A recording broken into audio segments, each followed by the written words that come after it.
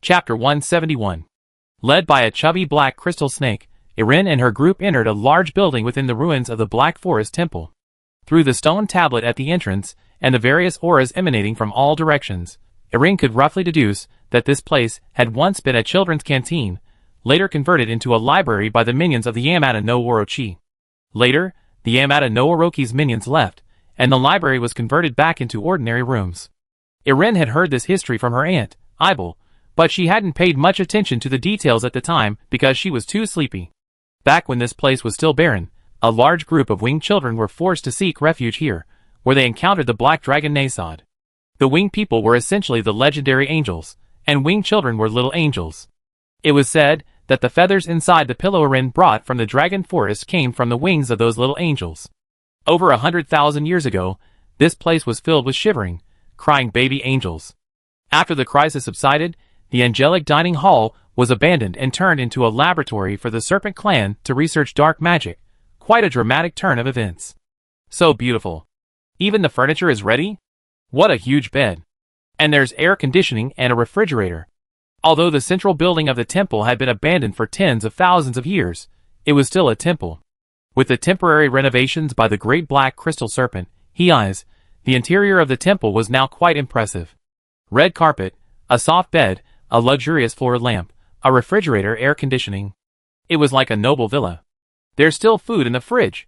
The professional maid, Tina, rushed to the nearby fridge as soon as she entered, and was instantly astonished to see it crammed full of food. Look! Wine, goat milk, premium steak, sausages, and this, what's this? Oh, cheese sauce. This is so high class. Goat milk? Hearing this, Eline Zahog, a single strand of hair sticking up, stood on end. This was brought from the Silas Empire's church by the boss. It's all fresh, Black Crystal Serpent quickly explained. We prepared 328 similar rooms, some outside, some inside the resort, enough for all the new students. Oh. Eline went to the fridge, picked up a carton of goat milk, and checked the printed information. The information indicated that the goat milk came from Silas, was fresh, and could only be stored at low temperatures for 14 days. The production date was last night. This bed is so soft. On the other side, Wendy laid down on the huge princess bed in the room and pulled down the mosquito net. It even has mosquito repellent. Oh my god, we're over 800 kilometers away in the deep mountains and forests. So, everyone's sleeping here tonight? Tina walked over too. This bed feels big enough for 5 people, and there's more than one. There's also a sofa and a cradle outside. I tidy up a bit, and then we all sleep together tonight? Wait a minute. Why does it feel like someone's missing? In the brightly lit room, held by the ceiling chandelier, Erin, clutching a carton of goat's milk in front of the refrigerator, noticed that Sophia seemed to have been missing for quite some time. This discovery made the Ahog, cowlick, on her head bob involuntarily shake and spin. After spending these few days together, Eline had come to know the little princess of Atlantis quite well. Sophia was short, arguably the shortest in the team besides Eline, a stark contrast to her tall, bearded king father. The girl's personality was somewhat like a rabbit's. She was very timid, but she never used her timidity to shirk responsibility, and she was kind and compassionate. In Eline's memory, from their first meeting at the grass element testing site, Sophia's gaze had always been gentle. At dinner, Sophia liked to sit next to Eline, collecting all sorts of delicious food, not eating herself, but waiting for Eline to take the food and say, "Ah, are these for me? Thank you." Then she would watch the little girl eat while smiling foolishly. If Lilia was adept at expressing her affection for Erin directly with phrases like "please marry me," then Sophia was the complete opposite, a doer. Logically, this little grass elemental Loli was the last person who should have strayed from the group.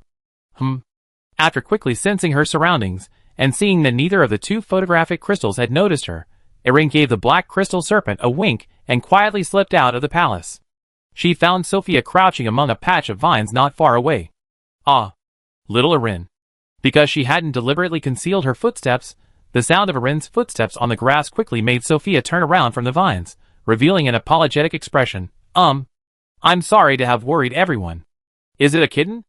Kneeling gently beside Sophia, Eline remarked, I didn't expect to find cats in the Black Forest.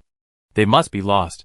At that moment, amidst the vines in front of the 2 girls, a calico mother cat lay weakly in the grass, barely alive. Near her belly were 2 tiny kittens, their eyes still closed. The two kittens were weakly meowing and nuzzling against their mother's belly, seemingly unsure how to nurse. I went out to relieve myself and heard a cat meowing. Sophia's expression was complicated. Then, I tried to heal them with grass elemental magic, but it didn't seem to work. Basic grass elemental magic only works on some plants and injured animals, Eline explained. This mother cat must have gone without food for a long time, and then she wandered into the Black Forest. The low temperature, hunger, and impending labor finally caused her to collapse. Then, what can we do? Sophia fought back tears. Is there any way to save them? Light magic will do. Eline stretched out her hand, conjuring a ball of light elemental energy, and held it up to the mother cat. Meow. Feeling the warmth of the light, the two kittens immediately huddled around Eline, nuzzling her snow-white paws with their heads. Why does Sophia want to learn grass elemental magic? As she infused some light element into the mother cat's body, Eline asked this seemingly casually. Because grass elemental mages can heal wounded soldiers and cure many diseases and plagues.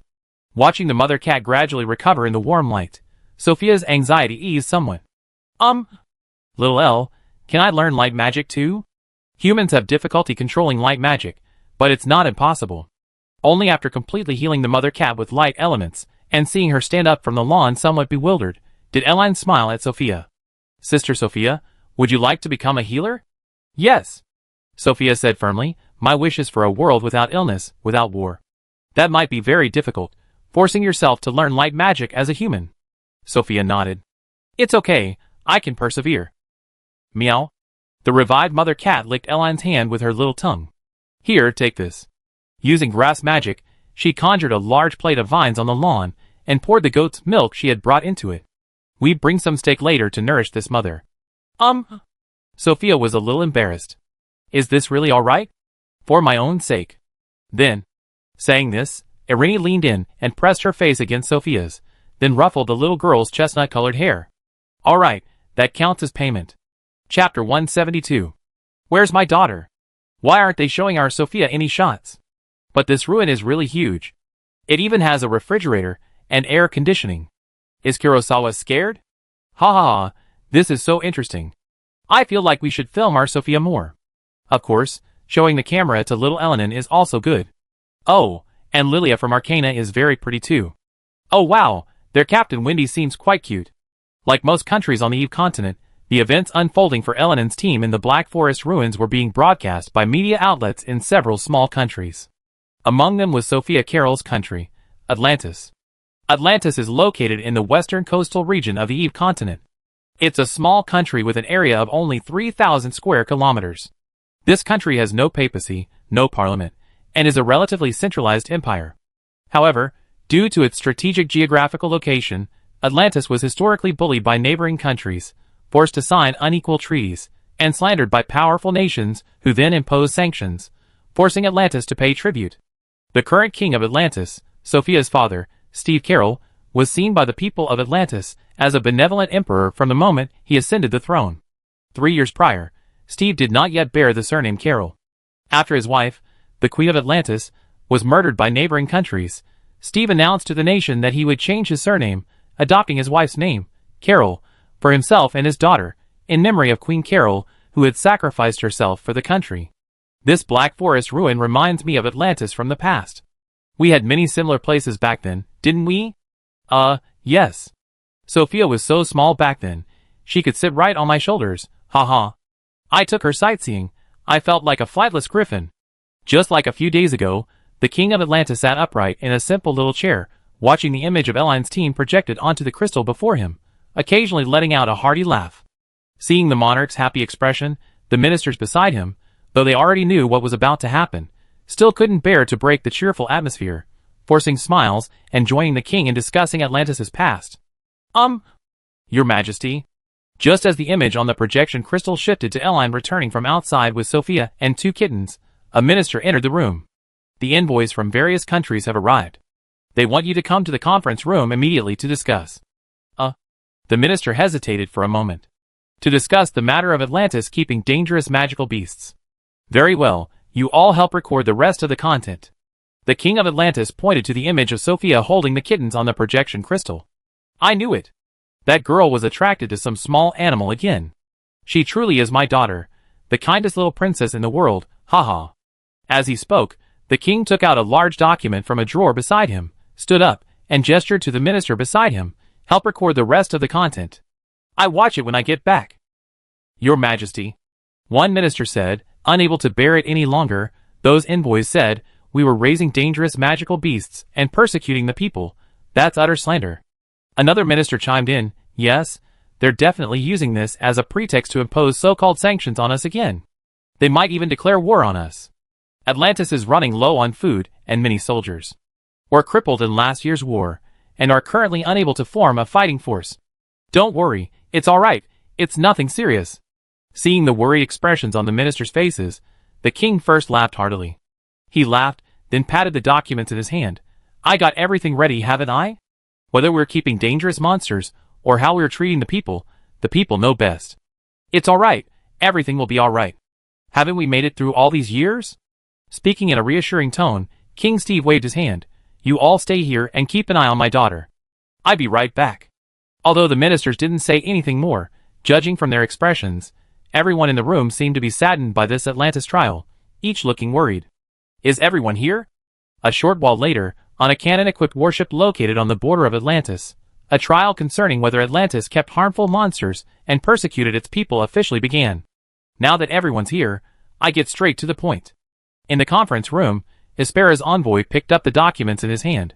This is the evidence we gathered regarding Atlantis' keeping of dangerous magical beasts, and proof that the Atlantean leadership forced ordinary people to feed these beasts in an attempt to launch surprise attacks on neighboring countries. As we all know, humans and magical beasts have always been irreconcilable enemies. Some magical beasts, especially those of rank 6 and above, can cause catastrophic damage when they attack human cities, potentially even leading to the destruction of a city or a nation. Therefore, we at Hespera have always firmly opposed the practice of keeping harmful magical beasts and persecuting ordinary people. At this point, the envoy raised his head and said in a righteous and stern tone, Atlantis is still trying to turn back the clock of history, colluding with those magical beasts that can cause great disasters. Such a nation should be severely punished and sanctioned. We in Hespera now declare that we will send troops to Atlantis and we will not retreat until we find conclusive evidence that Atlantis is keeping magical beasts in captivity. What are your opinions, envoys? As soon as Envoy Hespera finished speaking, several envoys raised their hands. I agree. I agree too. We, the Scree, agree to impose sanctions and an economic blockade on Atlantis. We, the Buddha's Empire, also agree. Riemann, Silas, Arcana, what are your opinions? I object. Silas abstains. Arcana abstains. Very well, then this resolution passes with 41 votes in favor, 1 against, and 2 abstentions. Under the envoy Hespera's direction, the entire meeting proceeded quickly, ending in less than 10 minutes. Throughout the entire process, the envoy did not even allow the Atlantean envoys to speak. Wait! Seeing the surrounding envoys about to pack up and leave, the king of Atlantis hurriedly held up the documents he had brought. We really didn't keep any magical beasts. This is the signature of our people, and some domestic expenditures. His voice trailed off towards the end. He saw that, apart from the envoys from Riemann, Silas, and Arcana, almost all the envoys adopted an arrogant demeanor, picking up the documents from the table and leaving without listening to him. It's all right. Watching the surrounding envoys leave, King Cassius of Riemann walked over and patted Steve on the shoulder. Just wait, given your daughter's relationship with Little L. These people will regret this one day. Chapter 173. Since the Paradise Resort was fully equipped with all sorts of tools and ingredients, Tina, a former professional maid, quickly and efficiently cleaned the entire house. Then, together with Wendy and Tsubaki, they prepared a large feast. These steaks are of good quality, very fresh. Look, after they're cooked and sliced, the surface is rainbow-colored. This is high-quality beef. And this small dining table, I remember these kinds of tables can be pulled out. Yes, they can be unfolded into a large dining table.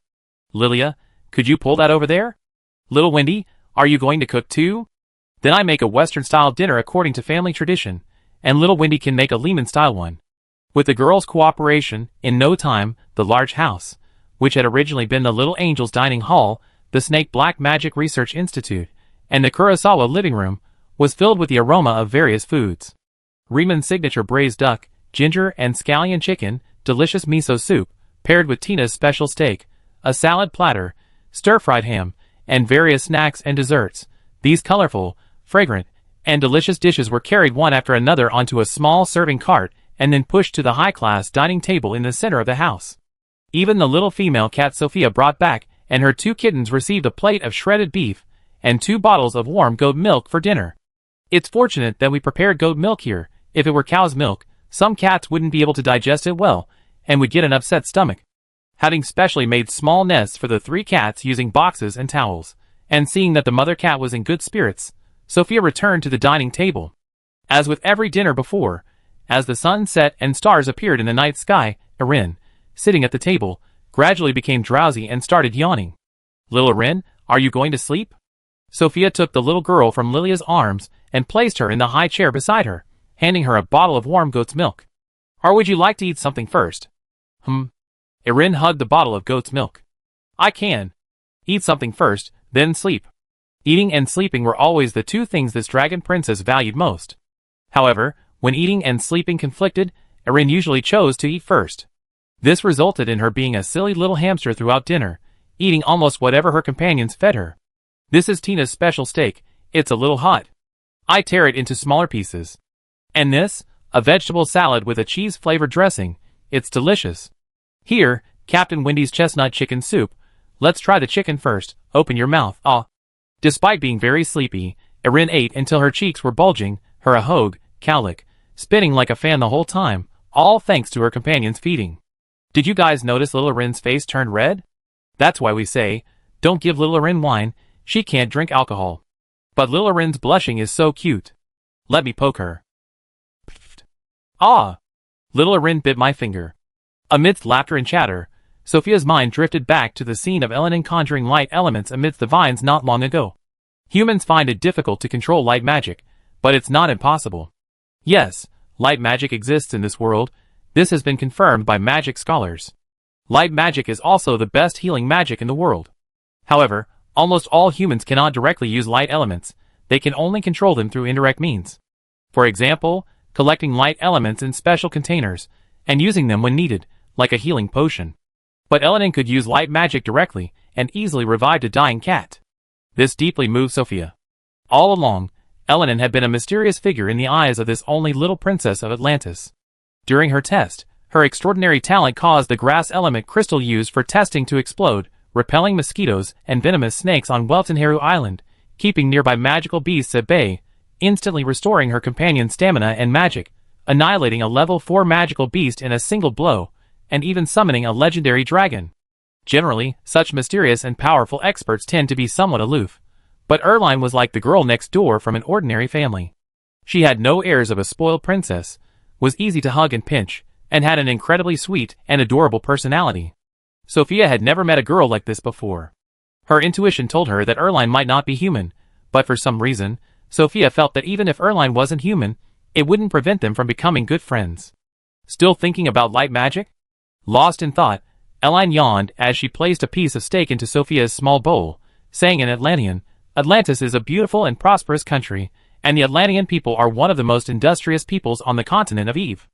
I heard many stories about Sophia's homeland. A fox-loving woman I met in Lehman seemed to be from Atlantis too." These familiar words from her homeland surprised Sophia. Sophia's eyes widened. Why?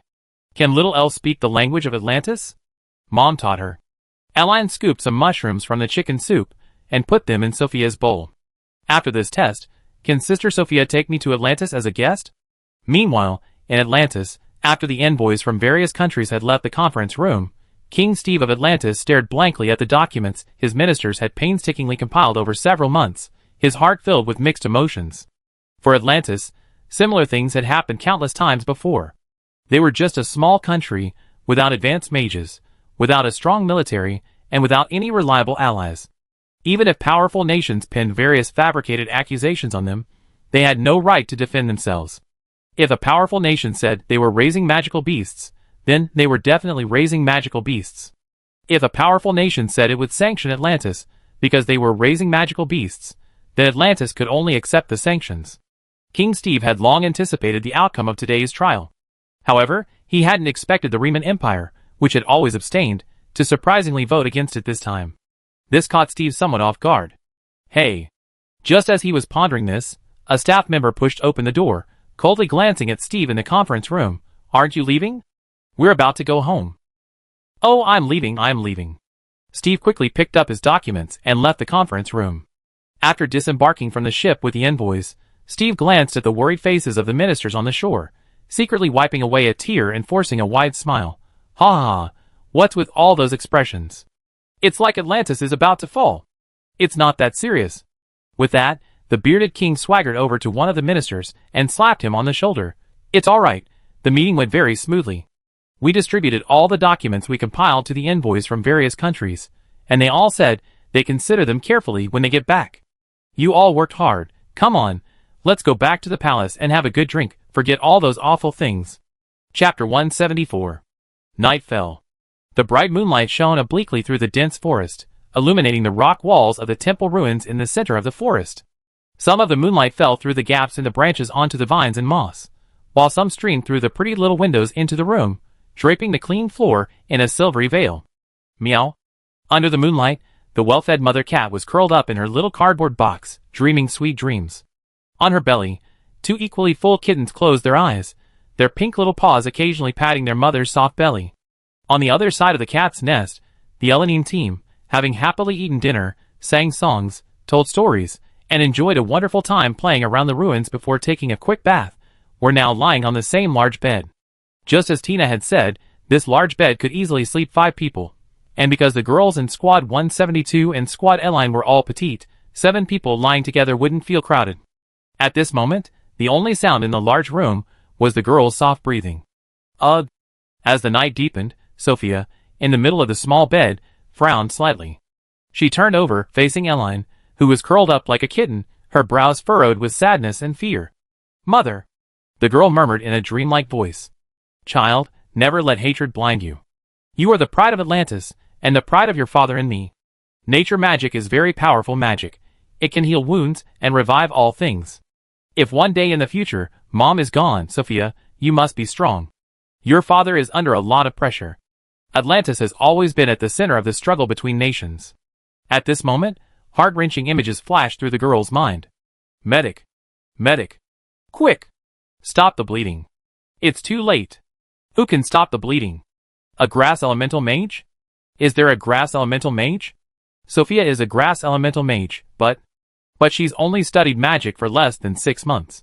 Sophia, are you alright? Splattered blood, dilated pupils, a pale face. Fragments of shattered memories lingered in the girl's mind. It's alright, child. You tried your best. At least, this brave soldier sacrificed himself in front of their most beautiful princess. If only we could train a high-level mage, even just one. Our country wouldn't suffer such discrimination. Sophia, are you alright? Minar Academy is indeed the strongest magic academy on the Eve continent. Its students come from all over the world. You, as an Atlantean. We Atlanteans didn't do any of those things. Why are you all fixated on Atlantis? Why? Save my child. Please. Huff. Suddenly, the girl in the darkness opened her eyes, panting heavily on the large bed, her face covered in sweat. Cuckoo, cuckoo. In the quiet room, apart from the occasional hooting of an owl outside, only the girl's anxious breathing remained. Had a nightmare? A voice, like a lark song, jolted Sophia awake from her dream. She saw Erin looking at her, with the same expression one would give a wounded animal. Erin was only wearing a thin undershirt, her small body as soft as a rabbit's in the blankets. The soft moonlight from the window shone between them, turning half of Erin's long black hair silver white, making this already lovely girl seem like a holy and pure angel. Facing Erin's concerned gaze, Sophia felt a little guilty. She lowered her voice. I'm sorry I woke you up. It's alright, I had a dream too. Erin reached out her small, snow-white hand and tidied Sophia's slightly messy chestnut-colored hair. I dreamt that I was sitting on a little paper boat, drifting and drifting, not knowing where I was going to drift to. Eh? Sophia asked curiously. Little Erin, do you often have nightmares? I don't know if that counts as a nightmare. Erin shook her head. But it was definitely very lonely.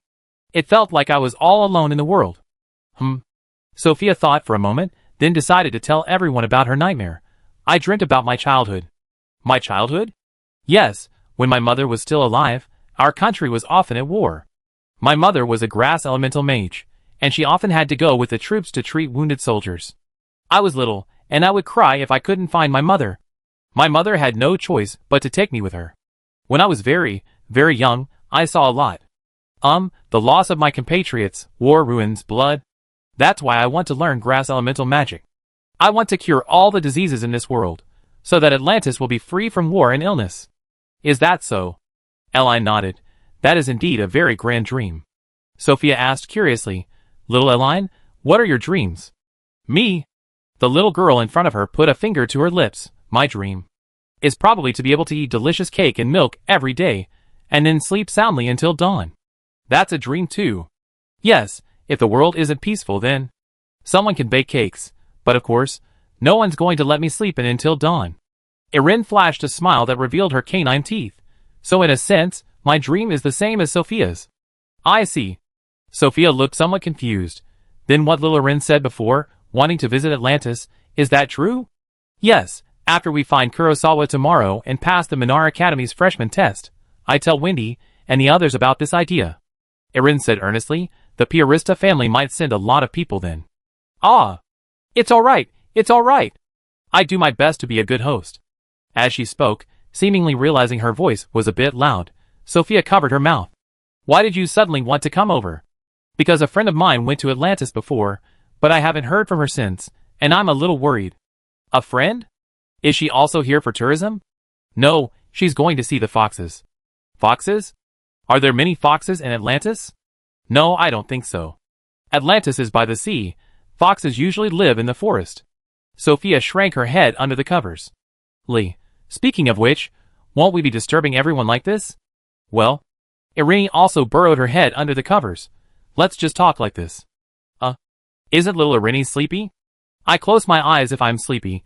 Tell me quickly what fun places there are in Atlantis. Little Irene smells so milky. There's no milky smell. Tell me quickly. Okay, stop.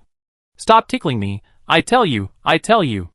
Under the moonlight, not far from the girl's bed, a kitten rolled out of its mother's arms and let out a burp. Burp? Chapter 175. Perhaps because she accidentally drank a small sip of wine yesterday, and then whispered to Sophia in bed for a while last night, Erin woke up a little late the next day. Late enough that the sun was already high in the sky. However, just like when she lived in the Piarista villa and on Weltenhero Island, even if this little dragon princess slept until the afternoon, everyone would thoughtfully prepare a special breakfast for her and place it by her bedside. Today's loving breakfast was a steak with fruit salad and a cup of warm goat's milk. I feel like I'm really turning into a mascot, being fed every day. Erin muttered to herself unconsciously, then yawned widely. Afterward, she threw off the luxurious blankets, jumped out of bed, changed into her Minar Academy uniform, and put on the children's napkin thoughtfully provided by everyone at her bedside.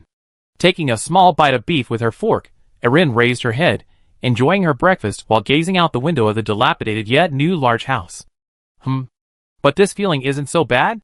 In Erin's beautiful, pale golden eyes, a flock of white doves, symbols of peace, flew across the clear sky outside the window.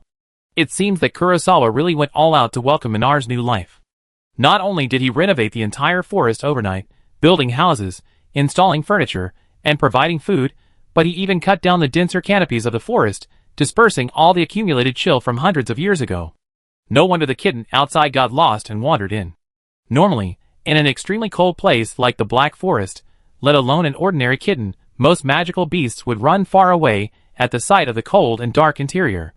A peaceful and prosperous world is indeed what many people desire. After finishing breakfast in bed, Irene recalled the whispers she had with Sophia in bed last night. I always felt that little Irene was mysterious, yet incredibly gentle. Despite being so powerful, you always made people want to protect you. That's probably because I always look sleepy. Actually, I'm very, very old. How old? About 6 middle-aged men? What are you laughing at? Nothing. It's just that little Elle always says some strange things, but somehow it doesn't feel out of place. Are you sleepy? I'm sorry, I made you lose sleep. Sister Sophia, she's trying so hard. If you're sleepy, don't talk anymore. Let's peek out secretly, without disturbing anyone. Good night, little Elle. Although she's a princess of Atlantis, Sophia feels more like a child from an ordinary family to Ellen. She's shy, afraid of nightmares, and feels guilty for waking her companions. At the same time, she's also a very strong girl. Good morning, everyone. After tidying up the dishes, Eline, carrying the plates, left the bedroom. Good morning, little Earl. To Erline's surprise, besides Wendy and the others, and Tsubaki and Lulu from Squad 172, Squad 99, where her father Nasod was, had also arrived outside the bedroom at some point. I don't know why, but Mr. Nasod rushed over early this morning and refused to leave. Wendy, who had been taking care of the kittens with Sophia, leaned closer to Erline and whispered, "Is this ruin also related to the dragon race?" "Yes." Erline nodded and turned to Nasod. "Good morning, Mr. Nasod. It's already afternoon. Aren't you going to participate in the practical test?" Under Erline's curious gaze, Nasod felt a little embarrassed. He coughed. "Well, Kurosawa is, after all, a 6th-tier magical beast. Our squad's combat strength is limited, so we intend to join forces with you to complete this final practical test." "Indeed?"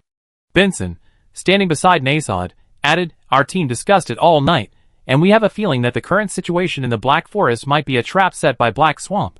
Look, there's food and water in the forest now, and they even arranged accommodation. It's suspicious, isn't it?" Eline tilted her head, a single strand of hair sticking out of her messy hair from just waking up. "Suspicious? Most likely, it's a smokescreen Black Swamp is using to lower our guard." Benson said seriously, "Maybe after we reach the legendary Black Swamp habitat, that Tier 6 magical beast will suddenly emerge from the shadows and catch us off guard, which would be troublesome. That's why we came to team up with you." A member of Benson's squad chimed in, "Anyway, the condition for passing the practical test is that a member of the team hits Kurosawa with magic. There's no rule against teams forming larger groups. More people means more safety, right?" "Really? Is that so?" Nasod's evasive manner made Eline walk over to the little boy. "Mr. Nasod agrees with this view?" Yes." Nasod looked up. "That's why we came early this morning. I suggest we set off immediately and catch Kurosawa off guard." "Now?" "Yes, now." Nast, looking expectant, said to Wendy and the others beside him, "Now that Erin is awake, can we set off?" Sister Tina. Hearing this, Erin, understanding what was going on, turned to Tina, who was cleaning nearby. "Did you find any ancient books or artifacts in this house, or the nearby ruins?" "I did find some." Tina walked over.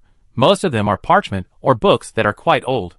I can't understand the writing on them, so I put them in the small storeroom next door." "Wait." Here, Nasod hurriedly stepped forward. "Those parchments and ancient books. They're not pretty, I suggest. Just throw them away, or you can give them to me to handle." "What's wrong?" Tina asked, somewhat puzzled. "I roughly looked through those books, and the script doesn't seem to be any current human language. It's more like something left behind by some ancient magical beasts." Yes, they're all left behind by magical beasts." Nasod wiped a cold sweat. Little sister, can you give me those books?" "What little sister?" "Little brother, I'm probably older than you, you know?" Tina put her hands on her hips, "And even if these are ancient texts left behind by magical beasts, the contents recorded on them should be extremely valuable to humans. We can't keep these kinds of artifacts for ourselves. It's best to hand them over to archaeologists." "Oh!" Hearing this, Eline suddenly understood and said to Nasod in dragon language, "Dad, I think I understand why you came to find us so early this morning." "Well?" Nasod's forehead was covered in cold sweat. "My dear daughter, don't overthink it. Those books really don't have any content written on them." Sister Tina. Before Nasod could finish speaking, Eline ran towards Tina. "Take me to see those ancient texts." Chapter 176. The Black Forest of Western Silas. On the meticulously maintained icy path, Erin's team and Benson's team were walking along the path marked Black Swamp Habitat by the wooden sign. "Where my heart leads, the Black Legion's sword points." In the center of the group, Erin, carrying a small backpack, was reciting the contents of the ancient book that Tina had found in the surrounding ruins the night before, her cute little face full of undisguised joy. "I am both the Lord of Darkness and the Emperor of the world, the Master of all things. And you are the messengers of the night, the harbingers of death in the darkness, my confidants, and also the dawn that pierces this darkness." While reading the ancient book, Erin would occasionally glance behind her at Nasod, who wished he could disappear into the ground, his ahode swaying from side to side. "Looks like this is Dad's handwritten command manifesto when he was a kid. Pretty cool though." "Stop reading." Nasod lowered his head. 3 cameras are filming, 3 of them. They don't understand dragon language. I understand. And your mom and your aunt are watching the live stream right now. What does it matter? This is a testament to Dad's glorious past. Eline continued reading the ancient text. Orca, I command you as commander of the Night Legion, commanding night and dawn. You must be loyal to me, submit to me. When you fight monsters, remember. First, shout my name. Second, fight to the last moment. Let this glory be etched with the loneliness of our legion. What language is this little girl speaking? The image of Eline reading from the ancient text was naturally transmitted worldwide through the surrounding camera crystals. I don't know. It's not Esperanto or Riemann. I only know those two languages. It's not Arcana either. It's definitely not Silas. I never even heard of that language before. What's going on? The crowd near the live stream was full of questions, except for Fafnir and Aisha, who were watching with great interest. Is this something he did before? Fafnir, who had almost finished knitting her sweater, turned to Aisha beside her. Who was the Legion commander of this region of Silas back then? Orca? I can't quite remember. Aisha was also somewhat amused and exasperated. But I didn't expect him to be so immature back then. Giving his subordinates names was one thing, but shouting such embarrassing slogans before a battle was another. It must have been tough on those kids. I'm not surprised. Fafnir continued knitting. Back in Longlin, he boasted that he'd take me down within a year, and his first line was, "Who gave you permission to look me in the eye?" I couldn't control myself and spat out a mouthful of dragon fire. Huh? Hearing some gossip, Aisha quickly asked, so what happened next? What happened next? After taking one of my holy flames, he became docile, exclaiming that the holy dragon was terrifying, and he had to concentrate on the battle. Fafnir smiled. To put it bluntly, the black dragon is only strong in physical strength, and knows a little dark magic. In a prolonged battle, he's no match for the holy dragon. I see. Aisha nodded thoughtfully. So, little Ire. Back in the Black Forest, after listening to Erin read out the long passage, Wendy and the team asked curiously, what does it say? It says, let me think about how to summarize it. Erin thought for a moment. It tells the story of a great hero who saved the continent of Eve. Nasod behind her looked up, a blank expression on his face. At that time, the world was in chaos, teeming with demons, causing widespread suffering and death. Peace-loving, intelligent beings perished in despair amidst the demons' carnage. Eline glanced at Nasod as she spoke. Suddenly, a hero named Drogon stepped forward. He rallied all magical beasts and sacred beasts to unite against the demons, and declared war on all demons in the world in his personal name. After countless wars and countless sacrifices, this hero became the king of the world. He drove all the demons from the continent of Eve, restoring peace and order to the land. Huh? Eline's explanation once again left the viewers in the live stream confused. A hero from hundreds of thousands of years ago? There shouldn't have been any humans hundreds of thousands of years ago, right? Was it the land of dragons? Or winged people? Vampires? I don't know. The biggest question now is, since this book comes from hundreds of thousands of years ago, the language it uses should also be from that time. Why can this Eline understand it? I'm not surprised by anything she's capable of now. Eline has even summoned a dragon and instantly killed a level 4 magical beast. Is it strange that someone else can understand ancient texts? Okay, now that you mention it, it suddenly doesn't seem so strange. After briefly summarizing the story she had just read to Wendy, Erin continued looking at the ancient book in her hands, pretending to read aloud, and said in dragon language, Dad, it must have been very tough back then, right? Huh? Nasod looked up from behind, clearly still not recovered from Erin's story. What's wrong? More than 100,000 years ago, the world was full of monsters, an era of bloodshed and sacrifice. Erin continued in dragon language. It was Dad who stood up, protected the angel babies, and led everyone to fight their way out, right? Nasod was a little embarrassed. That was so many years ago, I almost forgotten everything. That's a precious history and memory, both for this world and for this continent. Erin flipped through a few pages of the ancient book.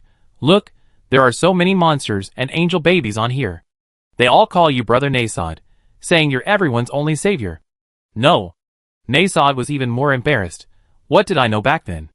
I was just arrogant because I was a black dragon, young and reckless, thinking I was invincible, and I still suffered quite a few defeats. Even though you were a bit immature, Daddy fulfilled his promise, didn't he? Erin closed the ancient book. The angel baby was saved, the monsters and demons were driven out, the world is at peace, and Daddy even formed his own legion and appointed so many legion commanders. Nasod scratched his head. That's all in the past, and I haven't contacted those legion commanders for many years now. Even in the past, you're still a hero. What's that saying again? I love you walking alone in the dark alleys. I love your unyielding spirit. Who says someone covered in mud isn't a hero? Irini stopped and handed the ancient book to Nasod. Alright, my hero dad, here, take this.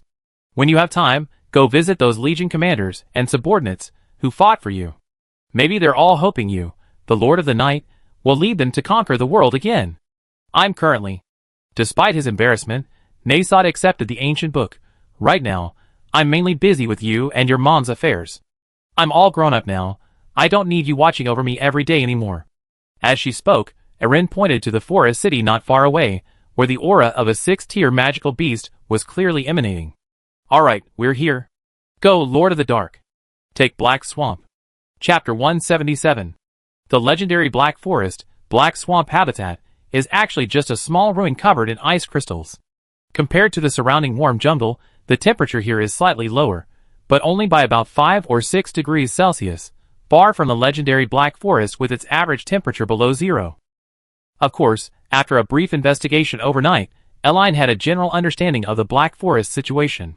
Historically, it was indeed a place where it was pitch black at night, and the average temperature was between -5 and -10 degrees Celsius, with temperatures below -30 degrees Celsius in some areas where black crystal serpents were active. But the Black Swamp and the black crystal serpents had managed to clean up all that in one night. Now, apart from being inhabited by a 6th-tier magical beast, the Black Swamp, and a group of 4th-tier magical beasts, the black crystal serpents, the Black Forest is almost indistinguishable from an ordinary forest. Hey boss, are we really going to go for it? If I really hit that thing, won't it get angry and kill us all? After all, it's a tier 6 magical beast. I don't want to die. At this moment, a considerable number of students had gathered at the legendary Black Swamp habitat in the Black Forest. The crowd stared at the enormous python in the center of the ice crystal ruins ahead, some looking bewildered, some with blank stares, and some filled with terror. As a tier 6 magical beast, the Black Swamp, while not possessing the imposing size of a flame wolf or Cerberus, was still over 20 meters long, its appearance standing in the center of the ice crystal ruins quite frightening. Unlike the smaller black crystal snake, the giant black crystal snake, the Black Swamp, resembled the ice crystal king cobra in appearance, and possessed sharp claws, making it a creature that was both snake-like and beast-like. Hey, what are you afraid of? We're not asking you to defeat this thing. Didn't I say we just throw a spell and run? Just think of it as playing with firecrackers and blowing up cow dung when you were a kid. A squad leader looked around at his terrified squad members, and seeing everyone staring at him, said helplessly, "Should I go?" "You're the captain." The team members chorused, "Of course you go." Fine, I go." The captain reluctantly grabbed a tree branch to use as a makeshift magic wand. Watch closely. This is how you fight a level 6 magical beast. With that, he stepped forward. Taking a step forward, adopting a posture of being ready to retreat at any moment, he raised a small branch towards Kurosawa, whose face was filled with a life-or-death expression, atop the ice crystal temple ahead. Great fire spirit, I know this is indeed a bit difficult to say, but I desperately need your power right now. I hope you can, for the sake of our past. Well, for the sake of our many years of friendship, lend a hand. Fireball! The boy's words had barely faded when a small fireball condensed at a snail's pace, then lazily leaped into the sky, tracing an arc, and fell towards Kurosawa, hundreds of meters away. Sensing the commotion, Kurosawa turned around, estimated the fireball's landing point, quickly twisted its massive body and ran towards it, then caught the seemingly unheated fireball on its head. Bang! The fireball struck Kurosawa, emitting a wisp of smoke, without even breaking its outer ice crystals. However, despite the fireball's power being comparable to a firecracker, Kurosawa, located in the center of the ruins, let out an exaggerated scream, followed by a convulsion. I've been hit by magic. I'm going to die. I'm dead. With that, his eyes rolled back, and he collapsed to the ground, unconscious. Huh? The squad leader, who had been preparing to retreat nearby, looked completely bewildered. What? Dead? That? A tier 6 magical beast, I'm just a novice mage. Kurosawa's at it again. Viewers who had been watching Kurosawa's exaggerated acting all morning now wore helpless expressions. He's really going all out. He's helped over 80 teams since this morning. Scared now, probably convinced that Minar Academy is connected to the dragon, so he has to act. This year's freshmen are so lucky. I remember last year's freshmen were required to cooperate to kill Tier 3 magical beasts. This is much easier in comparison. Luck is also part of strength. Weldonhart Island was one of the more difficult wilderness survival spots before, with hellish mad rabbits and more giant lizards. Damn, and there are so many mosquitoes. The rest of the guaranteed admissions can only be attributed to luck. Congratulations. Seeing Kurosawa lying on the ground, the squad leader who used the fireball was still blankly clutching the branch. The photographer beside him clapped. The camera clearly captured the fireball hitting the target. Squad 133, you have successfully passed all the entrance tests for the Minar Magic Academy. Huh? The squad leader scratched his head. That's it. Passed? Yes, you passed. The condition for passing the practical test is that any spell from any member of the squad hits Kurosawa. The photographer took out a small booklet from his bag and quickly wrote a few lines. Everyone can go home now. Your student registration cards will be sent to the new student registration point or the school gatehouse in a week. Remember to pick them up before the start of the semester. The photographer then glanced around the team again. Also, in 3 days, at the previous wilderness survival training site on Wiltonheru Island, there's a special deathmatch mode. It's voluntary, and the top 3 finishers will receive a special student ID card for this quarter. Oh, I know that. Hearing the photographer's words, the team leader snapped out of his reverie. All the freshmen get together for a free-for-all, and the winners get a lot of privileges. A team member approached. Can I ask what those privileges are? A certain number of late arrivals, a certain number of absences, and the ability to break classroom rules within certain limits, such as in class. Sleep, eat, etc. The photographer took out another notebook and glanced through it briefly. There's a lot here. You can take a look if you're interested. I think I pass. My magic level isn't very good to begin with, and I probably wouldn't be able to beat those geniuses anyway. The squad leader scratched his head and took the notebook. Anyone interested? I want to try. The member who spoke earlier took the notebook and carefully looked at the contents. It can even add points to the exam and give priority access to experimental equipment. I have to go now. I heard this year's freshmen are quite strong. The remaining squad members hesitated, just getting an A. There are at least 5 people with a plus talent rating, plus 1S and 1S+. How can we win? High talent doesn't necessarily mean strong magical ability. The team member holding the notebook laughed. I remember that S+ talent is just a grass element mage. You can't possibly lose to a grass element mage, can you? That makes sense. Grass element mages aren't very strong. This kind of deathmatch is disadvantageous for them. Those A+ are either grass, wind, or rock, some less common elements. Only that A+ lightning element talent mage. I think he's from the Esperwain family. As long as we avoid him, we be fine. Then I sign up. Me too. Not far away, Nasod, who had witnessed Kurosawa's fake fireball fall to the ground, slowly walked towards the Super Ice Crystal King Cobra under the encouraging gaze of Eline. Alright, stop playing dead. As he said this, a huge magic circle began to rapidly form behind Nasod. You arbitrarily accessed forbidden magic and sold this forbidden knowledge to humans, indirectly causing a huge blow to the Piarista family. You may escape death, but your crimes are unforgivable. The destruction of creation. As he spoke, Nasod's originally scarlet eyes flashed with a purple light of lightning. Thunder God's Judgment. Chapter 178. ZZZZ. As magic circles rapidly formed behind Nasod, the lightning element in the air became noticeably agitated. Large amounts of electric arcs erupted from the Black Dragon King's body, then exploded with a bang. The boy put his hands in the pockets of his Minar Academy uniform and slowly walked towards Kurosawa, who was feigning death in the center of the ruins. In midair, a magic circle shimmering with dazzling runes also unfolded simultaneously. The once clear sky was suddenly covered by a large amount of dark clouds. One magical rune after another absorbed the lightning in the air, forming a dazzling array that floated in midair. In a short while, the counterclockwise rotating magic circle behind Nasod suddenly swelled to a diameter of 20 or 30 meters, shining brightly like the Golden Gate of Babylon in the Fate anime series, and then formed one lightning vortex after another. Countless electric arcs occupied the sky and the earth. What's going on? This scene completely stunned the surrounding freshmen. People involuntarily turned their gazes to the center of the raging lightning power, the direction of Nasod, their Malus Agape. Who is this person? How did he cause such a commotion? Holy crap! Is that Thor? Even a Grand Magus's lightning power, isn't this exaggerated? Isn't he a freshman? Damn it, Is he a magical beast or is Black Swamp a magical beast? Amidst the chaos, the sudden surge of lightning power also made Benson, a fellow lightning elemental mage, widen his eyes. Nasod, my friend? He stared incredulously at Nasod, who was walking towards the Black Swamp with his hands in his pockets, feeling the unparalleled power of lightning in the air.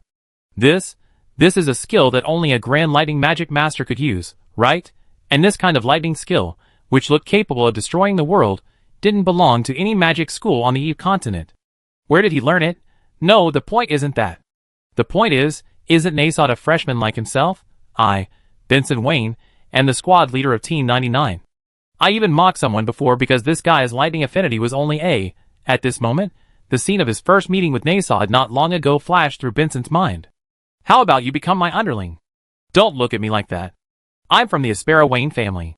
With a word from my family, Aspera trembles. You won't regret following me. This is my little brother? This powerful man who can turn a sunny day into a thunderstorm with a casual wave of his hand.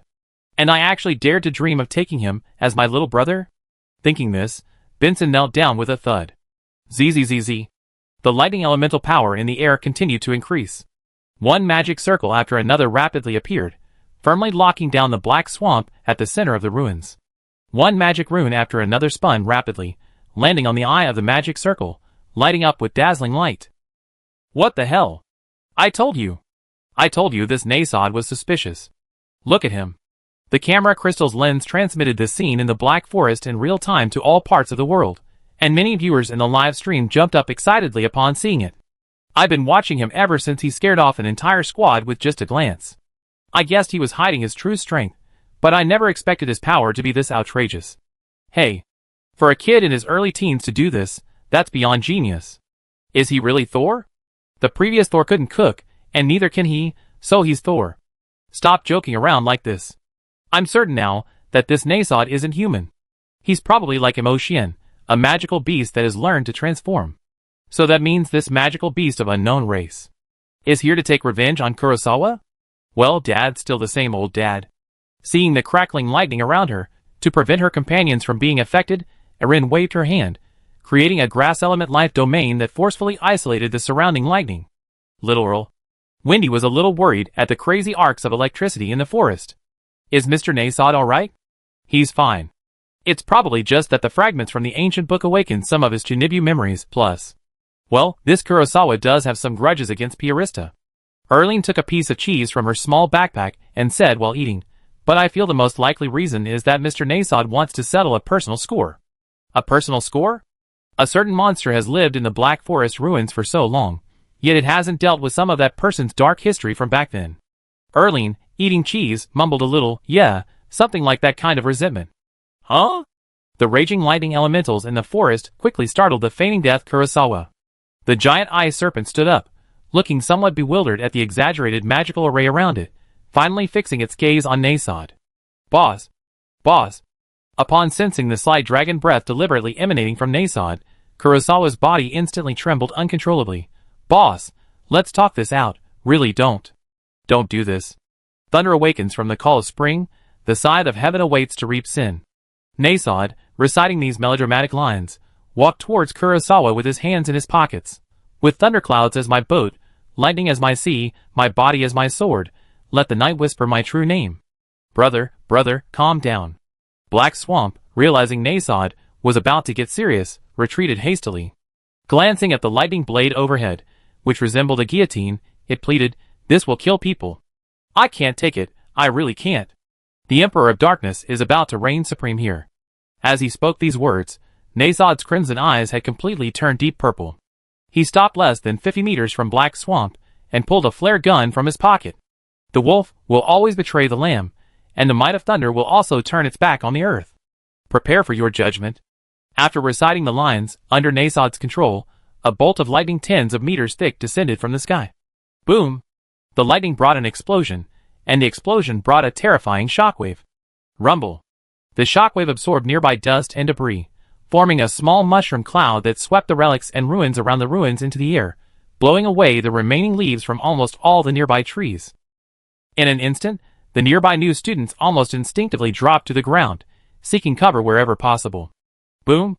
On Erin's side, thanks to the grass elemental barrier they had set up beforehand. Wendy, Lulu, and the others were largely unaffected by the shockwave. Then, bathed in the howling wind, Nasod raised his flare gun and pulled the trigger. Bang! A dazzling flare soared into the air and exploded amidst lightning. Don't worry, it's not dead, just unconscious. Having reduced Black Swamp habitat to ruins with a single blow, Nasod returned with a fired flare gun and handed it to the photographer. The next students can freely use magic on Black Swamp, it won't hide. Also, I voluntarily relinquish my admission to Minar Academy. Chapter 179. The destructive aftershocks of Nasod's lightning storm lasted for nearly 10 minutes before completely subsiding. Apart from the grass elemental barrier temporarily erected by Erin, the area within a 1-kilometer radius of Black Swamp habitat could only be described as utter devastation. The ruins of Black Swamp habitat were destroyed, surrounding grass and shrubs were blown away, larger trees were snapped in half, and smaller trees were uprooted and blown away like dandelions in the fierce air currents, falling into the distance. Cough, cough, cough. Only after the dust settled completely did Minar, who had been lying prone, finally raise his head, looking at the Black Swamp habitat with an incredulous expression. A large crater blasted out by lightning. What happened? Am I still alive? Did I just see something too cute? It should be noted that the magic that had stolen the show was lightning elemental magic, not fire elemental magic. Lightning magic emphasizes speed, precision, and swift victory, while fire magic is for wide area bombardment and indiscriminate attacks. Why would anyone use lightning magic to create an artificial bombing zone? That's already at the level of interfering with nature. Even the god of thunder wouldn't go that far. Is it over? Seeing the dark clouds in the sky rapidly dissipating, Erin dispelled the surrounding grass elemental barrier. Little Erin. In the gradually clearing sunlight, Wendy moved closer to Erin and said in a voice only the two of them could hear, "Is Mr. Nasod angry?" "No, he was just thinking about some happy things from his youth." Erin chuckled, "It's kind of. Well, a warning to all the magical beasts in the world who see this video. Nasod wasn't a thunder dragon, and wasn't skilled in lightning magic. The true target of the creation's destruction thunder god's descent spell wasn't Kurosawa either. This cheese is quite sweet." Erin licked the cheese in her hand, while using her dragon's excellent eyesight to examine the stone tablets in the center of the ruins, which had been blasted into several pieces. She could clearly see that many of the stone tablets were engraved with dragon language. Lord of the Night Part 1. Invincible Lord of the Night, sevenfold praise to Mr. Nasod. To my beloved Black Dragon King. Actually, what Nasod truly wanted to destroy were the stone tablets beneath Kurosawa's feet. Kurosawa himself was just there to be frightened. His death was irrelevant. Furthermore, he wanted to use this opportunity to warn the entire continent of Eve. "Don't think that just because we dragons are gone, we're still here." His lack of proficiency in lightning magic, the fact that he wasn't going all out, the fact that his target wasn't Black Swamp, and the fact that Nasod himself was under a self-curse, resulting in a decline in his power, all contributed to the significantly reduced power of the previously spectacular creation's destruction, Thunder God's judgment, magic. Otherwise, given Nasod's abilities, he could have easily razed the entire Black Forest to the ground in a fit of rage. "I see, that's good, that's good. Mr. Nasod suddenly using such advanced magic, I thought." After receiving confirmation from the dragon princess beside her, Wendy seemed slightly relieved. "So he was warning the other magical beasts." "Don't worry. And that's not really high-level magic." Erin took Wendy's little hand and whispered, "Don't let my dad's arrogant demeanor fool you. He's actually a very nice person, just a little awkward." To reassure the little girl, Erin even tiptoed and rubbed her face against hers. Feeling Erin's soft, delicate face against hers, Wendy instinctively turned her head. "Little Erin, can I ask a question that might be a little offensive to dragons?" "What question?" "Well, in some myths, some dragons are willing to let humans ride them into battle. Is that true?" Erin thought for a moment. It should be true. "Huh?" Wendy's eyes widened. "Dragons are so strong. Why? Why would they let humans ride on their heads and then fight? It's like humans and cats." "A cat?" "Huh?" "Humans are like cats in the eyes of dragons. When cats fight, of course we help our own cat." As she said this, Erin went behind Wendy, picked up a small stone, placed it on her feet, and then stood on it. She reached out and scratched the little girl's chin as if scratching a cat. "Look, if one day our pet cat could talk and say it was being bullied by stray cats outside, we put the cat on our heads and beat those stray cats to a pulp, right? Besides, going out with a cat on your head, Doesn't it feel like announcing to the whole world, I have a cat? Eh? Wendy's eyes widened. So that's how it is? That's how it is. Erin flashed her little fangs. In my eyes, you're all my most important companions, kitties. Ugh. Even the usually cheerful and lively Wendy's face flushed bright red instantly upon hearing this. Am I dead? At the same time, a faint wail echoed from the center of the giant crater blasted by Nasod's lightning power. What happened? I remember just now. Covered in wounds, Kurosawa scrambled out of the crater. I'm still alive? Alright, since Mr. Kurosawa is alive, let's go finish the last test. Seeing this, Eline turned to Judy, the volunteer holding a camera crystal not far away. Senior, I want to sign up for that deathmatch mode 3 days from now. At the Goddess Square in the Lehman Empire, in less than 20 minutes, Nasod, who had left the Black Forest, lifted his curse and returned to Fafnir's side as a black-haired youth. Oh! Welcome back, Lord of Darkness. Seeing Nasod, Fafnir suppressed a laugh and offered her a seat. This is your seat, my lord.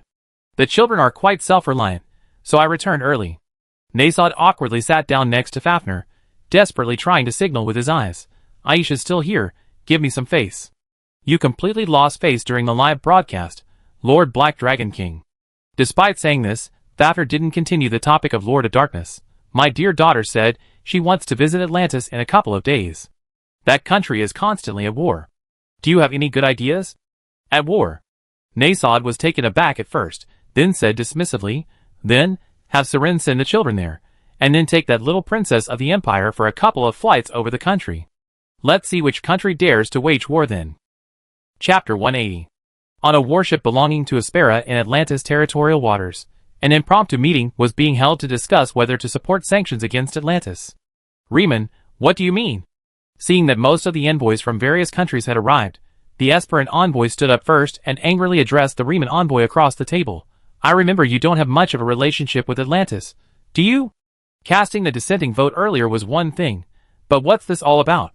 Yes, an envoy from a small country added, everyone knows that Atlantis is keeping dangerous magical beasts. Are you planning to protect these terrorists? Does Riemann also want to keep magical beasts? Or is Riemann planning to oppose Aspera and the entire world? You have no right to use such aggressive language. Don't talk to us like that. Facing Aspera and the lackeys surrounding the Empire, the Riemann envoy impatiently tapped the table, interrupting everyone. Whether Atlantis is keeping dangerous magical beasts or not, you know better than anyone else. And why you're labeling Atlantis this way, what you plan to do to this country, what benefits you want to gain from this sanction, everyone knows, okay. As he spoke, the envoy glanced around the conference room. This meeting was convened on short notice. Let's skip the formalities and get straight to the point, shall we? The Riemann envoy's words brought a brief silence to the room. Let me add something. A moment later, the Arcana envoy stood up. A message just arrived from Arcana itself. The King and the Pope are requesting a change in our stance. The Esperan envoy was taken aback. What stance? Previously, regarding Esperan sanctioning Atlantis, we Arcana abstained from voting. The Arcana envoy said, in the past, we never interfered in Atlantis matters, so we remain neutral. But now our stance has changed. Arcana wishes to withdraw our abstention. The Esperan envoy frowned. Withdraw? What opinion do you want to change to? Support? Oppose? The Arcana envoy's expression was firm. From today onwards, Arcana's stance is one of resolute opposition to all sanctions against Atlantis. What do you mean? Are you crazy? The Esperan envoy looked utterly bewildered. You're doing this for such a small country. Silas also wishes to change his stance. At this moment, Silas's envoy stood up. Change our abstention to a vote against, thank you. This is the reason Riemann convened this emergency meeting today. The Riemann envoy gave Aspera a warning look. Aspera is indeed the strongest nation on the Eve continent, but I still want to remind you. Strength is relative. If you are strong and therefore want to punish the weak, then in the future, there will be an even stronger entity to punish you. Don't ruin your nation's future because of arrogance. An even stronger entity? The Aspera delegation members exchanged glances, that all revealed obvious smiles. Then may I ask Riemann, who is this even stronger entity you intend to use to punish Aspera? The Riemann delegation remained silent, glancing towards the conference room door. Sorry, we are late. A moment later, the conference room door opened, and the Atlantis Empire delegation, along with King Steve, stormed in. Someone notified me of this impromptu meeting. Didn't the staff say they were going home? The strong smell of alcohol emanating from Steve caused the Esperan, and some smaller nation envoys, to cover their noses in disgust. It's a disgrace to discuss matters in the same room as representatives of such countries. With that, the Esperan delegation picked up their documents and left the conference room. Farewell. Seeing their leader leave, the envoys from Esperan's vassal states and friendly nations also picked up their documents and left the conference room. You had your chance. Watching the departing crowd, the Riemann envoy shrugged. Don't come crying back begging for mercy. Are you kidding? To put it bluntly, Riemann is just a small country being bullied by Silas. Begging for mercy? Several envoys from smaller countries laughed outside the door. Did you sign a few non-aggression pacts with Silas recently and think Riemann is a world power? International conferences aren't child's play. You better watch yourselves. Hearing these words, the Riemann delegation wasn't annoyed. Instead, they turned to King Steve of Atlantis, who had just entered. It's like this. Several of our countries intend to sign a visa-free tourism treaty with you.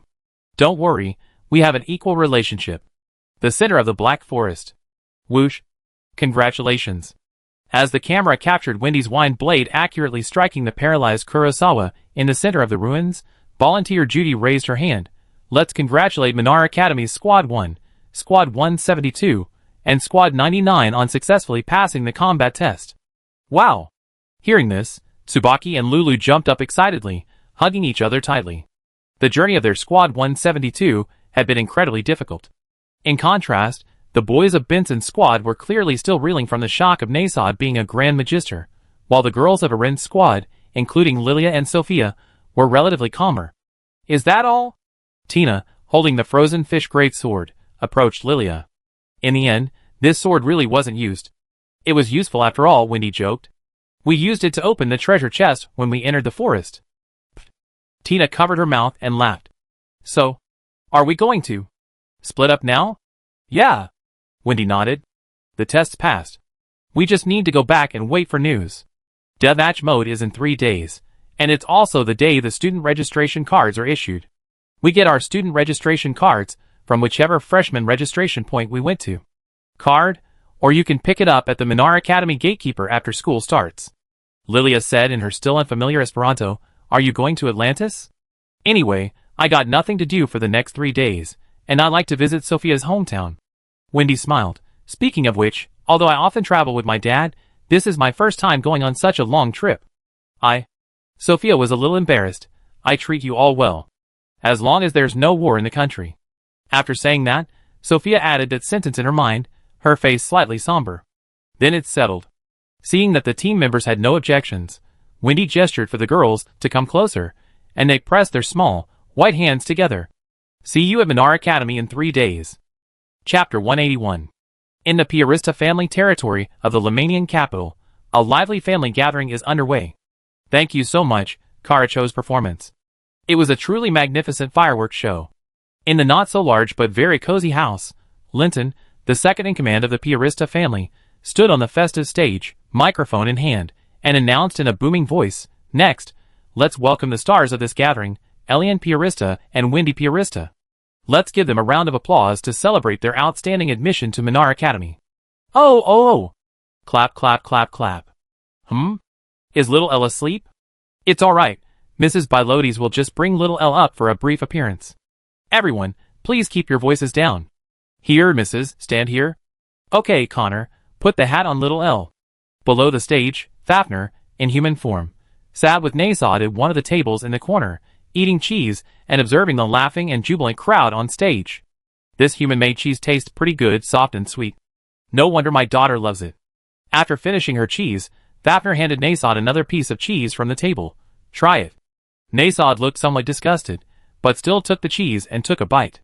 Here, you can rest assured now, right? Glancing at Eline, who was being held like a doll on the stage, Fafnir placed the clothes and nightcap she had knitted earlier on the table. I told you many times, our little Eline is very independent. Don't let her eating and sleeping fool you, she's very proactive. Nasod argued while eating cheese, I never said she wasn't independent. Then why did you insist on coming along? Fafnir glared at Nasod. And you even signed up for that Minar new student test? Darling. Nasod was even more embarrassed. You know I only have this one daughter, and she probably only have this one daughter in the future. Yes, yes, I know it's your first time being a father, everyone feels the same way. He casually picked up a piarista from the small basket on the table in front of him and prepared it for the children. Fafner, seemingly remembering something, said, "Oh, by the way, I have something to tell you. There's been progress on the matter.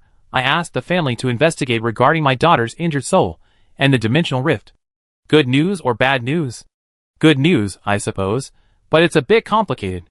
Elder Holy Dragon hopes we make a trip to Dragon Island. Now? The sooner the better. Our dear daughter is getting along quite well with humans now. Let's give her some private space. We adults shouldn't interfere for now." Meanwhile, in Atlantis, Sophia, returning from the Black Forest, received a warm welcome from King Steve and the surrounding citizens as soon as she dismounted from her griffin. "It's Princess Sophia. Princess Sophia is so cute. I heard Princess Sophia got the Minar Academy A+ Grass Element Talent Certificate this time?" "Yes, as expected of Princess Sophia, she's exactly like her mother." Some citizens held flowers, others waved glow sticks, spontaneously forming a welcoming formation near the Griffin rental point to welcome Sophia back home. It's a pity that Queen Carlor met such a tragic end because her natural magic was too powerful, and she refused to obey the orders of the great powers. Since it was a welcoming ceremony spontaneously organized by the citizens, the king didn't impose any restrictions on the participants. Therefore, besides various expressions of praise, there were also sighs and lamentations among the crowd. Will Princess Sophia suffer the same fate as her mother? Shh, don't say such unlucky things. Although I don't want to say anything discouraging, I have a feeling that our country's history is repeating itself. Look, a princess with powerful grass elemental magic, great powers eyeing Atlantis, a suddenly convened council of judgment. I heard that Aspera and some other countries are eyeing us again. What's the reason this time? The Aspera papacy is demanding that we open a special passage so their people can. He wanted to preach in Atlantis, but His Majesty refused, and then, amidst the commotion, Sophia walked up to a burly man with a large beard. "Dad, I'm back." "Hey!" The bearded man easily picked up the little girl and hoisted her onto his shoulder. "How did the Minar New student test go?" "Passed smoothly." Sitting on the king's shoulders, Sophia looked down at the citizens who had spontaneously formed an orderly line and gave them a victory sign. "Go pick up your student ID card in 3 days." "Awesome." Steve laughed heartily. Dad knew his daughter was the best. "Dad, you been drinking?" Sensing the noticeably oppressive atmosphere, Sophia, sitting on Steve's shoulders, was a little worried. Has something happened again in the country?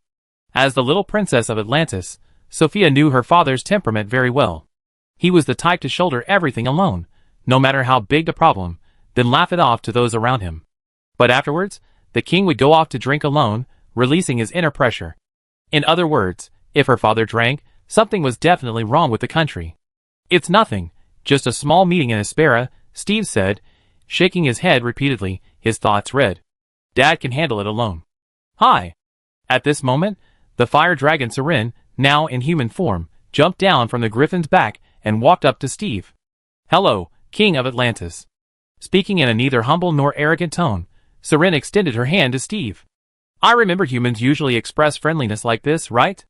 Steve looked somewhat confused, glancing at Sophia on his shoulder. "Her name is Siren."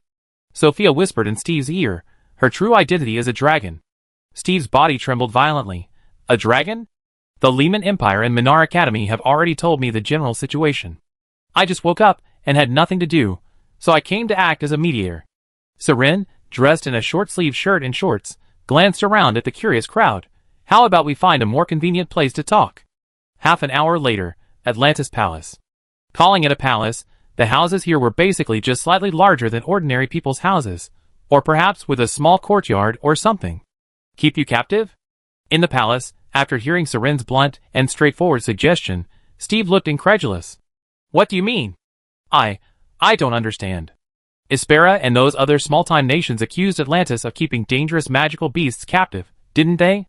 This time, you don't need to explain, just admit it openly. Siren, sitting opposite Steve, picked up a glass of wine from the table and took a sip. "Look, like this, I ate your food and lived in your palace. All right, you kept me captive. Those national representatives are right. Atlantis is indeed keeping dangerous magical beasts captive." Steve looked at Sophia beside him, somewhat bewildered. "Sister Siren." Sophia glanced at Siren's explosive figure. "Dad, you should have seen our live stream from Wilton Heru Island, right? Could it be? Steve instantly realized. Is she that super fire-breathing dragon who used Cerberus as a shuttlecock? Seren picked up a bunch of grapes from the table again. Is she dangerous enough? Chapter 182. In the Arcana Palace, Queen Katarina was having a sumptuous dinner with Lilia and her sisters. Regarding Atlantis, we voted against it this time. During the meal, Katarina unusually discussed national affairs with her daughters. Atlantis is now a superpower. Lilia puffed out her cheeks, picked up a piece of meat, and muttered as she ate, "That's why I should have married little Elle back then." You? Katarina was somewhat exasperated. Lilia, do you know how mysterious Elleline's background is? No. Lilia adopted a willful expression. But I know little Elle is very cute, and I want to marry her. Listen, Lilia. Katarina said earnestly, previously, I was invited by King Cassius of Lehman. We toured their palace, and King Cassius talked to us at length, including about Ellenine. That child from the Piarista family possesses strength far beyond any of our imagination, and magical knowledge that almost no one on the entire continent of E possesses. She even used dark elemental magic, which humanity had always considered impossible, and solved various academic problems, including the Papulatus conjecture. The Trump formula, used by humanity for hundreds of years, has also been proven flawed by that child. The Trump formula? At the table, one of Lilia's older sisters asked curiously, is that formula wrong too? Yes, the Trump formula has been proven wrong by Ellenine Piarista. Katarina looked at Lilia again. Furthermore, a fire wolf used to inhabit the Moan Forest in the northern part of the Lehman Empire. Now, that wolf has also been dealt with by Elline, and the City of Flames will also be. Maid has transformed into a winter city identical to Arcana. That child is on a completely different level from us, both in terms of background and strength, even though we represent the entire Arcana Empire. I don't care. Listening to Katarina's various analyses, Lilia pouted. I only know that little Elle is cute, she's my best friend, and I want to marry her. Or even marry her. Sigh. Knowing her daughter's personality well, Katarina sighed. Alright, after school starts, Mom won't interfere with who you date at Minar Magic Academy, but Mom still hopes you understand that we, and that little sister of Piarista, may not belong to the same world. It's okay. Lilia nodded. Mom just likes to overthink things. Girls' feelings aren't that complicated. Ispera, the Plant family territory. You're back? The Plant family butlers, helping Tina down from the griffin with her school bag, glanced at the frozen fish behind the girl. This is there water? I think it can still live. Tina handed the frozen fish to the butler. Give it a healer, grass mage, then keep it in a fountain in our backyard as a souvenir. After saying that, Tina glanced behind the butler. Is there any progress on the young lady's matter? Still no news. The butler shook his head. But Harlan Academy has really hit a brick wall this time. The Pope, the King, and the Dean of Harlan Academy are all still in Minar talking with Mo Xian.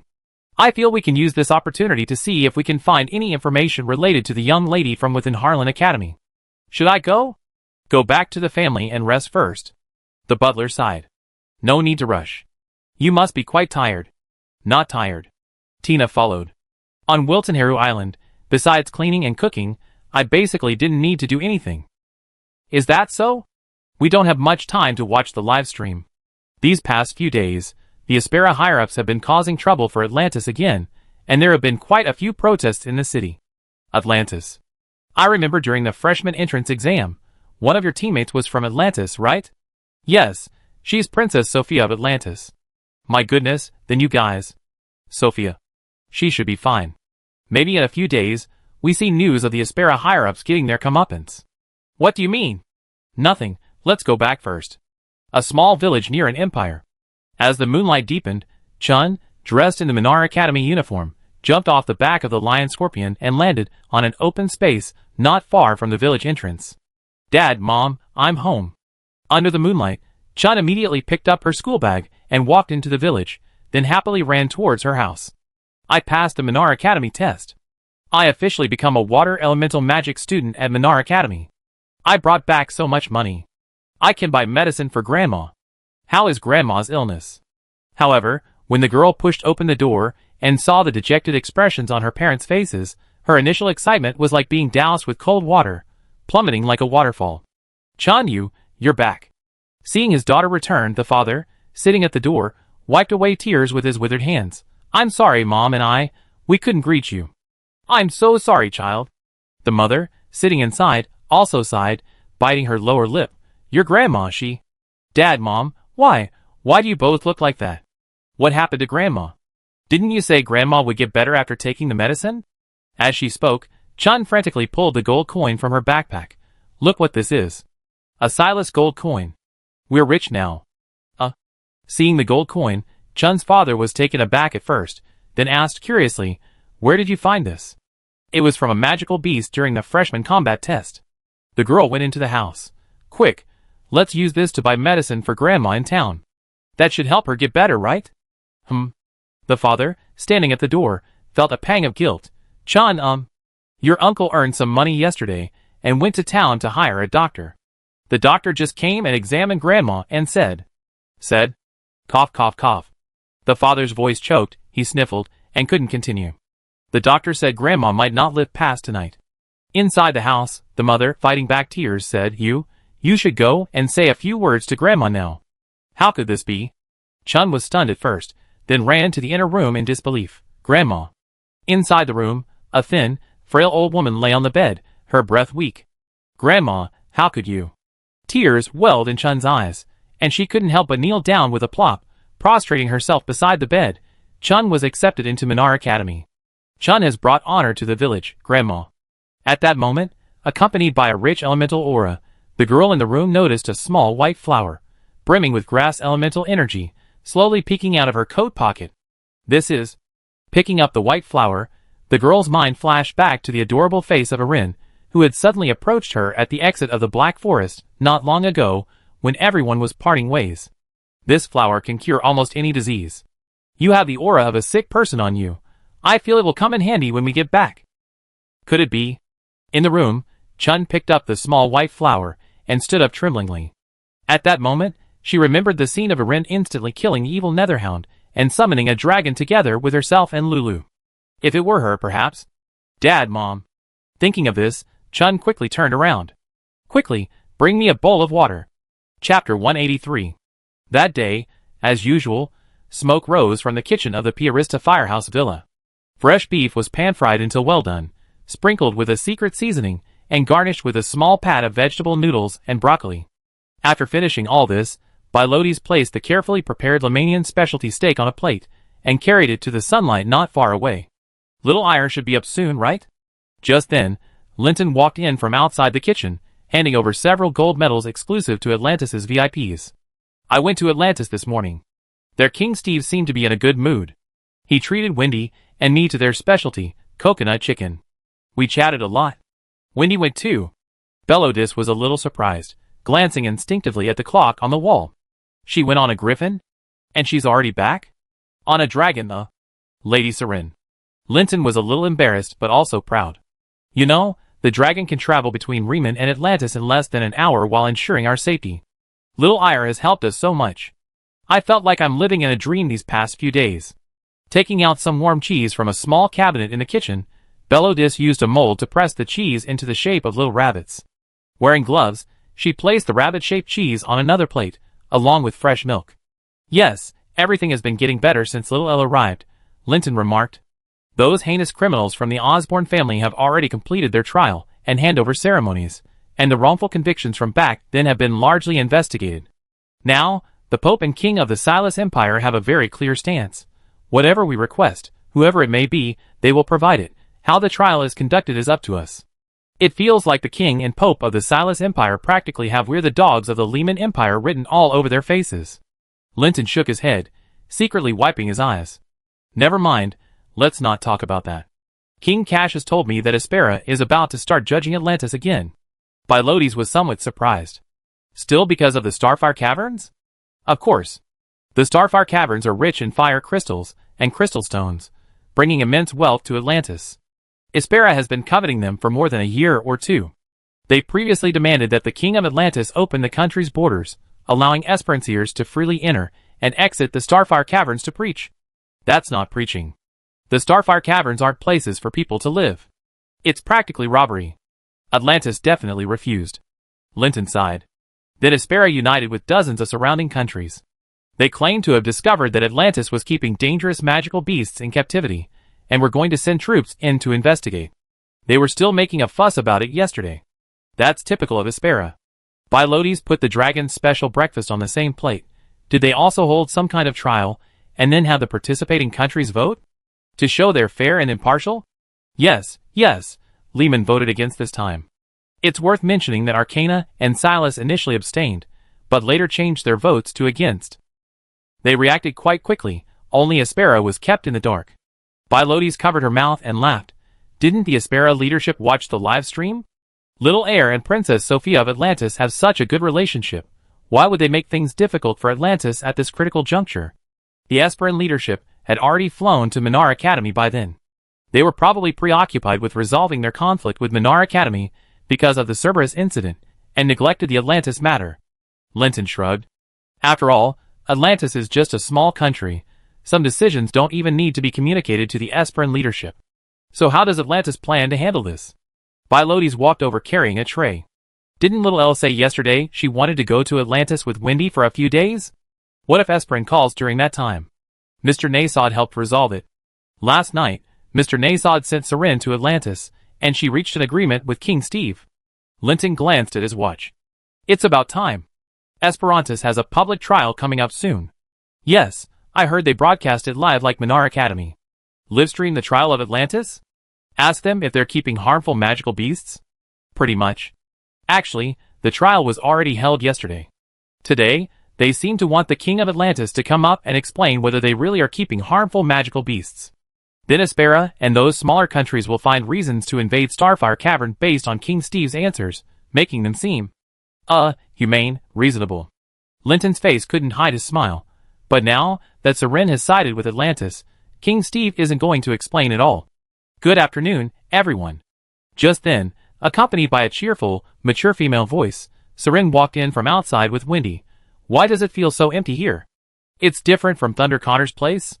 Many people died in the war a few years ago, said Bilotes, holding a steak and cheese.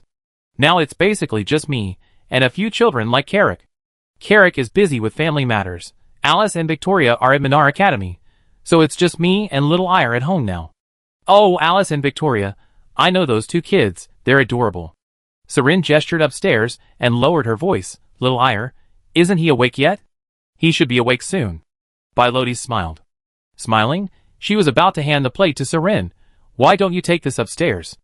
No. Our dragon clan has a strict hierarchy. If the Dragon King finds out I entered their daughter's room without permission, I have to lose at least one tail. Seren waved her hands repeatedly. You're her nominal human mother now, you go ahead. Just as Seren finished speaking, with a creak of the door opening, Irene, dressed in a dragon nightgown and with her small feet encased in white stockings, emerged from the room, still half asleep. As usual, Irene sported beautiful long black and white hair, with a single ahogue standing on end. Her soft nightgown gently outlined her slender figure, and her small feet, encased in white stockings, were delicate enough to be encircled in one hand.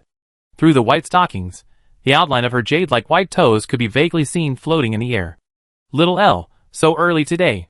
Seeing Eileen come out, Bilotes quickly stepped forward with a tray. Sorry, Mom, we're a little late. It's all right, thank you, Mom, you work so hard. Speaking of which, Eileen looked at Seren and the others downstairs. Good morning, Wendy, Seren, and Uncle Linton. How did I become an uncle? Linton chuckled, placing the Atlantis VIP gold badge on the table. All right, the rest is up to you pretty girls. I still have to busy myself with the king's trial of the Lehman traders from back then. Also, the trial of Atlantis and Aspera should have already begun. We Lemanians built a special base station and obtained exclusive broadcasting rights. If you want to watch, you can turn on your projector crystals at home. Chapter 184. On the coastline of the Atlantis Empire, aboard the Arcana warship Nutters, a meeting concerning whether Atlantis was keeping harmful magical beasts in captivity officially began. Inside the Arcana, dozens of photographic crystals pointed their lenses at the envoys from various countries at the meeting, transmitting the signals in real time to the nearest base stations. These base stations then used the energy of lightning crystals to transmit the signals worldwide, achieving continental live broadcast. I'm still unclear about your queen's intentions. While waiting for the envoys to be seated, several envoys from Aspera approached the Arcana delegation, lowering their voices. Why the sudden change of venue? And inside the Arcana warship? This is a document personally issued by Queen Katarina. The Arcana envoy said somewhat rudely, the Queen's intention. If this meeting isn't held on the Arcana Empire and the Riemann Empire will refuse to attend. So they're keeping an eye on us? The aspirant envoy was somewhat displeased. What? Are you afraid we take action against those people from Atlantis? You specifically sent the Nautilus out to protect Atlantis? When did you become so friendly with Atlantis? We prefer to associate with intelligent people and nations that can bring peace to the world. One of the members of the Arcana delegation coldly replied, Is that who you are? You? Alright, stop talking. There are so many camera crystals recording this. Anyway, I didn't intend to do anything to Atlantis on the ship, right? Seeing the envoy showing signs of anger, another aspirant envoy quickly pulled him aside. It doesn't matter which ship you're on. Our evidence is irrefutable. Atlantis can't refute it. True. The aspirant envoy who spoke sneered. I don't care why you Arcana and Riemann suddenly support Atlantis, nor how you intend to protect it. The evidence of Atlantis keeping dangerous magical beasts is conclusive. Even if the Notre Dame were here today, it wouldn't matter. Alright, stop talking to them. This is a formal occasion. The man beside him gave the aspirant envoy a warning look. Speak formally in formal settings. Don't make aspirant feel like a thug. Meanwhile, in some countries around the world, people who had purchased projection crystals also noticed this special channel. Is this a meeting? Yes, Aspera claims to have found evidence that Atlantis is keeping dangerous magical beasts, and plans to follow the example of Minar Academy by broadcasting live to publicly try Atlantis to the world. Minar Academy has certainly started a live streaming trend. In small countries like ours, people even get subsidies for buying photographic crystals. That's right. I heard that photographic crystals and base stations were originally invented by Master Mo Xian of Minar Academy. I just can't understand the principles behind it. How can it capture images and then transmit them thousands of kilometers away? Photographic crystals have existed for decades, but they weren't very popular back then. There weren't many channels, and each time you turned on the radio, it was just some trivial news, so not many people bought them.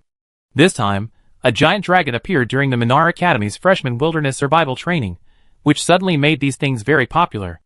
I heard some people made a fortune selling the recordings. Watching the envoys from various countries organizing documents on the screen, some viewers in front of the projector couldn't help but become curious about the meeting's content.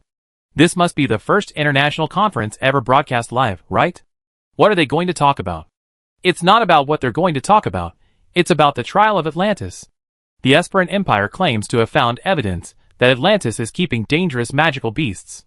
Today's meeting seems to be giving the Atlantean delegation and king an opportunity to explain. What are dangerous magical beasts? Like a three-headed hellhound, a level 6 magical beast, 3 heads, can breathe fire, and can turn a large city into a living hell in half an hour. Doesn't Esperant itself keep them? Looks like Atlantis is going to suffer. It's already a weak country that can only survive by exporting crystals, and now it's being targeted by Esperant. It feels like no matter what Atlantis does, no matter how the king explained, Aspera would always have a reason to refute him. Yeah, and they're even going to broadcast the trial live. It's like killing someone's spirit.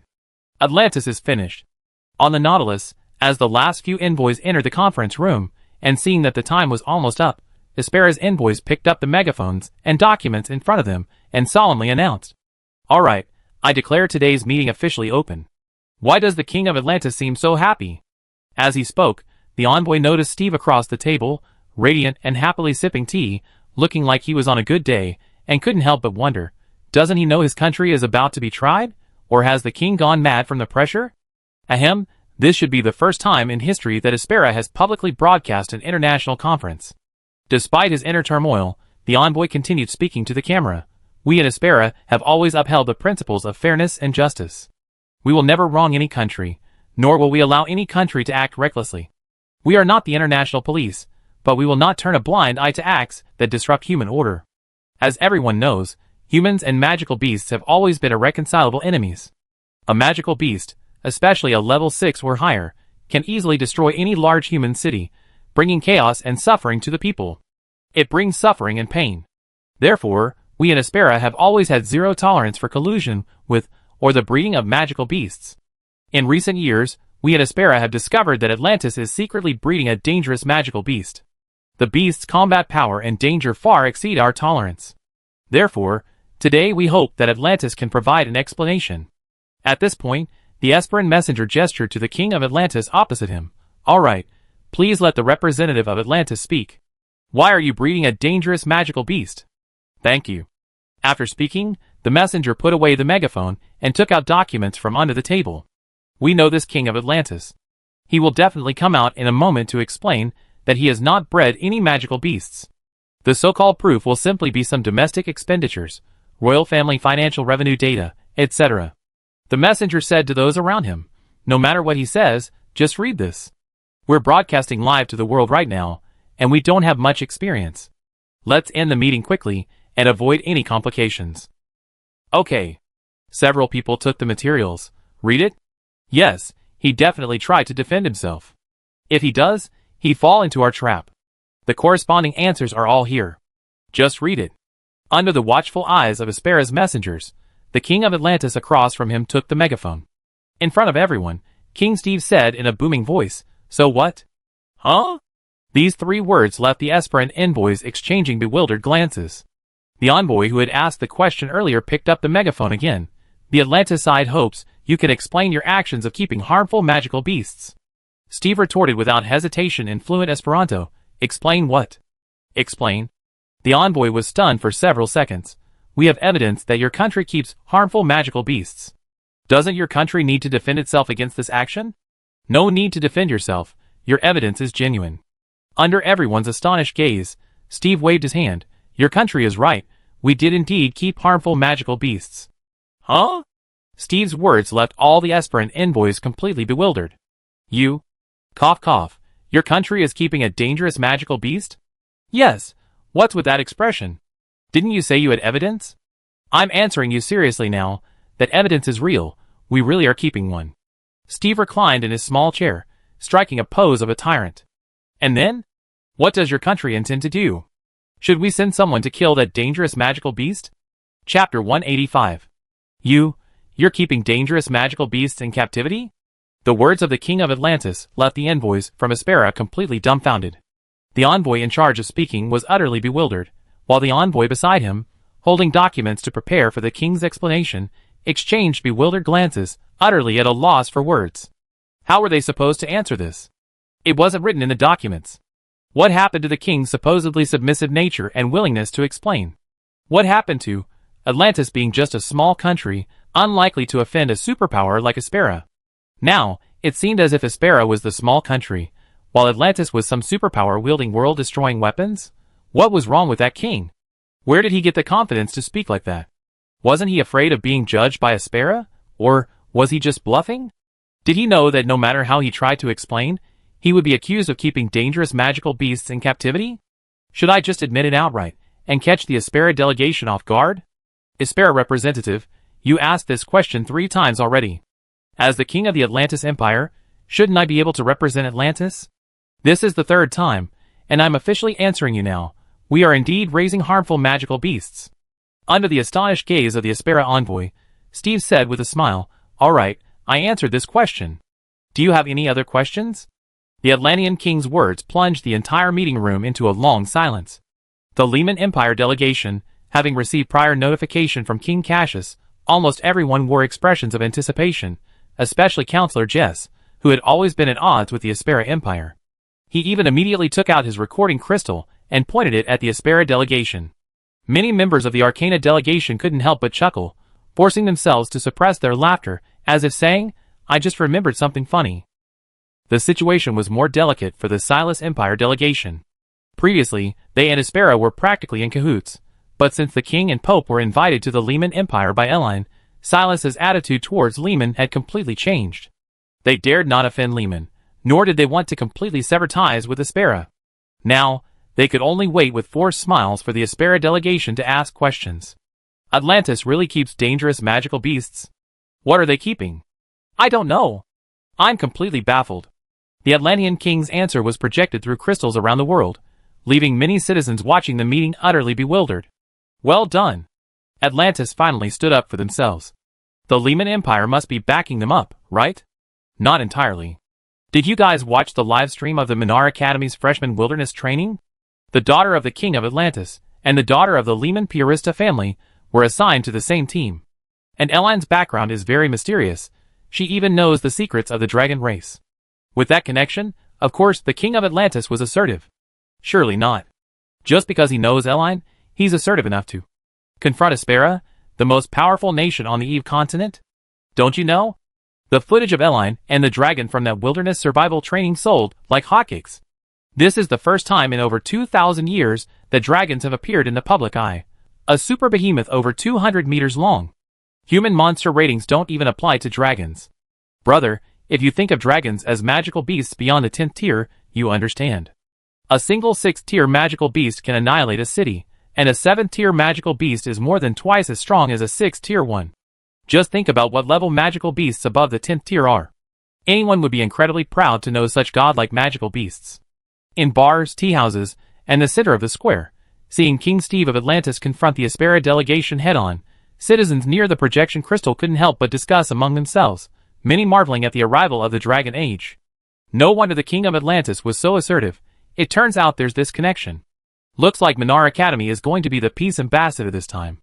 Anyone who knows little Elenine is best advised not to offend her. Isn't Elenine's team supposed to have 5 people? 2 more girls joined later, meaning all 7 of them have profited handsomely from their connection with Elenine Piarista. I remember Tina Plant was also from Aspera? The Plant family has long been dissatisfied with Aspera. Their young lady disappeared at Harlan Academy, and the Aspera higher-ups managed to suppress the matter. If that young lady had gone to Minar Academy, she probably would have gotten at least an A+. His talent is gone just like that. How can they not be angry? Even if Eline knew some of the dragon's secrets. She can't expect the dragons to do her bidding, can she? Just because his daughter knew Eline, he openly defied Aspera. I feel this king is being too impulsive. I feel the same way, but if we don't do this, we'd be led by the nose by Aspera. Similar things have happened more than once in history. Now it depends on how Aspera handles it. The King of Atlantis is most likely just using her influence for his own purposes. After nearly a minute of silence, in the conference room inside the Nautilus, the Esperan representative raised the megaphone with trembling hands. Ahem, well, since His Majesty the King of Atlantis has said so. The Atlantean Empire's domestication of magical beasts has become a reality, and Esperantis has decided to send additional mage troops to Atlantis to investigate their harmful magical beasts. The envoy then looked at the King of Atlantis. This is not an invasion, this is an international investigation to eliminate threats to human society. There are unstable factors. After all, Atlantis has violated the relevant treaties. I finished speaking. Does Your Majesty the King of Atlantis have anything to add? First of all, Atlantis has not violated the agreement.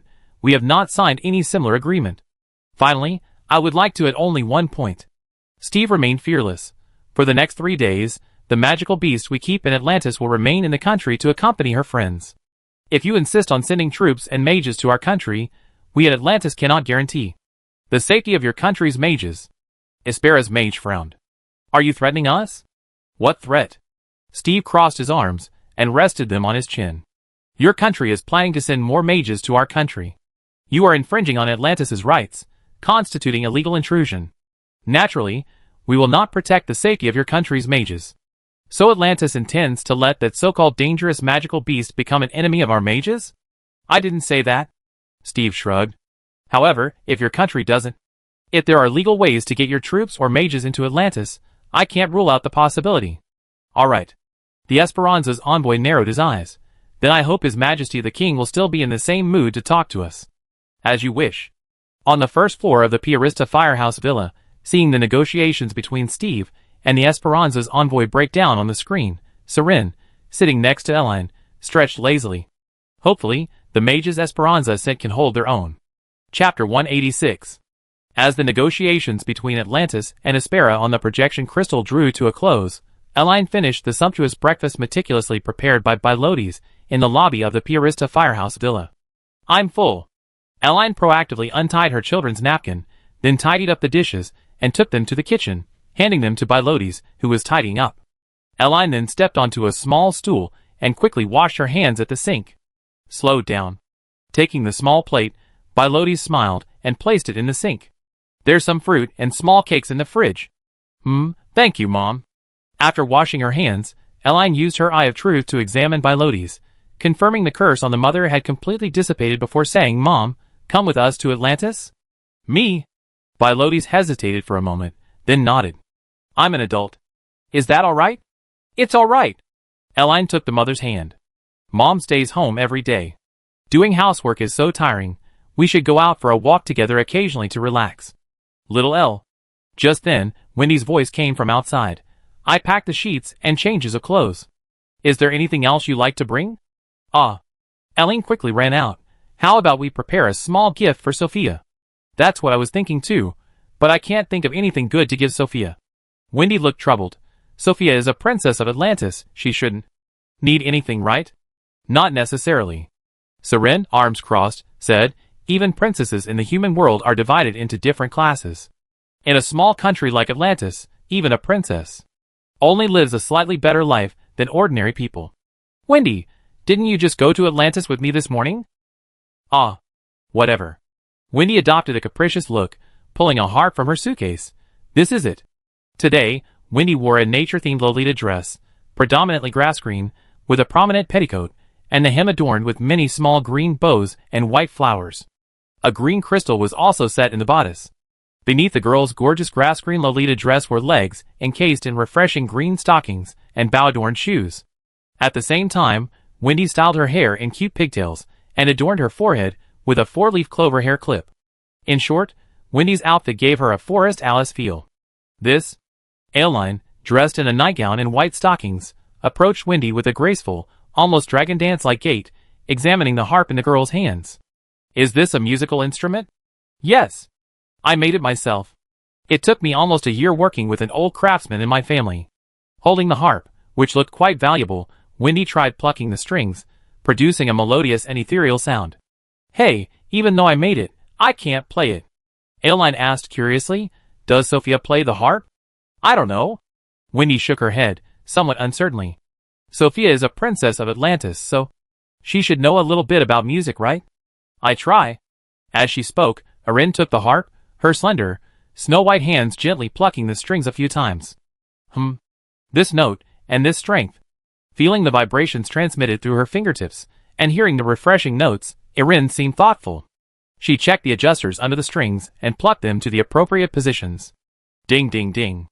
Then, when Erin played the harp again, the refreshing music instantly filled the entire room, like the fragrance of blooming flowers. Wow! Wendy's eyes widened in surprise. Little Erin. You can play an instrument? A little? Erin smiled wryly. And Ibel taught me a bit. But she hadn't really studied properly back then. Because Ibel's lessons were mostly about subjects that Erin wasn't particularly interested in. History, music, etiquette. However, even though Erin barely learned anything in Ibel's music lessons, her talent and natural musicality allowed her to play the instrument the moment she picked it up. You can play so gently after just a few lessons. I suddenly want to hear Erin sing. Hearing Erin say this, Wendy looked envious. It feels like Erin singing can heal all diseases and fill the whole world with love and warmth. It's not that exaggerated. Erin said a little shyly. Mainly, I often get sleepy. If I sing, I might get so caught up in my singing that everyone falls asleep together. In truth, Eline knew her lovely voice was perfectly suited for singing. She had learned almost every language on the continent of Eve, human and magical, including various minor and ancient languages, over the past century. Some languages on Eve were fierce, some required trilling the tongue, and some were ideal for singing, especially for someone like Eline, a multilingual fluent speaker. If she were to sing, she could easily produce heavenly sounds. However, although she knew she was suited for singing, Eline simply didn't have the time to dedicate to music practice. She slept more than 10 hours a day, and the remaining time was spent eating and practicing magic with Nasod. Learning music was something she could only do in her dreams. Unless, once I recover and am more awake each day, maybe I can try it. No, I promise I won't fall asleep. As she spoke, perhaps influenced by the music Erin had just plucked the strings, Wendy yawned widely, as strange. Right? Erin smiled and handed the harp back to Wendy. Auntie also said that my music is very drowsy, like a lullaby. The meeting is over. Seeing Erin and Wendy discussing music at the table, Seren, also affected by the music, yawned and pointed to the projection crystal in front of her. Is everyone packed up? Espera clearly hasn't grasped the situation yet. They're already considering sending magicians to Atlantis. Okay. I suggest we head to Atlantis first. Oh no, Princess Eline, how come your lullaby works on dragons too? I'm getting sleepy too. No, the driver can't fall asleep. Eline quickly pulled out a petal of a calming flower. Eat this. Just kidding. Serene quickly stood up. Quick, quick, I can't wait to experience the charm of that so-called world police Aspera magician. I'm all set here. Wendy looked at Eline. Is there anything else you need to bring, little Eline? Eline picked up the black and white pillow on the chair. I'm fine like this. Then, as she spoke, Serene grew dragon horns and a dragon tail, and walked out of the house. I transform outside first. You can come out when you're ready. Chapter 187. When she was about to set off on the back of the dragon Serene, besides the small black and white pillow in her arms, and the refreshing flower in her nightgown pocket, Irene didn't bring any other luggage. She was now basically used to wearing a nightgown. Girls' clothes are soft and skin-friendly, comfortable whether worn to sleep or everyday wear.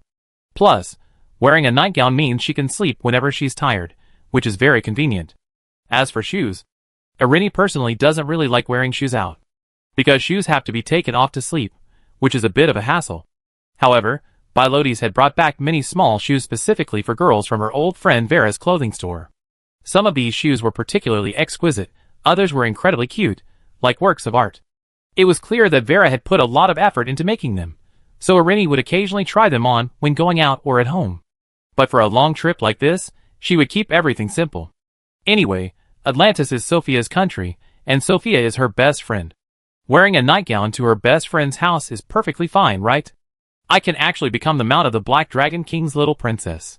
Because her dragon form was over 200 meters long, it wasn't suitable for her to lie in the garden near the villa, so she had to go around to the open space at the entrance of the nearby Firefly Forest to transform. You're so cute. Seeing Erlini, hugging a large pillow, hopping and skipping up the dragon's head, Serene's voice trembled slightly. Little Erlini is stepping on my head. Her little feet are so soft. Could you please stop making strange noises? Eline, perched atop the dragon's head, settled into a relatively comfortable duck-like position and yawned. Don't forget you were Dad's former Legion commander. You need to maintain your dignity. No. I used to do the same when I saw cute baby dragons or angels, but none of them were as cute as you. Below, Serene tilted her head slightly. If other countries really send troops to harass Atlantis later, what does the little princess plan to do? Kill them all? Serene, you can decide. Eline thought for a moment. Sophia and I are good friends. Her wish is for Atlantis to never have another war. Understood. Hearing Eline's words, Sophia and I are good friends, Serene instantly understood what to do. Wow! Meanwhile, Wendy and Bilotes, having finished packing, arrived at the entrance to the Firefly Forest by carriage. Seeing such a huge dragon lying before the forest, the carriage driver, Parker, nearly popped his eyes out. Madam, Miss Wendy, this is your mount? Good heavens! As a lowly servant of the Piarista family, Parker, though rarely involved in family affairs, had heard quite a bit about the recent rumors surrounding the Piarista family from the city. He had initially thought the Piarista family had simply adopted a powerful and extraordinary little sister, but how come their young lady is riding a dragon? The legendary dragon. Does it really exist within the Piarista family? And is it willingly serving as their mount? Sister Serene is really big. Looking at the giant dragon before her, then at the Piarista family villa behind her, Wendy jumped off the carriage with her little backpack. Our house feels like a tiny toy compared to Sister Serene. The greatness of humanity lies in its ability to bloom with petals of dazzling brilliance that fill the world with the desires of all, even in a short life. Facing Wendy and Bilotes, Serene, her previous infatuation with Eline, put away, and said seriously, they are a race with limitless potential. You learned your Lehman pretty quickly. At the same time, Eline used rock elemental magic to build a temporary small room near the dragon's head, then waved her little hand down below. Mommy, Sister Wendy, come quick. Meanwhile, in Atlantis, a large number of people surged onto the country's only griffin rental area, following King Steve of Sophia, seemingly preparing to welcome a mysterious guest. What's going on?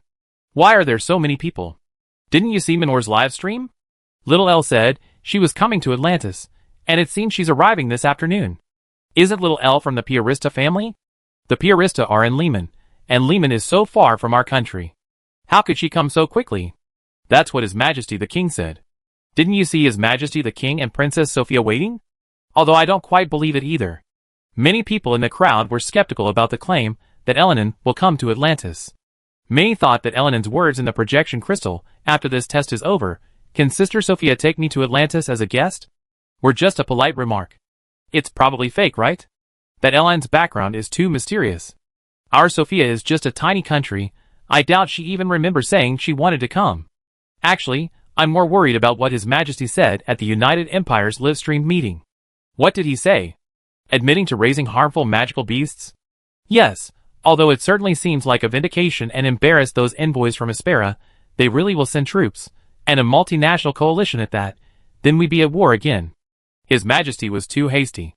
Admitting we raise harmful magical beasts is just giving those countries something to criticize. Atlantis will probably see inflation and widespread suffering in the next few years. Amidst the discussions, even the ministers and guards who accompanied the king looked troubled and worried. Your Majesty, a minister, unable to contain himself any longer, approached Steve. I still believe it would be best to apologize to those envoys from Aspera as soon as possible. Apologize? Steve turned around, laughing. Apologize for what? It's just your admission that Atlantis is keeping dangerous magical beasts has given Aspera leverage, and we... As he spoke, the minister also showed some remorse. Given Atlantis's current situation, war is truly not advisable. It's alright, there won't be a fight. Steve waved his hand. Because this happened so suddenly, I didn't discuss it with you. But please believe me, this time Atlantis truly won. Several ministers exchanged glances. Then what about the dangerous magical beast that His Majesty previously acknowledged? Whoosh. Before the ministers could finish speaking, accompanied by a whooshing sound, Seren, transformed into a giant dragon, plummeted from the distant sky at several times the speed of sound towards the open space in front of him. Rumble. The dragon's speed and size caused the sky above the crowd to tremble noticeably. Yes! Steve proudly puffed out his chest, gesturing to the ministers beside him at the dragon high in the sky. The dangerous magical beast has arrived. Chapter 188. Bang bang bang. As the midday sun shone through the gaps in the roof tiles onto the small table in the room, a dull knocking sound came from the living room door. Chun, who had been lying on the table, slowly opened her eyes. Bang bang bang. Hey! Is anyone home? Why is your house full of grass? What happened? Is the door locked? Hey, is anyone home? Amidst the noisy knocking, the girl rubbed her eyes and looked around. How did I sleep until now? The moment she woke up, Chun sensed something was wrong. Why are there so many flowers and plants in the house? She looked around the small room, stood up, and looked at the lawn and flower beds at her feet, her mind blank. Wait, why are there flowers and grass growing in the room? This is her house, isn't it? Not the forest outside? Why is it all plants? In a daze, the girl's gaze inadvertently fell on her hands. Under the bright sunlight, the girl's small hands were white and soft, like delicate pieces of jade. My hands, when did they become so white? She raised her hands to her chest, clenched them into fists, then released them, turning them over and over. After confirming that neither the palms nor the backs of her hands looked like she remembered, the girl's mind became even more confused. As a child raised in the countryside, Chun started helping her parents with farm work from a very young age. Because of the rough work and exposure to the sun and rain, she hadn't taken care of her skin, and Chun's appearance wasn't as refined as those of aristocratic young ladies in the city. At least, in her memory, her hands certainly hadn't been this white. I remember yesterday, after finishing the freshman combat test with Shower and the others, we came back in the Lion Scorpion issued by Minar Academy, and then I heard the news that Grandma was seriously ill. At this moment, as Chun gradually regained consciousness, the scene of her crawling to her grandmother's bedside and weeping last night flashed through her mind. That's right. Grandma. Thinking of this, she quickly got up, pushed aside the lush grass and waist-high flowers beside her, and ran to her grandmother's room. Inside the room, her grandmother, with a rosy complexion, was lying on the small bed with her eyes closed. Grandma's breathing was quite steady. She was completely different from the thin, frail, and sickly woman she had been the night before, replaced by a healthy physique and vitality. Chun's gaze was drawn to a small flower in a bowl on the small table beside her. I remember. The thrilling scene from last night flashed through her mind. Last night, upon returning to the village, Tsubaki realized that the small flower given to her by Elaine in her breast pocket could cure her grandmother's illness. Mistaking the flower for tea, she thought it needed to be steeped whole and drunk. So she asked her father for a pot of hot water, put the flower in a bowl, and poured it over the wound. However, the moment the flower touched the boiling water, it unleashed a powerful burst of grass elemental energy, instantly filling the entire house with plants. Tsubaki herself was stunned by the sudden surge of life force, and didn't wake up until this afternoon. Maybe we should try prying the door open. It's been so long without any movement, I'm worried something might have happened inside. Just as Tsubaki was marveling at how a small flower could possess such powerful life energy, the voices of several villagers outside the living room door began to murmur again.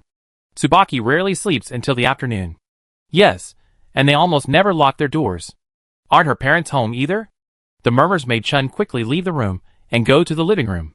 She could see that the front door was now completely entangled by wildly growing vines and locked tightly. Her parents, who had been sighing and groaning in the living room last night, were now lying on the floor, seemingly unconscious. However, judging from their faces, which looked 10 years younger, they hadn't been injured by last night's life energy explosion at all. On the contrary, they had benefited from the misfortune, absorbing life elements just like her, and their bodies had improved. Tsubaki. Seemingly hearing the commotion inside, the person outside knocked on the door again. Tsubaki, are you in there? What's wrong? I've been knocking for ages. Ah! Tsubaki quickly weaved through some bushes to the door, examined the structure of the vines entwined around the doorknob, grabbed an axe, cut the key vines, and opened the door. Sorry, something happened. My God. Several villagers entered and saw the horrific scene inside. What happened? They're all lying on the floor. One villager quickly went to Tsubaki's parents on the floor. Hey, are you alright? Hey! Huh? Shaken by the villagers, Tsubaki's parents slowly woke up. What happened? How did I fall asleep? Hi, hello, sorry to bother you. Then, a girl with twin ponytails wearing a fiery red dress and bells around her neck also entered. Excuse me, is this Charlotte's house? Ah, yes.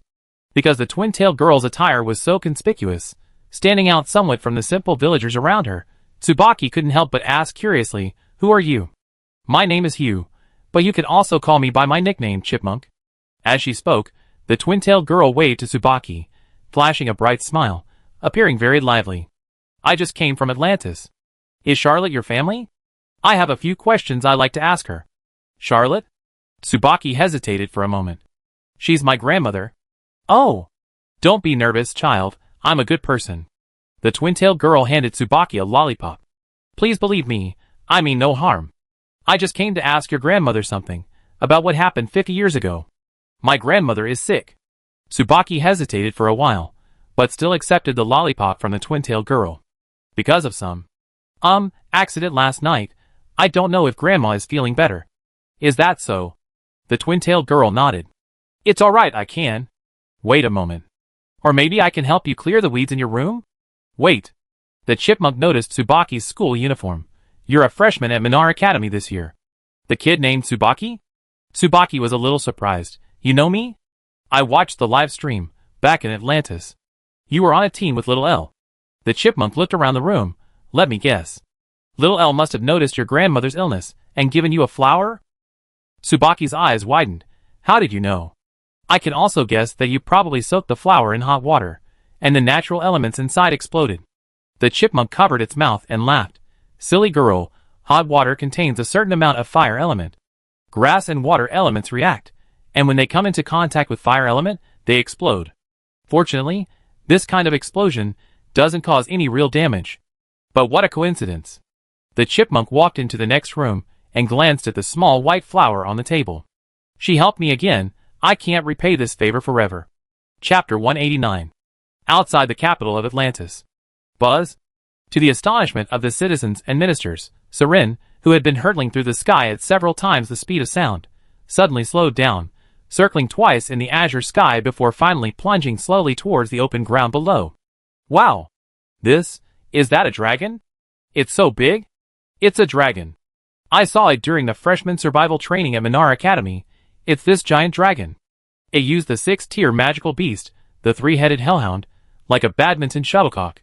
Now I understand why myths describe dragons as so powerful. Just looking at its size makes me want to kneel down. Seren's actions instantly startled the onlookers in the open space. Many instinctively wanted to back away, but then suddenly realized they had no right to run away from such a colossal creature. They simply stood up straight and looked up at the dragon's imposing figure. Why run? No need to run. Didn't you see His Majesty the King isn't running? The dragon was most likely brought by His Majesty the King. What a magnificent sight. I never thought we'd see such a spectacle in Atlantis. This dragon must be the dangerous magical beast His Majesty the King previously claimed to be, right? If that's true, Atlantis is truly saved. Ha ha ha, no wonder our king is so confident all of a sudden. Turns out he has a dragon backing him up. I can't wait to see how Aspera's magicians react when facing the dragon. If this dragon is truly on our side, then Atlantis won't be bullied anymore, right? Without war, I should be able to afford meat for the children. Faced with the dragon descending from the sky, some of the ministers around King Steve were also stunned. They all remained tilted back, eyes wide, mouths agape, their minds in complete disarray. This was the dangerous magical beast His Majesty had mentioned? As the dragon's altitude decreased, the ministers subconsciously swallowed, glancing at the triumphant Steve beside them, then at the dragon high in the sky. This was no longer just a dangerous magical beast, was it? This was at least a catastrophic magical beast.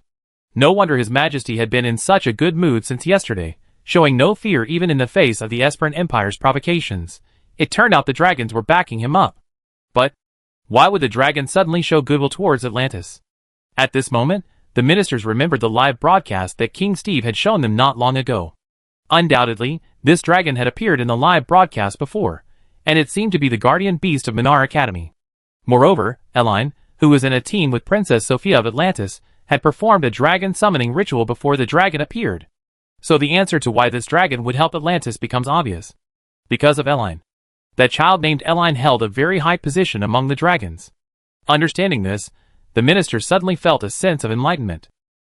At this moment, they recalled the decades of sanctions imposed on Atlantis by Aspera and neighboring small countries, the disasters and tragedies caused by war within their own borders, the scenes of envoys leaving the international conference when it was the king's turn to speak, and the memory of little Sophia and her mother, who had fallen into a coma on the battlefield after overusing their magic to save others. Atlantis? Was it finally about to usher in true peace? Whoosh! Under the watchful eyes of the citizens and excited ministers, the dragon Siren slowly descended from the sky, landing on the lawn on the outskirts of this small country. Although Siren had tried her best to reduce her flight speed before landing and minimize the impact, the powerful gust of wind generated by her wings as she touched down still forced the citizens and ministers to bend over and grab onto their companions to withstand the impact. The powerful wind pressure even blew several Angora rabbits that had curiously poked their heads out of the ground into the air. Sister Sophia. Shortly after the dragon landed and came to a stop, Arin, sitting atop its head, dispelled her rock elemental energy and jumped down towards Sophia from the more than 10-meter-high dragon head. Catch me. A scene from Weldenheru Island a few days ago quietly surfaced in Sophia's mind. Seeing the little dragon princess actually jump down, Sophia almost instinctively ran over, opening her arms. Splash. Although she caught Arin steadily, Sophia was, after all, just a frail little girl of about 10 years old. The relatively strong impact sent the two crashing onto the soft grass, rolling several times. Meanwhile, one of the Angora rabbits that Siren had blown into the sky earlier descended from the heavens, landing with a thud in the arms of the two girls. Huh? Looking at the round rabbit in front of her, Eline asked, puzzled, "What's this?" An Angora rabbit. Sophia, dressed in a Lolita dress, picked up the rabbit and placed it on her head. It's a specialty of Atlantis. You can see them almost everywhere. Our textile industry is very developed here, and we use rabbit fur everywhere. Doesn't it run away? Eline asked curiously, poking the rabbit's fur. Angora rabbits are considered pets here. Many people keep them, so they're generally not afraid of people. Sophia pointed to her head. But this one seems to have fainted from fright. Oh. Eline nodded, seemingly understanding, and looked around. This should be the outskirts of Atlantis, a temporary landing and takeoff area for griffins. Because of its flat and wide terrain, it was temporarily converted into a dragon airport. Yesterday, before arriving, Eline consulted information about Atlantis in the Piarista family library. The information stated that Atlantis was a nation with a highly developed textile and tourism industry, and its most important economic source was the crystals and fire crystals from the Starfire Caverns. Because the Starfire Caverns were vast, the low-grade fire crystals and crystals within were virtually inexhaustible, allowing Atlantis to barely survive despite the sanctions from surrounding countries. Somewhat like a low-budget version of oil on Earth. Lady Elenine Piarista. At that moment, King Steve, accompanied by several ministers, approached and bowed respectfully to Elenine. Your Excellency has traveled a long way. I am deeply sorry for not greeting you properly, and for not entertaining you adequately. Hearing Steve's awkward words, Elanine stood up from the lawn, rummaged in her skirt pocket, and found a lollipop that seemed to be one Siren had bought on Lehman Street. She walked towards the King of Atlantis, handed him the lollipop, and then extended her small fist. The king was taken aback at first, then took the lollipop, carefully unwrapped it under Elanine's gaze, put it in his mouth, and then bumped fists with the little girl before him. I remember Sophia's dad not being this pedantic. Seeing Steve's still apprehensive expression, as if he wouldn't dare offend any important figure, Erin deliberately puffed out her cheeks and feigned anger. If you don't go back to your usual self, I'm going home. No, just kidding, ha ha. Hearing this, Steve seemed relieved, his tense face instantly relaxing. Then shall we go back to the palace and have a meal together? That's more like it. Erin returned to Sophia's side, trying to balance the rabbit on the girl's head onto her own, but only managed for less than 2 seconds before having to give the large rabbit back. Too fat. Chapter 190. Sitting in the Chocobo sightseeing vehicle specially prepared by the King of Atlantis, Eline held her baby bottle while observing the scenery along the way. The Atlantis Empire, a small country with an area of only 3,000 square kilometers. In terms of area, this country is only 1/20th the size of Tonu. On the continent of Eve, Atlantis's area is actually so small as to be almost negligible. Generally, small countries like this are easily annexed by neighboring countries or become vassal states of larger empires. However, due to the existence of the Starfire Cave and its special geographical location, Atlantis has been able to survive to this day amidst the various empires. Little Elle and Little Windy, you're from the capital of Lehman, right? It's been 3 years since we last visited Lehman. King Steve, sitting atop a chocobo and directing the troops, said with a sigh, there's nothing we can do. Lehman and Atlantis are separated by most of the continent of Eve. It's just too far. We don't have much trade between us. It's alright. Actually, I only recently settled in Lehman myself. Eline drank her milk, curiously observing the streets outside. Is this the capital of Atlantis? Like Lehman, the capital of Atlantis doesn't have a name, or perhaps this place could simply be called Atlantis. The capital city is an important core hub of a country, as well as the location of the royal palace and the papacy. Logically speaking, such a large city should be filled with skyscrapers rising from the ground or bustling traffic. However, the capital city of Atlantis felt more like small bridges, flowing water, and rural houses and leisurely daily life in ancient corners to Eline. So far, the streetscape of Atlantis she saw had nothing to do with the legendary big city. The streets here had a feel of a starter village from an anime, or perhaps the kind of small village streets depicted in Is the Order a Rabbit? People strolled leisurely or rode Steve's chocobos, and the houses on both sides of the streets were mostly cozy little bungalows. Most importantly, this city had a sense of harmony between humans and nature. The Atlanteans seemed to love plants and animals. Angora rabbits or capybaras could be seen running around with carrots in their mouths everywhere. There was a large maple tree here, a cherry blossom tree there, a small river here, and a flower bed there, a veritable Shangri-La. Having heard that Atlantis was constantly at war, Eline had initially thought the streets would have a somewhat tragic atmosphere, but after arriving, she found that this was not the case at all. Beep beep beep beep. All right, stop blowing. The king's carriage is coming. The king's carriage? His Majesty the King is coming over soon, bringing his friends. Oh! I want to go out and see His Majesty the King. Seeing King Steve of Atlantis' chocobo carriage arrive, many citizens lined both sides of the street to watch, some children even playing homemade flutes. In the eyes of these people, Eline saw more curiosity than fear, and expressions of worship or reverence. This showed that King Steve usually got along very well with the people. Yes, this is the capital of Atlantis. Eline's words made Steve a little embarrassed. Did I make you all laugh? Because we're relatively poor, our area. Well, the infrastructure is a bit lacking. It's not bad, I feel pretty good. Eline, holding her baby bottle, said earnestly, look, everyone's faces are so happy. This wasn't just Eline flattering him.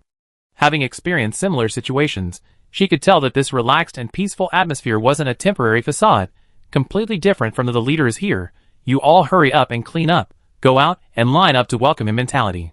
On her way here, Eline, familiar with the Atlantean language, saw coffee shops, milk tea shops, general stores, and pet shops on the labels on the surrounding buildings, as well as many clothing stores, lounges, and so on. This kind of place has very low infrastructure and inconvenient transportation, but its happiness index is definitely very high. You know, magic exists in other worlds. Transportation may be inconvenient, but you can ride flying magical beasts. There are no skyscrapers, but there are blue skies, white clouds, flowers, birds, and green trees. Even medical care can be solved with magic. The only real headache about Atlantis is probably war, right? Because of its unique geographical location, beautiful scenery, and the treasure trove of starfire caves, the surrounding empires are always trying to extract something from Atlantis. So, they frequently hold international conferences to judge the country, then find a reason to start a war and demand reparations. Almost there. After riding in a chocobo carriage for about half an hour with King Steve, Steve had the chocobos stop in front of a large garden. This is the Atlantis Palace. And Sophia's home. Minar Academy's Academic Affairs Office. Is this the last document? At Emotien's prompting, the King of Aspera, standing in the Academic Affairs Office, signed the contract on the table with trembling hands. I am truly sorry. This was indeed Harlan Academy's fault. On behalf of the Aspera royal family and the Aspera Church, I apologize to everyone and to Minar Academy. Bowing deeply to Emotien, the King of Aspera said cautiously, I hope Lord Emotien will not take it to heart. Also, please don't take that dragon's actions to heart either. We at Aspera truly did not intend to damage our relationship. Aspera has always upheld humanity, fairness, and justice. The kingdom. Your Majesty.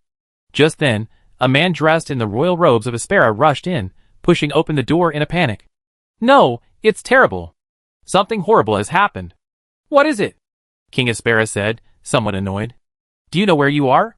You, our envoy, and Atlantis have. A conflict has arisen regarding the issue of keeping dangerous magical beasts in captivity.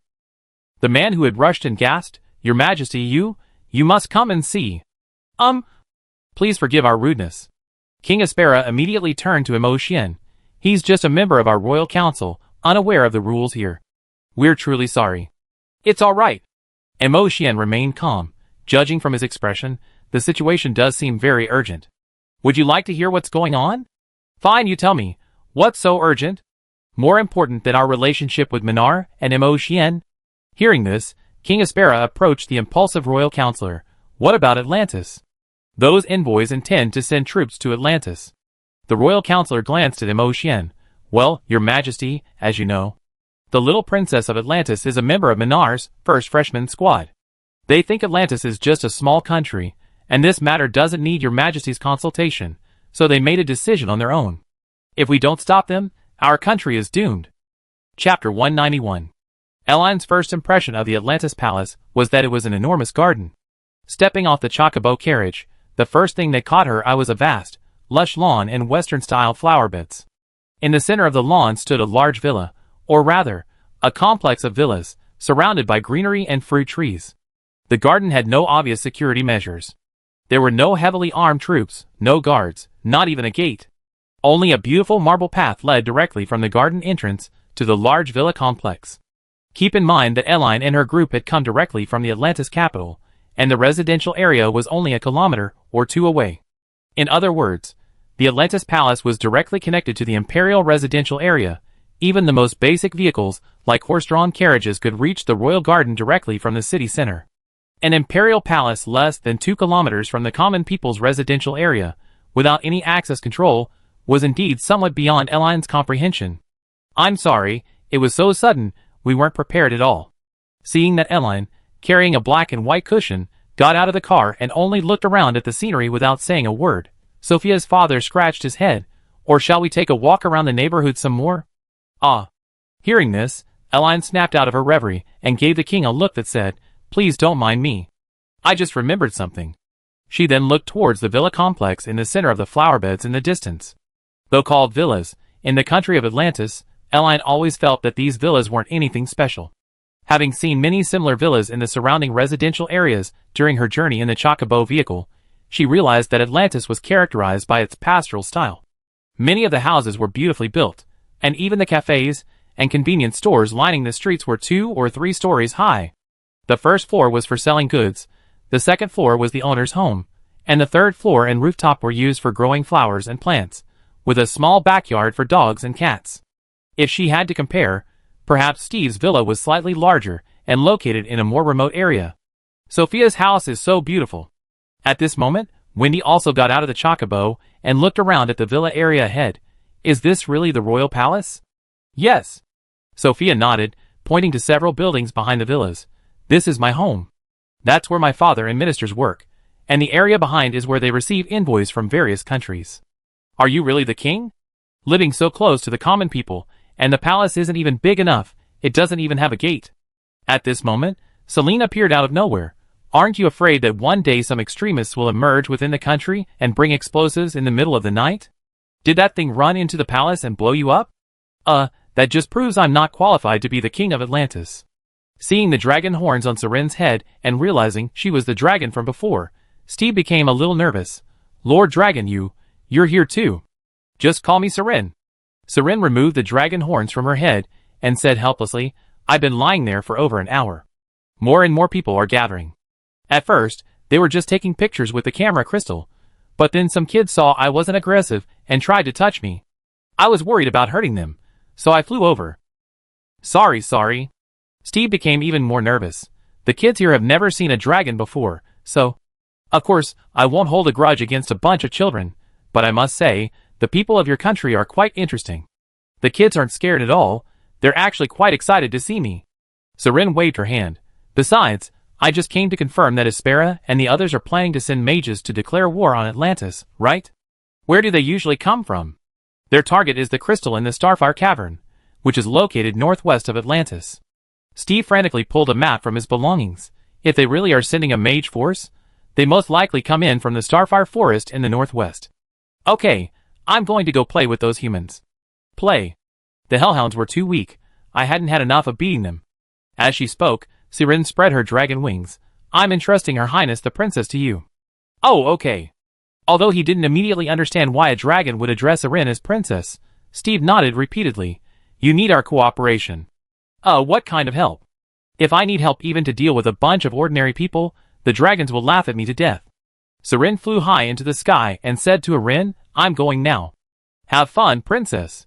Erin raised her little head and said in dragon language, keep an eye out for foxes. Foxes? Nine-tailed foxes or half-foxes. I want to ask them some questions, if I encounter them. If it's the nine-tailed fox, just go find your father, and have him capture it, and bring it back to Longlin, right? It's not a big deal. Capturing the nine-tailed fox directly would be too impolite. Erin smiled.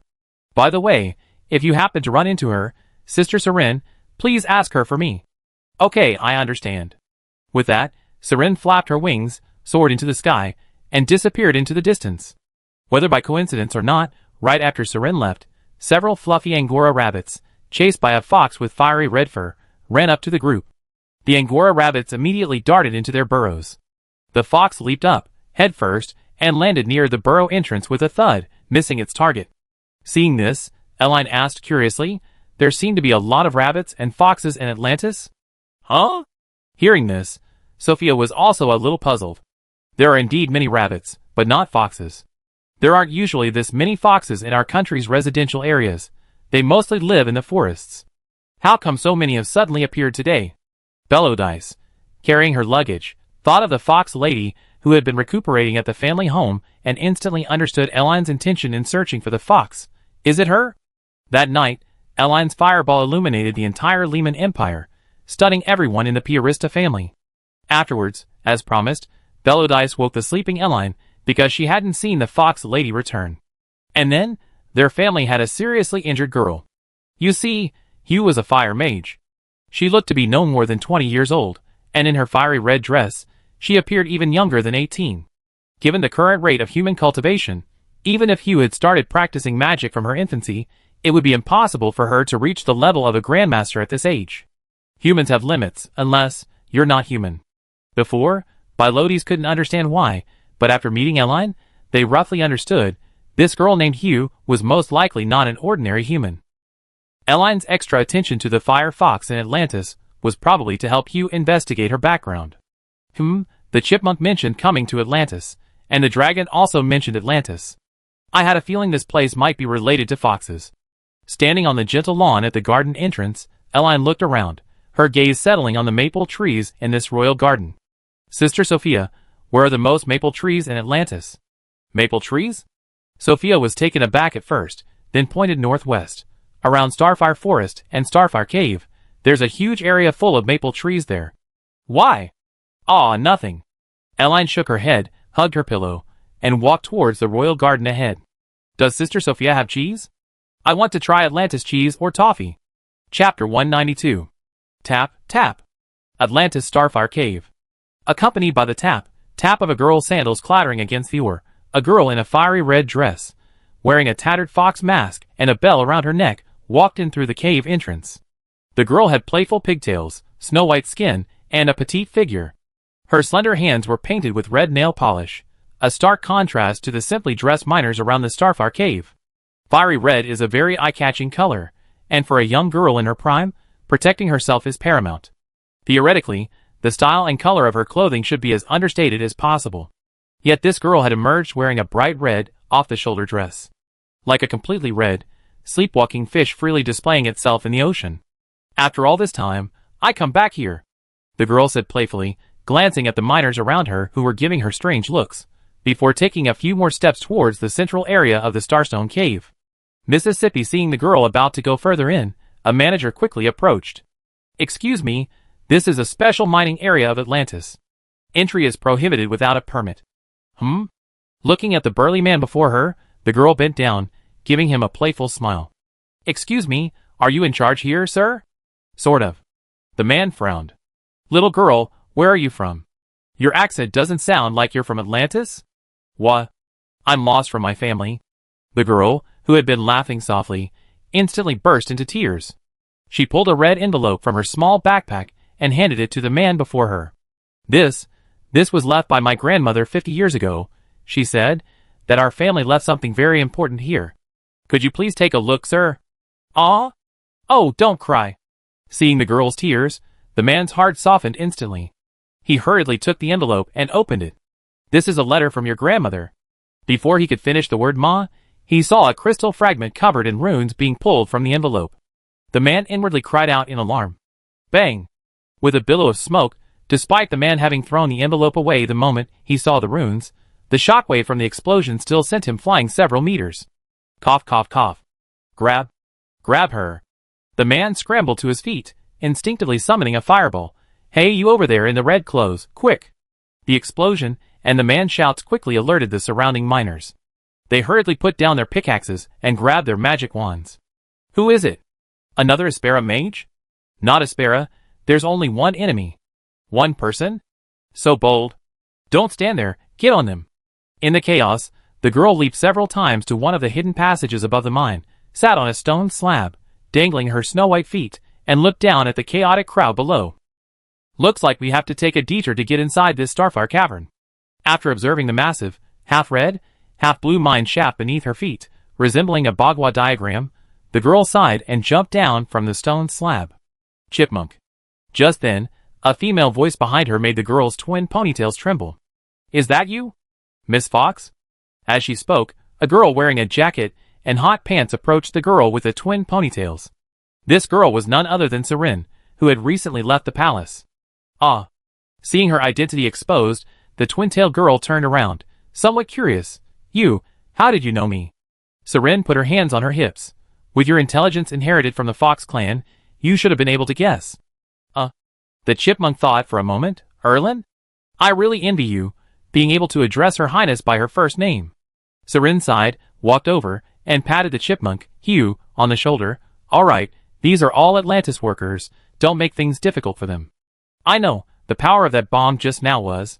It's like a small firecracker, it won't kill anyone. The chipmunk asked curiously. You just said Eline is a princess? She has such a powerful background? Seren was somewhat surprised. You didn't know? I just had a rough guess that she might be related to the dragons. Because of the height difference, the chipmunk could only look up at Seren while speaking. She really is a princess of the dragon race? I was just saying. Seren didn't directly admit it. Let's not talk about that now. What are you doing here? The chipmunk hesitated for a moment. That princess said my great-grandmother or great-grandmother was a half-fox, and that half-fox left our family with a token of the Fox clan. Now, all the clues to the token point to this Starfire grotto. I want to go down and see what's deep inside this cave. There are 2 crystal cores, 1 fire and 1 water, and a demon. A demon? Demonic creatures are different from magical beasts. Demonic creatures are basically all madmen. Seren gestured towards the bottomless mine ahead. Judging from its aura, this demon's level is roughly equivalent to a human demon. A 7th-tier magical beast from the Beast Dictionary. Are you sure you want to go down? The chipmunk countered. Can you defeat that monster, sister? Easy peasy. Then, the chipmunk's eyes darted around. Sister, take me down? Now's not the time. You ruined the workers' work. Let's wait until sunset. After all, this is the country of Her Highness's friend. Seren gestured towards the outside of the cave. Also, I have something else I'd like to ask you for help with. Huh? The chipmunk asked curiously. Sister, you must be from the dragon clan, right? You even have something even my sister can't do? It's not that I can't do it, it's that I can't do it well. Seren bent down and pulled a recording crystal from her pocket. I slept for thousands of years. I'm unfamiliar with human society, and I don't know how to maximally scare humans. I seen some video clips of you causing trouble in the Lehman Empire. I discovered that although you only have a very thin fox bloodline, you're certainly not lacking in cunning. The Aspera Empire's magicians, and that country's lackeys will arrive in Starfire Forest soon. Her Highness has instructed me to handle this properly. As for resolving this, well, humans, I can kill as many as they come, but... At this point, Seren scratched her head somewhat sheepishly, but just killing them all feels a bit off. You know what I mean? Oh, I understand. Hearing this, the chipmunk gave a sly smile. Sister wants us to team up and give those people a beautiful memory even more terrifying than being killed? Yes, that's exactly what I mean. Seren nodded. Any ideas? The chipmunk leaned close to Seren's ear and whispered. Sister, I discovered that we get along really well. Chapter 193. Steve felt utterly helpless in the palace. He didn't know what to do, or what level of etiquette to use to receive Elian and her family.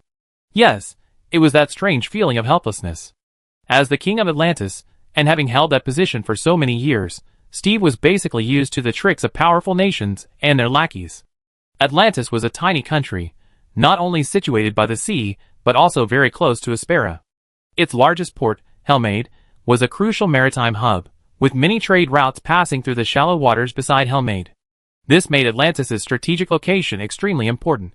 Historically, this country had indeed been the envy of its neighbors, experiencing several crises of national extinction, but each time it was miraculously resolved due to the delicate relationships between the various nations. After all, no one wanted any single nation to annex Atlantis or make it a vassal state that would make the country too powerful. As the saying goes, seeing other countries make money is more painful than seeing our own country lose money, and after decades of infighting, no one dared to actually attack Atlantis. But not letting Atlantis perish doesn't mean they can't band together to bully it. Therefore, with the recent announcement of the discovery of the Starfire Cave near Atlantis' Starfire Forest, many empires have set their sights on this cave, devising various schemes to frame Atlantis and claim a share of the spoils. King Steve of Atlantis was intimately familiar with the official rhetoric of envoys from various countries. He knew exactly what to do when facing them. However, this time, the guest visiting Atlantis was Eline. Atlantis and Lehman were geographically vast, even as the crow flies, on the continent of Eve. Furthermore, neither Eline nor her family, the Piarista, had much official connection to Lehman. When his daughter Sophia returned from the Black Forest, she mentioned that Eline would be visiting Atlantis the following afternoon. Steve initially assumed this visiting our home referred to a simple outing between female friends, but that very evening, the dragon Seren approached him, claiming that the dragon race would protect Atlantis. If Aspera says you're keeping dangerous magical beasts, just admit it, and I protect you. As for why I'm helping you, you saw the live stream, right? Your little princess and Eline Piarista have a very good relationship. It's that simple. This left Steve momentarily confused about whether Eline's trip was private or official. If it was official, did the dragon Seren represent the dragon race, the Remans, or herself? And what was the price she paid for helping Atlantis so much? This mountain of questions left Steve feeling utterly helpless. Plus, time was incredibly tight. Aspera had just come to judge Atlantis yesterday afternoon. Sophia returned that evening after passing the Academy's test, followed by the dragon race's conversation and the international live stream the next day. Steve hadn't even had time to prepare a welcome gift for Eline. This is a specialty of Atlantis, and a staple food for many people here. I wonder if Little Elle has ever tried it. Following the cobblestone path outside the gate into the small villa in the center of the garden, Sophia busied herself in the kitchen, then brought out several plates of delicious food. This is called Aracy cat grass. The green plant outside, with each leaf shaped like a cat's head, is Aracy cat grass. Every season it produces a new Aracy plant. Peel the Aracy, and the whole thing inside is edible. Seeing Elle's curious expression, Sophia placed 3 plates on the table and introduced them. This is Aracy cat grass salad, this is Aracy milk, and this is Aracy meat. Elle examined this somewhat unique food before her. In Atlantis, they use this plant called Aracy cat grass as a staple food? She knew about Aracy. Many plants in the Aracy family on Earth are indeed edible. For example, taro and konjac. However, the taro from Aracy in this other world seems to have mutated. Its starchy and nutrient-rich tubers have grown above ground, and they only grow once every 3 months. So, cold salad star means steamed taro, milk star means taro shaped like taro balls and mixed with milk, and meat star means taro stewed with pork, taro with braised pork belly, and then drizzled with some sauce. I must say, this country gives its food names quite cute. Ah! I almost forgot, there's also milk and milk candy. Seeing the gluttonous expressions on Elline and Wendy's faces, Sophia quickly ran to the kitchen and came out with a large box of milk and candy. Thank you. Elline picked up a small fork from the table. Did Sophia make all of this herself? Yes, I processed the arums at noon, soaked them in sauce, and just heated them up. The meat is from our own Black Mountain pig. As she spoke, Sophia ran to the refrigerator and took out a bunch of strange-looking fruits. These are common fruits in Atlantis. This is maple grape, this is red candle fruit, and this is linden fruit. They're all grown in our backyard. Because we didn't know what little Elle liked, It's all right. Elline smiled as she ate the taro and pork stew in front of her. I like them all. I heard the story of Mrs. Carroll. Meanwhile, sitting on a small chair by the window, Belodice gently stroked the spotless piano in the room and said to Steve, "She's a hero of Atlantis, and a very great elemental healer." "Thank you." Belodice's gentle voice. King Steve, whose attention was entirely focused on Elline, snapped out of his reverie, "Your 2 daughters are quite lovely too." To this, Belodice simply smiled, not correcting Steve's mistake, and naturally changed the subject. "Your Majesty, there's no need to be nervous. The children don't like formal occasions and atmospheres. Our visit was indeed a bit sudden. Just think of it as the children visiting each other." "Oh, I see." Hearing Belodice, who seemed to be the head of the family, say this, Steve finally breathed a slight sigh of relief. "I'm sorry, because this is the first time I encountered something like this. To be honest, I'm incredibly nervous." "Don't be nervous, it's all right." Belodice chuckled, covering her mouth. "Your Majesty, the king reminds me of my younger self." Back then, when Elline first visited the Piarista family, they speculated about the little girl's identity. It wasn't until Nasod confirmed that Elline was indeed a dragon, and the Dragon King's daughter, that Belodice felt relieved. "Once upon a time?" Steve asked curiously, this child also. Beep beep beep. Before Steve could finish speaking, a knock came at the door, and a girl's voice came from outside the living room. "Your Majesty, Princess Sophia, it's almost time for the weekly Magicians Association Day, you see." "Ah!" The voice outside made Sophia, who was snuggling with Erin, instantly straighten up. "Oh no! I forgot about that." Erin, her cheeks bulging from eating, tilted her head. "Magicians Association Day?" "It's every Sunday afternoon at this time, when magicians in the capital of Atlantis go to the Magicians Association to share their latest research and discoveries. Grass magicians also see patients in the city, so it's also called Atlantis Clinic Day." Sophia looked flustered. Oh no, how could I forget? I promised so many people I helped them get medical treatment last week, but little Elle finally came to Atlantis and I... "Let's go together," Elline said gently, taking Wendy and Sophia's hands. "If it's about helping people get medical treatment, maybe I can help." Chapter 194. A long time ago, when Atlantis was still a vast maple forest, a group of magicians from all over the world gathered here. In front of Elline, Sophia went upstairs to the second floor of the villa to change into a green magician's robe she had seen at the Minar Academy's freshman talent testing site. She put on a large magician's hat, grabbed a sprouting wooden magic wand, and returned to the first floor, pinning a medal to her chest. Some of these mages came from Riemann, some from Silas and Arcana, and many were wanderers exiled by Aspera. History books say they were either banished for researching extraordinary, unconventional magic in their own countries, or persecuted for threatening the interests of nobles, or disgusted by the ugliness within the mages' guild of that era. So they came together to the Starfire Forest in Atlantis, intending to build a true paradise for mages. Sophia quickly tidied her appearance and chestnut-colored hair in front of the mirror on the first floor, then continued explaining the origins of the Atlantis Mages Guild to Eline. Because the maple forest turns completely red in autumn, like flames, the mages named it the Starfire Forest. They settled here, farmed, built houses, diverted water from the stream, and brought all sorts of experimental equipment, creating a magical paradise free from imperial control and bound by any rules and regulations.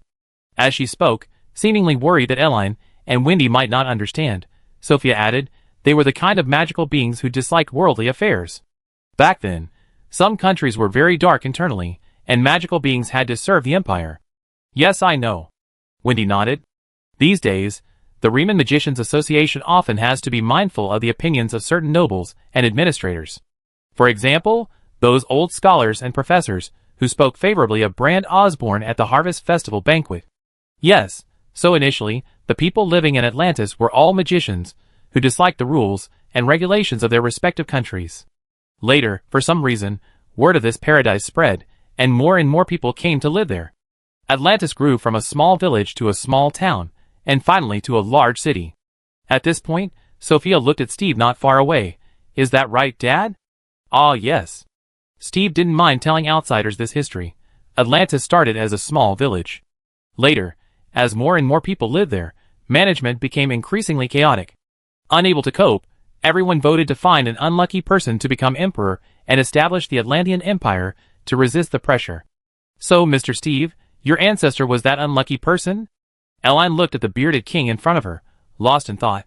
No wonder the streets were filled with cheerful citizens, and they didn't seem to have any reverence for the king.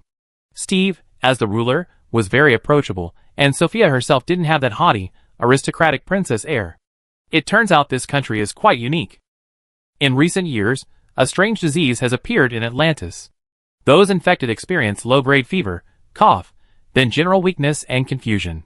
The exact cause of the symptoms remains elusive. Sophia sighed softly. The Mages Association is also worried about this illness, and there are very few grass elemental mages in the Empire. I examined many people during the Mages Association Day last week, but grass elemental healing magic is ineffective against this illness. I had to prescribe some herbs for them to take temporarily, saying they would come back to check on them this week. Little Ire, little Wendy, and Sophia, go see them together. Hearing this, Bilotes walked over to the children and kissed each of them on the forehead. Mommy will stay here and make you something delicious. Sophia was a little embarrassed. I'm so sorry, Mingming. Home is where guests are, but we're here to have fun. Going to the Mages Association is fun too. Wendy quickly said, besides, I want to see what the Atlantis Mages Association is like compared to the Riemann Mages Association. Riemann is full of old-fashioned, rigid men, and their wind element textbooks are from years ago. Not fun at all. Thank you. Wendy's words touched Sophia a little. When we get back, I take everyone for a walk around the neighborhood tonight. At the Atlantis Mages Association, as Mages Association Day approached, many people dressed in mage uniforms were entering.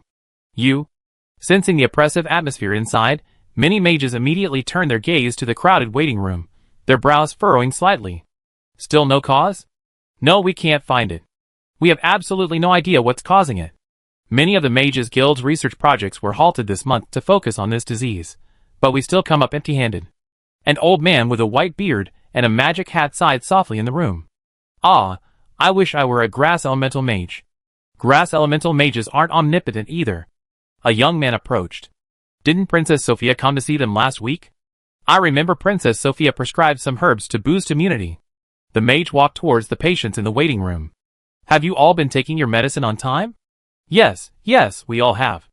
One patient looked distressed. But it seems to have no effect at all. No effect at all? The mage asked curiously. Is your condition worse now, or is it the same as last week? I feel it's worse. The patient slapped his thigh. Last week I could walk, but just now I had to sit. The carriage came, but it's too heavy to move. This is troublesome. An old man with a white beard nearby shook his head. Sophia is a kind girl. She just got her admission to Minar Academy. If this illness can't be cured, she'd definitely worry about it at school, and it might even affect her studies. It's alright, we didn't really have much hope anyway. One patient quickly said, we came today just to see Princess Sophia. It's a good thing she got into Minar Academy. Anyway, This illness isn't contagious. We're already very satisfied to be able to say a few words to Princess Sophia and say goodbye. Yes, yes, if this delays Princess Sophia, our conscience won't allow it. Another patient added, after all, Princess Sophia got an A+ rating in grass element talent on the freshman test. She could very well be the future grass god. Just then, the doors of the Mages Association opened, and several girls walked in. I heard everything you all said. Sophia walked first down the wooden floor of the room towards the waiting room, her small leather shoes making a crisp tap-tap-tap sound. Those who said discouraging things, you're punished by having to dig potatoes on South Maple Island tomorrow. Chapter 195. The Atlantis Mage Guild was located on the second floor of a dessert shop near the small fountain plaza in the city center. Or rather, almost the entire area surrounding the small fountain plaza could be considered the Mage Guild, with the second floor of the dessert shop serving as the Mage Guild's council chamber and consultation room. Unlike the rigor of Riemann and the tension of Silas, even a place like the Mage Guild in Atlantis gave off a very relaxed feeling. There were many snacks and treats on display, as well as some adorable experimental equipment. Flowers and plants grew by the windows, and even 2 Angora rabbits were perched on the counter near the stairs. If it weren't for the many weak patients lying in the nearby waiting room, Elaine would have thought this was just a place for relaxation and entertainment. Derivation of the reaction equation for the resonance of lightning and fire elements under humid conditions, used to create a water-based rocking horse. Theoretical feasibility of grass fireworks. Calculation of the splitting reaction of grass element in boiling water. Fire element large model branch. Formulas applicable to virtual fire and elemental reactions. Going upstairs, besides various strange magical devices and snacks like small glutinous rice balls, dried fruit, and candied fruit, the second floor of this dessert shop was filled with small blackboards covered with elemental formulas or magical theorems. Of course, many of these formulas were incorrect. Having already learned almost all the advanced elemental theories in Longlin, the content on the blackboard, which didn't even qualify as basic elemental knowledge, was like watching children discuss linear equations in 2 variables to a Rennie. Moreover, almost the instant Elaine entered and saw the weakened citizens in the waiting room, she understood exactly what Sophia had meant by the strange disease. Dark magic infection. This is a diffuse magic created by the fusion of dark and fire elements, commonly found in some ancient monsters. Most monsters lack intelligence, their purpose is to kill and destroy. Clearly, the monster that infected the citizens of Atlantis with this strange disease belonged to this type. They are like mushrooms in a forest constantly spraying poisonous spores. Some people accidentally came into contact with the monsters and brought this dark fire black magic back to the city, infecting those around them. Considering that the mainstream view in human society currently holds that dark elements do not exist, it is normal that the people of the Atlantis Magicians Association do not understand the root of this disease. As for the location of the monster and the method of infection, it is actually quite easy to deduce. Sitting on a small chair on the second floor of the dessert shop, Elaine ate the free small mochi balls while observing the patients in the waiting room not far away. If this disease is a recent outbreak, considering that Atlantis only recently discovered the Starfire Cavern, a source of fire crystals and crystal stones, in the last few decades, Elaine believes the monster must be slumbering deep within. As workers mined the crystals, they dug deeper and deeper into the cavern, eventually encountering the monster within. The demonic energy drifted towards the city via the air currents from the cavern ceiling, randomly infecting a few unlucky individuals. Everyone's tolerance to dark elements is different. Some people can purify the demonic energy with their own elemental resistance after contact with the poisonous gas, while others become ill instantly even upon approaching its source, and their condition worsens rapidly. This was also the main reason why Arin's father, Nasod, declared war on monsters over 100,000 years ago. The existence of monsters is like a virus to most living beings. As for how to cure this kind of demonic erosion, it's actually quite simple. Ordinary light magic will suffice. However, the problem lies here. Ordinary human mages cannot learn light elemental magic, nor do they have in-depth knowledge of this type of magic, making it impossible to prescribe the right treatment. Alright, stop being so pessimistic. How are you all feeling now? Leading Arin and Wendy to the second floor, Sophia, carrying a small bag full of herbs, went straight to the treatment room and knelt down in front of one of the patients with the most severe symptoms. Have you been taking your medicine on time? Yes, Your Highness. The patient looked weak. Princess Sophia, we heard you got into Minar Academy, so... Well, we hope you focus on your studies.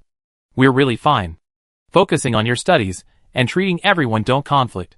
Sophia simply gave the patient a simple The examiner checked him. Has your condition worsened again? Ah, yes, yes. Compared to last week, is there anything that's bothering you? Dizzy, unable to walk. The patient still looked guilty. He glanced at Eline, who was eating glutinous rice balls while looking at formulas on the blackboard, and lowered his voice. They're Princess Sophia's good friends, right? The two who have connections with the dragons.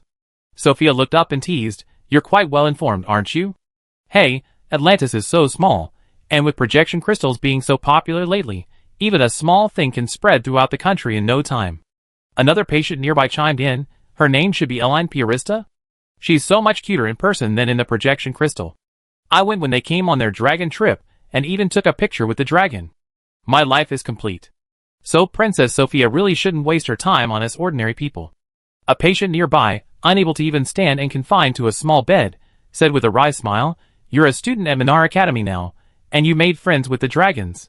Your future is bright. If we delay anything, everyone will feel guilty. Say something discouraging again, and I really throw you all to dig potatoes. Princess Sophia.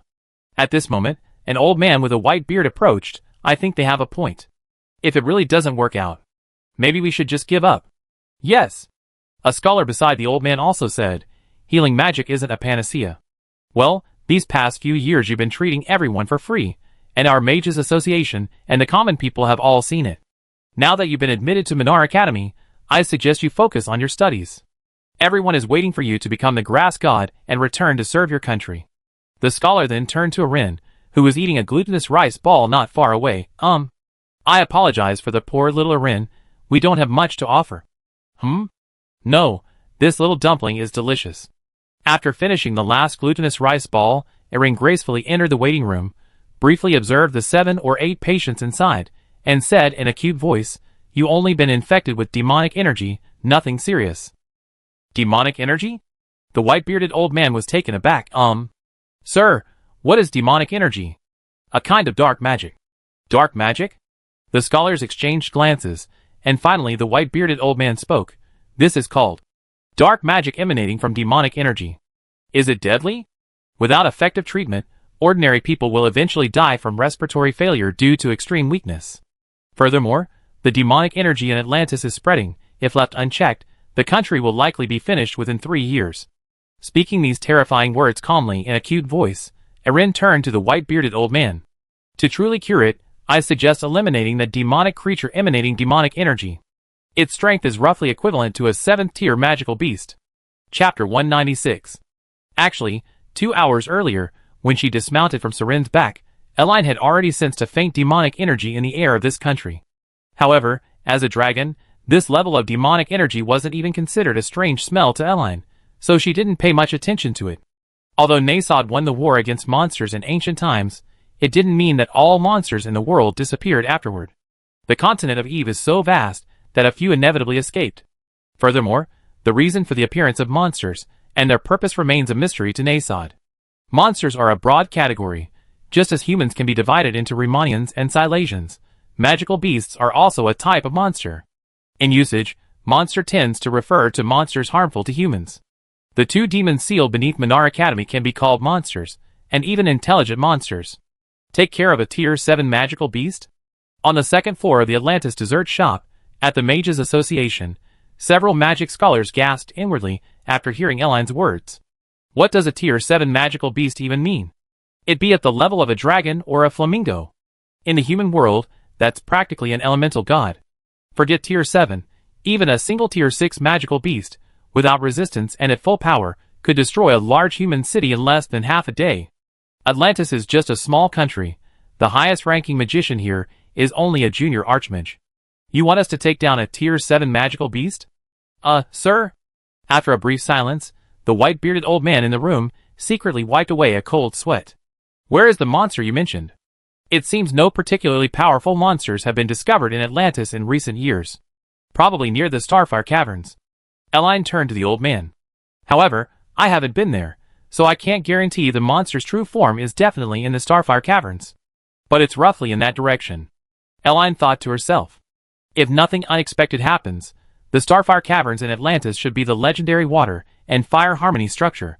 It must contain a crystal core similar to the one inside the Hennessy Heavenly Pool, where the dragon was located before. except that the Hennessy Heavenly Pool only had one water element crystal core, while the Starfire Caverns in Atlantis contains both water and fire element crystal cores. Crystal nuclei and crystals are different. A crystal nuclei are an energy source that can release elemental power outwards, while a crystal is like a battery, capable of storing and releasing energy. In most cases, where a crystal nucleus exists, a crystal is likely to grow. However, crystals are very capricious. They don't necessarily grow just because the conditions are met. Sometimes, even without a crystal nucleus or strong elemental energy, crystals grow rapidly around it. Conversely, in places where crystal nuclei are present and the environment is perfectly suitable, crystals simply don't grow for years. The ingenuity of Atlantis' Starfire Cave lies in the fact that it contains crystal nuclei with completely opposite properties, water and fire, and these two nuclei are located very close together. This led to a frenzied competition among the nearby crystals. The fire crystals across the way have already produced 10. What about our crystals? Can't we at least try? I give you a number. Can we produce 20 this afternoon? This competition among water and fire crystals caused production to skyrocket, and the Atlantis Empire quickly became wealthy through the Starfire Grottos, attracting the envy of neighboring empires. Furthermore, the frenzied mining of crystals by Atlantean workers in the Starfire Grottos also created a problem. They dug through underground monster caves, allowing demonic energy to escape. Monsters inhabit the Starfire Grottos? Elaine's words startled the scholars. But sir, if that's true, the workers of the Starfire Grottos should have been the first to come into contact with that monster. In our investigation, very few workers contracted this strange disease. As members of the Mages Guild, most of the scholars present had heard of Elaine's reputation. Elaine Piarista, the first to discover the existence of dark element, proved the Papulatus conjecture, and a genius mage capable of directly wielding dark element. While the scholars of the Atlantis Magic Academy might not be aware of Elaine's other identities, such as resolving the Flame Wolves, or bringing about the reconciliation between the Lehman Empire and the Silas Empire, they would generally obtain the most cutting-edge magical academic materials as soon as possible. Therefore, today, these scholars of Atlantis believe Elaine no matter how outlandish her claims may seem. Dark magic of the fire element. Seeing the scholars around her staring wide-eyed with curiosity, Erin patiently explained, "The workers you sent to Starfire Cave to mine crystals all know some magic, right? If I'm not mistaken, the temperature deep inside the cave must be very high, so only mages with fire element resistance can be sent down to mine. Being able to resist fire elements basically means being able to resist this kind of dark magic, so most of the workers are fine." Dark element magic? Hearing this, several magic scholars became excited. So that means magic resulting from the reaction of dark and fire elements. This is a new school? Elaine nodded. Dark elements barely participate in the reaction. This black magic is primarily controlled by fire. Then, the white-bearded old man asked cautiously, "Is there a way to heal it?" "Yes, with light." "Light?" "Basic light element healing magic can dispel this type of black magic." "But..." The scholars exchanged bewildered glances.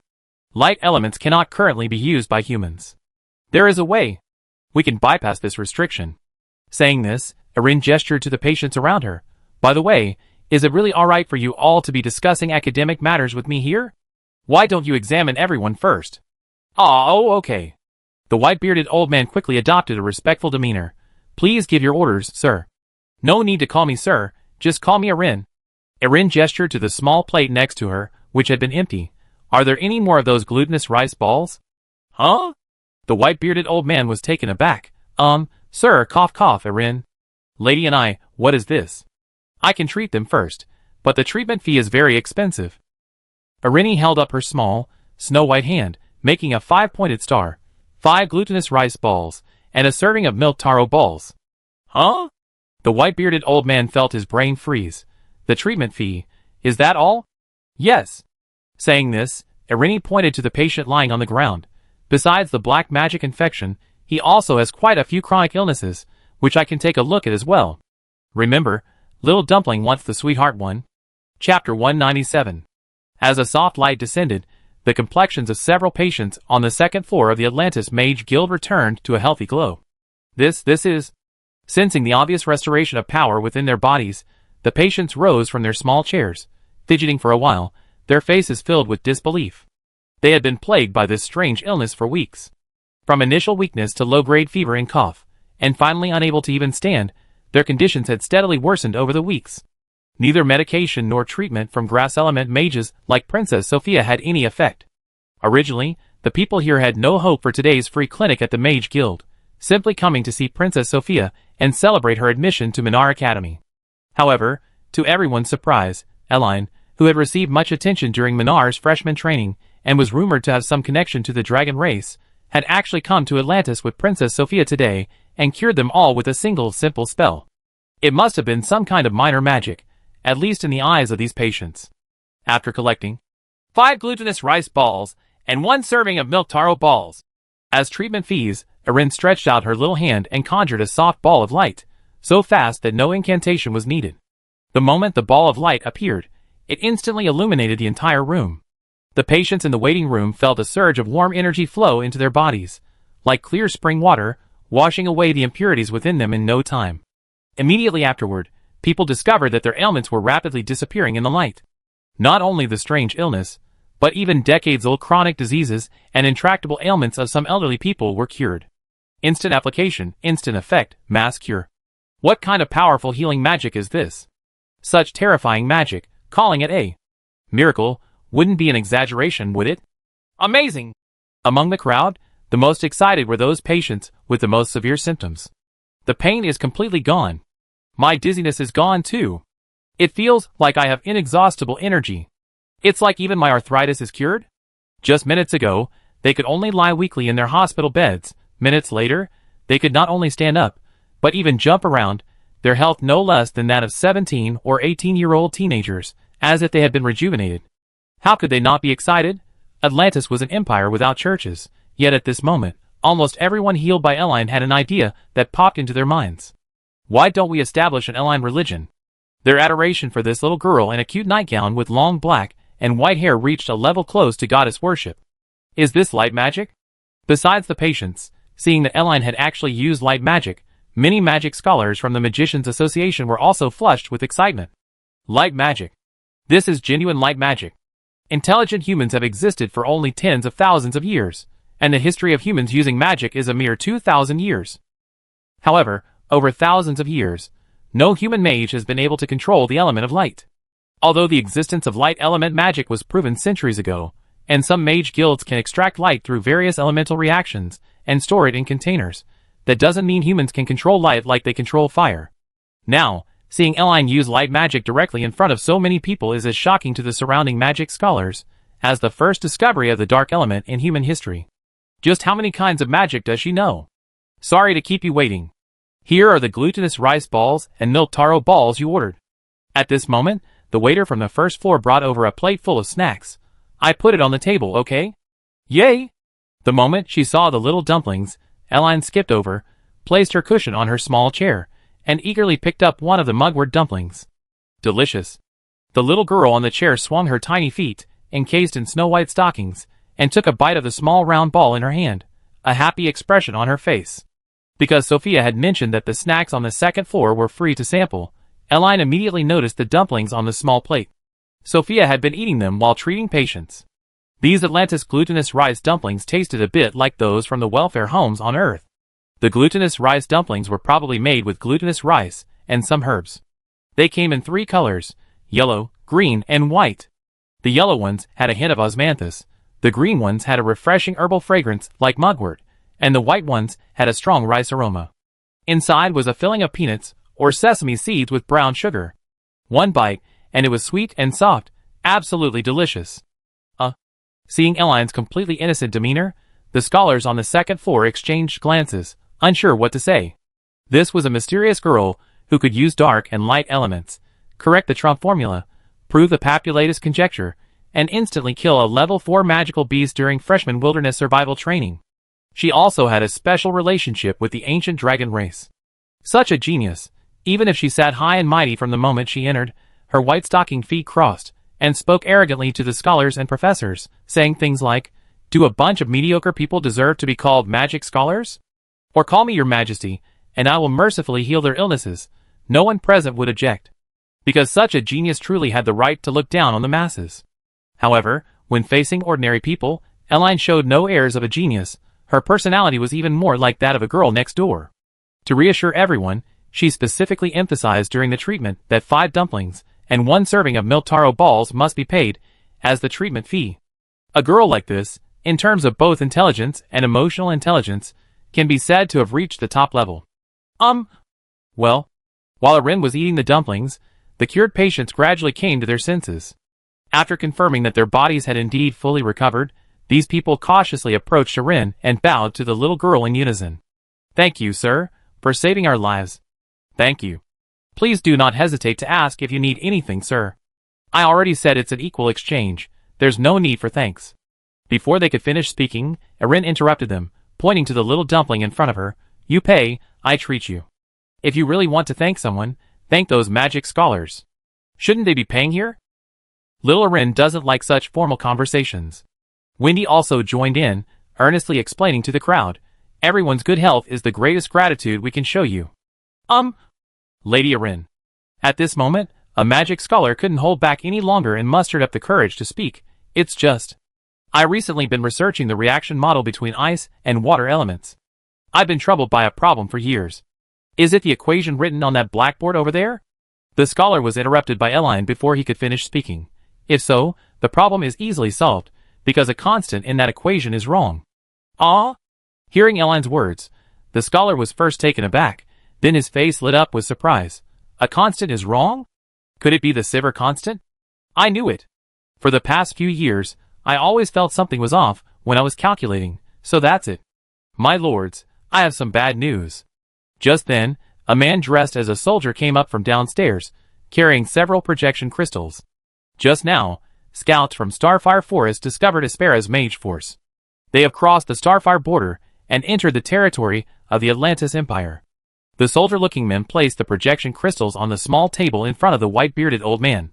"Besides the warriors and mages of the Aspera Empire, our people also discovered a joint mage force of over 1,000 people from 7 empires, including the Skry Empire and the Bugas Empire. Their intentions are not good. Also, there's something strange."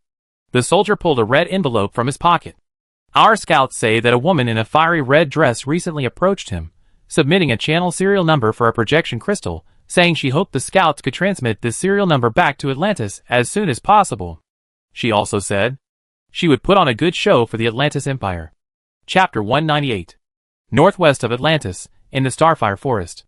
Under the setting sun, a small team of several hundred Esperan soldiers and mages was advancing towards the Starfire Cavern. "Hurry up! Hurry up!" Several mages at the front of the team were impatient. "At this speed, we probably won't reach the Starfire Cavern before dark. If that happens, we all have to spend the night in the forest." "That's right, hurry up now, and when we get to the Starfire Cavern tonight, we take down the guards, and you be set for life. Not only will there be food, but countless crystals await us. Remember the commander's orders? As long as we don't cause too much trouble, we can take any crystals we want from the cave. They're all soft gold, you understand?"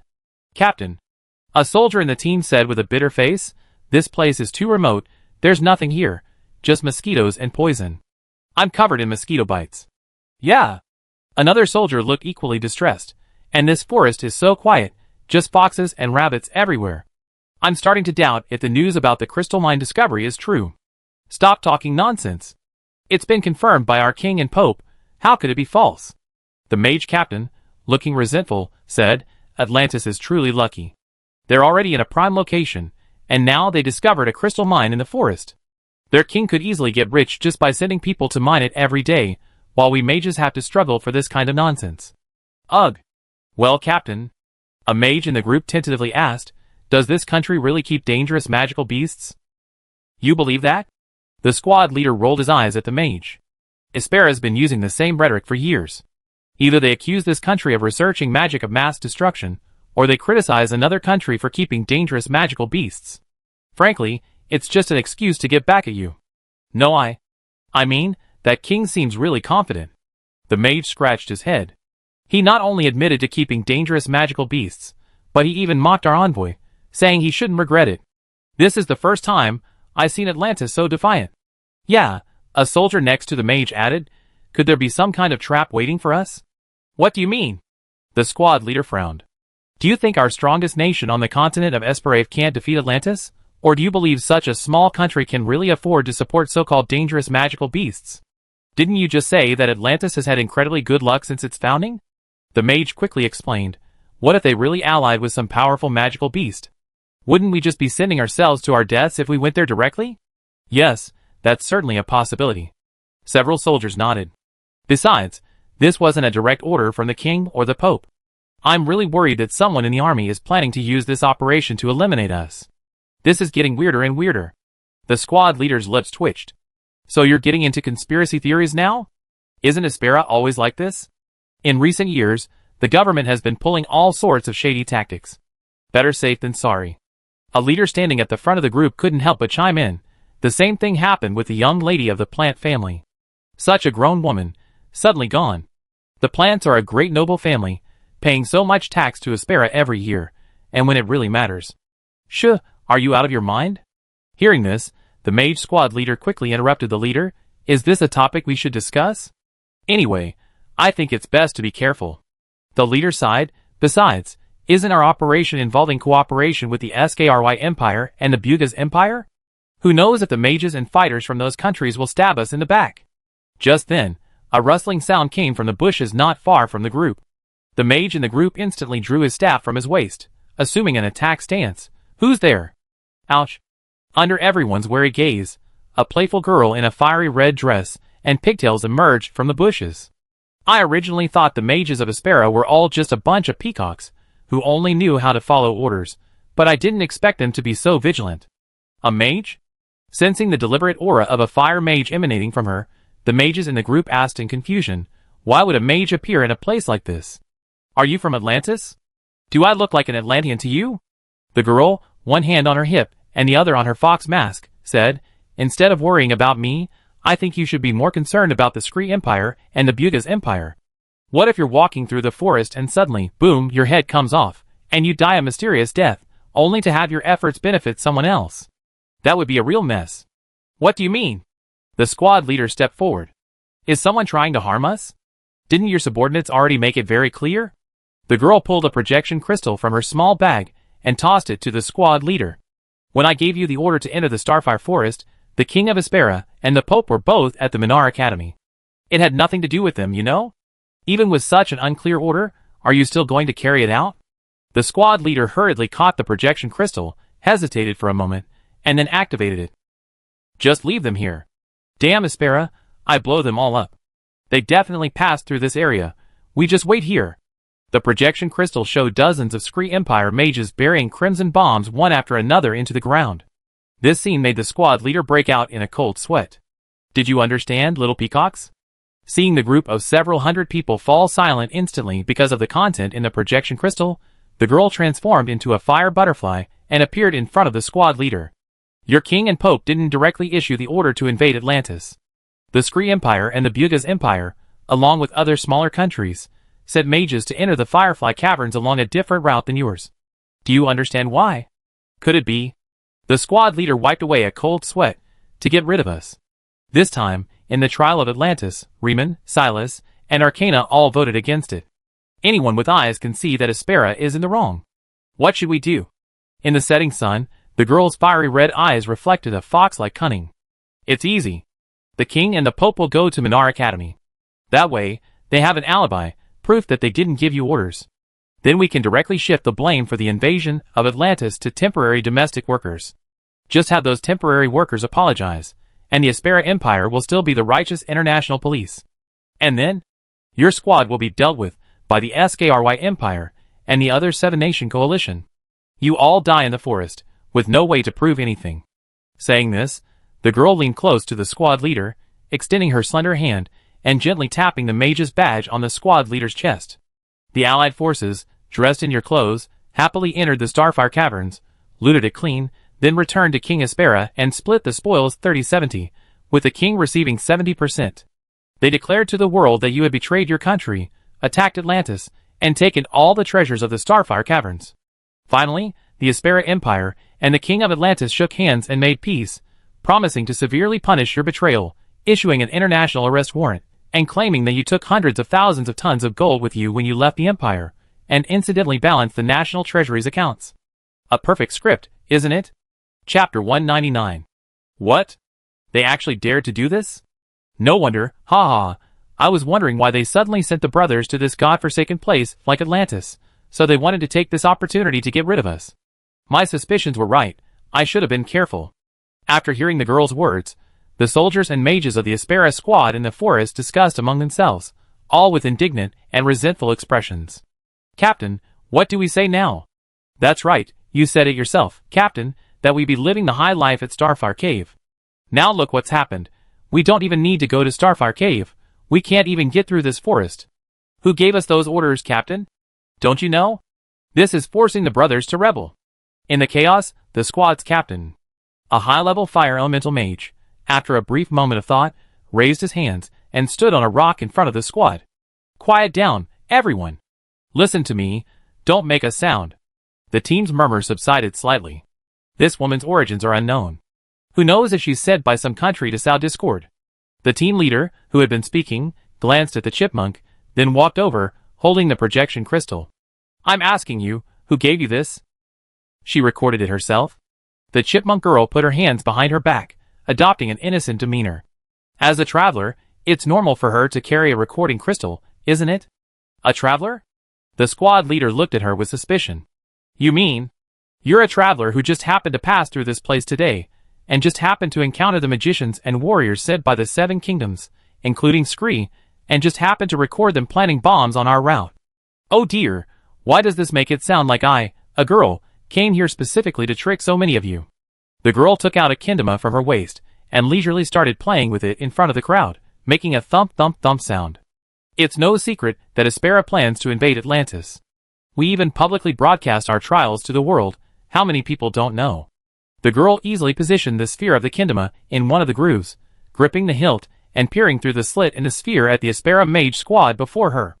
As for why I'm here today, you can guess what I do. You? The squad leader pondered for a moment. Judging by your attire, you can't be some rich young lady experiencing everyday life, can you? Thank you for your concern, sir, but I'm not a young lady. With a thud, the girl's nimble hand moved the sphere of the kendama to another position. I come from the Shadow Soul of Riemann. Has any of you heard of this organization? Shadow Souls? The squad leader turned his gaze to the group behind him. Have you heard of them? It seems there really is such an organization in Riemann. A member raised his hand. An underground organization, they do all sorts of shady work. A friend of mine in Riemann mentioned it in a letter a few months ago. The squad leader looked at the girl again. What are you doing here, a member of a Riemann underground organization? A person lives for either profit or fame.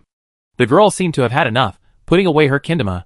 I'm the first one, simply here to make money. The squad leader suddenly understood. You have business to discuss with us? It's so comfortable talking to smart people. The girl took out several red crystals and tossed them to the squad leader. Its previous name was Buddha's Wrath Crimson Lotus. This is an improved version. The blast radius can reach 30 meters. Even a high-level mage, if caught off guard, would almost certainly die from a single hit. I think we're destined for each other. 80 silver coins each, want to consider it? Then, the girl added, oh, by the way, those bombs that the Scree Empire and the Bugaz Empire laid in the forest, they were also mine. Sold to them. You? Hearing this, the squad leader in front of the girl instantly blushed. What do you mean? I already told you. I'm just a merchant, making money. They need to bomb you, and as a merchant, I saw a business opportunity, so of course I contacted them immediately. The girl said innocently, I'm being very honest, I told you everything. Whether you buy or not is up to you. Don't let them throw a bunch of crystal bombs at you when you're fighting with those mages from the Scree Empire, and you lose dozens of people before the battle even starts. By the way, I sold these to them for 100 silver coins each, no discounts. Captain. Hearing this, a mage in the squad raised his hand. I think she's right. Ordinary merchants don't need to tell us this. She's being sincere. After speaking, the magician looked at the chipmunk and subconsciously thought to himself, she's so beautiful. Such a pretty little girl wouldn't lie, right? I still find this very suspicious. The squad leader fiddled with several Buddha's Wrath Crimson Lotus Plus tokens in his hand for a while, then said, the most suspicious thing is, why did the country suddenly abandon us? Do we need a reason? The chipmunk tilted her head. What have the people assigned to this squad done? Have they wronged Aspera, or said anything detrimental to unity? Everyone should think about it carefully. Seriously? Saying bad things will get you a grudge? A magician immediately knelt down. I curse Pope Aspera to die every night before I go to sleep, said one of the soldiers. A soldier nearby asked, puzzled, why would you curse the Pope to die? The Pope passed a draft bill that made my girlfriend leave me. What kind of draft bill is that powerful? So, according to you guys, you were caught spitting on the king's stamp? Huh? I hid the body very well when I killed that person. How could that be remembered? Oh no, then I must have been caught using the officer's lawnmower to dig up manure. But there was no one there that day. Stirred up by the chipmunk's words, an atmosphere of suspicion quickly filled the squad. Stop arguing. In the chaos, the squad leader shouted again, whether something really happened or not, I find out by asking around. With that, he pulled a special communication crystal from his backpack and input specific elemental power. Beep. With the infusion of elemental power, the lightning elemental patterns engraved inside the communication crystal were activated, and a pulse signal shot towards the temporary base station established by Aspera hundreds of kilometers away. At the base station, the battered and bruised administrator cautiously glanced at Seren, who was sitting on a small chair beside him. After receiving her approval, he shakily picked up a crystal and activated the signal. Hello? Ah. Yes. Don't ask me about this. We're all good brothers, and I don't want to hurt you. I can only say, those who know, those who don't, I can't help. All relevant information is currently blocked. What Crimson Lotus? Oh. My suggestion is to buy a few for self-defense. Yes, there is indeed an organization called Shadow Soul in Riemann. Alright, that's all. Bye. Chapter 200. After disconnecting the communication crystal, the Aspera squad in Starfire Forest fell into a long silence. The mages, fighters, soldiers, and mercenaries in the squad looked at each other, unsure what to say. The members of this squad knew more or less about the Aspera leadership. Aspera wasn't like the Riemann Empire or Silas. The Riemann Empire, despite its incompetent council, was a country where the common people lived relatively well. Silas, on the other hand, was a nation where everyone was a soldier. As long as you were willing to serve, the country wouldn't treat you unfairly. Aspera was different. Due to its unique history, regardless of whether you were a commoner or a nobleman, regardless of how much you had contributed to the empire, Aspera would abandon you without hesitation if your interests were involved. Just like this trial of Atlantis, Aspera conscripted a team from within the nation to go to Atlantis. Logically, the nation should have paid for it, the team members should have provided the labor, and after the Atlantis campaign, the Aspera Empire would then reward the team members with medals of honor or gold coins, depending on the circumstances. However, the reality was that these conscripted mages and soldiers even had to pay for their own equipment for the trip to Atlantis. Not only did the team members not receive any compensation, but they also had to pay for their own clothes, weapons, magic wands, communication crystals, and even their lodging for the few days they gathered at the Aspera border before departure. Even meals in the military camp weren't free. They had to pay for everything. This resulted in most mages and fighters in Aspera harboring little goodwill towards the country's leadership. What do we do? After nearly half a minute of silence, a mage in the group spoke up. Captain, judging from what the guy at the base station said, it seems like this is true. That guy at the base station is also a high-level mage. No one in Atlantis can threaten a powerhouse of that level. He said that, so we... Captain, say something. Are we really going to take the blame for Aspera?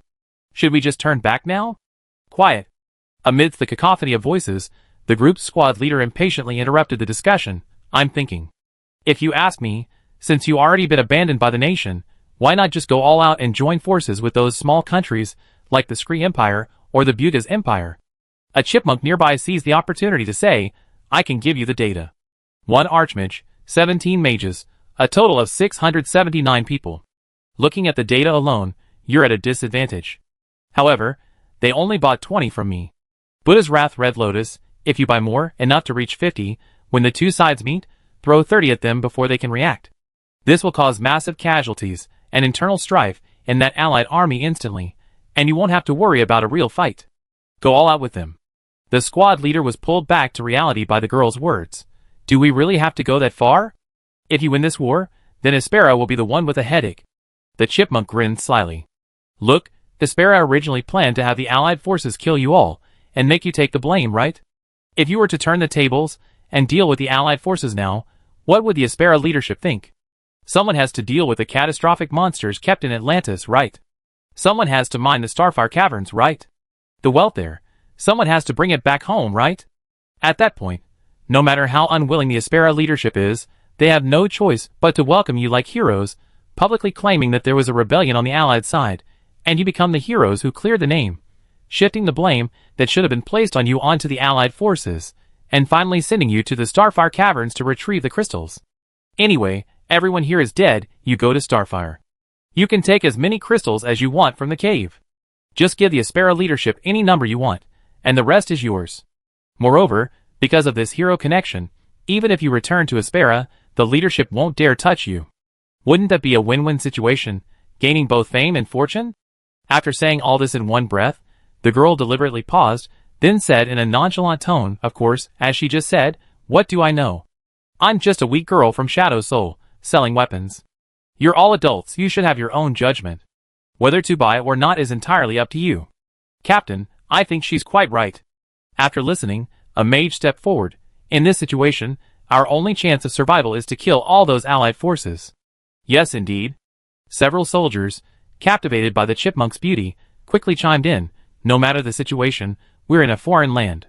Her Buddha's Wrath Red Lotus is so readily available. Buying some for self-defense is only fair."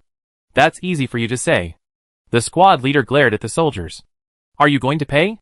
If you're really short on cash, I can pay you back after you win. Go to the Starfire cave and get the crystals." The chipmunk deliberately spoke with a hint of heartache. "However, if it's on credit, I can't give you a discount. After all, I'm not sure you can definitely defeat that Allied army." What a joke. A bunch of trash from some insignificant little country dares to challenge us? Perhaps provoked by the girl's slightly mocking tone, the squad leader couldn't hold back any longer and walked towards the chipmunk. "How many of those Red Lotus did you bring?" "I brought 100. I sold 20 to the neighbor next door. I take the rest." The squad leader reached into his pocket and pulled out 2 gold coins, handing them to the girl. "The rest we pay you back after we win the battle, capture Starfire Cave, and sell the crystals there." "All right then." The chipmunk pretended to be disgusted as he took the coins. "I bet so much money on you bunch of peacocks, so don't lose." "Don't worry, with your honest words as a merchant, we definitely won't lose, okay?" The squad leader hesitated, then coughed. "Well, although your motives for contacting us aren't pure, I still want to say, girl, thank you for telling us all this."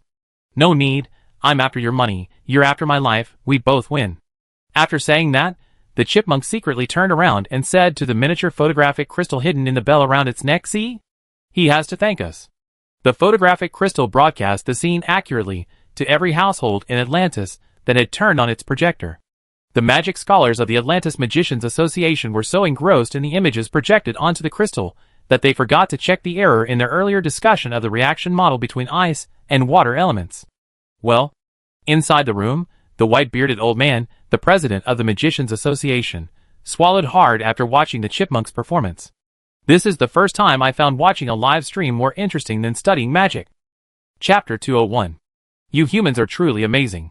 Near a temporary base station set up by the Aspera Empire on the outskirts of the Starfire Forest in Atlantis, seeing the chipmunk on the projection crystal screen in her hand turn Aspera's troops with just a few words, Seren asked the base station administrator beside her incredulously, "Isn't Aspera your country? You don't trust it at all?" "My lord, you are unaware of this." Having just been beaten up, the base station administrator, now completely convinced of Seren's abilities, cautiously replied, "Aspera is a federation. You could say it's an empire formed by several regions uniting together. Although there's a king and a pope, the relationships between the upper and lower levels of the empire are extremely chaotic. Even if it's chaotic." Seren tilted her head. "I remember. So you're the strongest nation on the Eve continent, right?" "Aspera is indeed the strongest nation on the Eve continent right now, but that's at the imperial level.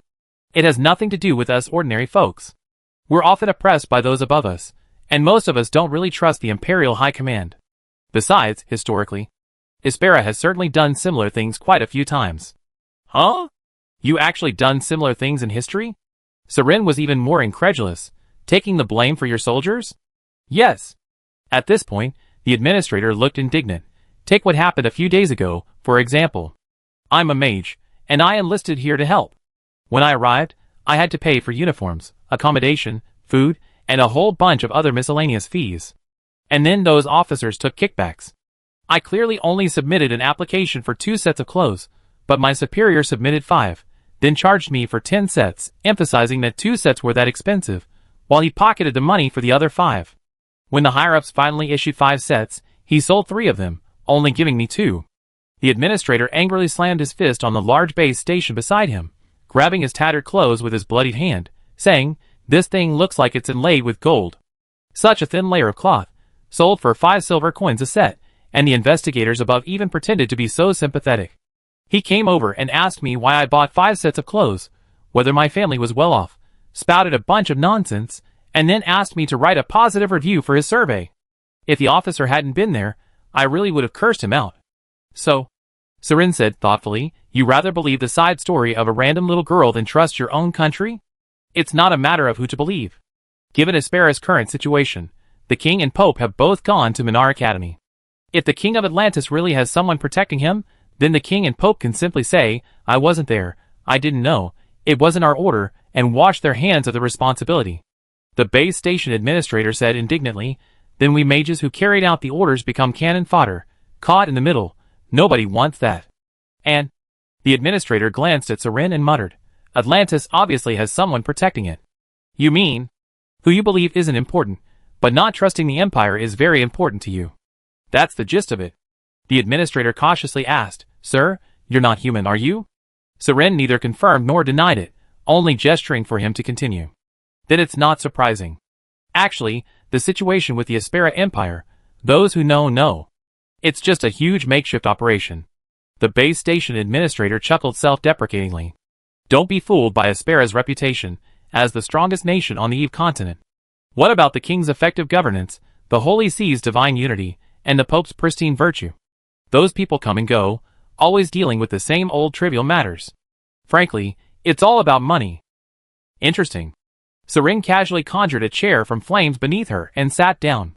"So, according to you, neither the king nor the Pope knew about Aspera's invasion of Atlantis. Who gave the order? Who should be held responsible?" "That must be Commander Mike. He's the overall commander of this operation, and the top leader of the Aspera peacekeeping force."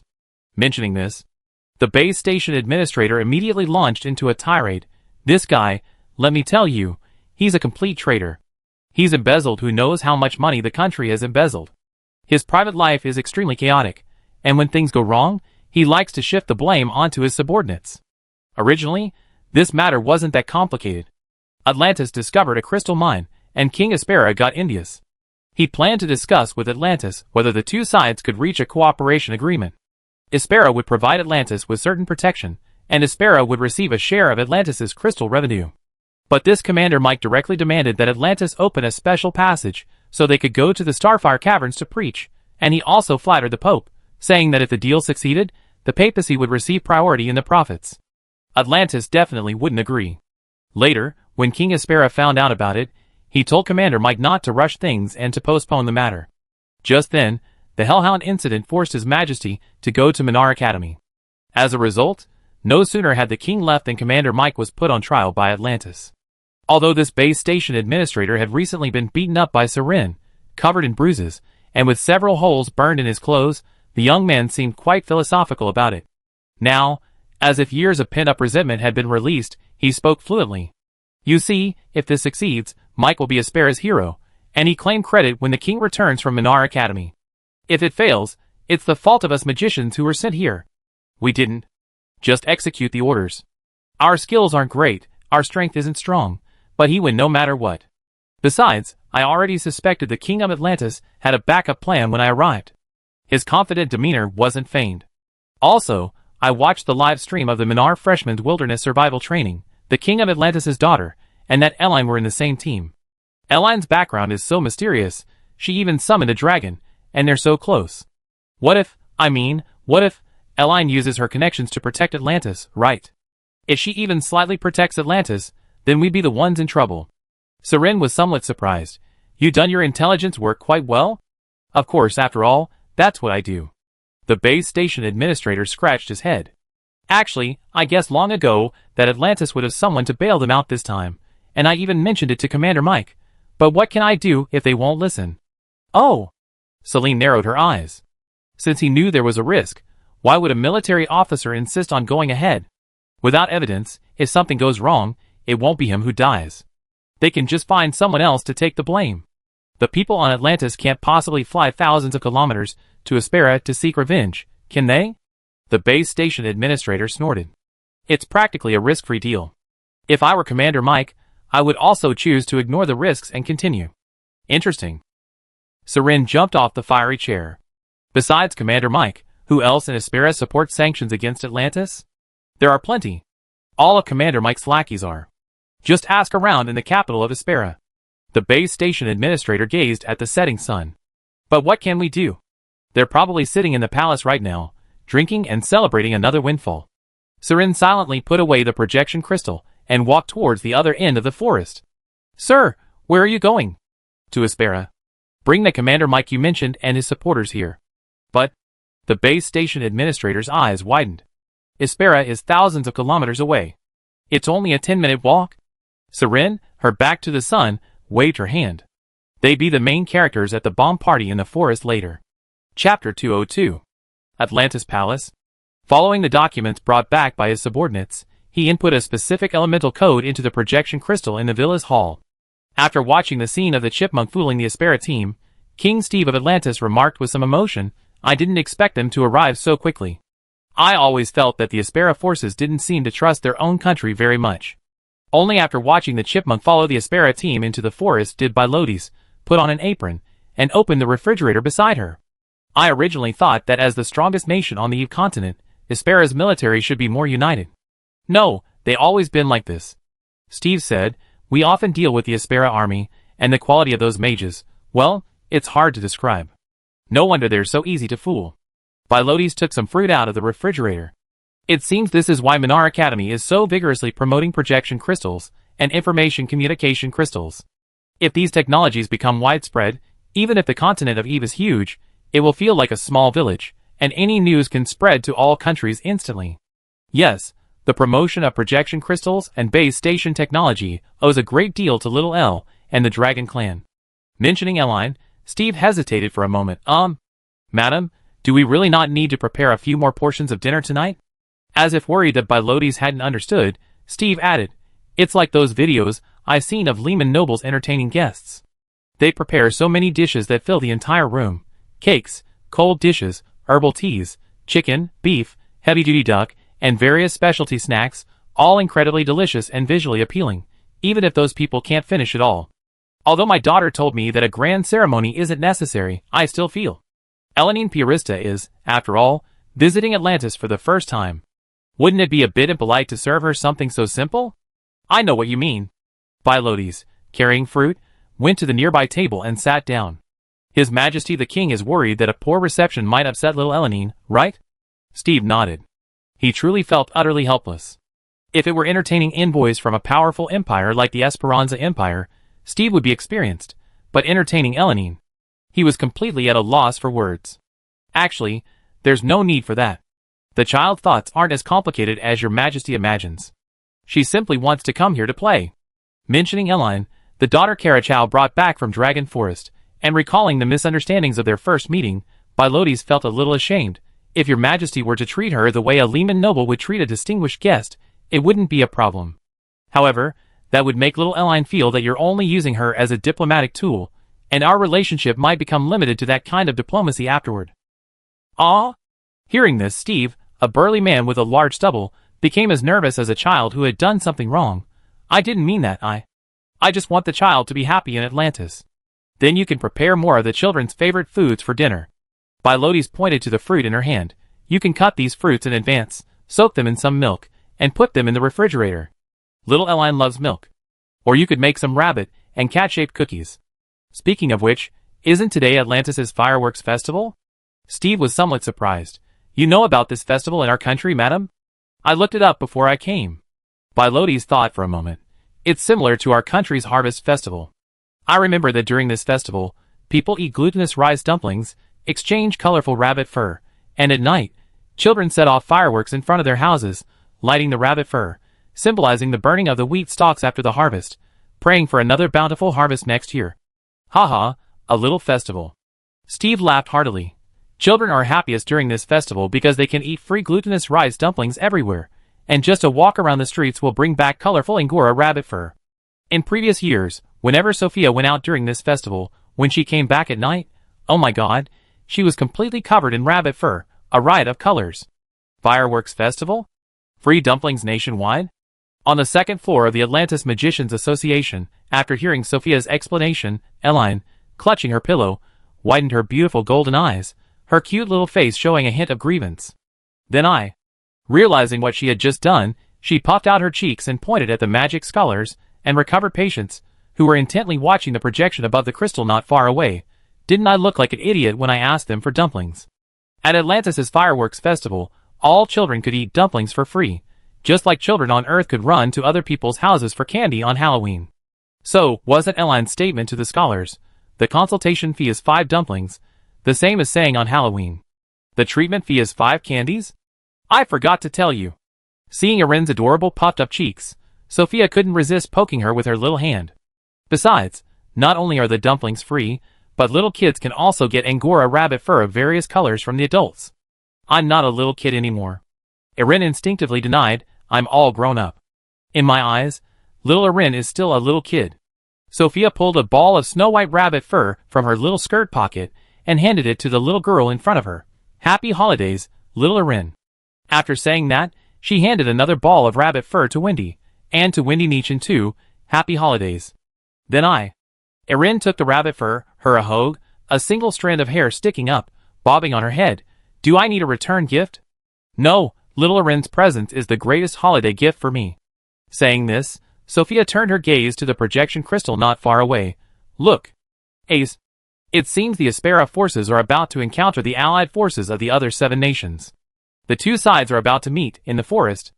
At this moment, several scholars from the Mages Guild also said, will they really fight? I don't think so. Both sides' captains are quite cautious. I guess most likely they exchange greetings after meeting, and then verify the specific details of the operation's orders. Wouldn't that give them away? It depends on which side can't resist dropping bombs first.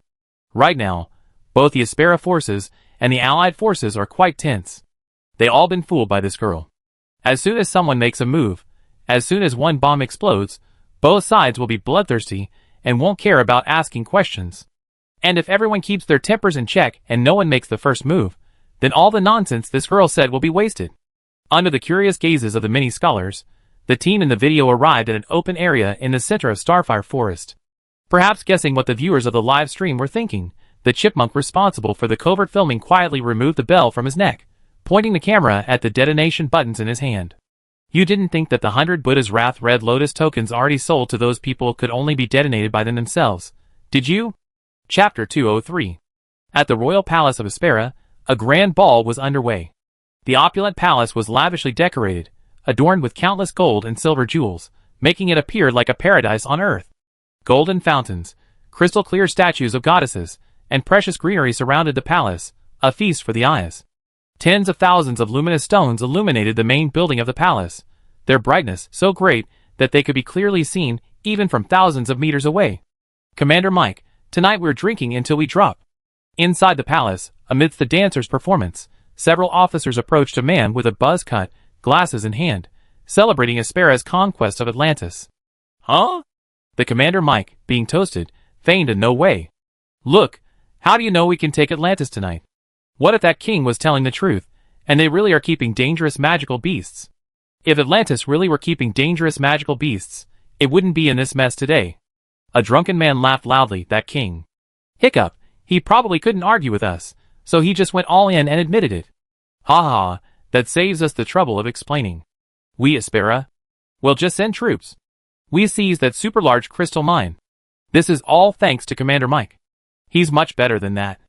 That king. What does he know? He's so timid and hesitant even with a small country like Atlantis. He never amount to anything. Alright, you're all so good at talking, aren't you? Amidst the surrounding chorus of compliments, the crew-cut man wore an expression of enjoyment. He pulled 2 dancers to his left and right, downing his drink in one gulp. After this operation, you all get your share of the rewards. Ha ha ha. Commander Mike is so loyal. Just for Commander Mike's words, I drink. As the atmosphere of decadence gradually filled the air, several officers expressed their concerns about the operation. Commander Mike, although it may be unpleasant to hear, I still want to say that this mission hasn't been approved by His Majesty the King. Being so forceful with Atlantis. What if something really goes wrong?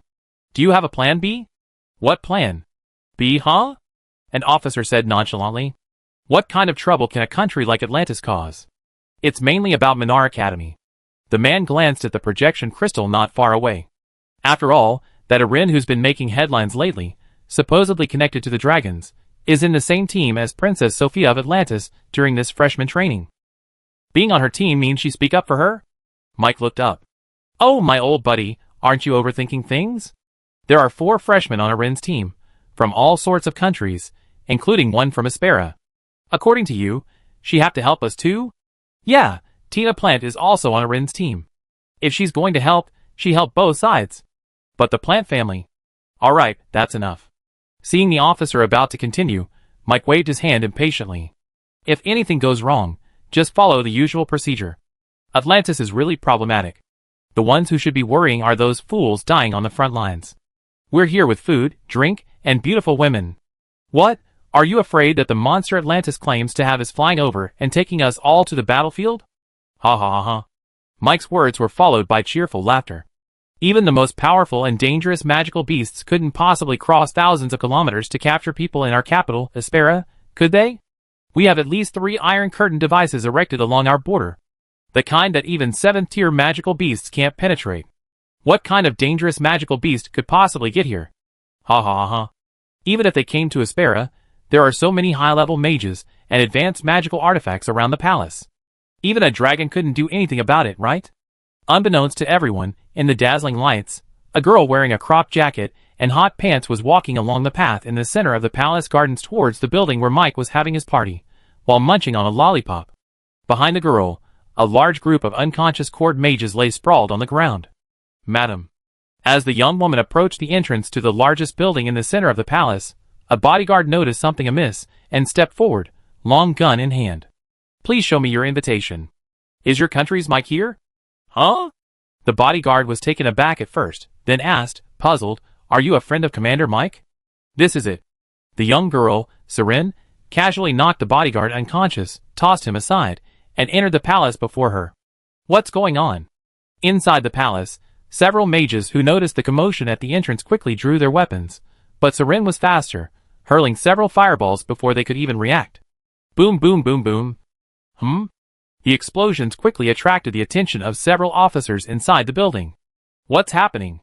Just as Mike was about to send someone out to investigate, Seren, wielding a flaming whip, blasted a large hole in the wall in front of him with a boom, then gracefully walked in from the other side. Mike Asa, who is this? Amidst the screams of the surrounding dancers, Seren glanced around at the dazzling lights and remarked, have humans, a species that's only existed for tens of thousands of years, already learned this much about enjoyment? Who are you? Seren's appearance caused Mike to instinctively take a step back. Looks like we came to the right place. Mac's reaction prompted Celine to lash out with her whip. Whoosh! The magical flaming whip tore through the air, binding the burly, crew-cut man tightly with lightning speed before Celine pulled him to her side. Next, skillfully binding Mac securely with the flaming ropes, Celine pulled out a small notebook and glanced at the list. Gibraltar, who's there? Huh? A fat man in the crowd stiffened. I didn't do anything. Whoosh. Before he could finish speaking, the girl swung her flaming whip again, pulling the officer named Gibraltar over like a chicken. Next, having bound Gibraltar, Celine once again looked expressionlessly at the roster. Newcastle. Huh? Fitzroy. Buddy, what do you mean? Bangalore. Whoosh whoosh whoosh. No, don't hit me. My lord, spare my life. In less than a minute, more than a dozen officers were bound hand and foot with fiery ropes around Seren. I advise you not to waste your time. Back in the demon forest, even demons with strength equivalent to a level 10 human magical beast couldn't escape my fire prison. Seeing many of the bound officers still struggling subconsciously, Seren said expressionlessly, also, you better use your strength to resist the high-speed airflow later. My task is only to get you to the Starfire Forest, but I can't guarantee that all of you will get there alive. Chapter 204. The sun sets. Somewhere in the heart of the Atlantis forest, the troops from Aspera and the Seven-Nation Coalition led by the Scree Empire officially meet. Captain, maybe we shouldn't go any further? Shoo, don't speak yet. Be prepared to activate that Fire Lotus thing at any time. With its power, killing 10 or so ordinary soldiers is no problem. At the signal of several team members behind him, the squad leader at the front lowered his voice. Although the base station just tacitly agreed that the Empire was forcing us to rebel, I still think the whole thing is too suspicious. Let's not be the first to act unless absolutely necessary. But Captain, a team member said in a trembling voice, didn't that little girl show us the video? Those bastards want to blow us up. That's right. I don't know about other countries, but SKRYL and Bugas are definitely the kind of countries that would stab us in the back. If they strike first, we're finished. What if they planted bombs in this open area too? Is there a bomb on this tree next to me? Captain, are we really not going to act first? In the chaos, the two teams arrived at an open area less than 30 meters apart. Don't rush. Let me ask them first to see if it's a misunderstanding. Despite his heart pounding in his chest, the captain of Aspera's squad remained calm and slowly took a step forward. Up ahead, under the wary gazes of hundreds of mages from the Seven Nations Alliance, the squad leader took a deep breath. What's the situation on your side? What's going on? You have the nerve to ask me what's going on? A commander from the Seven Nations Alliance stepped forward. You Esperan people are all the same, trying to trick me into coming here to work for free. Bah! Huh? The captain of the Esperan squad sensed something was wrong. When did we? However, before he could finish speaking, accompanied by a howling wind, a dark shadow suddenly swept over everyone's heads. A pig-like scream came from above. What the hell? Retreat! Retreat now! Hearing the scream, the Esperan squad and the Seven Nations Alliance troops almost simultaneously retreated several steps. Boom! Bang bang bang. Almost at the same time as the crowd retreated, one after another, people in officer uniforms or dress uniforms fell from the sky, crashing heavily to the ground. These people looked as if they had just attended a ball or a banquet, and then been taken high into the air for a spin. Although their clothes were clean, their overall appearance was quite disheveled, and many had their hair styled like tattered rags. What's going on? The dull thud of bodies hitting the forest floor immediately put both captains and the mages on both sides on high alert. Commander Mike? As the dust settled, the captain of Aspera's squad widened his eyes when he saw the officers on the ground. You're here? And Lord Gibraltar, Lord Newcastle, you. Shouldn't they be drinking and making merry at the Aspera Palace thousands of kilometers away right now? Why do they look like they've been snatched here by some flying monster? Cough cough cough. Ugh. In the dust, Mike swayed, trying to stand, but the effects of the alcohol and the supersonic flight quickly caused him to collapse back to the ground, his eyes rolling back and foaming at the mouth. Commander Mike, are you alright? The captain of the Aspera squad was about to approach when Chipmunk, not far away, seized the opportunity and suddenly shouted in a voice loud enough for everyone to hear, "Watch out! They dropped bombs." In that instant, Chipmunk pressed the detonator in his hand. Boom! The next second, two Buddha's Wrath Lotuses exploded in the center between the Aspera squad and the Seven Nations allied forces. Boom boom boom boom. The shockwave from the explosion instantly blew a large group of soldiers and mages into the air. They really made their move. Bomb them! Bomb them! A deafening roar erupted. The already tense captains and mages on both sides were instantly rendered incapable of thinking. Both sides immediately pulled out weapons and bombs from their pockets. Charge! Bomb them to death. Mage troops, prepare your magic bomb. Yeah, give them a good beating. Damn it, finally couldn't hold back, huh? You guys were definitely up to something, brothers. Let's fight. Boom boom boom boom. The sudden outbreak of battle naturally caught the unlucky ones off guard. Commander Mike and his men, who had just been captured from the Aspera Palace, lying dead in the middle of the battlefield. However, after flying thousands of kilometers at high altitude, they were practically half dead. Forget getting up and running away, most of them couldn't even crawl away. No, please stop. Don't fight. I'm the commander-in-chief of this operation, my. Boom boom boom boom. The Buddha's Wrath Crimson Lotus Plus that Chipmunk sold this time wasn't significantly different in power from the original.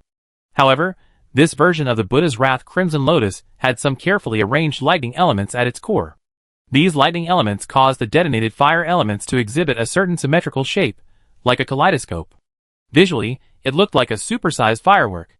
Thus, as the sun gradually set, the Starfire Forest saw its first true starfire. Boom boom boom boom. Countless Buddha's Wrath Crimson Lotuses were detonated, countless multicolored flames either exploding in the forest or soaring into the sky. These flames bloomed amidst the carnage, like flowers at dawn. Bang! At the same time, in a small square in the center of the Atlantis capital, several happy children also lit the fireworks placed on the ground. The fireworks soared into the air, blooming into beautiful patterns. The fireworks are starting. Seeing the beautiful fireworks outside the window, Sophia turned to Erin in front of the blackboard. "Little Erin, shall we go out and see?" "Okay." Erin used a pen to correct the incorrect equation on the last problem that has plagued magic scholars for 30 years, and wrote teaching fee, 5 small cakes in cute, childlike handwriting. Then she put the pen away, took Wendy and Sophia's hands, and went downstairs. Wow! Outside the Magician's Guild's dessert shop, amidst the continuous bang bang bang of fireworks rising into the sky, the children were rolling the rabbit fur they had collected into a supersized ball, ready to light it. "We have more here." Seeing this, Sophia pulled Erin and Wendy over, holding up the rabbit fur in her hand. "It's Princess Sophia. And 2 adorable little sisters. Hello." Although Erin and Wendy were unfamiliar faces to the children of this city, no one seemed to mind. One of the children, presumably the leader, naturally took the rabbit fur from the others and stuck it onto the enormous ball of rabbit fur in front of him. Then, 3, 2, 1, rabbit. Finally, a little girl with long light blue hair, an Angora rabbit on her head, and wearing a baby-protecting dress lit a match and threw it into the enormous ball of rabbit fur in the center of the square. With a whoosh, the match ignited the enormous ball of rabbit fur, illuminating the innocent and clean faces of all the children. Happy Fireworks Festival. Chapter 205. As the sun dipped below the horizon and the sky twinkled with stars, Atlantis officially welcomed its annual fireworks festival. This festival was similar to the Lehman Empire's Harvest Festival, both celebrating a bountiful harvest for the empire in the coming year.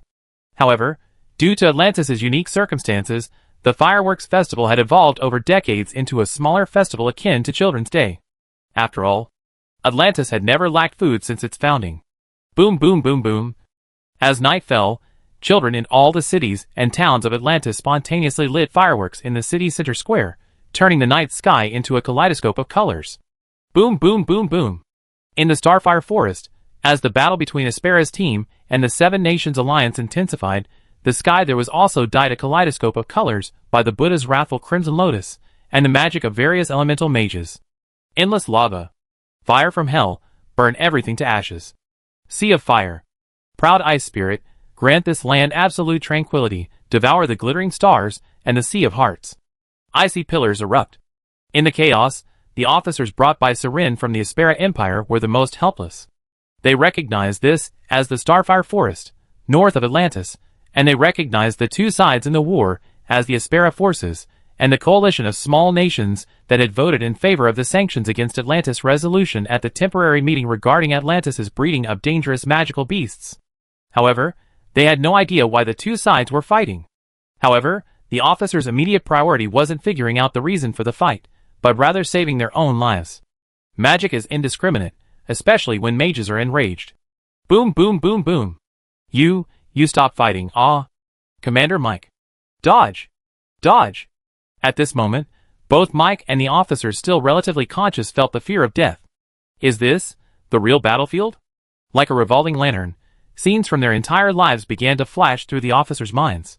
From childhood, he learned magic, trained his body, became a magician and fighter, then entered the Aspera Harlan Magic Academy, cultivated relationships with the upper echelons of Aspera, and climbed the ranks step by step, finally enjoying fine wine and dancers, gold and glory. Officers like Mike weren't immune to the cruelty of war. They knew that countries like Atlantis were mostly innocent victims.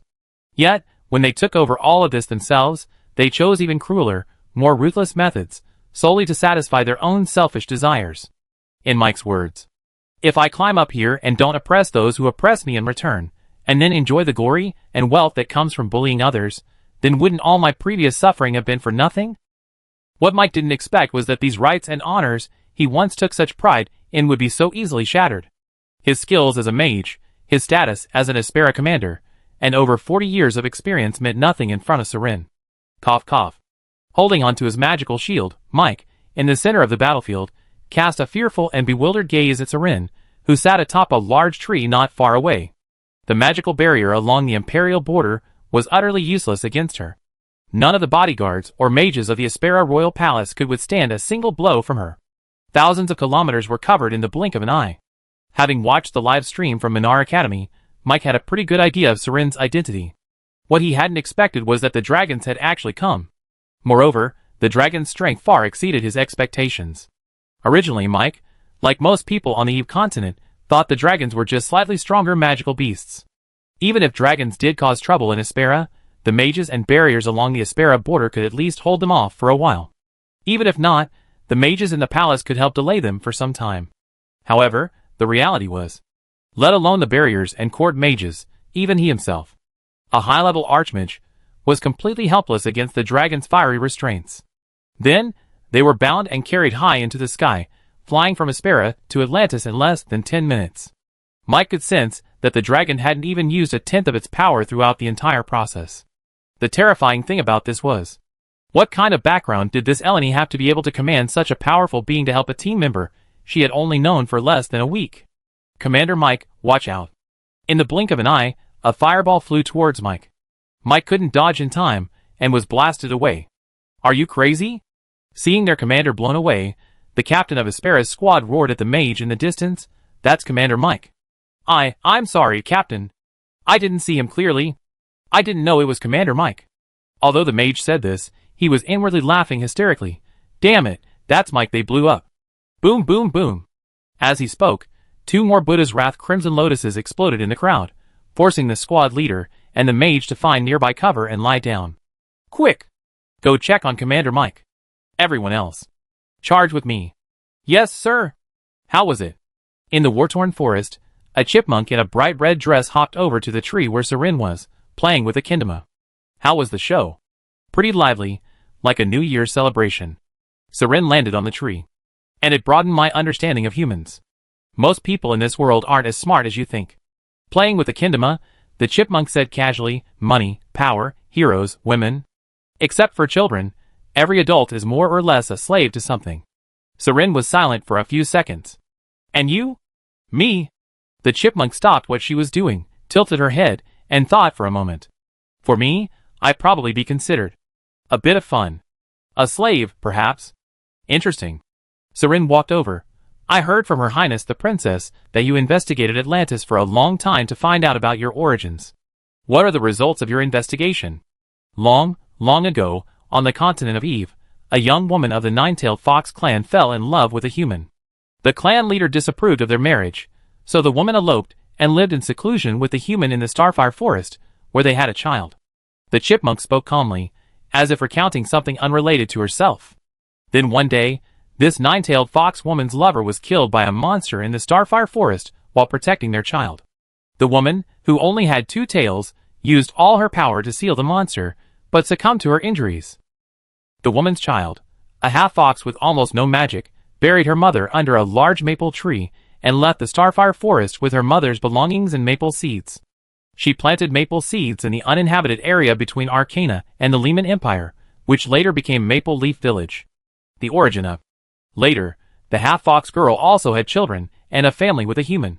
To avoid revealing her nine-tailed fox bloodline and implicating her children, the half-fox girl left Maple Leaf Village on her child's 18th birthday, giving her this fox mask. That half-fox child should be my grandmother. Unfortunately, my ancestor underestimated the wickedness of humans. At this point, the chipmunk sighed softly. It seems there's an organization on this continent dedicated to reviving the demon race. They know that the Starfire Forest seals demons, and they also know the story of the Fox clan. They plan to break the seal on the Starfire Forest demons.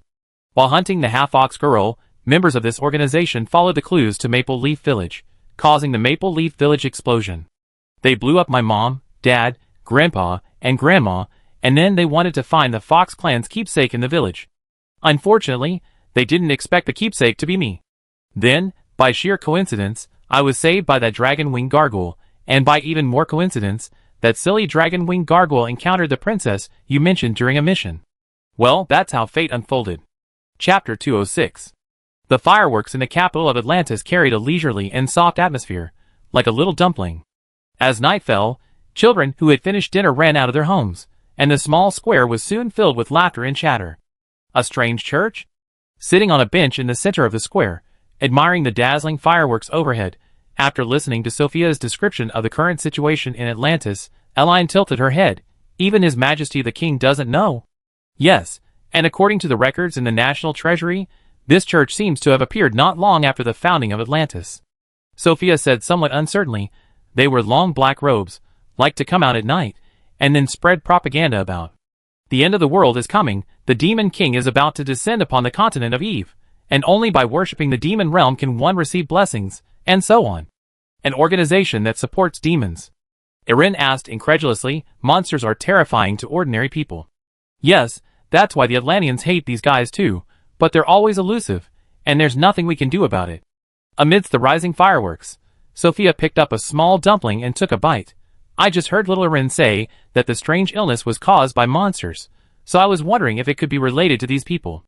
Maybe it really is related. Erin thought for a moment. Let's Erin investigate a bit later. Erin wasn't surprised that some people in this world worship monsters. Humans, after all, aren't very intelligent, whether they're humans on the continent of Eve or Earthlings. The vast majority of countries on the continent of Eve are empires, and within each empire lies a papacy. For example, the Lemanian papacy worships the goddess of heavenly fire, while the Frost Cross of Silas worships the Frost Queen. Even though none of the papal members, including the Pope, have ever seen the so-called goddess, they still firmly believe that the goddess can save everyone. If the Heavenly Fire and Frost Cross cults can have so many followers even without seeing the goddess, imagine how many followers the legendary demon cult has. This is because many places on the continent of Eve truly contain sealed demons, such as the area beneath Minar Academy. If these demons were to learn a few human languages and hone their persuasive skills, they could easily sway the simple-minded humans, turning them into demon cultists, who would then seek to resurrect themselves and welcome the Demon King. Of course, the Demon King doesn't exist. Even if it were true, with Nasod's strength, 10 Demon Kings wouldn't be enough. He himself is the strongest Dark Dragon King, who could outwit him. However, Sophia's frankness reminded Irene of the Maple Leaf Village explosion mentioned by the chipmunk and the gargoyle. If the chipmunk is a descendant of the nine-tailed fox, and the nine-tailed fox is connected to Atlantis, and Atlantis is either asleep or sealing away a demon, then wasn't the Maple Leaf Village explosion orchestrated by those demonic followers? Did they want to find the chipmunks, or the nine-tailed fox's relics in Maple Leaf Village? Following this clue, perhaps the fox lady who commissioned Shadow Soul to investigate the Maple Leaf Village explosion is that half-fox? Seeing that Irene remained completely dazed and unmoved even after hearing about the Demon King's impending resurrection, Sophia's initial worries vanished. She knew that as long as little Irene didn't care, there was nothing to worry about even if the Demon King were resurrected. Although she had only known Irene for less than a week, the adorable little girl in her nightgown, clutching a large pillow, had become Sophia's greatest source of comfort. This feeling was reminiscent of her deceased mother, but compared to that maternal reliability, Irene possessed a stronger sense of approachability, like that of a peer. For a moment, Sophia couldn't quite distinguish whether her feelings were admiration for a goddess or the intimacy of a close friend.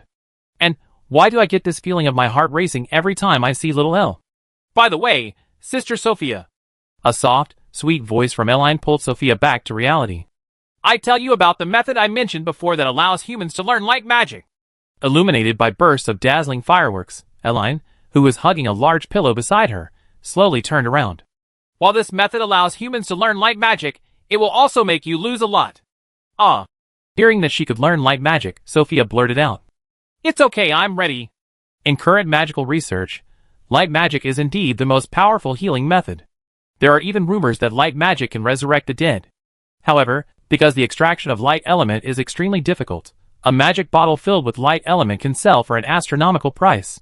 So even with its powerful healing effects, light magic is not widely available to ordinary people. Unless absolutely necessary, almost no one would directly use light elements to heal. Atlantis was a nation constantly bullied by neighboring empires. From the days Sophia could remember, she had been helping her mother heal and save lives. She had witnessed tens of thousands of people stop breathing before her eyes because they couldn't receive effective treatment, and she had seen far too many partings and tears. Sophia's greatest wish was that such partings and tears would never happen again, or at least, even just a little less. Now that she heard there was a way to learn light element magic, whose healing effects were stronger than natural magic, she agreed almost without hesitation. Let me briefly explain the steps to you, Sister Sophia, said Eline, seeing Sophia's curious expression, without interrupting. She gently leaned close to the kind girl's ear and whispered her thoughts. As Eline's soft voice gradually entered her mind, Sophia's expression changed from initial surprise to hesitation and finally deep solemnity. That's about it. After saying that, Erin picked up a small dumpling. Sister Sophia is a kind child. I believe you can make a decision you won't regret. Just as Erin said, after hearing this method that allows humans to learn light elemental magic, the usually lively Sophia fell silent. Bang! A golden firework was lit by a child not far away, tearing through the night. Thank you, little Elle. Perhaps pulled from her thoughts by the light, Sophia smiled contentedly, as if she had made up her mind. You can tell me all this. It's nothing. Eline took a bite of the little dumpling in her hand. Because we're good friends, so... Ah! Little Elle was whispering with Sophia. I caught her. Just then, Wendy returned from the nearby dessert shop, having run off to buy cake and milk tea.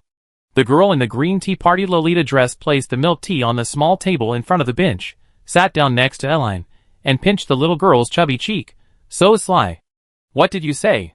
I want some too. Listen. She said. Erin's voice was still a little childish from being pinched. She said she'd marry Sister Sophia. So, Atlantis would be ours, and every day, we could eat lots and lots of little dumplings. Wendy gave Sophia a questioning look. Is that so? Ah. Sophia was taken aback, then scratched her face with her little hand. In a sense, that's true. Yay! Wendy hugged Sophia tightly. Then I want to marry Sister Sophia too. That would completely mess up our relationship. Then I just have to compromise and marry Sister Sophia. Isn't that the same thing? Chapter 207. On the way back, Sophia's expression was somewhat grave. Her mind was almost entirely filled with the whispers Eleni had made in the small square. Under her mother's guidance, Sophia had been a lively, cheerful, optimistic, and kind girl since childhood. She began learning magic at age 7, and by 10, she had mastered all the basic grass element magic in the textbook. During her studies, she accompanied her mother to treat wounded soldiers on the Atlantean battlefield, or went among the common people to experience various human sufferings and provide free medical care. Besides grass element magic, Sophia also read extensively on herbal medicine and obtained her Atlantean medical certificate at the age of 12. When she was very young, Sophia essentially served as a mascot in the Atlantean army. Whenever she appeared, the wounded soldiers would shout, "The little princess is here.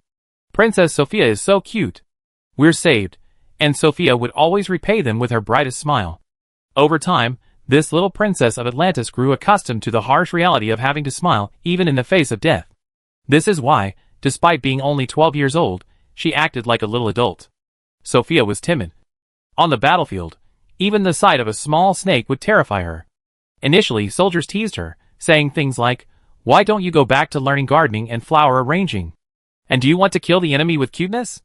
Now, at 12, Sophia can independently use herb magic to capture various venomous snakes and bring them home for medicinal purposes.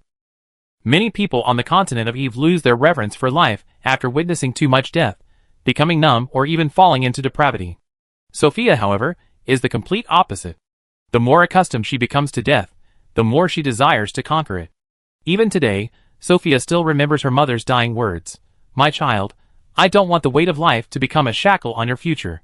No matter what happens, remember to follow your heart and bravely move forward." Her mother's meaning was clear. She didn't want Sophia to be burdened by childhood experiences, to be labeled an Atlantis occupational therapist, nor did she need to follow her mother's path. Instead, she wanted Sophia to follow her heart and choose the path that truly suited her. However, Sophia had already figured these things out on her 12th birthday. Even if studying medicine couldn't save Atlantis, couldn't save the humans of the Eve continent, she would still do it. She would save them. Some things, someone has to do them. We're back. Returning to the villa along the cobblestone path outside the palace gardens, on the first floor of the villa, filled with the aroma of food, Wendy placed a large pile of Angora rabbit fur she had received on the small table by the door. Taking a deep breath, she exclaimed, "It smells so good. Is dinner ready?" "Not yet. There's still catnip ribs and oyster soup." Wearing an apron, Bilotes poked her head out of the kitchen. "How's the Mages Guild going?" Little Elle is incredibly skilled. She cured everyone's illnesses, and even helped those magic scholars solve problems they couldn't figure out for decades. Sophia led Ellene's little hand to the window, took out a tissue, dampened it, and while washing the little girl's face and cleaning the rabbit fur and soot from her clothes, said, "It's just that the images on the projection crystal were probably too captivating. They didn't even realize that those problems already had answers." The live stream of that chipmunk turning Aspera's army against them? Bilotes pointed to the projection crystal in the living room. "We saw it here too. Little Hugh is so clever. Ha ha, I almost got me hooked too. Atlantis has never felt so triumphant as it has today. King Steve, who was helping out in the kitchen, also poked his head out. Is that girl really a Lehman? She said she's from Arcana, but lives in Lehman. Eleni, whose face was being wiped with a wet wipe by Sophia, slurred, actually, they're pretty much the same, ugh. Her village is somewhere between Arcana and Lehman. Ugh, the villagers basically don't interact with the outside world. Is she your friend? She's a little chipmunk, who was brought home, but then ran off to play on her own. What a wonderful metaphor. Alright. Just as Aren finished speaking, Sophia had also finished wiping the little girl clean. Looking at the clean, peach-like little one in front of her, she resisted the urge to kiss her. Little Aren, would you like some fruit before dinner? Or shall we take a walk around the neighborhood? I want to see the rabbits. Aren pointed towards the back garden of the villa. I remember Sister Sophia mentioning that you keep Angora rabbits and foxes? We do keep Angora rabbits. As for the fox, it came by itself, so we might not see it now. With that, Sophia walked towards the small gate leading to the back garden. This way. Okay. Seeing Aren, who was gradually becoming sleepy as the evening approached, Sophia couldn't help but chuckle. The soft, sweet voice of the dragon lowly in the small square echoed in her mind again. Dragon Servant, a contract that can alter a human's physical attributes. Ordinary humans cannot learn light magic because their bodies lack the magical circuits that resonate with the light element. Most methods that forcibly increase or decrease these circuits are dark magic. In my understanding, the Dragon Servant contract is currently the only non-dark magic with the fewest side effects for Sister Sophia. However, the Dragon Servant contract does indeed have certain side effects. In the small square, Aren confessed to Sophia that she was a dragon. Even if Aren hadn't said it, after spending these past few days together, Sophia had already guessed the general idea. But what Aren said next, the Dragon Servant contract, was what truly silenced Sophia. A Dragon Servant contract is a contract made by a dragon to any non-dragon creature. Only true dragons can use it. The effect of this contract is to comprehensively enhance the creature's physical attributes, increasing the upper limits of all attributes such as strength, speed, and magical power, and extending the creature's lifespan.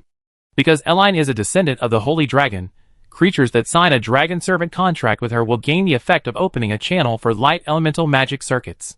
Sophia, as a frail little girl, no matter how much she trains, at her peak she can probably only lift a 60-pound greatsword. But if she signs this contract with Eline, and continues training, in the future she will be able to lift hundreds of pounds of weight with one hand. The same principle applies to magical cultivation. Even if Sophia, an ordinary person, reaches an astonishing A+ level in grass elemental talent, her maximum magical ability might only be comparable to that of a 6th-tier magical beast. To break through this limit, one must either increase their lifespan or improve the quality of the magical circuits within their body. These are the benefits of signing a Dragon Servant contract with a true dragon. So what are the downsides? The downside is that this magic will affect the contractor's body and soul, making them unable to disobey any dragon's orders throughout their life, and causing them to instinctively develop feelings of worship and affection for the dragon they contracted with. Furthermore, due to the significant increase in lifespan and improved physical attributes, they are practically immortal, and the contractor will also face the pain of losing loved ones and the strange looks from others. Under these circumstances, if the contractor marries and has children, their offspring will also exhibit extraordinary talents. Sister Tina Plant is very likely a descendant of some dragon contractor. Her physical abilities are far superior to ordinary people. If Sister Sophia and I signed this contract, when we sit together like this, Sister Sophia's heart might race, and she'd probably think, Little Ire is so pretty and cute, I love Little Ire, I want to hold her in my arms. And things like that. That's what Aren said to Sophia in the small square. And as long as I activate the contract's power, no matter what I ask Sister Sophia to do, even if it's against her will, her body will do it uncontrollably.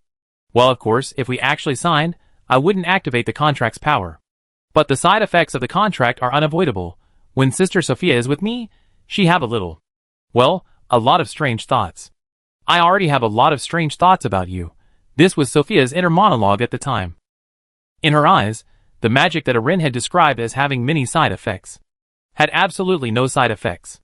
The reason she was stunned at the time was because she had been thinking the whole time, Little Aren had helped me so much, how should I repay her after signing the contract? Tibby? Robbie? Gurgle.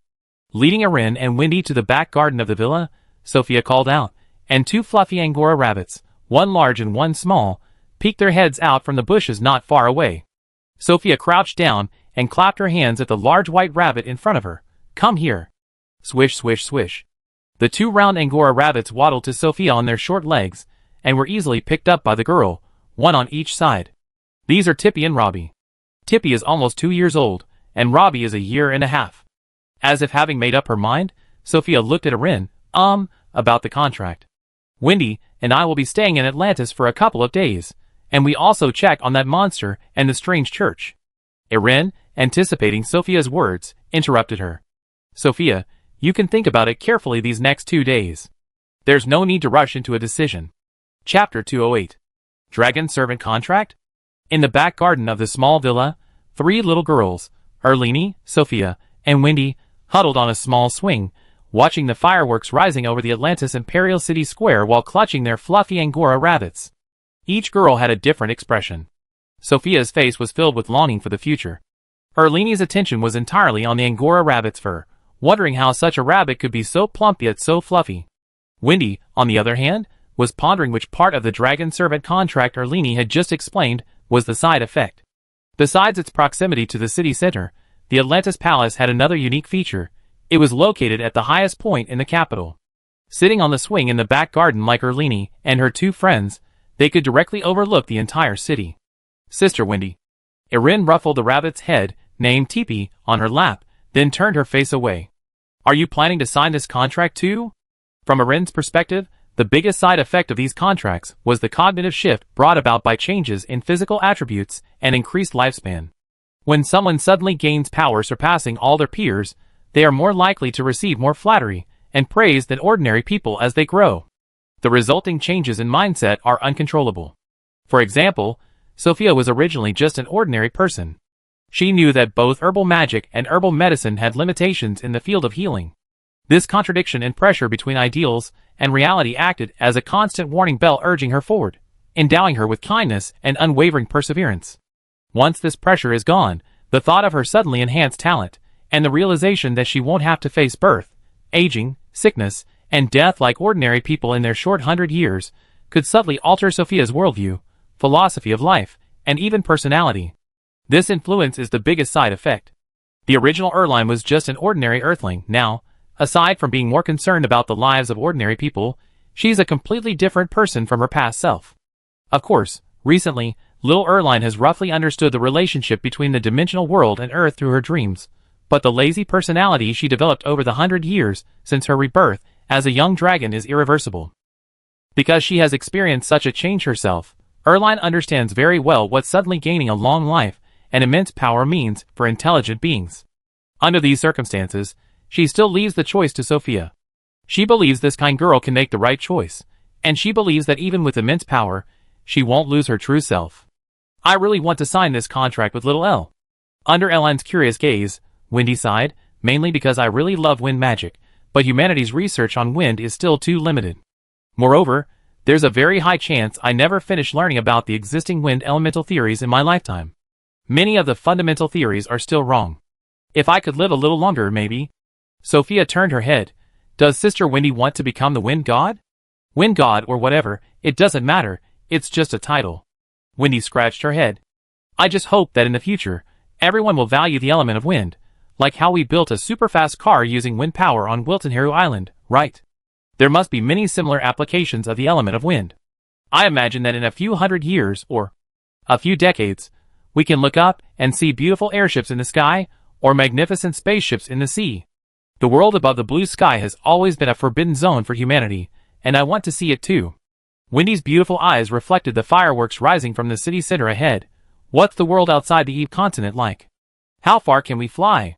What lies at the end of the element of wind? I want to know all of these things. Sorry, am I being a little greedy?" "The outside world." Wendy's words reminded Erin of the paper boat in her dream. "It's an endless expanse of stars." "Huh?" "Nothing." Saying this, Erin placed the Angora rabbit she was holding on Wendy's lap. "Wendy, feel the weight of this. Wow. So fat. I thought it was just fluffy."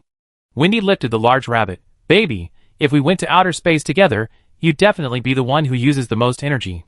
Anyway, the Dragon Servant contract has many side effects, and once signed, it's very difficult to undo. So I suggest that Sophia and Wendy think it through carefully. Irene yawned. You're still very young, and this decision is very important to your lives, so it's best to think about it for a few more days, or you can decide when you're older. Little Ire isn't that big in my eyes. Wendy leaned closer and rubbed her face against Airlini's. Speaking of which, are there any side effects to this contract for Little Ire? Side effects. Airlini tilted her head and thought for a moment, probably a little pain. It will bleed. Ah. Wendy felt a pang of heartache. That definitely needs careful consideration. Little ones. At that moment, Bilotes pushed open the door to the back garden of the villa. Dinner's ready. Come wash your hands and eat. Okay. Wendy stood up first.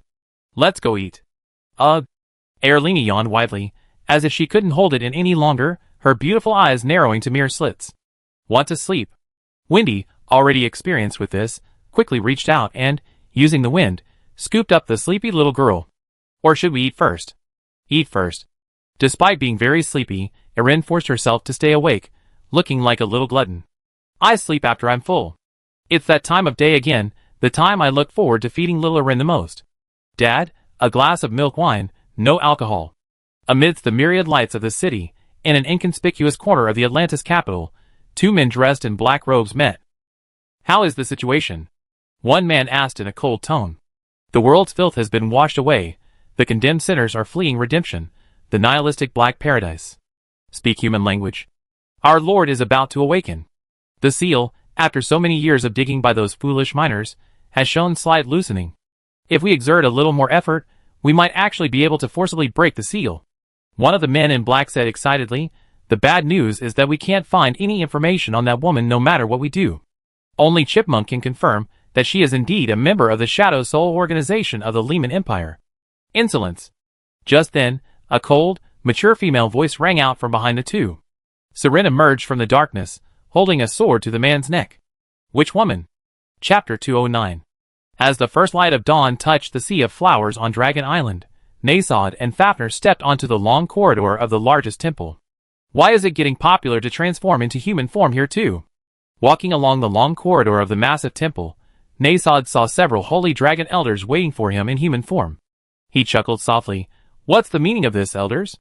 Nothing deep, just letting the child follow the trend. One of the holy dragon elders glanced behind Nasod, and upon noticing the absence of Eline, a clear look of disappointment quickly appeared on his face. Didn't the child come with you? Little Eline went to the human world this year, Fafnir explained. I saw she was having a good time with her new friends, so I didn't let her come along. Yes, after going to the human world, little Eline's illness has noticeably improved. Things are getting better. We didn't want to spoil her mood.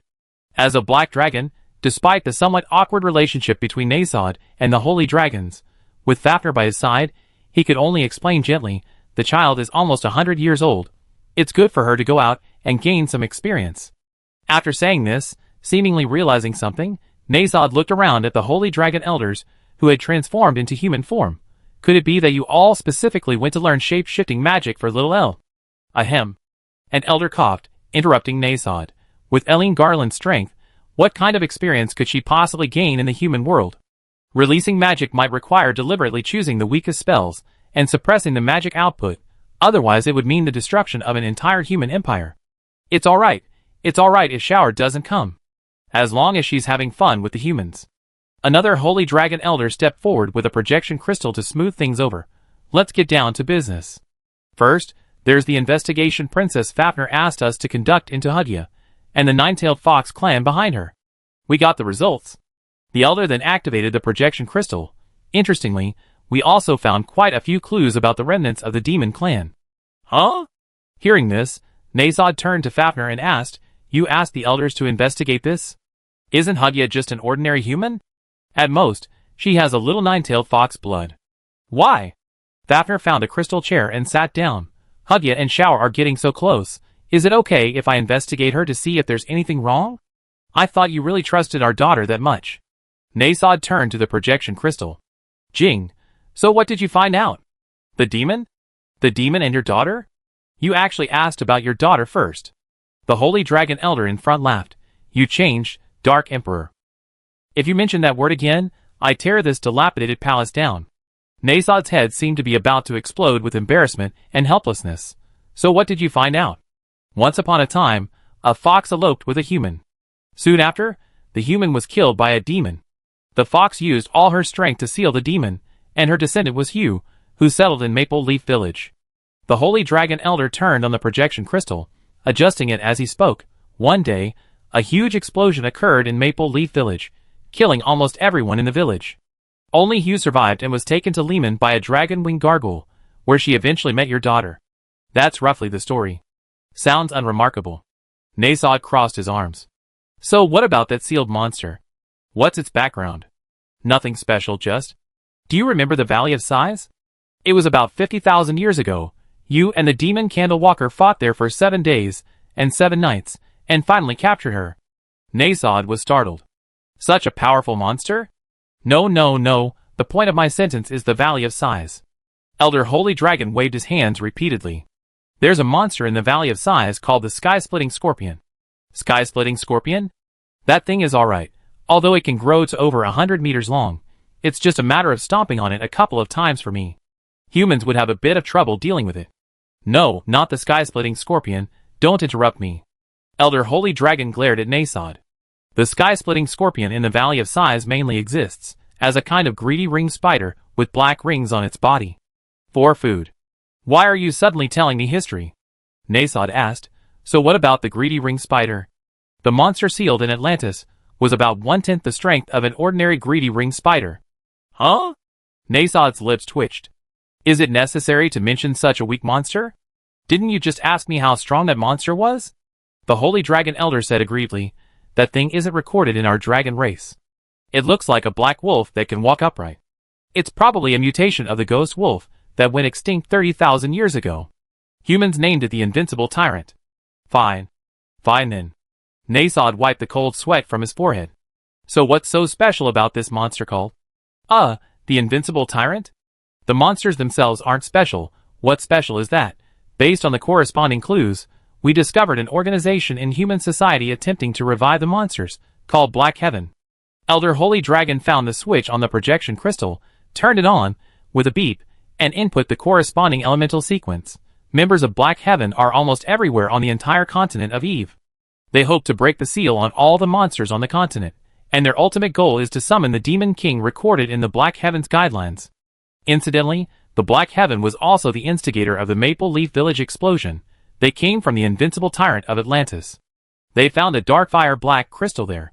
The correct way to use it was to infuse it with a certain amount of fire element, causing the dark fire element inside the crystal to spread and put the entire village into a deep sleep. However, due to improper operation by the Black Paradise members, they infused too much fire element, instantly detonating the dark fire black crystal. The villagers died, and the Black Paradise members died too. That's the story of the Maple Leaf Village explosion. Nasod was speechless. It sounds like children playing house. Look, this is the information we found about Black Paradise. Elder Holy Dragon placed the crystal on the crystal platform. To be honest, I'm quite curious about the structure of this thing. Emotion is indeed a talent in this area. Burning holy fire, burn my remains. In the scene, several people dressed in black robes were gathered around a campfire, seemingly holding a ceremony to celebrate something. What joy is there in life? What fear is there in death? What is the way of heaven? What path of man? The faces of the departed call us back to our homeland. The beacon of dawn ignites the first snow on the other shore. For the King of Night, for the sake of the demon clan's renewed greatness, let us offer our reverence to the darkness, praying that the Lord of Darkness will cleanse us of our sins. Upon seeing this, Nasod couldn't hold back any longer. What emperors and monarchs? What are they doing? To celebrate the release of the Invincible Tyrant from his seal, they believe this is a small step in the resurrection of the Demon King. What Demon King? Nasod was even more puzzled. I've been fighting those demons for so many years, and I never heard of any Demon King. If they really had a king who could rule all the demons, we might not have been able to defeat them back then. Another Holy Dragon Elder stepped forward. Well, Mr. Nasod, why don't you take another look? Huh? With a hint of doubt, Nasod slowly stepped forward, examining the black-clad figures on the crystal projection before him. Which face, buried in the darkness, is calling us back to our homeland? It's Night Owl, and that Demon King who has already died. This time, Nasod noticed that in the center of the bonfire lit by the black-clad figures was a blackened stone tablet. The black dragon carved on the stone tablet looked strangely familiar to him. Did you notice?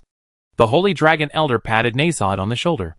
The blurry mural on the stone tablet depicts you in dragon form. They intend to resurrect you. W.H. Nasod instantly bristled. I'm not dead yet. The holy dragon elder shrugged. You have to understand. Tens of thousands of years is enough time for humans to change everything. They're not intelligent, and they didn't even have the concept of humanity during the war of gods and demons. Asking them to understand the contents recorded on these ancient artifacts is indeed a bit of a stretch. Oh. Seeing this, Fafnir beside Nasod realized what was happening and teased. Someone has unknowingly become a human celebrity. No.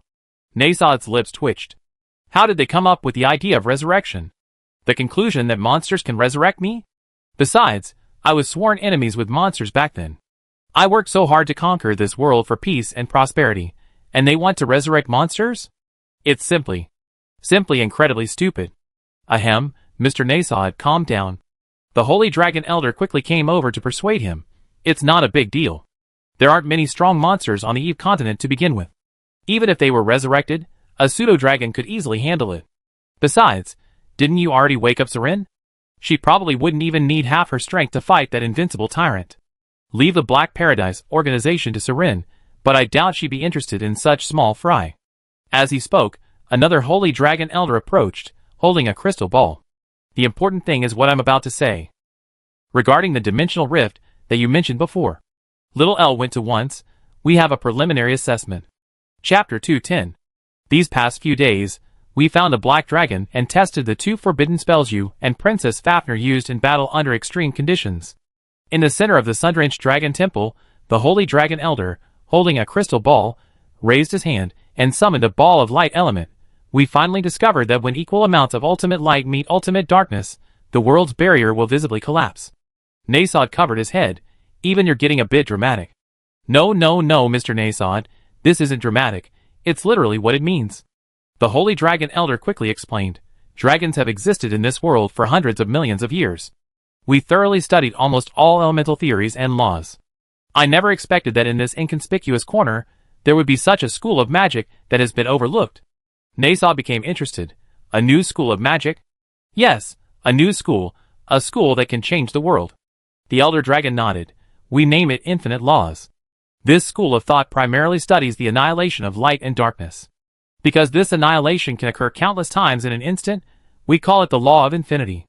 Inside the temple, a holy dragon that hadn't yet taken human form said, we all know that when the element of light encounters the element of darkness, annihilation occurs.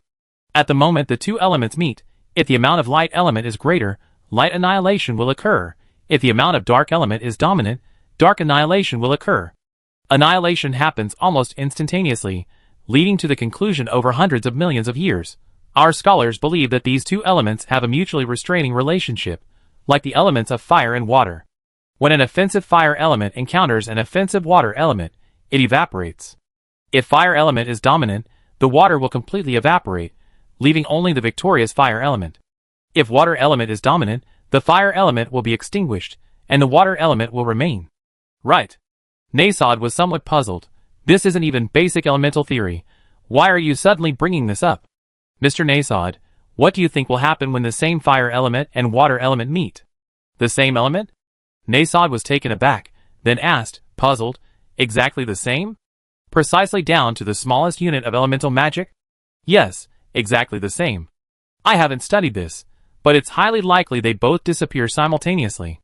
Indeed, tens of millions of years ago, scholars experimented with this. When fire and water element magic of exactly the same unit met, no matter how they experimented, they both disappeared simultaneously. Similarly, what if the same dark and light elements met?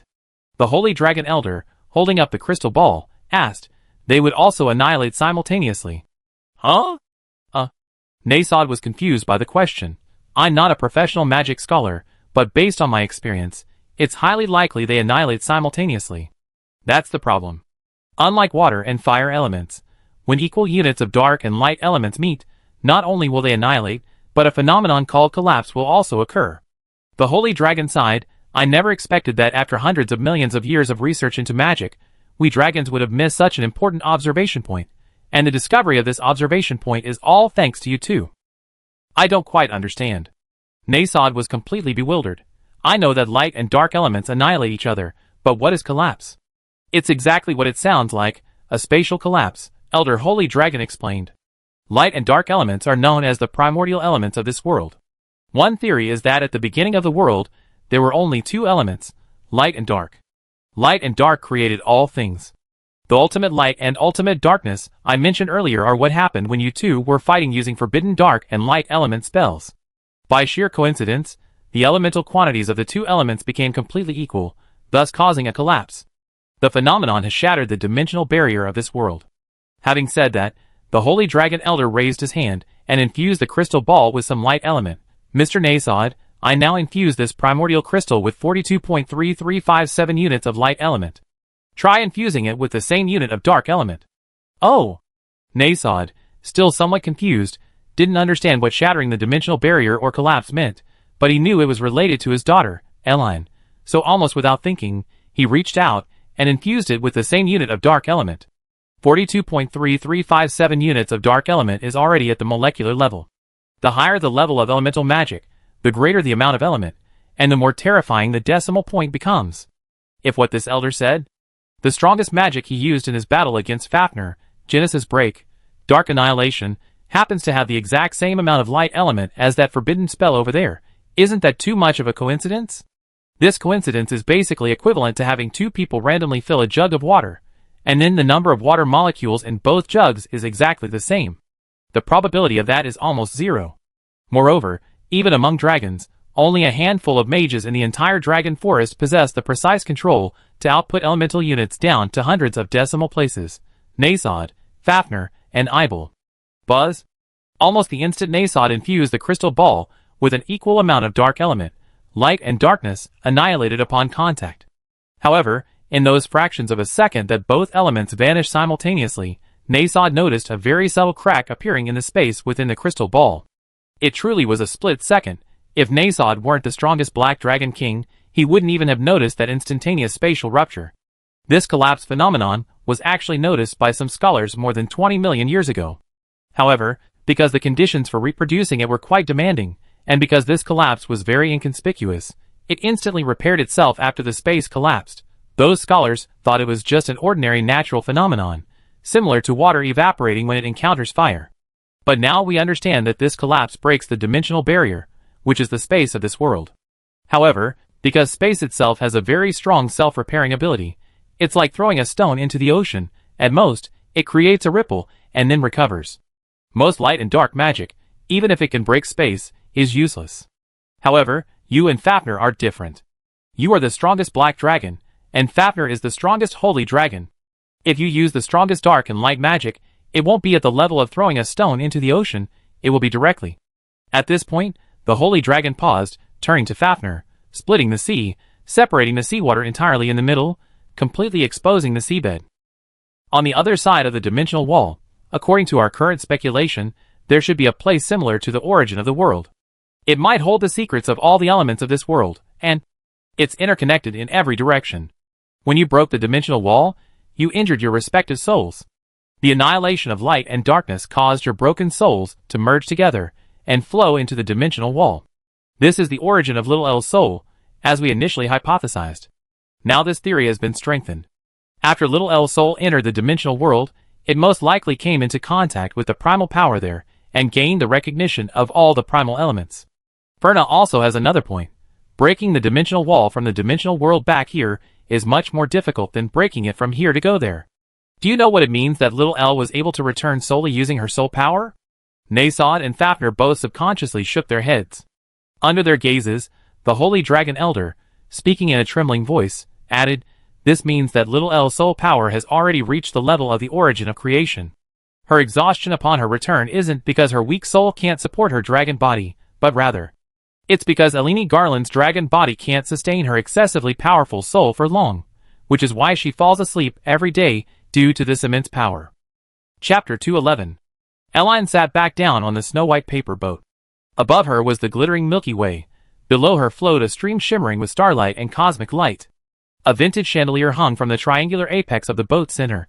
As the boat swayed gently on the water, the soft halos surrounding it swayed softly. In the starlight, The stream beneath the paper boat seemed to hang suspended on a beautiful band of cosmic light, stretching endlessly forward, its destination unknown. Ting-a-ling. A melodious piano tune suddenly sounded in her ears. Happy Elda, sad Elda, clever Elda, fast-running Elda. The music danced lightly, and several mischievous little sprites reached out from the Milky Way, singing as they grasped the surface of the water, poking their heads out and swaying. Hello, little Elda. Then, the little sprites noticed Elian on the paper boat and raised their little hands to greet her. Today we are the happy and clever Elda. Why you, hello. Elian observed these sprites of various shapes and sizes, and asked curiously, were we friends before? The sprites in the Starlight River were very cute, and their voices were childlike female voices. In appearance, these sprites didn't seem to have a fixed shape. Some looked like rice dumplings, some had cat ears, and some were round like Angora rabbits, with only their 2 eyes showing. However, these sprites had one very consistent characteristic. Their bodies were all very Q-version and extremely cute. They were like 2-dimensional creatures that only existed in a fantasy world. Little El is good friends with all the Eldar. Under Elian's curious gaze, a wind elemental with tiny tentacles hopped on the river's surface. Little El saved the Mystic River, he's everyone's hero. Mystic River? Only then did Elian notice that the stars in the river beneath the boat seemed to be countless universes. Like the nebulae and galaxies observed through Earth's telescopes, disc-shaped galaxies intertwined, forming an entire stellar universe. These tiny stars in the stream were numerous, like pebbles on a beach. Little El didn't take those memories with her. In a daze, a round, chubby light sprite floated to the surface with a plop, but everyone remembers the brave little El. The sprite's words made Elian feel a little embarrassed. I'm sorry, I really have no memory of what happened here. A long, long time ago, Elian vaguely heard her father, NASD, and mother, Fafnir, discussing her, saying that she was likely born during the time when the two were fighting most fiercely. But that was just speculation. There was no concrete evidence to prove this conclusion. For this reason, several holy dragon elders on Dragon Island established a special Caring for Little El organization, mainly to study what exactly happened in Dragon Forest back then. She didn't know how the elders' research was progressing, because Elian only had memories of about 20 years on Earth. From her perspective, and in her experience, her life basically started on Earth. She first spent an ordinary life as an orphan in an orphanage before transmigrating to the continent of Eve. However, according to these little sprites, when she returned from Earth, she seemed to have done something in this place, which resembled a transfer station. A great crisis occurred in the Mystic River. Faced with Arin's adorable, puzzled expression, this time the sprites didn't mince words, but spoke earnestly in a playful tone. Without little Arin, the Mystic River might have stopped flowing, and the world might have collapsed. Arin hesitated for a moment. Did I live here for a very long time? A very, very long time. One of the sprites gestured with its short arms. As long as many mystic eras. How long was that? For some reason, Arin suddenly thought of a question. Is the flow of time here different from outside? No. The time it takes to eat dumplings and drink milk is different too. Sleeping time always goes by quickly, you close your eyes, and then, whoosh! It's dawn in a flash. Yes, and I feel different every day when I wake up. Today I'm a sad Elda, tomorrow I be a happy Elda. The little sprites on the stream seemed excited about the mention of time, quickly launching into a chattering monologue. Different times. Repeating the sprites' words, Elian noticed they were using a peculiar language, yet even though she had no recollection of it, they seemed to have no difficulty communicating. The sprites were still energetically discussing time, when suddenly a beam of light pierced the Milky Way above Elian's head. It's dawn. Goodbye, little El. It's little El. Silly, she doesn't call herself that anymore. Right. Little El, see you tomorrow, or the day after. When she opened her eyes, Arin found herself curled up slightly, lying like a doll in a soft bunny-eared quilt. Before her, Wendy, fast asleep, was smacking her lips, seemingly having a sweet dream. Wind God. Wendy isn't the wind god, don't force me to drink. Sophia had somehow clung tightly to her from behind, like a lonely child hugging their only teddy bear in the dark. Mommy. Sophia will be good. Don't go. Huh? This scene in the real world made Arin, who had only recently woken up, become confused again. I actually woke up earlier than Sophia and Wendy? In her daze, she glanced at the small alarm clock beside her bed. It was 1:40 p.m. Looks like she was taking a nap. I thought her drowsiness was cured. Realizing what had happened, Irini quietly moved closer to Sophia, reaching out her small hand to gently tidy the little girl's messy bangs. The girl's chestnut-colored hair was very soft, like the finest silk, smooth to the touch, and smelled of gardenias. Under Irini's soothing touch, Sophia gradually calmed down, and the anxious expression on her face slowly disappeared. Although Sophia usually acted like a little adult, she was still a child after all. Seeing the girl sleeping soundly no longer moving, Irini silently thought to herself. This memory of the dream didn't seem to have faded. Closing her eyes, Irini, nestled in her blanket, seemed to see the paper boat and the adorable little fairies from her dream again. If her parents' deductions were correct, and the fairies weren't lying, her entire journey from birth to her return to the Eve continent seemed to go like this. Born from fragments of the souls of the strongest black dragon and the strongest holy dragon, Irini was swept into that strange world by the impact of 2 forbidden dragon spells. Then, by a twist of fate, she was transported to Earth and lived as an ordinary Earthling for a time. Perhaps her soul wasn't compatible with her Earth body, or perhaps her ordinary human body wasn't strong enough to support her gradually recovering powerful soul. Irini returned from Earth to the dimensional world and helped the fairies there resolve a super crisis.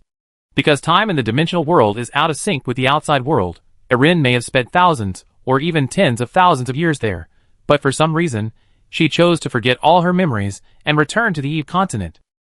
Because of the missing memories of that middle period, Irini only remembers being an Earthling who died suddenly and was reborn as a dragon princess in Dragon Forest. This is also likely why she is proficient in all elements and learns magic so quickly. Perhaps in that dimensional world, Irini, even as a soul, had already learned all the magic and become friends with all the primordial elements.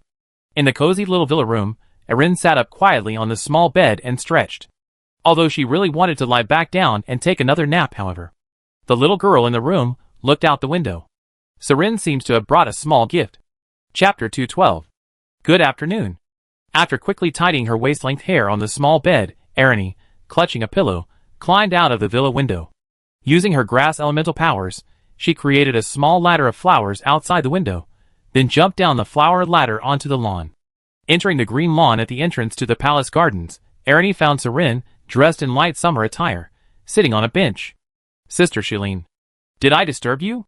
Seeing Erline approach, Shilin said somewhat apologetically, if I disturbed the little princess's sleep, I would feel terribly guilty. No, not at all. Erline yawned slightly. When I was little, my father once said that when I wanted to sleep, even if Longlin caught fire, he couldn't wake me. With that ice dragon king around, how could Longlin possibly catch fire? Shilin looked the little girl hugging her pillow up and down for a while, and only breathed a sigh of relief after confirming that Erline didn't seem to have been woken up. I thought those people from the Mage Guild at the entrance were disturbing the little princess. As she spoke, she glanced at the flower path behind Irini. The nature magic wasn't turned off. Ah, sorry, I wasn't paying attention. Reminded by Irini realized she'd forgotten to turn off the grass elemental release. She quickly stopped the magic and asked curiously, what happened to the Mage Guild people? They've been here since dawn, squatting here from morning until noon, saying they wanted to thank the little princess in person. I told them to go sit in the park across the street. Irini looked exasperated. This country is nothing like an empire. The king's palace is so close to the common people, and the only princess's villa in the country doesn't even have a decent bodyguard. It's a miracle Atlantis hasn't fallen yet. Let's not talk about that. Taking a projection crystal from her pocket, Irini channeled some magic into it to activate it. Pointing to the image on the crystal, she said to Erline, this is the monster sealed in the Starfire Cavern. Actually, calling it a monster from the Starfire Cavern isn't entirely accurate. The monster's location is actually in the southwest part of the cavern.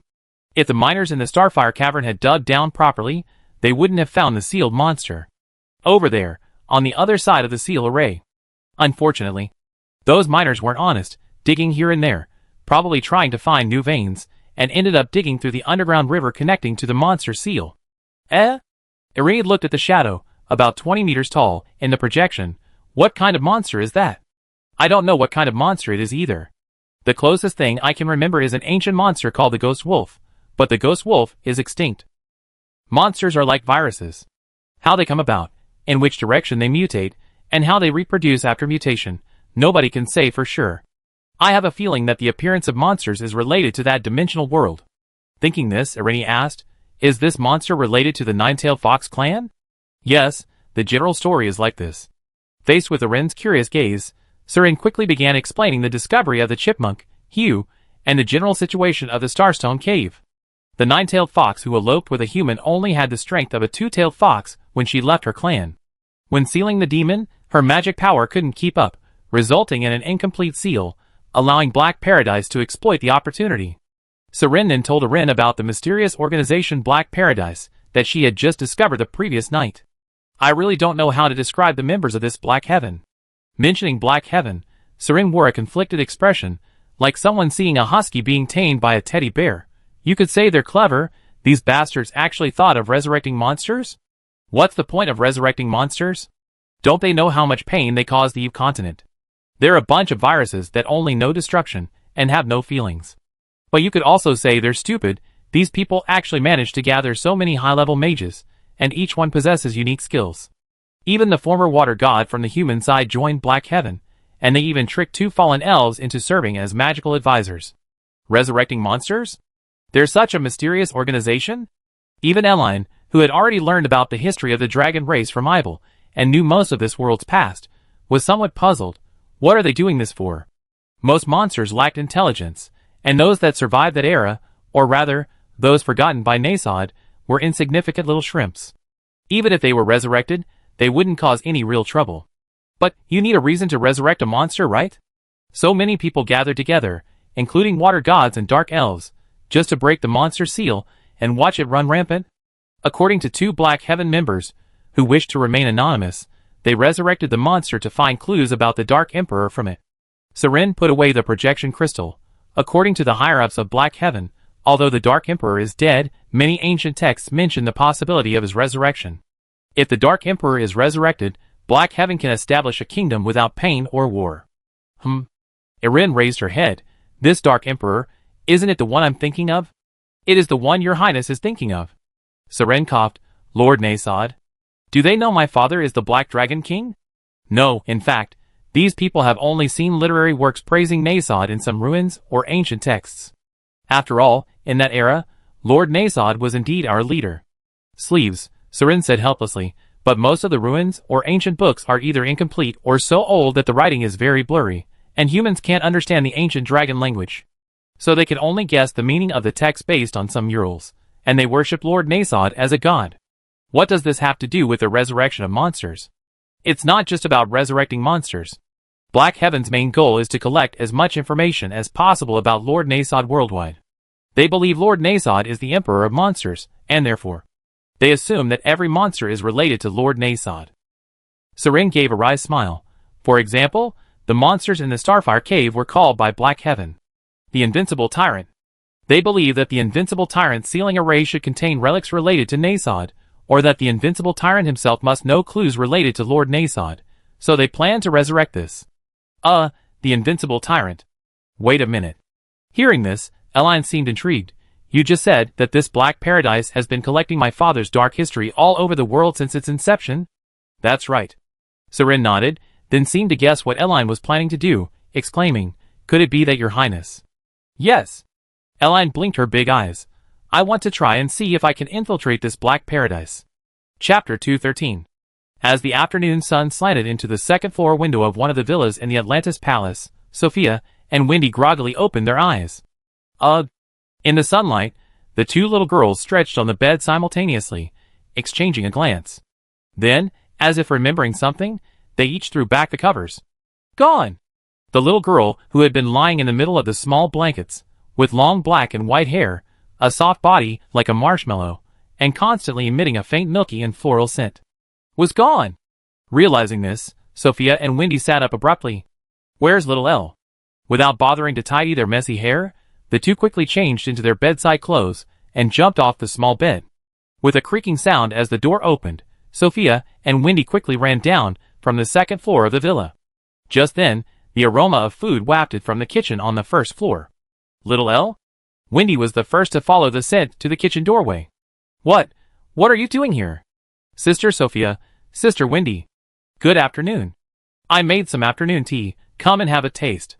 To Sophia and Wendy's surprise, Elle, wearing a little apron, ladled bowls of treasure porridge and mung bean porridge from the pot, then climbed down from the small stool propped up by the stove and carried the plates to the dining table in the living room. This is 8 treasure porridge, made from 8 kinds of grains cooked over high heat, and this is mung bean and seaweed. It's very refreshing. Using a small spoon, Erin scooped out the thick, hot porridge from the pot, then trotted back to the kitchen and took out the still steaming egg tarts from the oven. These are my special snacks. The ingredients are flour, sugar, eggs, milk, and some spices. The milk and spices from Atlantis are a bit special. It took me a long time to get this reasonably good flavor. Then here are pan-fried ribs. The pork from Atlantis is quite good. It can be served as an appetizer. I pan-fried them for quite a while. And double-skin milk pudding, a dessert made with milk and egg whites. You can add some red beans or softened raisins for garnish. And so on and so forth. Seeing Erin constantly carrying food out of the kitchen as she spoke, Wendy was completely dumbfounded. "Little Elle, you can cook." "Yes, I can." Eline tilted her head, although my cooking skills aren't very good. Actually, I was startled too. Bilotes, who had witnessed Eline's entire cooking process, covered her mouth and chuckled. Little Elle woke up and suddenly ran over saying she wanted to try making some afternoon tea for you. I thought she was joking, but I didn't expect. She hadn't expected that this little dragon princess could not only skillfully use various kitchen utensils and recognize all kinds of ingredients and seasonings, but even the names of the dishes she made. Bilotes had never heard of them before. For example, there was something called egg tart, and the so-called double-skin milk pudding. Even as a full-time housewife of the Piarista family, Bilotes had never heard of them. Originally, she thought it was just a child's little prank, but she didn't expect the final product to be so impressive. The snacks and desserts in the kitchen not only looked beautiful, but also smelled incredibly tempting. They were definitely not something a novice chef could easily make. "Wow, little Elle, that's amazing." The sight of Eline bustling around in her apron made Sophia instinctively want to say, "You're like my mother," but she swallowed the rest of the words and instead said, "That's amazing." Anyway, describing someone your age as like your mother just felt a little impolite. Hee, thank you for the compliment. Under Sophia and Wendy's surprised gazes, Eline laid out all the snacks and desserts on the table, then gestured for Bilotes and Steve to come over. "Mother and His Majesty the King, please join us." "Huh? Can I eat too?" Steve laughed heartily. Yes. To be able to eat Lady Eline. Cough cough. Little Eline's cooking, my reign as king is truly worthwhile. As he spoke, the king of Atlantis sat down next to his daughter Sophia, picking up an egg tart. "This is called an egg tart? What a novel name. Let me see how it tastes." As he picked up the tart, Steve mentally gave himself several pep talks. Even if this egg tart tasted terrible, he had to pretend it was delicious, absolutely not spoiling the dragon envoy's mood. However, when he took a bite of the egg tart, letting the crisp, rich flavor linger between his teeth, his entire body began to tremble uncontrollably. This is really delicious. After taking a bite of the egg tart, Steve felt completely won over by its taste. He couldn't help but exclaim, "My God, this is even better than the desserts made by the chefs in the palace." Knock, knock, knock. Before Steve could finish speaking, there was a knock on the living room door. "Come in." Steve looked towards the door. The door's unlocked. "Your Majesty." Pushing open the door, he saw the person who knocked was dressed in royal attire, seemingly a minister of Atlantis. The King and Pope of Aspera request an audience." "The King and Pope of Aspera?" Steve, who was eating an egg tart, paused, then waved to the minister. "It's about dangerous magical beasts again, right? Tell them the King of Atlantis won't go to Aspera, and have them come to me. They're already here." The minister said in a trembling voice, "The King and Pope of Aspera arrived this morning. They originally planned to wait in line outside with several scholars from the Mages Guild, but a woman chased them away at noon." "What? They're here?" Steve seemed not to understand the minister's meaning. "Tell them I don't have time to receive them, and have them come to the palace themselves. They're just outside the palace." The minister gestured towards the garden entrance outside the gate. "The King and Pope of Aspera are here. They said they won't leave today if you don't receive them." "They already arrived?" Only then did Steve realize that the King of Aspera, the most powerful nation on the Eve continent, had actually lowered himself to come to Atlantis. He quickly looked at Eline, who was sitting with Wendy and Sophia eating a treasure porridge. Eline, should I ask the people from Aspera to go back first?" The King of Aspera has arrived?" Eline raised her little head. "What are they doing here?" The minister quickly replied, "They said they intend to apologize to His Majesty the King in person." Steve gave Eline a questioning look. "I have no objection, but we might not have enough egg tarts and double-skin milk pudding. Eline stood up and glanced out the window. Tell the king and pope of Aspera that we only have porridge left, and ask them if they want some. Chapter 214. Afternoon. As usual, Tina got out of her small bed and skillfully changed into her white silk-made outfit from the wardrobe. She tidied herself in front of the mirror and pinned a cherry blossom hair clip to her hair. Then, she fastened the straps of her Mary Jane shoes with heels, left the room, and began her daily work as a maid in the plant family. She cleaned up the household garbage in the mansion, wiped the paintings and statues of the family elders on the first floor, and after finishing all this, Tina took garden shears to the back garden to prune the precious flowers and plants. Glug glug glug. Sensing Tina's presence from behind the flowers, the fish in the small fountain poked their heads out of the water and blew bubbles in a friendly manner towards the young maid. Cough. Among these freshwater fish, a slender swordfish seemed somewhat out of place among the surrounding fish. It dived to the bottom, took a deep gulp of water, quickly surfaced, and spat at Tina. The swordfish's spout of water lacked power. The jet only traveled less than a meter through the air before falling weakly into the grass, seemingly still quite a distance from hitting Tina in the flower bed. Cough, tui. However, the swordfish seemed unconcerned about the effect of its spray, as if it were merely venting its frustration, and soon inhaled another mouthful of water. Tui. Stop spitting water like that. After quickly trimming the plants in the back garden, Tina picked up a watering can and went to the fountain, filling it as she spoke. If it weren't for the family healer, you'd be frozen to death by now, wouldn't you? Seeing Tina approach, the swordfish scurried away to the bottom of the pool in fright. A little bully who picks on the weak and fears the strong. Tina could only shake her head helplessly and leave with her water bottle. Although she had lived in the Plant family for nearly 12 years, Tina Plant was not a child of the family. According to the butler, 12 years ago, the head of the Plant family found Tina as an infant in the forest while hunting and, unable to bear her suffering, took her home. From then on, Tina became a member of the Plant family. When Tina was 7 years old, the family butler discovered that the little girl possessed superhuman strength, able to lift dozens of kilograms with one hand, and thus had her take care of the young lady's daily needs, remaining as a maid in the Plant family. Last year, Miss Plant disappeared at Harlan Academy. No matter how much the head of the family pleaded with King Aspera or the Pope, their letters seemed to sink without a trace, and Harlan Academy remained silent. The Plant family had no choice but to send Tina to Minar Academy to find another way for the family. No one expected that this one decision would once again make the already declining Plant family the focus of national attention. Or rather, everyone in the team that had been with Alinei became the center of attention. Tina! Just as Tina finished watering the flowers and was about to feed the fish in the pond, the butler rushed out of the villa. People from the Aspera Palace have arrived and say they want to see you. People from the Aspera Palace? Tina turned around. Did they specifically ask for me? Yes, and their attitude was extremely humble. The butler approached, lowering his voice. It's probably an order directly from the king. These people are truly terrified. Your Majesty? Tina put down the water jug and straightened her maid's dress. Isn't King Aspera at Minar Academy? On the Atlantis side, King Aspera was in a panic. Could you please inform His Majesty Steve that the King of Aspera wishes to meet with him? Outside the royal gardens, looking at the long queue before him, King Aspera couldn't help but call over the butler responsible for maintaining order, taking out a few gold coins. Could you make an exception? He could clearly sense that the world was undergoing a massive transformation, so fast that even he, as king, hadn't had time to prepare. According to historical records, the human race, from its emergence to its evolution into Homo sapiens, has only existed for a few tens of thousands of years. And the history of humans using magic is only a few thousand years. Over the millennia, human society has witnessed countless wars and magical academic revolutions, resulting in a proliferation of magical theories and formulas. Strange magical devices have also appeared in droves every few months. These include communication crystals that utilize the instantaneous nature of lightning for long-distance communication, refrigerators made by covering an entire metal box with ice crystals, and muskets with complex structures that even ordinary people can quickly master.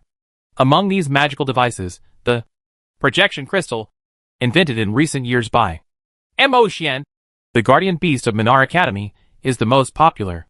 Initially, people used the projection crystal simply as a tool for recording life. Ordinary people used it to take pictures, while some magic professors used it to teach their students. While people marveled at the projection crystal's wonder, they didn't take it too seriously. Soon after, Emotian combined the projection crystal with a communication crystal, developing a combined device capable of transmitting images over long distances. As long as corresponding base stations were deployed within a certain range, even people separated by vast distances could communicate face-to-face, which was incredibly convenient. However, because the continent of Eve was so vast, many countries couldn't even establish a local area network within their own territory, let alone deploy base stations in no man's land. The maintenance costs for such equipment in areas teeming with magical beasts were exorbitantly high, and it was extremely dangerous. Even with money, few were willing to go. Therefore, unless it was a wealthy institution like Minar Academy that could send people to build temporary base stations when needed and discard them afterward, most of the time, the various nations of the Eve continent were in a state of information isolation. An empire is called an empire because it essentially operates under the absolute power of its king. If you leave something at my doorstep and then send people to guard it, I certainly won't allow it. Therefore, from the very beginning, the king and pope of Aspera believed that, unless the imperial system of the Eve continent ceased to exist, this projection crystal would at most be usable only within their own borders, and wouldn't amount to much. Then, not long after, Minar Academy taught them a lesson. Your king doesn't agree to install base stations, huh? Then I find countries willing to install them to cooperate with. Don't regret it later. Thus, the Lehman Empire, which was willing to cooperate with Minar Academy, achieved economic takeoff thanks to the surge in traffic caused by the live stream. Aspera, lagging behind in information, became the laughingstock, offending a whole bunch of people it shouldn't have, and could only rely on its king and pope to run around trying to make amends afterwards. King of Aspera? Under the expectant gazes of the king and pope of Aspera, the butler in front of them didn't take the gold coins. Instead, he said with a disdainful look, Aspera is such a high and mighty country, always calling itself the world's policeman and wanting to judge us. Why would their king and pope come to this poor, desolate place? The butler's words made the king break out in a cold sweat. Well, it's all a misunderstanding. Fine, even if you're from Aspera, what do you want with our king now? Didn't you enjoy the previous trial enough? Want another one? The butler pushed the king of Aspera's hand holding the gold coins back. Don't give me that crap. Just because Aspera is rich doesn't mean it's superior. That won't work in Atlantis. The butler then pointed to the magic scholars queuing in front. This is Professor Ingalls, a mage who won the Golden Duck Award in the magic world, and also the most respected lightning elemental master at the Atlantis Free Academy. And this is Professor Razor, the first to discover the magic scholar of Falls Fire 231, for which he was nominated for the Golden Duck Award. Master Carter Ban, the best blacksmith in Atlantis, forged most of our warriors' weapons. And Magnus, our city's pastry chef of 10 years, whose desserts even foxes love. Who here hasn't contributed more to human society than you? Everyone's queuing up, everyone wants to see Little L. What reason do you have to use this back door? The steward's words left King Aspera and the Pope speechless. You're right, we were rude. Saying this, the two bowed and humbly walked to the back of the line. We're sorry to have troubled everyone, we join the queue now. Chapter 215. Knock knock knock. Please come in. As the door to the first floor of the villa was pushed open, the king and pope of Aspera cautiously entered the house, which was filled with the warmth of everyday life, like thieves. I'm sorry we're late. Despite feeling wronged and helpless, the two could only set aside their dignity as kings and popes, and bowed respectfully to Steve inside, saying in the language of Atlantis, I am the king of Aspera, and he is the pope of the Blackfire cult. This matter. I am truly very sorry. On behalf of Aspera, I apologize to Ms. Elenine Piarista, Ms. Sophia Carroll, and Mr. Steve Carroll, and also to all the citizens of Atlantis. Because our negligence as the Aspera administration has brought irreparable suffering to your country and its people. As king of Aspera, I bear immense responsibility for this. Currently, all Aspera troops and mages within Atlantis have left the imperial borders. Aspera has also withdrawn all sanctions against Atlantis. All the treaties we previously signed are null and void. If your country has any further requests, please feel free to make them. The live broadcast from Minar Academy completely shattered the ecosystem of human society on the Eve continent. Anyone who has studied the live broadcast or related recordings knows. Dragons, mythical beasts existing only in legends, are redefining humanity's understanding of power. The vastness and mystery of the continent of Eve have always been a topic of much discussion. Even with the current scale of human society, the combined lands of so many human empires, Aspera, Arcana, Riemann, Silas, account for less than 10% of the continent's area. Beyond these human empires lie vast, boundless forests, deserts, glaciers, and wetlands. Surprisingly, although the humans of Eve are far from being dominant, and a single high-level magical beast could easily destroy a nation, no magical beast has done so for thousands of years. They seem bound by some kind of pact, never setting foot in the human world. This has led to humans' understanding of some powerful magical beasts existing only in their imaginations. Tier 1 magical beasts damage crops. Tier 2 magical beasts love to fight. Tier 3 magical beasts howl. Tier 4 magical beasts are terrifying. Tier 5 magical beasts are enormous. Tier 6 magical beasts curse even the gods. As for Tier 7 magical beasts, they are essentially nation-destroying level. Any single Tier 7 magical beast could destroy a country. This is because the strength of Tier 7 magical beasts far exceeds the limits of magic comprehension by humans. Even the most powerful elemental gods would struggle to withstand them.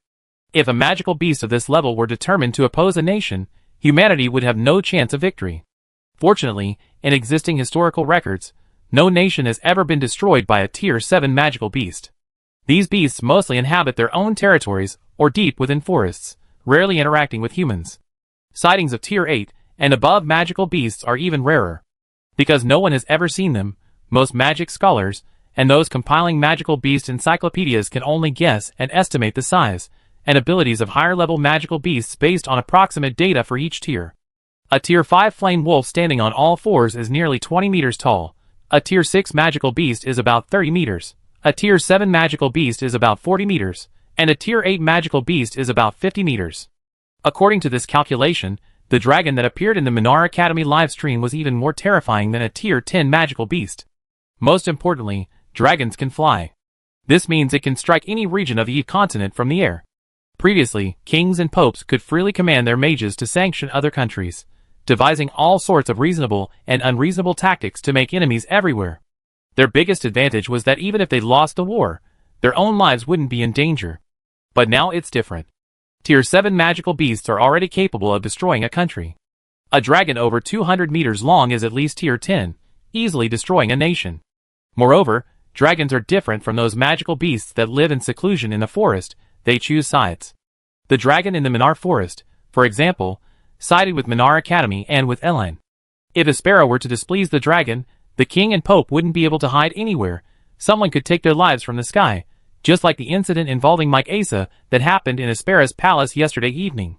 This is why the king and pope of Aspera rushed to Atlantis immediately after returning home, not daring to bring any bodyguards, and immediately knelt down upon entering, saying, "Whatever your request is, just say it." They knew that if they didn't do something, they really would die. "Your Majesty." In the living room filled with the aroma of food, after listening to the king of Aspera's long-winded speech, Steve simply sighed. "You haven't introduced yourself to everyone yet." "Ah? Oh. King Aspera quickly added, "My name is Ruggiero Loria." "Mr. Loria, please have a seat." Steve brought over a small chair. "And this?" "His Holiness the Pope." Only then did the king of Aspera realize that the people in the room were actually eating. Moreover, this meal had nothing to do with words like noble, royal, or luxurious. It looked like an ordinary family's afternoon tea.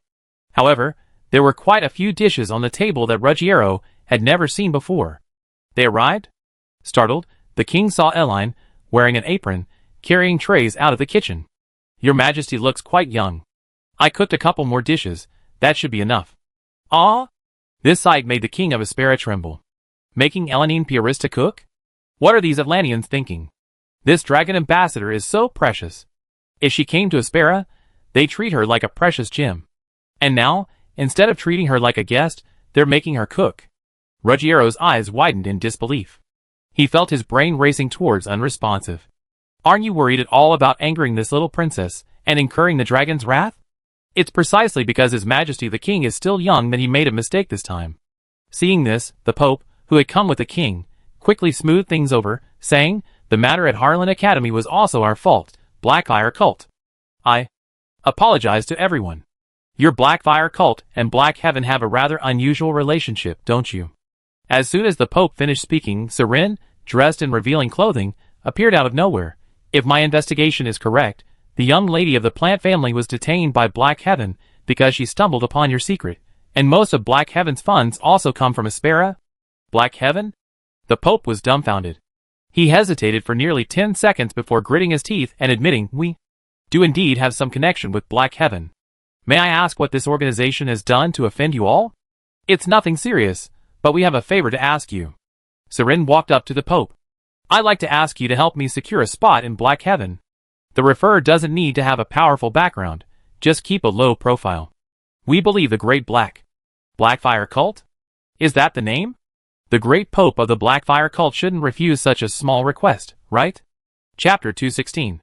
Deep within the Starfire caverns of Atlantis, several figures wearing black naval hats and long black robes knelt and gazed up at a colossal monster sealed within the center of a magical core.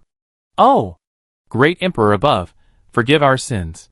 One of the figures in black slowly prostrated himself before the monster, prostrating himself in worship as he spoke. "Please allow me to fall into the abyss with this adoration for you. Let me grasp that promise of forgiveness and embrace the King of Darkness." At the center of the magic circle before the figure in black, a giant black wolf, its body bulging with explosive muscles, seemed to have opened its crimson eyes. Even lying on the ground, this giant wolf constantly exuded an unparalleled sense of oppression, as if it could break free of the magic circle binding it at any moment and burst forth from the earth. "I can't stand him anymore." Behind the man in black, a girl with a ponytail sighed, "How can this guy spout a different cheesy line every day?" "Shh. Keep your voice down." The masked girl next to the girl with the ponytail lowered her voice. "If the executor hears us, we get yelled at again. We're just here to guard the gate, so don't say anything we shouldn't." "Okay." The girl with the ponytail glanced again at the giant monster in the magic circle. "Can they really revive this thing? It should be a werewolf, right? I haven't seen such a big monster in the Empire's confiscation encyclopedia. Monsters don't appear in monster encyclopedias, of course. It's called Invincible Tyrant." "Invincible Tyrant? That certainly fits their naming style." The girl with the ponytail suppressed a laugh. "What tier is such a big monster?" "Tier 7. The girl with the ponytail stopped laughing. "What?" "It's said to be equivalent to the strength of a Tier 7 monster, definitely no less than Tier 6. "Then this thing is?" The girl with the ponytail covered her mouth in surprise. "If the seal is broken, and we can't control it, wouldn't the nearby cities be?" "Yes, they'd most likely be destroyed by this monster. It's probably the strongest monster Black Heaven has resurrected so far." The masked girl shrugged. "But that's none of our business. It's said that the Black Heaven higher-ups have been preparing to break the seal here for hundreds of years, and even lost an entire elite force in the process." "What do you mean by losing an elite force?" "I don't know. I only remember them saying that in order to break this big guy's seal caused a lot of trouble. Nearly 100 people died." As she spoke, the masked girl noticed a strange aura emanating from the darkness not far away. Startled, she quickly drew her dagger. "Who's there?" "Oh dear, as expected of Black Paradise. This winding path has been so difficult to navigate." A playful and cute voice rang out, and a girl wearing glasses, with waist-length hair, dressed in a neat school uniform and small leather shoes, emerged from the darkness. "Is your supervisor here?" This girl was none other than Hugh, the chipmunk who, based on the information Sirin had gathered, had followed a small path through Starfire Cavern while the miners weren't looking. However, perhaps due to her exceptional makeup and disguise skills, Hugh, dressed in her school uniform, seemed like a completely different person from the chipmunk she had encountered in Starfire Forest not long ago. "Who?" Hugh's voice made the black-clad figures before the sealing magic circle jump to their feet, each drawing their weapons, and surrounding the girl. "I didn't come here to fight you." Facing the Black Paradise members around her, Hugh raised her hands to indicate she was unarmed. "I want to join you." "You?" One of the black-clad figures frowned. "Do you know where this place is?" "Yes, the sealed land of the Invincible Tyrant." Hugh remained calm. "You plan to break the seal here and release this werewolf, right?" "Insolence. Show some respect to the Invincible Tyrant." One of the black-clad figures raised his magic staff. "Who sent you?" "Didn't I just say I want to join you?" Hugh said helplessly. "No one sent me. I'm just a lone wolf." "Hey, you know. Knowing about the Black Heaven proves you're no ordinary person." The man in black spoke impatiently. "I give you 10 seconds to tell me your purpose for being here. You wouldn't believe me anyway, but I want to join the Black Heaven, that's my purpose." "Why should we accept you?" "Because I'm a magister." Hagia casually conjured a blazing fireball. "Is that reason enough?" The surrounding men in black were stunned. "You. Tomorrow is the full moon night in Atlantis. The moon's phase will change then, the best time to break the seal. You must be short-handed, right?" Hagia put away the fireball. Won't you consider taking in a homeless girl like me? You look suspicious. The man, who seemed to be the leader of the men in black, slowly stepped forward. All right, I ask you 3 questions. If you can answer them all, we consider taking you in. You placed her hands in front of her short skirt. Ask away. First question, why did you join Black Heaven? Because it's interesting. Interesting? Is that the second question? No. Then I cannot answer? Okay, then the second question, why do you think joining Black Heaven is interesting? Your mission isn't to search the world for information about the Dark Emperor. Information?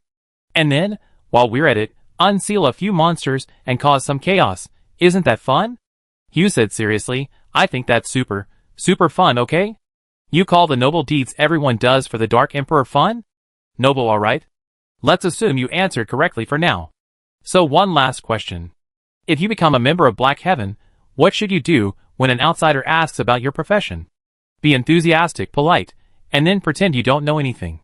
Hugh smiled. Of course, most importantly, after answering the question, kill the person who asked it. Very good. The man in black, who had asked the question, sheathed his weapon. You passed the test, little sister. Oh! A faint smile suddenly appeared on Hugh's innocent face. Didn't I just say? After answering the question, I killed the person who asked it. You? Realizing something was wrong, the man in black suddenly noticed that strange red crystals had appeared beneath his feet. Startled, he jumped aside. Bombs! Get down! Boom, boom, boom. As the explosions continued, Hugh nimbly leaped over the crowd and arrived before the sealing magic. Is this the thing my fox grandmother, my great-grandmother sealed away with all her might? Chapter 217. After obtaining all the information about Black Heaven from the King of Aspera, Eline told Seren to stay at the villa while she took some money and a tray full of egg tarts to the reception area in the palace gardens. According to the King and Pope of Aspera, Black Heaven is a very ancient organization, even older than the Aspera Empire itself. Black Heaven has 5 ranks: Transmigrators, Executors, Overseers, Blackwing Gatekeepers, and Seat of the Top. The lowest rank, Transmigrators, is similar to cannon fodder, while the highest rank, Seat of the Top, is similar to a pope. The naming conventions alone reveal this organization is a direct descendant of her father's influence.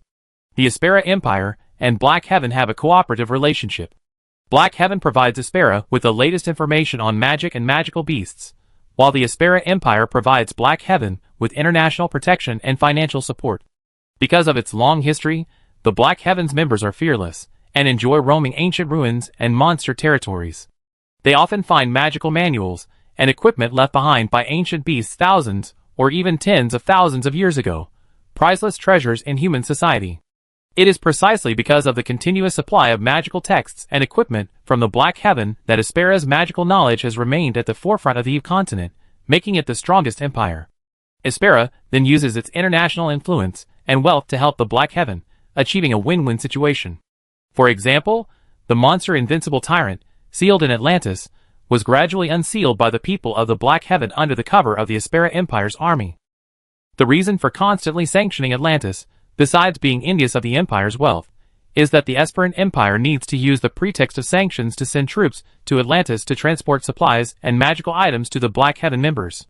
Furthermore, the Black Heaven also has a place called Dream City, which is also their headquarters, located in the southern border forest of Esperan. In a little while, Eline needs to take King Ruggiero's token to the Esperan Empire, find a confidant of the king in the capital, and ask him to help contact a Black Heaven executor within the country to write a letter of recommendation before heading to Dream City to officially join the Black Heaven.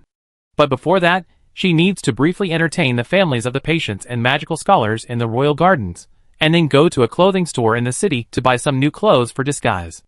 Lady Elenine Piarista must be busy right now, right? Carrying a large tray of egg tarts, Elenine had just reached the entrance to the royal gardens when she heard a murmur of conversation from inside. She's definitely busy. She has such a good relationship with the mysterious dragons. She's always busy. We really shouldn't bother her. But I really want to thank her in person. My husband has had this heart problem for years. It just wouldn't get better, and he was on the verge of death. Yesterday, he went to the Mages Guild and came back completely cured. If I don't thank her, I just can't live with myself. Me too. Little Elenine just changed a formula and solved the ice element model problem that my teacher and I had been working on for over 30 years. If my teacher were alive, he would definitely have told me to come and thank little Elenine. Actually, this is a way of thanking her, isn't it? Didn't the butler just say they already informed His Majesty the King and little El? Since little El already knows we're here, our gratitude should have been conveyed, right? I really hope little El doesn't make a special trip just for us. She's so busy. If she really took time out of her schedule to come here specifically for us, I feel like I become the villain. By the way, what does little El usually do at home? Research the latest magic? Discuss the ultimate elemental model? Or refine the previous dark element theory? None of those. I just sleep or hang out with Sophia and the others. Amidst the noisy chatter, Eline pushed open the metal gate to the garden, which was covered in morning glories, and stepped inside with a dragon dance-like gait. Hi! Placing a plate full of egg tarts on the round table in the center of the crowd, Erin stretched her small hand out from her pajamas and waved to everyone. Did you miss me? Lady Erin. Little Erin. She's so cute. The previously lively discussion in the garden suddenly quieted down. This is a snack I made. I named it egg tarts. Seeing the fruit platter the butler had prepared for the patients' families and magic scholars on the small round table, Erin casually picked up a crystal grape and put it in her mouth, saying indistinctly as she ate, "Everyone. You can try some." What? Little Erin actually came out. I thought you were very busy today. I didn't dare tell the butler. Sweets made by Little Ire? Is this something I can eat? My goodness, Little Ire actually made food especially for us, so touching. Under the gaze of the crowd, Eirlini blinked and, according to her own understanding, gave a waiter-like smile. I appreciate everyone's kindness, thank you. Everyone, please go back after you finish your cakes. I have something to do, and need to go out for a bit. Remember to be happy every day. With that, Eirlini didn't wait for the patients' families and scholars to reply, and in a flash, she left Sophia's royal garden, used to entertain distinguished guests. So this is what they call social niceties, the most troublesome thing. Eirlini thought helplessly in the air. Next, she needed to go to a clothing store in the city to buy a new outfit that could fool everyone at Black Paradise. As she flew towards the city, Eirlini looked at her long hair, one black and one white, behind her. Despite the uproar caused by the Minar Academy livestream, it doesn't mean everyone on the entire Eve continent knows about it now. Information spreads relatively slowly in this other world. Just like on Earth, news often pops up about some internet celebrity with millions or tens of millions of followers getting into trouble. Previously, when Erin saw these celebrities' names, her first reaction was, I don't recognize this person. Logically, tens of millions of followers isn't a small number, but not everyone watches live streams or has any experience in this field. So, what some people consider a super internet celebrity isn't actually that famous in the real world. Especially for an organization like Black Paradise, which loves monsters and archaeology. Their headquarters, Dream City, is thousands of miles away from human cities. People there definitely don't know about the dragons yet.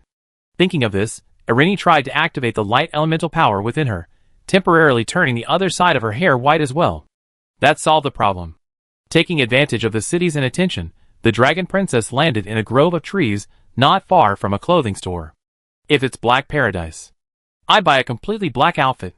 Chapter 218. Welcome.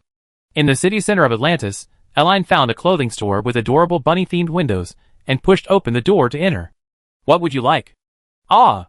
Seeing Eline enter, the shopkeeper, who had been feeding an Angora rabbit, stood up and was instantly stunned by Eline's cute appearance. My goodness! You're so cute! Are you from Arcana? Clearly, the shopkeeper didn't recognize this dragon princess. This confirmed Eline's earlier suspicion. Even though the Minar Academy's live stream had caused a worldwide sensation, most ordinary people only knew that a dragon appeared at Minar Academy. The Arcana people of the Eve continent mostly have white hair, like Lilia, so Eline, who had temporarily covered half of her black hair with light elements, was naturally mistaken by the shopkeeper for an Arcana tourist visiting Atlantis. Excuse me, do you sell black clothes here? Eline didn't explain, simply nodding to the shop assistant as a greeting. She then looked around the shop's clothing, gesturing with her small hand, preferably hooded, the kind that covers the body completely. We should have some. The shop assistant walked towards the nearby clothing warehouse. Black hooded clothes. We only have skirts here. That's all right. Eline quickly replied, as long as it fits, it's fine. She remembered Sophia mentioning that besides tourism, Atlantis' most developed industry was textiles. What's even more amazing is that the textiles used here are almost entirely made of Angora rabbit fur. The Angora rabbit breed in Atlantis is quite special. Not only is the fur soft and elastic, but it also comes in many different colors, such as the black Angora. Therefore, some garments here don't even need dyes during the manufacturing process. They're directly made with different colored rabbit fur. Is this outfit okay? My grandma and her family just finished making it a few days ago, using rabbit fur and velvet. As she spoke, the saleswoman brought out a black outfit with a cape from the storeroom. This outfit should look quite stylish with black stockings and black boots. By the way, little sister, how tall are you? Let me see if we have your size. Erin was a little embarrassed. About 1.4 meters. 1.4 meters? To be precise, 139 centimeters. Erin took the outfit. Do you have anything suitable for this height? We have children's styles, but I'm more concerned about your shoe size than the clothes. The saleswoman looked at Erin's small feet, suspended in midair and encased in white stockings. Would you like to buy matching shoes? Yes. 10 minutes later, Erin looked at herself in the mirror in the small shop and inexplicably had a strange sense of déjà vu. She wore a hooded, dark gray cloak, very form-fitting and warm, with a furry velvet trim around the neckline. She paired it with a dark gray plaid skirt.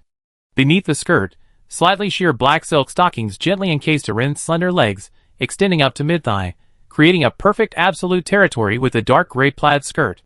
To match her black outfit, Erin, on the recommendation of the shop assistant, bought a pair of matching round-toed snow boots. The whole ensemble looked like gray? Huh? Seeing the little girl in the mirror suddenly utter a word she didn't understand, the shop assistant was a little uneasy. Is it that you don't like it? No, it's very pretty. Erin turned around. Excuse me, do you have any lanterns that I can carry? Lantern? Although she didn't know why the little girl wanted to buy a lantern in a clothing store, the shop assistant went to the storeroom and soon returned with a somewhat old metal lantern. Is this okay? Thank you. Erin took the lantern, held it in her hand, and then pulled up her hood. Exactly the same.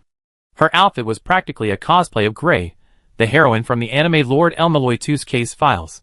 How much is this set? 10 minutes later, Eline, dressed in all black, arrived at the top of a noble's mansion in the Aspera Empire, carrying the projection crystal recorded by King Rurigella. She found a nobleman resting on the second floor. My God! How did you get in? Since Eline had flown directly from Atlantis and entered through the balcony door on the second floor of the mansion, her appearance startled the nobleman inside. The man, in his 40s, saw Eline dressed in black and immediately turned to run towards the stairs. Security! Where's the security? There's an assassin. His Majesty the King sent me. Eline placed the projection crystal on the ground and activated it. I am Rurigella Loria. The projection crystal quickly displayed a video recorded by King Aspera in the Atlantis Palace. Colonel Robin, whatever you're doing, stop immediately upon seeing this projection crystal and write a letter of introduction to your friends in Black Paradise. Remember, you must not neglect this distinguished guest. The nobleman, who had been about to go to the door to get his magic wand, saw the image on the projection crystal and abruptly stopped, scrambling to his feet. So it's a distinguished guest introduced by His Majesty the King. My apologies. It's all right, I'm in a hurry. Eline gestured to the parchment beside her. I intend to join Black Paradise. Could you help me write a letter of introduction? No problem. Since you're His Majesty's honored guest, tell me how to write it. The nobleman didn't dare to be negligent, sat down, and picked up a pen. For Black Paradise, the minimum requirement for joining is a novice mage, but since this little sister was introduced by His Majesty the King, that requirement should be relaxed. Would you mind telling me your magic level? I just write Advanced Mage. Advanced Mage? Hearing this, the nobleman immediately showed respect to Eline, as expected of His Majesty's honored guest, reaching the Advanced Mage level at such a young age. May I ask what your attribute is? Ice. An Advanced Ice Elemental Mage, right? The nobleman quickly picked up his pen and wrote a few lines on the parchment. What is your surname, sir? Where are you from? His name is Cal from Arcana. Cal? No surname? No. Then I write it like this. This is a high-ranking ice mage from Arcana, who has always admired the Black Heaven and has been vouched for by me, Robin Donald, to join the Black Heaven. Having said that, the nobleman who called himself Robin raised his head. A high-ranking mage can only start as an apprentice in the Black Heaven, or would you like to become an executor directly? I should be able to pull some strings here. No need. Eline shook her head. Keep a low profile. Oh, I understand what you mean. Robin quickly scribbled several lines on the parchment, then stood up and respectfully handed the parchment and a medal on the table to Elaine. "Sir, please take this. Go directly to Mr. Francis at the Shattered Dream Tower in the dream capital of Lachlan. He understand after reading it." "Okay, thank you." Taking the parchment medal, she glanced at the text to confirm there were no problems. Then Erin flipped over and jumped off the second floor of the house. "Huh?" Robin quickly chased after her, looking around the house, muttering, "Is this little girl a bird? How did she disappear in the blink of an eye?" But then again, people who want to join the Black Heaven, how normal can they be? Chapter 219. On the first floor of the Shattered Dream Tower in the remote town of Lachlan, a handsome man was yelling at his subordinates. "I really can't take it anymore. I told them to keep an eye on the invincible tyrant, just for one day. And now they're all dead? We don't even know who killed him? Corpses everywhere. Tomorrow is the legendary full moon night, the invincible tyrant. The seal is about to be broken, and to make such a huge mistake at this critical juncture, you are simply..." As he spoke, a knock came from the door behind the man. Knock, knock, knock. "Who is it?" The man turned around impatiently. "Didn't you hear me busy cursing?" "Lord Francis, it's me." A respectful voice came from outside the door. Robin wrote a letter of introduction, introducing us to a newcomer, an ice elemental mage. Hearing the name Robin, the man's expression softened. He coughed and said to the person outside the door, "Come in." The door opened, and a girl wearing a black hooded cloak and a black and gray plaid skirt, with black silk stockings covering her legs, was led into the room by a young man. This girl was none other than Elaine, who had just flown from Aspera to the legendary City of Dreams. "Sir, she's an ice elemental mage introduced by Robin. Her name is Cow." The young man handed the letter of introduction to the man in the room. "High-level ice elemental mage." "High-level ice mage? This little brat?" The man took the parchment with suspicion, examining the handwriting. Was this really introduced by Robin? It looks like it was just written recently. The man took a deep breath while looking at the parchment. It really was written not long ago. "Hey." Holding the parchment, the man turned to Elaine. "Forging Robin's letter, and daring to bring it to a place like this? Aren't you afraid of death?" "My lord, I verified this letter. It's indeed Robin's genuine handwriting." The young man beside him quickly explained. "As for why it looks like it was just written, Miss Cow said it's because she's always kept the letter very well." "How could that be? Aspera is thousands of kilometers away. Even the fastest magical beast would take half a day." The man pointed at the parchment. "And look at this. It looks like it was written 10 minutes ago." The young man quickly gave Elaine a look, letting her explain herself. This was indeed something Robin asked me to bring. Elaine took out the medal Robin had given her from her pocket. "And this too." "A medal too? Was my perception wrong?" Seeing the medal, the man's concerns lessened considerably. He waved to the people in the room, signaling them to leave. "All right, I assume you were introduced by Robin. The letter certainly has his style." Once everyone was gone, leaving only himself, the young man, and Elaine, the man sat down in a chair. "Kid, do you know what we do?"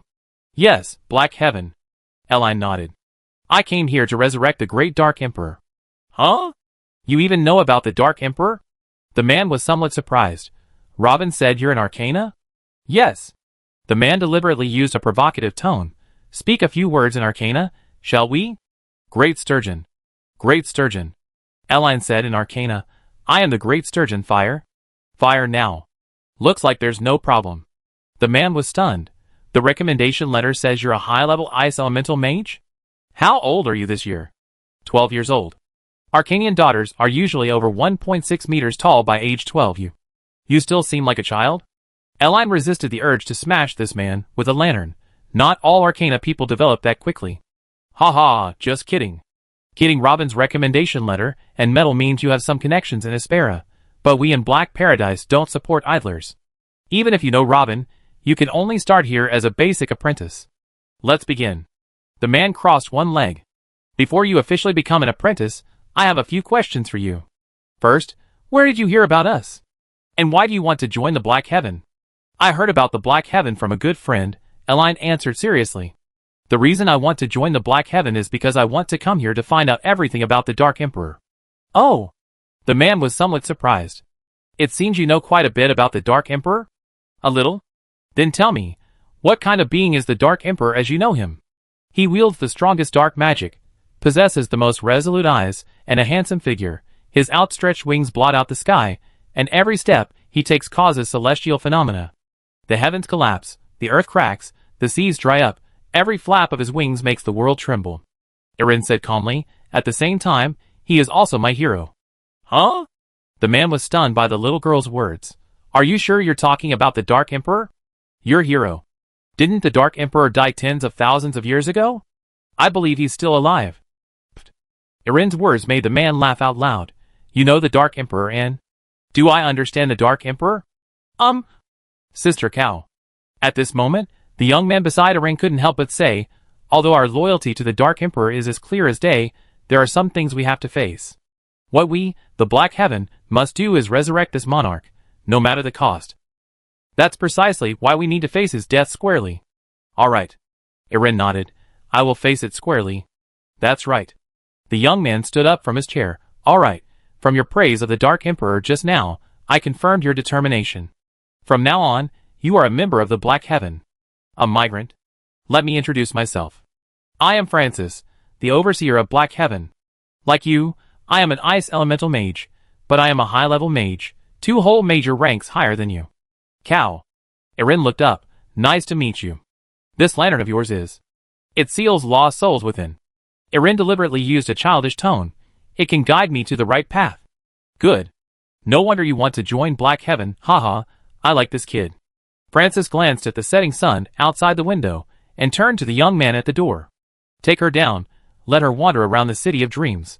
Let her see the true strength of Black Heaven. Chapter 220. I'm sorry, Lord Francis is in a bad mood. Leaving the Shattered Dream Tower in Lachlan with Eline, the young man who had helped guide them earlier said apologetically, a project we've been developing in Atlantis for hundreds of years ran into trouble at a crucial moment. The supervisor is here to hold us accountable, so... This young man was the first exile, or rather, guardian, Eline encountered upon landing in the dream city of Lachlan. After reading the letter Eline presented, the young man readily agreed to lead the way. The Black Heaven headquarters in Lachlan was located near a forest, surrounded by either monster territory or unknown jungles. Even flying monsters had a chance of being shot down, so ordinary people would have virtually no chance of finding the place without a detailed map or expert guidance. However, none of this was a problem for Eline. She flew all the way here without a single monster daring to utter a sound. Is it about the invincible tyrant? Walking with the young man through the bustling streets of the dream city of Lachlan, Eren, wearing a hood and holding a lantern, said seemingly casually, I know about it. Even you know? The young man was somewhat surprised.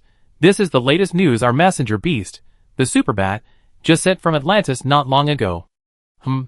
Eren dodged the question, because I've been keeping an eye on Black Heaven. That's rare. It's rare enough that you're so talented, yet you also yearn for our monarch. The young man seemed unsuspecting. Little Sister Cow, are you really only 12 years old this year? Yes. Something happened at home? The young man was somewhat puzzled. Logically speaking, with your talent, there are only a handful of geniuses across the entire Eve continent who can compare. Why would you want to join Black Heaven?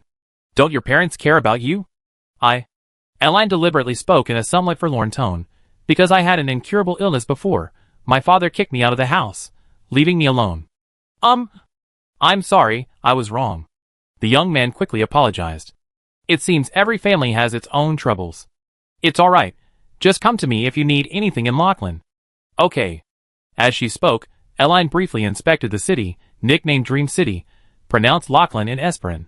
While it was called a city, when she flew over from the air, Eline felt its size was actually about that of a small county town.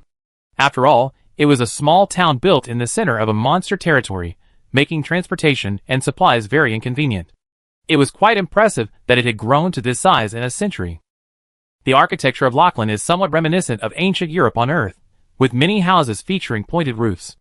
In the city center stands a 12-story tower called the Shattered Dream Tower, said to be the office of those at the executor level or higher in Black Heaven.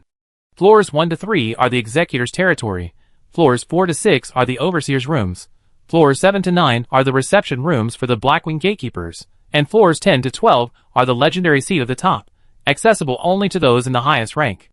The person Eline and the young man beside her had just been looking for Francis, the executor on the first floor of the Shattered Dream Tower. In Black Heaven, Francis is mainly responsible for receiving newcomers and processing intelligence from the front lines.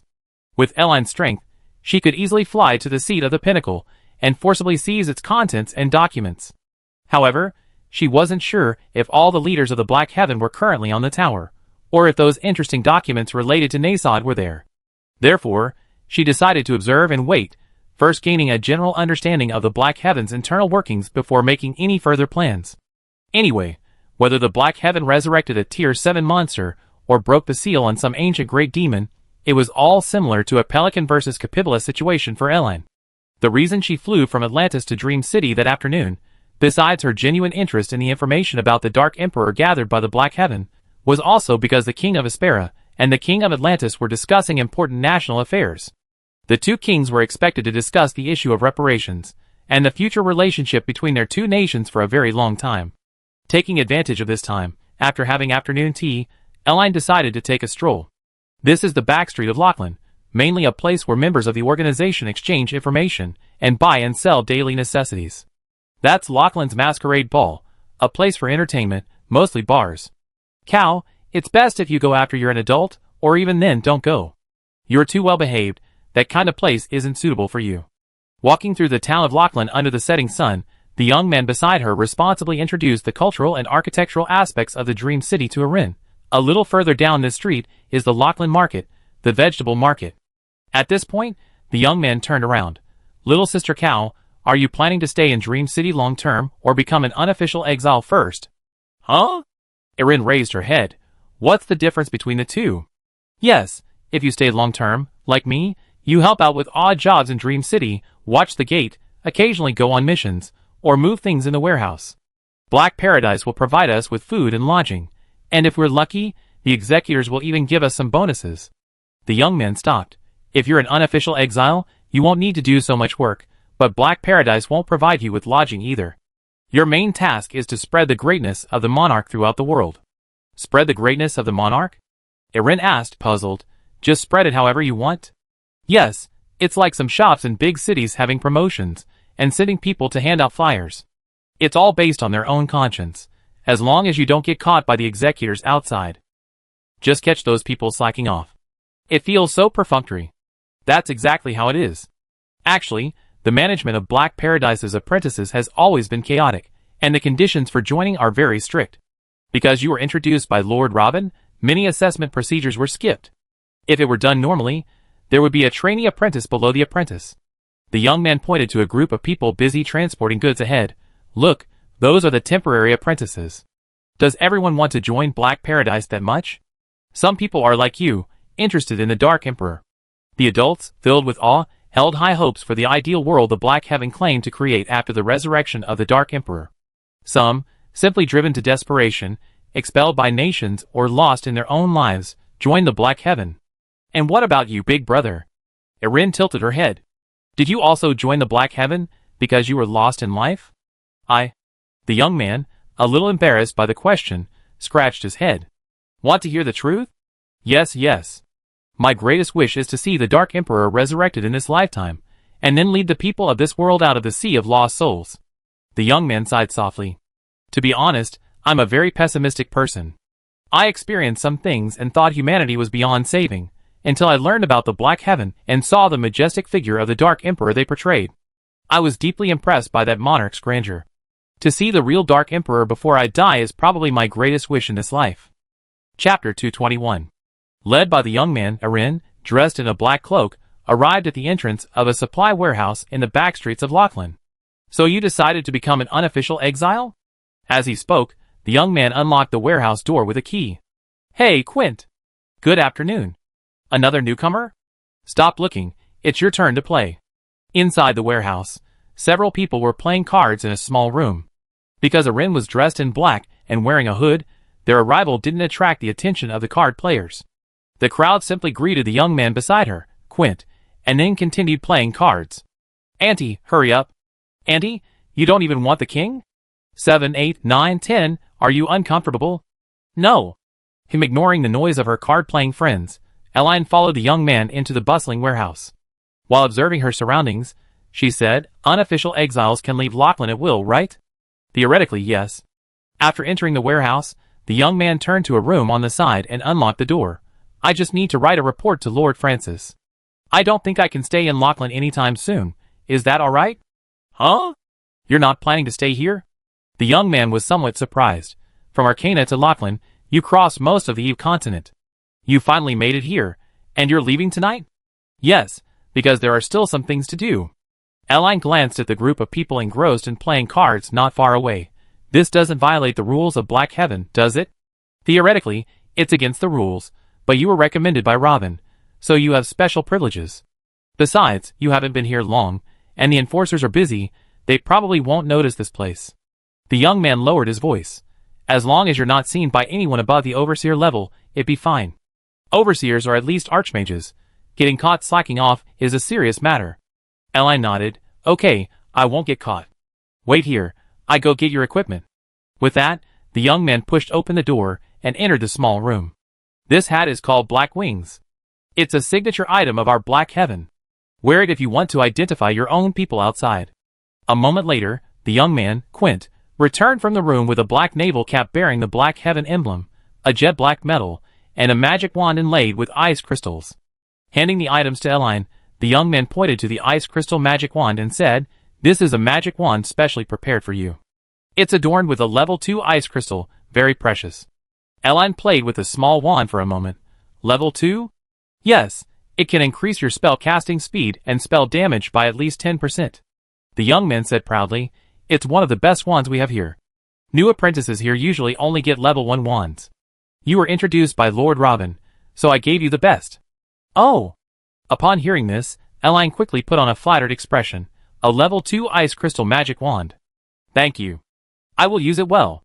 Hey Quint, giving a level 2 wand to such a little brat is a waste, isn't it? At this moment, several men playing cards nearby glanced over. This is the first time I've seen you so biased. She's a high-level ice elemental mage. Giving her an ice crystal wand isn't wrong, is it? The young man put his hands on his hips. She's only 12 years old this year. With a bright future ahead of her, why can't I be biased? What? A 12-year-old high-level ice elemental mage? The young man's words made the card players all look up. Really? This talent is terrifying. Terrifying, isn't it? A 12-year-old advanced ice mage. Then when she's 18, she'd be at least a junior archmage? Yeah, her talent rivals that of those monsters from Minar Academy this year. Eline, holding her black navy hat, asked curiously, "Do you know about Minar Academy too?" "We check occasionally. After all, it's the largest and most prestigious academy on the Eve continent." The man slammed several cards onto the table. Bombs! I heard Minar Academy has made quite a stir this year. With S+ grass elemental talent and S ice elemental talent, the entire magic world is in an uproar. How can there be S+ talent? Young Quint clearly hadn't heard of this, and asked in confusion, "I thought the highest talent at Minar Academy was S." Hey, I heard it too. Apparently, a genius girl blew up the grass elemental testing crystal, so Minar Academy made an exception and gave her an S+ elemental talent rating. My god. A woman next to the man explained, "Such terrifying talent. Can't we find a way to lure her to Black Heaven?" "Forget it, she's of noble birth." The man tossed out another card with the number 6 on it. Actually, S+ grass element talent isn't so bad. The most explosive news is that during the freshman training at Minar Academy, they revealed that they have the Dragon Clan as their backer. Haven't there always been rumors that Minar Academy is backed by the Dragon Clan? It used to be just rumors, but now it's confirmed. Ugh, I don't know what to say. Just watch the live stream recording. No interest. The mess in the organization is enough to give me a headache. And even if I watched the recording, what difference would it make? No matter how powerful the legendary Dragon Clan is, can they compare to our Dark Emperor? They definitely can't. Our Dark Emperor was once the demon king of all monsters. In ancient texts, he had a whole bunch of titles. Lord of the Night, King of the Night, God of the Dark Night, far more imposing than a dragon. Don't want any of them? 1, 2, 3, 4, 5, haha, I won. The man who had spoken threw the last 5 cards onto the table, stretched, stood up, and walked over to Eline. You? A 12-year-old high-level ice elemental mage? Eline quickly raised her navy cap to cover her face. Yes. You got guts. Coming all this way alone to join our black paradise. Patting Eline's shoulder, the man pulled a map from his pocket. I'm giving you a mission. One of our squads in Atlantis was wiped out. Go check what happened. The young man behind Eline quickly said, Brother David, she just joined Black Heaven, and Lord Francis hasn't even made her an identity token yet. It's alright, she can go after she gets the token. The man chuckled. Young man, it's good practice. Brother David, she said, she has some personal matters to attend to, and wants to be an unofficial exile for a few days. An unofficial exile? The man asked, puzzled. Aren't you planning to stay in Lachlan? Erland nodded, yes. That's a pity. The man took back the map. I was just saying I let her go check on what's going on with the invincible tyrant in Atlantis. None of the exiles and enforcers there are reliable. How about I take this with me? Erland took the map from the man's hand with her gloved hand. I'm going to Atlantis anyway these next few days. I can help check what's happening. Chapter 222.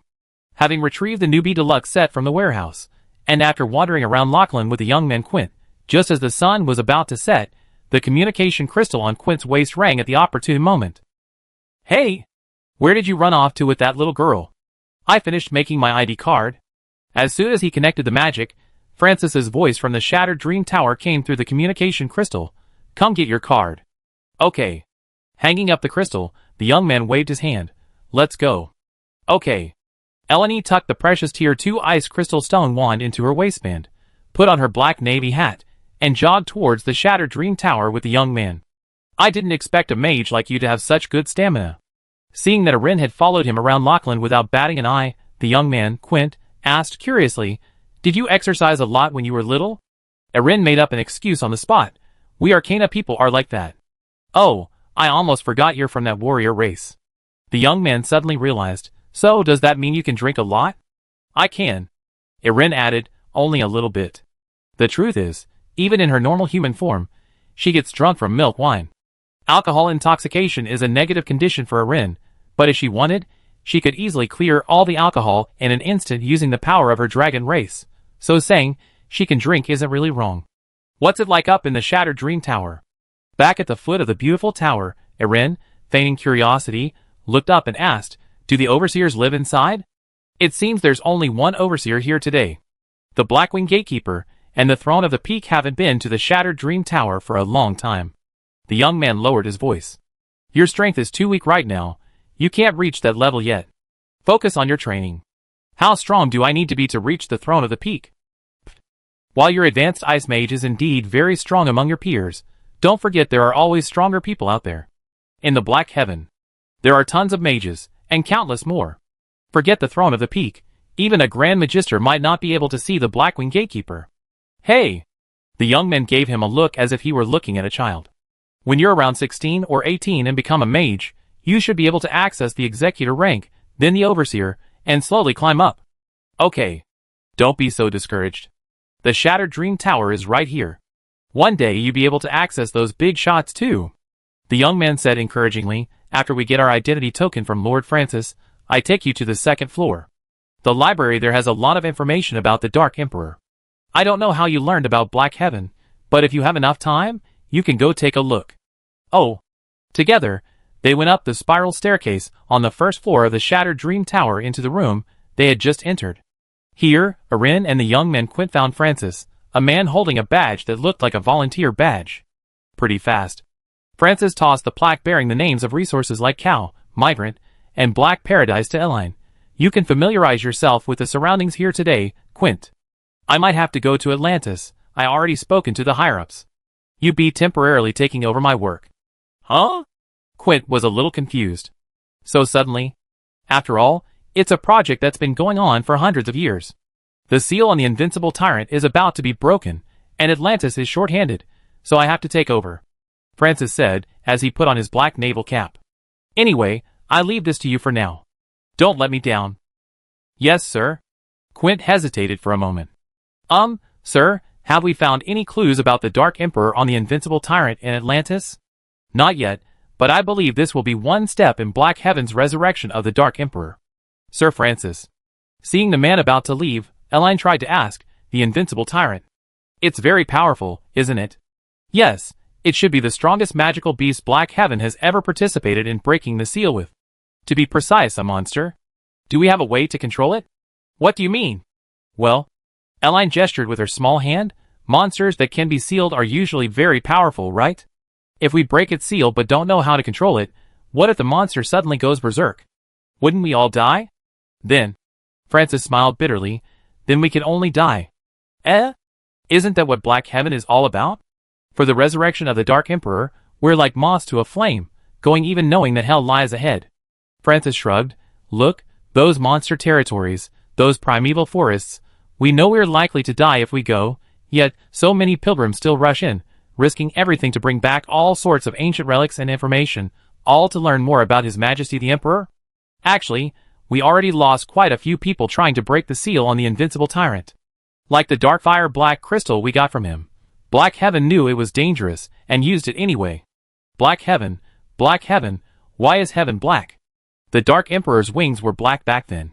I believe the Emperor did many things just as crazy as we did. Little sister, didn't you join us because of this belief? Eline hesitated. I was just thinking, if the monster resurrects in Atlantis, and we can't stop it from going mad, wouldn't the whole of Atlantis be? Little sister, you're a member of Black Heaven now. Being too merciful won't get you anywhere here. Francis pointed at Quint. All right, let's stop discussing these things. Quint, if anything unexpected happens, from now on the spot is yours. Farewell. Watching Francis leave until he disappeared down the corridor, Quint turned around. Why is he talking about such heavy topics with a 12-year-old? Then, he gestured for Erin to follow. Cow, didn't you just say you were curious about the Dark Emperor? I take you, Cow? The empty room behind him left Quint bewildered. When did you leave? Unbeknownst to anyone, Erin had already flown to the very top of the shattered Dream Tower, standing before the enormous clock on the top floor. Let's start from the top and collect data floor by floor. With that, Erin pushed open a door beneath the giant clock. Hopefully, I find something good. Chapter 223. The enormous clock atop the shattered Dream Tower in Black Paradise Dream City was incredibly dreamlike. Not only were the hands and the clock face adorned with numerous butterfly decorations, but the overall theme and color scheme were predominantly purple and pink, giving it a gothic Lolita princess castle style. At first, Eline wondered why an organization pursuing a cool, edgy Dark Emperor aesthetic would build such a girlish structure. It wasn't until she entered the tower through the small door beneath the clock that she understood. This really did seem to be some princess's castle. The top floor of the shattered Dream Tower was a huge room. The corridor outside the room was adorned with numerous large lanterns hanging from the ceiling, each containing a faintly lit butterfly decoration. Strange purple vines climbed the nearby iron windows, combined with various glowing, multicolored glass panes, making the top floor of the shattered Dream Tower resemble a shattered dream. These decorative elements seemed illogical at first glance, yet they were undeniably beautiful. So Black Paradise was originally built by a girl. Standing before a tightly closed door, Erin reached out her small hand, channeling some water elemental energy into the keyhole. She then manipulated the water elemental energy to briefly explore the lock's internal structure. Next, with a thought, she froze the water elemental energy, transforming it into ice elemental energy, triggering the switch within the lock. With a click, the metal door in front of her opened. Erin, carrying a lantern, stepped inside. While outside, she had already examined the shattered Dream Tower using her Eye of Truth and the powerful perception of a dragon. Just as the young man Quint had said, the top floors of the tower were currently uninhabited. That is, neither the Blackwing Gatekeepers nor the seat of the Pinnacle were present. At this crucial juncture of resurrecting the invincible tyrant, the Black Heaven's leadership was neither at their headquarters in Dream City nor in the Starfire Caverns of Atlantis. What did this mean? It meant that the Black Heaven's leadership had a mission even more important than unsealing the invincible tyrant, and the top brass and main force had all gone there. Moreover, this mysterious and important mission was highly classified. Most of the lower-ranking personnel were unaware of it. As for the specifics of this mission, that wasn't something Alinei needed to consider. The continent of Eve was vast. Everyone, every organization, and every nation had their own affairs to attend to. Some claimed to be messengers of justice. Others asserted that joining them was the only way to gain freedom. And still others had kings who were lying behind masks for personal gain. Alinei didn't care who was right or wrong among these organizations or nations. Her purpose in coming here today was simply to see her father's dark past. The room's owner seems to be an elf. The room behind the door was a classic fairy tale princess's boudoir. A huge princess bed, beside which sat a beautiful full-length mirror and a dressing table. In the center of the room was a small rug, on which lay a large teddy bear. A faint elven scent permeated the room. Like dragons, the elves of the Eve continent were a very long-lived race. Besides reproducing like humans, elves could also increase their population through the elf tree in the center of the elf forest. Simply put, they fall from the elf tree like fruit. The elf tree balances this process. If there are many elves reproducing, it reduces the birth rate of fruit elves. If there's a lack of romantic relationships among elves recently, or if the entire elven race drastically declines due to war, natural disasters, or similar reasons, it accelerates the process to prevent extinction. This method of reproduction means that elves are primarily confined to the elf forest. Even if they venture out of curiosity, they won't stay in the outside world for long. Elves are the purest beings in this world, easily corrupted by various forms of pollution. If they are separated from the elf forest for too long, some elves will fall into corrupted elves. And the owner of the room at the top of the Shattered Dream Tower is a corrupted elf. Although the name contains the word corrupted, this doesn't mean all corrupted elves are dark-skinned like in some comics. Some elves are corrupted only internally, their appearance not significantly different from ordinary elves. The Dark Emperor is unparalleled in the world. The Dark Emperor is a peerless tyrant. The Dark Emperor is immortal. Concealing her aura, Erin walked to the desk beside the princess bed. The first thing she noticed was an open notebook and the words on its cover. Opening the first page, she saw him written in Elvish. I hold an oil paper umbrella, walking alone in the depths of the silent forest. A children's song in the rain, melodious and long. I seem to see the Emperor in the darkness. He holds my hand, plucking at my heartstrings. Click. Seeing this, Eline pulled out a pre-prepared recording crystal from her pocket and snapped several photos of the beautiful elven script on the notebook. Then, with her gloved hand, she turned the pages. The glimmer of heaven withered in the winter snow. In the 293rd year of longing for the Emperor, I walk alone in the snow. Great Emperor, why did you abandon this mortal realm? Click. Standing at her desk, Eline rapidly flipped through the notebook, continuously recording the contents with the photographic crystal. She remembered Ibel mentioning in history class that although Nasod was a bit of a chunibu, a Japanese term for someone with delusions of grandeur, he was undeniably handsome. He liberated most of the continent of Eve, saving countless races. In that era ravaged by monsters, Nasod was the faith of all intelligent beings on the continent of Eve.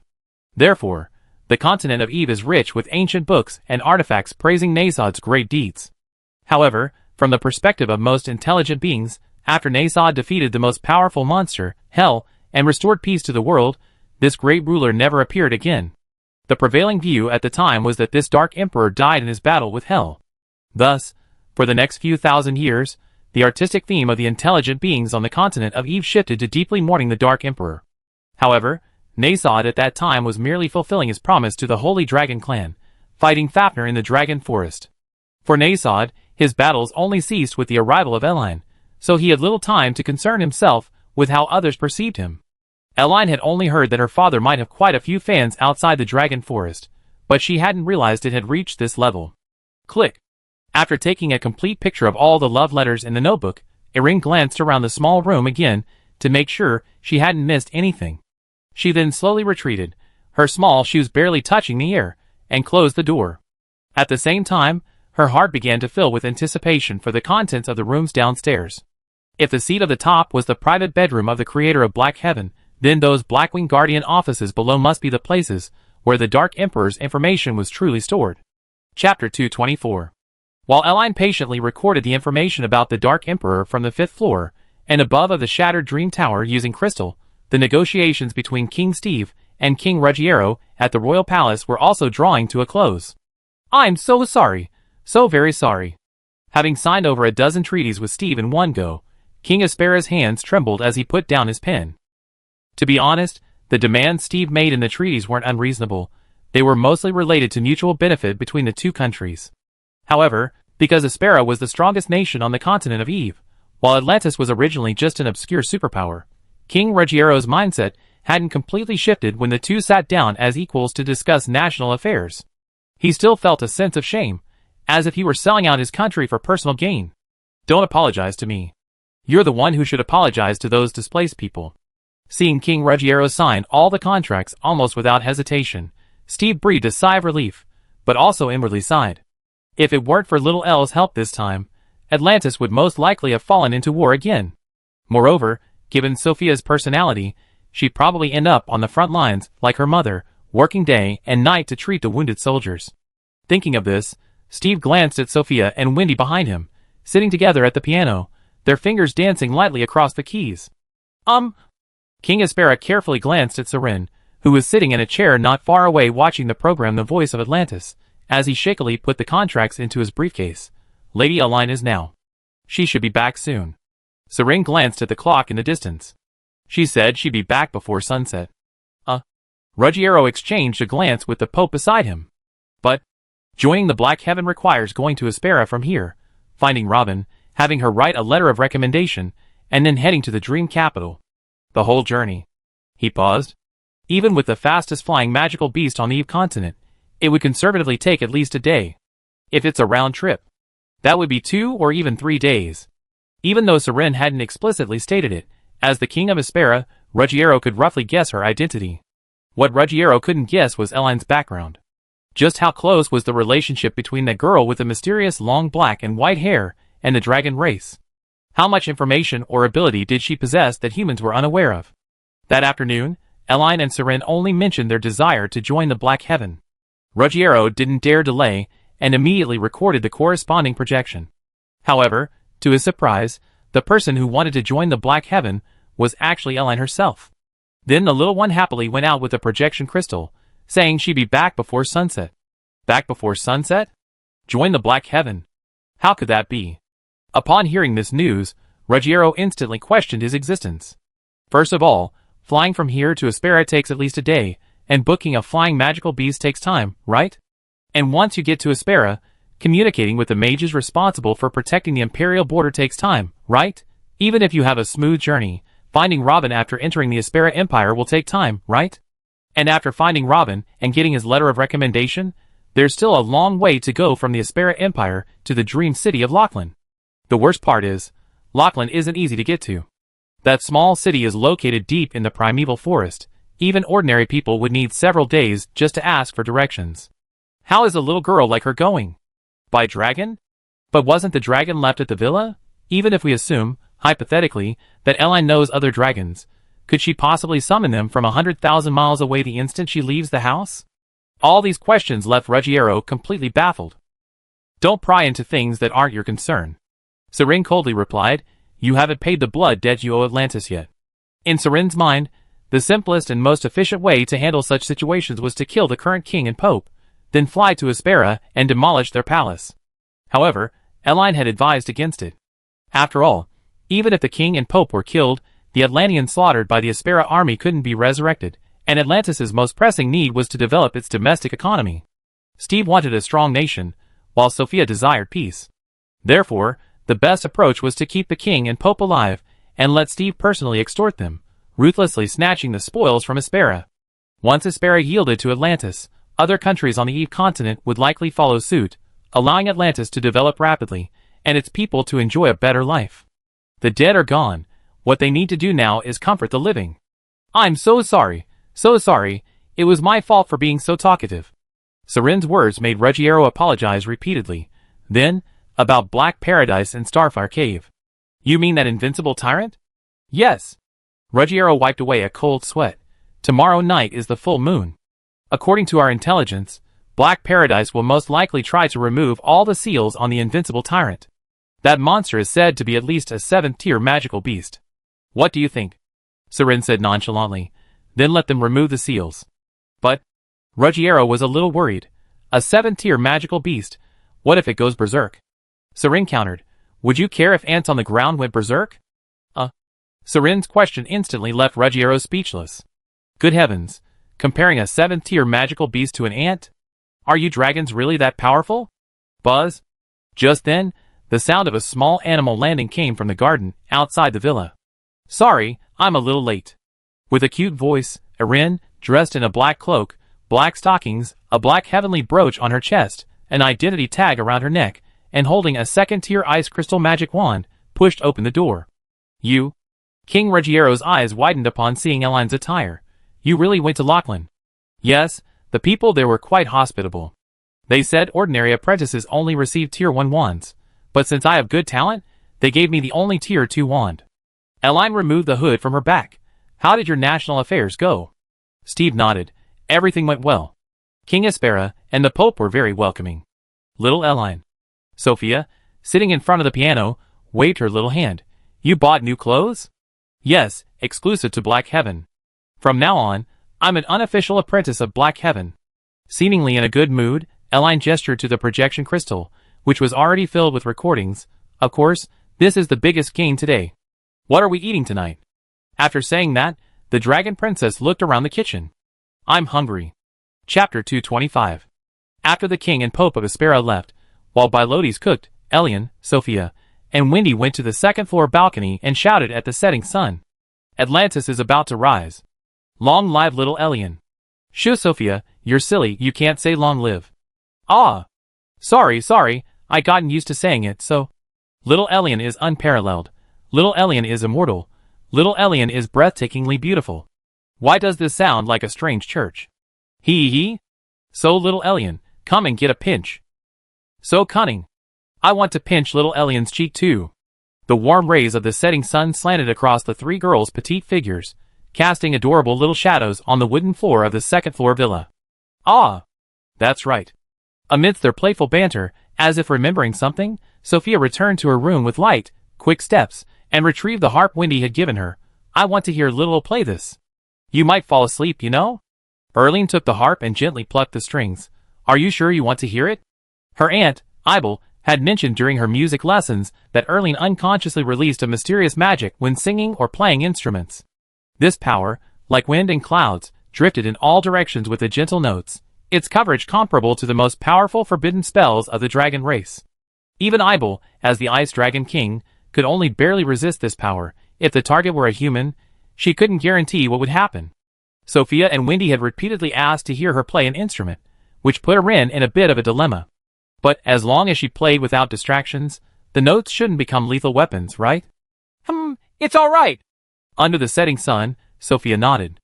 If we really fall asleep, it will be to the gentle singing of little Erin, which will be very blissful. Yes. Wendy also looked expectant, obediently sitting down on a small chair. I'm ready. Seeing their hopeful expressions, Erin could only offer a helpless smile. Dingling! Taking off her gloves, Erin activated the grass element within her, causing a flower on the balcony to quickly grow and support her, then plucked the strings with her delicate, fair hands. Dingling! Having become familiar with the harp's rhythm, Erin began to play, following the melody from her memory. Wow! Sophia and Wendy stared in astonishment at the goddess-like Erin, seated amidst the flowers, harp in the sunset. Dingling! The melody seemed to emanate from their ears, yet also from the ethereal heavens. Within the melody, they seemed to see stars rising high into the sky, merging into the vast ocean of stars. The sun is gone, the moon is gone, half a season weaves vicissitudes. Erin, bathed in sunlight, softly began to sing a gentle ballad in dragon language. Under the azure sky, you weep for the faith you have offered for 1,000 years, flame staining the hem of your golden skirt. Come, let me take you home. Those once promised, anticipated, and hesitant, beautiful ideals withered away with our footsteps in pain. The elegant piano music and Eline's ethereal voice quickly plunged Sophia and Wendy's consciousness into a state of chaos. This gentle music drifted away on the breeze in all directions. Jingle bells. The music flowed down the hillside towards the city of Atlantis, and also into the jungle behind the royal gardens. The song made the people in the city stop what they were doing, looking around curiously. However, no one could perceive the source of the song, nor could anyone resist the invasion of these notes. The old and the children, the young and the young women in the city, the birds and squirrels, the venomous snakes and wild beasts in the jungle, all fell completely silent at this moment. The beautiful melody echoed and lingered in everyone's minds. At that moment, the vast world fell silent, and then Erin's melody danced across the skies above Atlantis.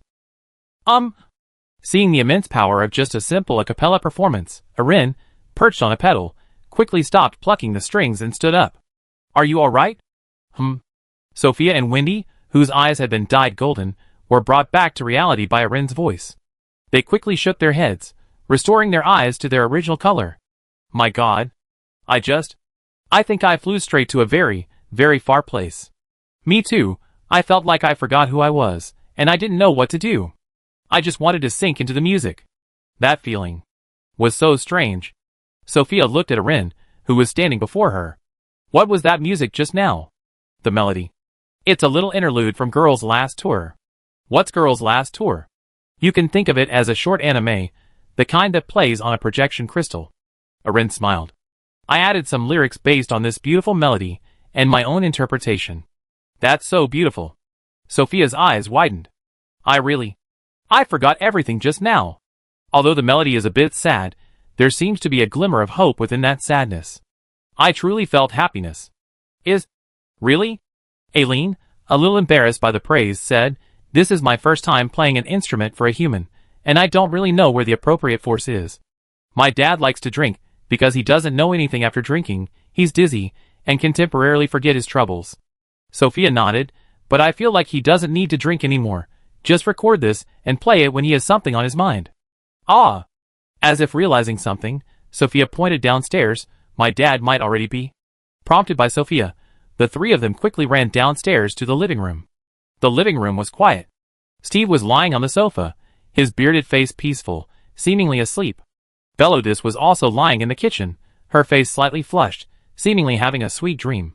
"As expected," Sophia said helplessly. "Little Elle, is the range of your singing very wide?" I don't know." Elanine was a little embarrassed, but back in Dragon Forest, Auntie seemed to have mentioned tens of kilometers? Huh? Sophia glanced outside subconsciously. Then what about the people in the city? Chapter 226.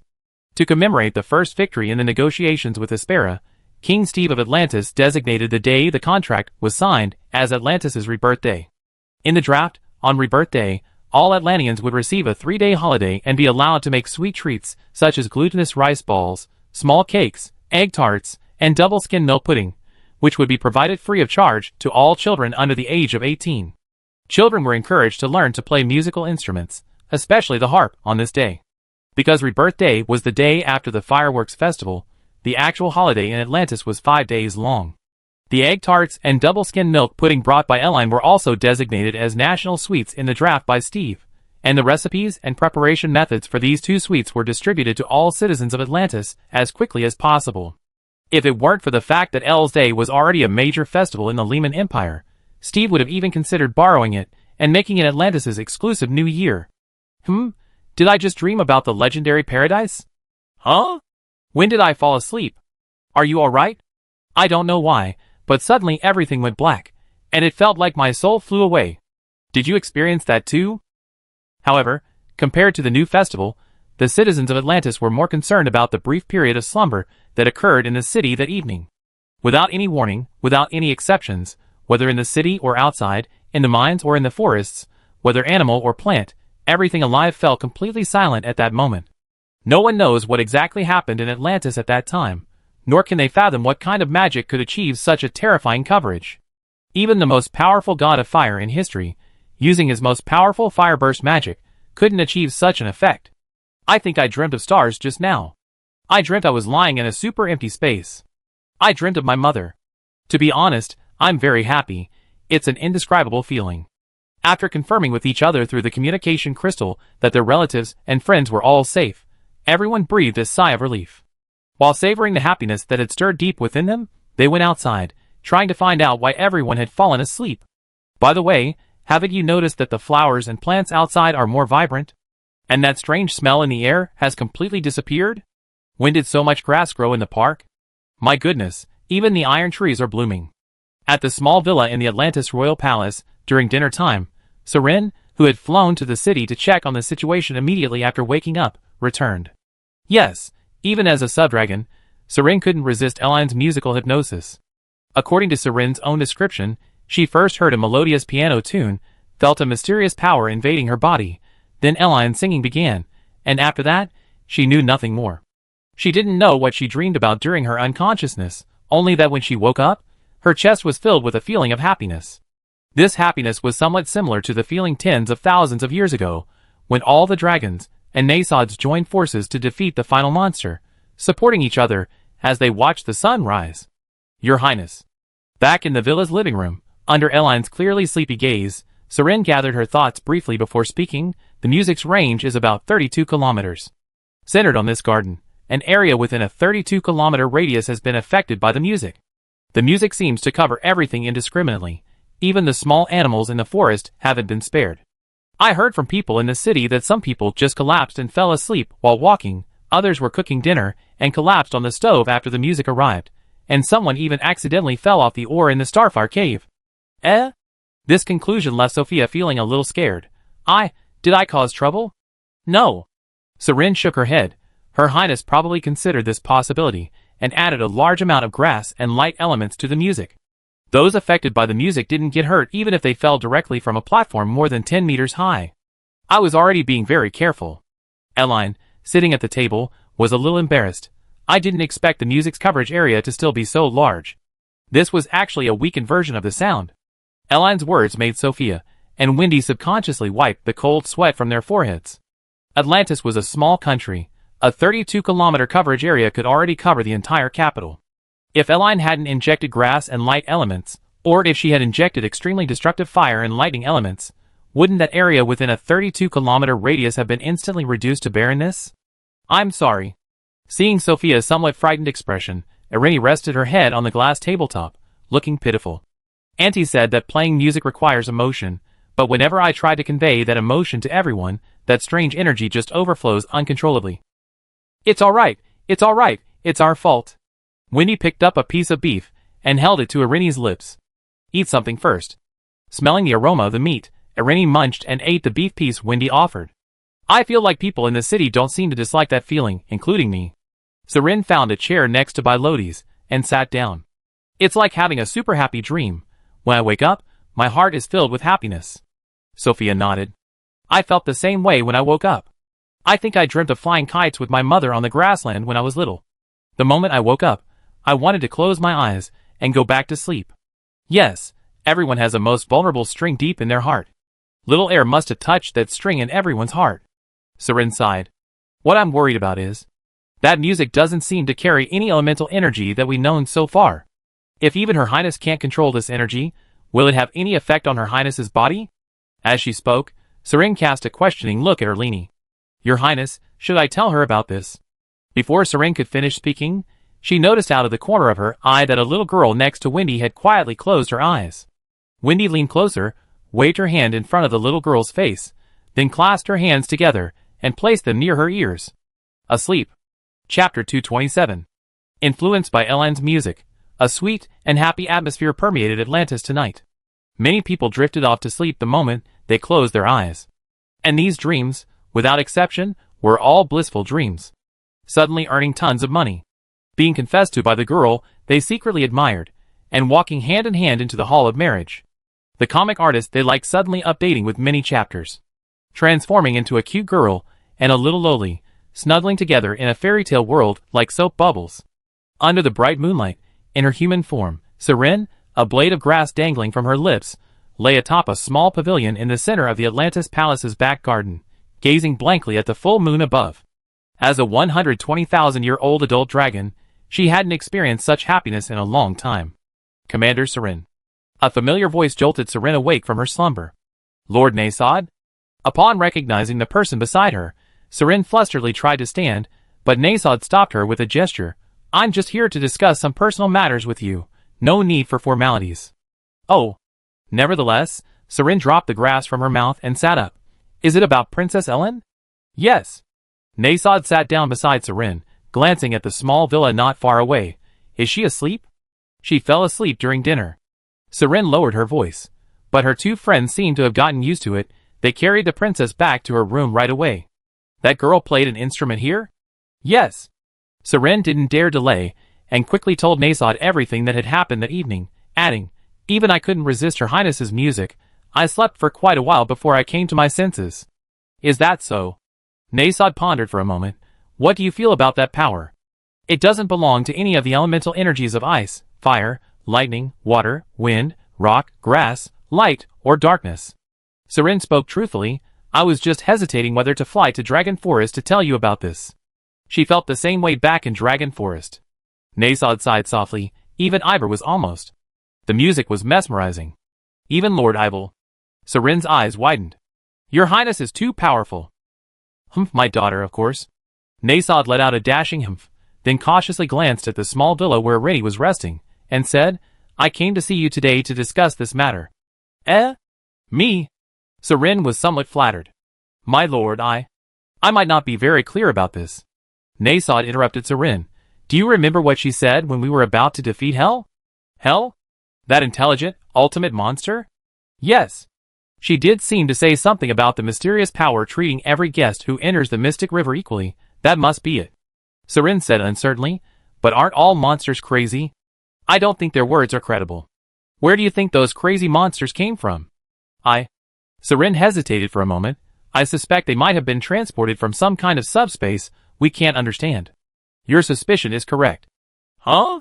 Actually, we didn't actually eliminate all the monsters. The source of the monsters lies in the mysterious river of the subspace you mentioned, and it's Eline, who inherited the will of me and Fafnir. Never mind, let's not talk about that now. Seemingly realizing he said too much, Nasod stood up. You only need to know that she previously used a mysterious power independent of elemental energy. Mysterious power? It's an energy originating from the soul, or rather, consciousness. The reason she falls asleep so early every day is because her body can't withstand such a powerful mysterious power. Playing a musical instrument is an act of showing one's inner self and emotions to others, so when playing, Eline habitually infuses the music with mysterious power. That's why you're in this situation, because an ordinary person's body can't withstand any mystical power, not even a little bit. Nasod sighed softly. In a few days, Erin will be attending Minar Academy. You're the dormitory manager, so I'm telling you this. If she uses mystical power again in the future, I have to trouble you to keep an eye on her. Okay. As expected of my 7th Legion commander. Nasod spread his jet-black dragon wings. If there's nothing else, I head back to Dragon Forest. Seren scratched her head. There's something else I'm not sure if I should say. Nasod turned around. What? About Black Heaven. Black Heaven? It's an organization created by the elves, now mostly managed by humans. Seren cautiously asked, have you heard of this organization? Yes, the Holy Dragon mentioned it. A group of dreamers who want to resurrect me. Nasod asked curiously, what's wrong? Are they going to harm my daughter? No. Seren waved her hands repeatedly. Little Ire went to the organization's base, Dream City, during the day and became a member of Black Heaven. She joined Black Heaven. Nasod's lips twitched. Why did that girl join Black Heaven? Well, she said it might be interesting? Seren said awkwardly. I feel that Her Highness seems particularly interested in some of Black Heaven's internal materials, like those ancient books about the Dark Emperor or the Lord of the Night, and about me back then. These are the ancient relics from our battles against monsters. She must be looking for them. That girl. Nasod's lips twitched. If she wants to know about what happened back then, she can just ask me. What's the point of joining Black Heaven? Seren couldn't help but chuckle. How about I tell her when the little princess wakes up tomorrow? No need. I investigated Black Heaven. Aside from some people being a bit crazy, there aren't any major problems. Nasod said in a somewhat indulgent tone, if little Elle wants to play there, let her go. But a lot of the information there is wrong. Seren stepped forward. Won't that cause the princess to misunderstand you? What was her expression when she came back from Black Heaven? Nasod turned around in the moonlight. Sad? Happy? Quite happy. That's good then. With that, Nasod flapped his wings and flew into the night sky. As long as the child is happy, let her be. Chapter 228. The moonlight filled the air. With a soft rustling of footsteps, Erin, dressed in a nightgown and clutching a pillow, jumped down from the second floor of the small villa, her little face still sleepy. Sister Wendy. Reaching the back garden, the dragon princess found Wendy gazing at the stars from the swing in the grass. The soft, sweet voice of a little girl made Wendy turn her head on the swing. Little Ale, can't you sleep tonight? No, not really. Aileen yawned widely, glancing towards the royal garden. I was just woken up by the scent of a certain idiot. A certain idiot? Wendy instinctively thought Aileen was talking about her, and quickly apologized. Sorry, did I make a bit too much noise when I got up? I didn't mean Wendy Neichin. Aileen walked to the swing. It was my dad. Mr. Nasod? Yes, he thought I couldn't sense him if he hit his scent. As she spoke, Aileen jumped next to Wendy, clutching a pillow. The swing swayed slightly in the moonlight, making a soft creak. Can't Wendy sleep? Not really. Wendy smiled, raising her little head. I just don't know why I wanted to come out and look at the stars tonight. Stars? Yes. Did you study astronomy in Longland, Little Ire? Wendy pointed to the bright stars in the night sky. My dad and I learned a little. The book said that the stars in the sky are incredibly far away from us, farther than if we travel from one end of the Eve continent to the other. Your dad seems to know a little bit about everything. Eileen chuckled, recalling the broken dragon language Linton had spoken to her when they first met. Diplomacy, dragon language, and now astronomy. That's just how my dad is. He's always cheerful, always laughing, as if he never has any worries. Wendy shifted to the side on the swing, seemingly making room for Eileen. But only I knew how much pressure he was under every day. When I was little, my favorite thing was sitting on my dad's lap and listening to him tell me stories about the stars. Dad said. He once used the power of the wind to fly very, very high, and drew many, many star charts. Dad also named each star. This is Proxima Centauri, this is Polaris, this is Hamster Star. Oh right, there's another star named after me, I remember it was. Wendy tilted her head back, searching the brilliant starry sky, and pointed to a greenish star. That's it. Wendy Star. Amazing. Erin nodded beside Wendy, using her excellent dragon eyesight to tidy the girl's slightly messy hair. Where's little Erin? Wendy turned her head away. What kind of person is little Erin's father? Him. Finally, Erin gently pressed down Wendy's ahogue, cowlick, then hugged the pillow. He's a slightly awkward, but also very great father. Slightly awkward? Like this? Erin covered her left eye with one hand and said in an exaggerated tone, collapse, reality. Shatter, spirit. I am the emperor, so let me banish the entire world. Wendy couldn't help but laugh at the little girl's lifelike imitation. But the last few times we met, Mr. Nasod gave me the impression of being very serious and handsome. That's how he is with people he knows well. Erin recalled the various magical training she had done with Nasod in Dragon Forest over the past 100 years. But no matter what, he's the greatest and most handsome dad in my heart. Me too, Dad's the most handsome. Under the starlight, Wendy looked at Erin's profile, then at the little girl's hand resting on the swing, and tried to reach out her own hand. Noticing the movement beside her, Erin turned around, puzzled. Want to play the cat's paw on top game? No. Wendy quickly withdrew her hand. I was suddenly captivated by little Erin, so... I see. Erin nodded, taking the girl's small hand and placing it on her thigh.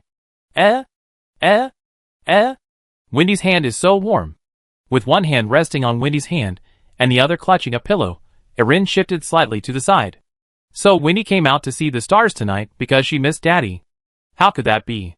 We only been away from Riemann for a few days, and I'm already so old, I'm way past the age of missing Daddy. Feeling the soft, boneless skin of Erin's small hand gently rubbing against the back of her hand, Wendy looked up at the sky again. I just don't know why I wanted to come out and look around. The sky in Atlantis is so clear, you can see more stars than in Riemann. Oh. Erin looked like she understood, her little feet, wrapped in white stockings, swinging happily back and forth on the swing. The stars are really beautiful tonight, and the moon is so round. Right? Wendy glanced sideways, examining Erin's golden pupils under the moonlight, just like Erin's eyes. My eyes? Yes, ever since the first day we met, I always thought Erin's eyes were more beautiful than the stars in the sky, sparkling like agate. Wendy said earnestly, so when Erin gave me cheese, I ate it without thinking, hee, I was so happy. You too? Just then, Sophia's sullen voice came from behind, sneaking around here behind my back. Look at the stars, I caught them. Ah! Wendy on the swing, turned around. Sophia, can't you sleep either? I was already asleep. Then in my dream, I tried to hug little Ire, but I missed and woke up. Sophia, also in her pajamas, walked over, hands on her hips. Wendy, didn't you just say something about eating little Ire? Luckily I found out early. Wendy quickly explained. No, it was cheese. Sophia. Sophia was instantly shocked. Little Els, cheese? We were just looking at the stars. Sister Wendy said the stars in Atlantis are beautiful. Seeing that the misunderstanding between the two seemed to have deepened, Elle quickly explained, I sensed Dad's presence and got up, but Dad didn't seem to want to disturb me, so he only stayed in the garden for a little while and then left. I came over to see Sister Wendy. After saying that, Elle jumped off the swing and handed the pillow she was holding to Sophia. Come on, it's time to go back to sleep. Didn't we agree to go to Atlantis' most famous tourist attraction tomorrow? If you don't sleep well, you be sleepy. Chapter 229. As the bright sun shone over the city of Atlantis, sparks flew from within the Starfire cavern.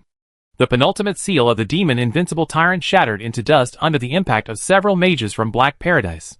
Finally this day has come. Faced with a gigantic werewolf, whose eyes were now fully open, the members of Black Paradise, standing before the magic circle deep within the Starfire cavern, uncontrollably knelt down with a thud. Tyrant above, please lead us to victory. Tyrant, have you heard of the Dark Emperor? This power, these solid muscles, this magnificent body, ah, how beautiful, how impactful. Being able to break through the penultimate seal with the help of mages meant they could break through the final seal in the same way. Moreover, tonight was the legendary night of the full moon, when the demon's evil aura would only be stronger, making the breakthrough of the seal even easier. It's safe to say, the resurrection of the invincible tyrant is a done deal. Is this the legendary invincible tyrant? So the Black Heavens Flyers were real. They really have been doing such a great thing all along. Before the invincible tyrant, what are flame wolves, hellhounds, or tier 5 and tier 6 magical beasts? They're all ants. Yeah. Just looking at him, I can feel the tyrant's unparalleled oppressive aura. I can't imagine what kind of bloodshed Atlantis will face after his resurrection. At this moment, the people guarding the invincible tyrant at the ceiling array were mostly disciples of the Black Heaven, with only a few executors and one supervisor. Just like the apprentice Gunt who brought Eline into the shattered dream tower before him said, most people joined the Black Heaven because they were desperate and wanted to make a living, or they were attracted by the Black Heaven's promise of a peaceful world without strife, and wanted to see if this organization could really save the world. They only knew that the Black Heaven was preparing to resurrect the legendary Dark Emperor, but they didn't know the specific method of resurrection. And the invincible tyrant on the Atlantis side was just one of the many projects of the Black Heaven to resurrect the Dark Emperor. To put it bluntly, even the higher-ups of the Black Heaven didn't know how to resurrect the Dark Emperor, so they chose to take a blind gamble. Since we don't know how to resurrect the monarch, surely we can resurrect monsters? If that doesn't work, we can at least break the seals on those monsters, right? The Dark Emperor is a demon king, if I resurrect his minions, and resurrect them many times. Surely I can find some clues? A single monster has no intelligence and cannot communicate, so I resurrect 100, 1,000 monsters. I will make this world flow with blood. I will make the sky unable to obscure my vision. Thus, when the people of Black Paradise discovered the aura of the invincible tyrant at Starfire Caves centuries ago, the plan to resurrect this werewolf was put on the agenda. Now, seeing that such a massive wolf actually shows signs of awakening, all the members of Black Paradise present are incredibly excited. The invincible tyrant is a werewolf, with explosive muscles, covered in black fur, and bloodshot eyes. Based on its length when lying on the ground, it can be inferred that if the invincible tyrant were to stand up completely, its height would probably exceed 20 meters, at which point the entire Starfire Cave would tremble. The invincible tyrant's appearance, aside from Wergaruramon in Digimon, would make him a villain in almost any film or television work, perfectly fitting the super monster image in the minds of the Black Paradise members. Most of the people here had never even seen a tier 5 monster in their lives, so when they learned that the invincible tyrant, whose strength was close to tier 7, was about to be resurrected, their first reaction was, the world is doomed. The invincible tyrant will be invincible. No one can stop us now. Inside the bustling Starfire Cavern, Francis, the executor, who had traveled from the Dream City for a day and a night, arrived at the Black Paradise's secret base as quickly as possible. What's the situation now? Lord Francis. Upon seeing Francis, a disciple approached respectfully. Only one last seal remains. Once this seal is broken, the invincible tyrant will be fully resurrected. Given the current structure of Starfire Cavern, if Lord Invincible Tyrant chooses to impact the ground along the upper passage, a large area of the nearby mine will collapse. Furthermore, because the mages used up all their magic power while attempting to break the seal, tonight's unsealing ceremony may require your personal intervention. No magic power left? After hearing his subordinate's report, Francis surveyed the secret base. Does this mean I'm the only mage left who can use magic? Me too. At this moment, a girl wearing a black academy uniform, small leather shoes, and glasses slowly emerged from a small room. I am also a mage. Whether intentionally or unintentionally, the girl omitted the magic from magician. You? Francis frowned. Who are you? This girl is incredibly beautiful. Why are there so many goddess-like beauties at Black Heaven lately? As he asked, Francis was inwardly marveling. The girl had waist-length black hair that cascaded naturally down her back like a waterfall. She wore an unfamiliar school uniform and black stockings and leather shoes, paired with round black-framed glasses, exuding a youthful and well-behaved charm. My lord, she is indeed a mage who has always wanted to join our Black Heaven, but the formalities weren't completed. Seeing this, the apostle who had spoken earlier quickly added, this little sister was the first to discover yesterday's explosion. What do you mean? Francis was completely confused. You mean she was present when the explosion happened? All our personnel on duty, including the 2 executors, died, and only she survived? Yes, this is a recording of me and that executor, the girl said, taking a projection crystal from her pocket and opening it in front of everyone. I asked 3 questions. If you can answer them all, we consider accepting you. First question, why do you want to join the Black Heaven? It seems you're not our enemy. Congratulations on passing the test, little sister. The projection crystal ended there. Look. Putting away the crystal, the girl held her small backpack out in front of her, looking like a well-behaved child. The executor had already agreed to let me join Black Heaven, but because he was busy, he told me to go back and wait for news. I didn't expect. Shortly after I left, there was an unexplained explosion at Invincible Tyrant's place. The girl then put on a pitiful look. I was knocked unconscious by the blast and luckily survived, boo-hoo. Alright, don't cry. The girl, who was already a quiet and well-behaved child, was rendered speechless by her crying. Since the executor here agreed to the application, I have nothing more to say. You can stay at the base for the next few days.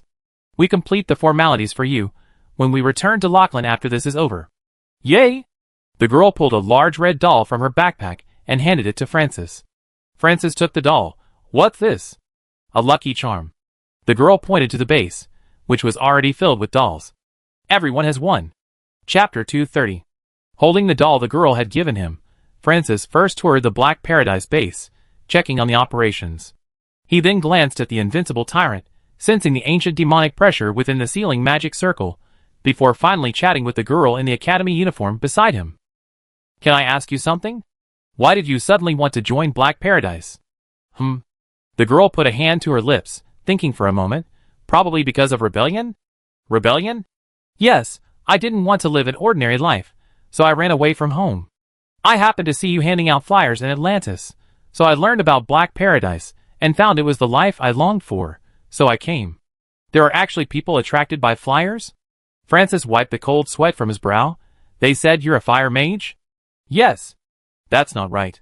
You're only 17 or 18, and you already reached the Archmage level at that age. That's even more monstrous than those geniuses from Minar Academy.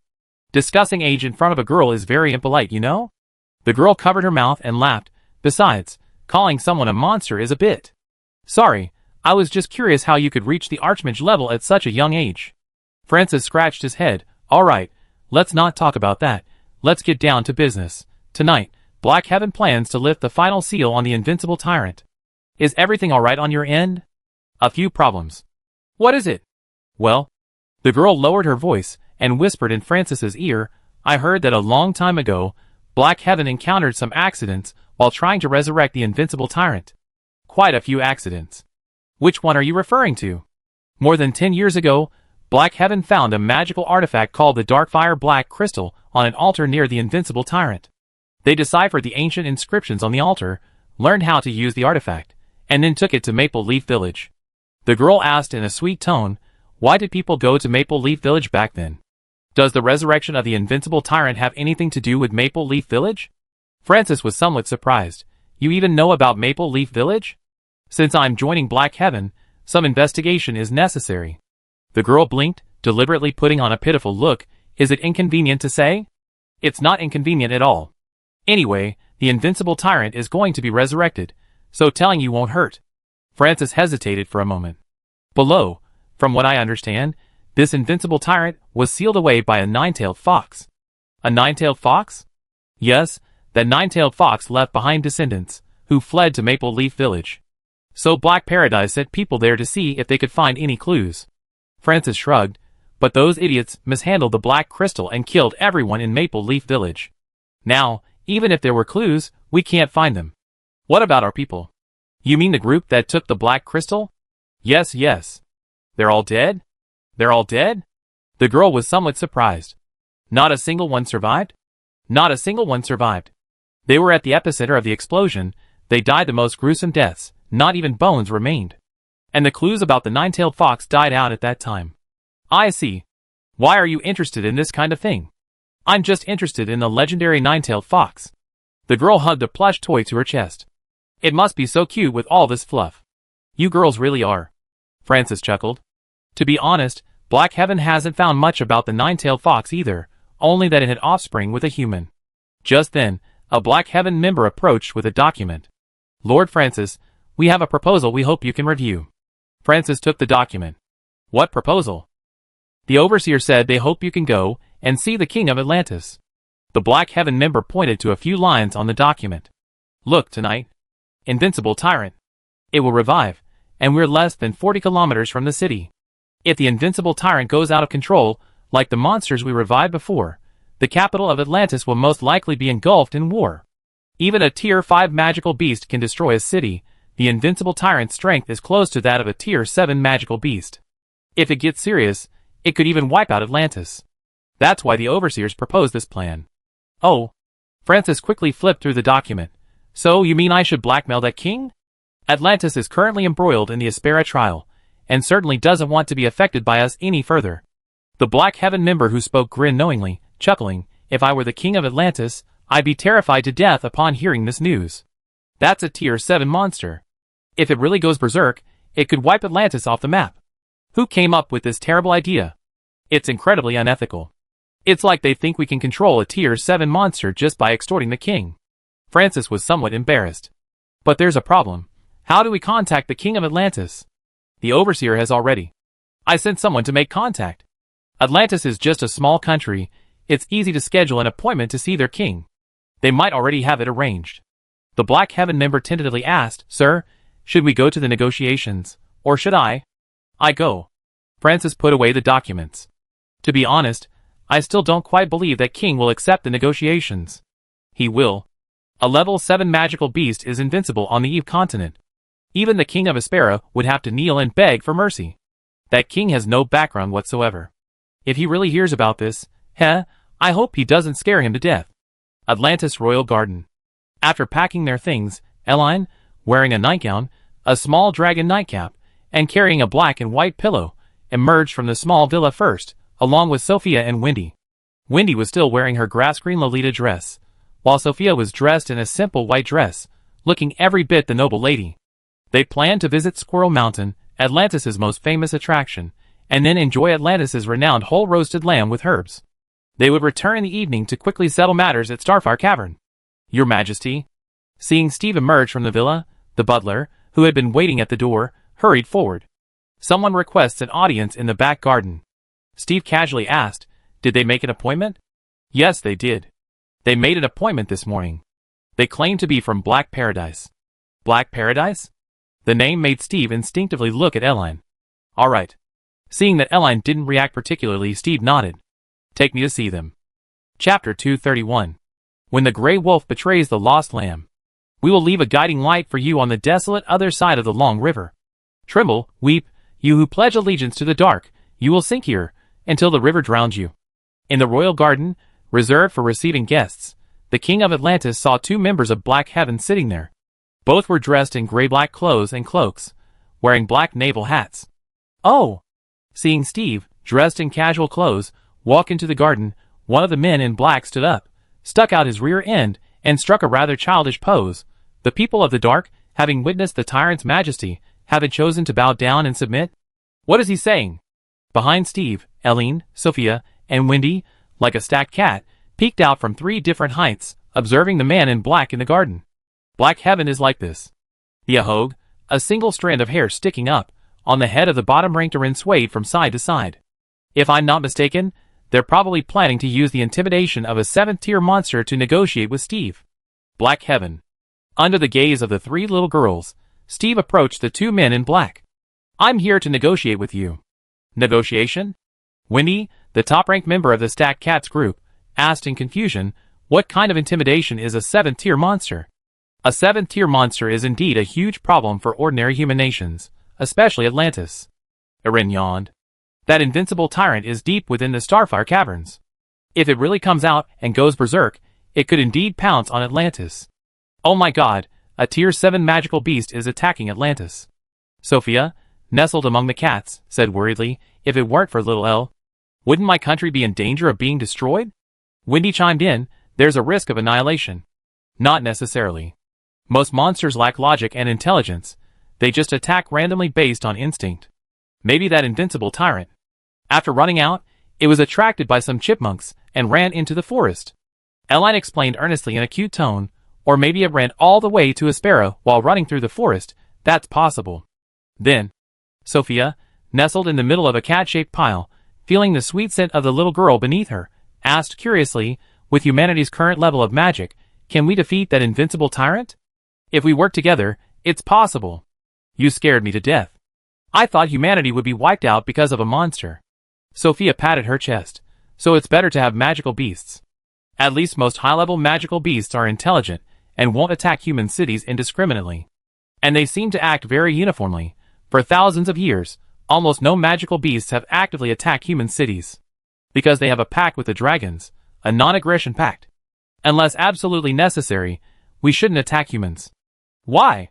Currently, humans are considered a relatively rare intelligent species in the eyes of the dragons. Aren't there quite a few humans on the Eve continent now? Eline thought for a moment. For example, if a new species of talking ant suddenly appeared in the forest, and human society reached an agreement not to burn down the ant nests of these new ants unless absolutely necessary. Little Elle's analogy is so amazing. Anyway, if that magical beast really comes, it'd only be a matter of one of Seren's tails. Eline yawned again, her little head shrinking back. But considering that magical beast is Sister Hugh's nemesis, we could consider letting her deliver the final blow, which would also fulfill Sister Hugh's long-cherished wish. Your Highness, I have a suggestion. At this moment, Seren walked over from behind. How about I contact the Nine-Tailed Fox clan that used to live here, and have them clarify things with Hugh in person? Eline nodded. That's fine. Then I take my leave. Wait.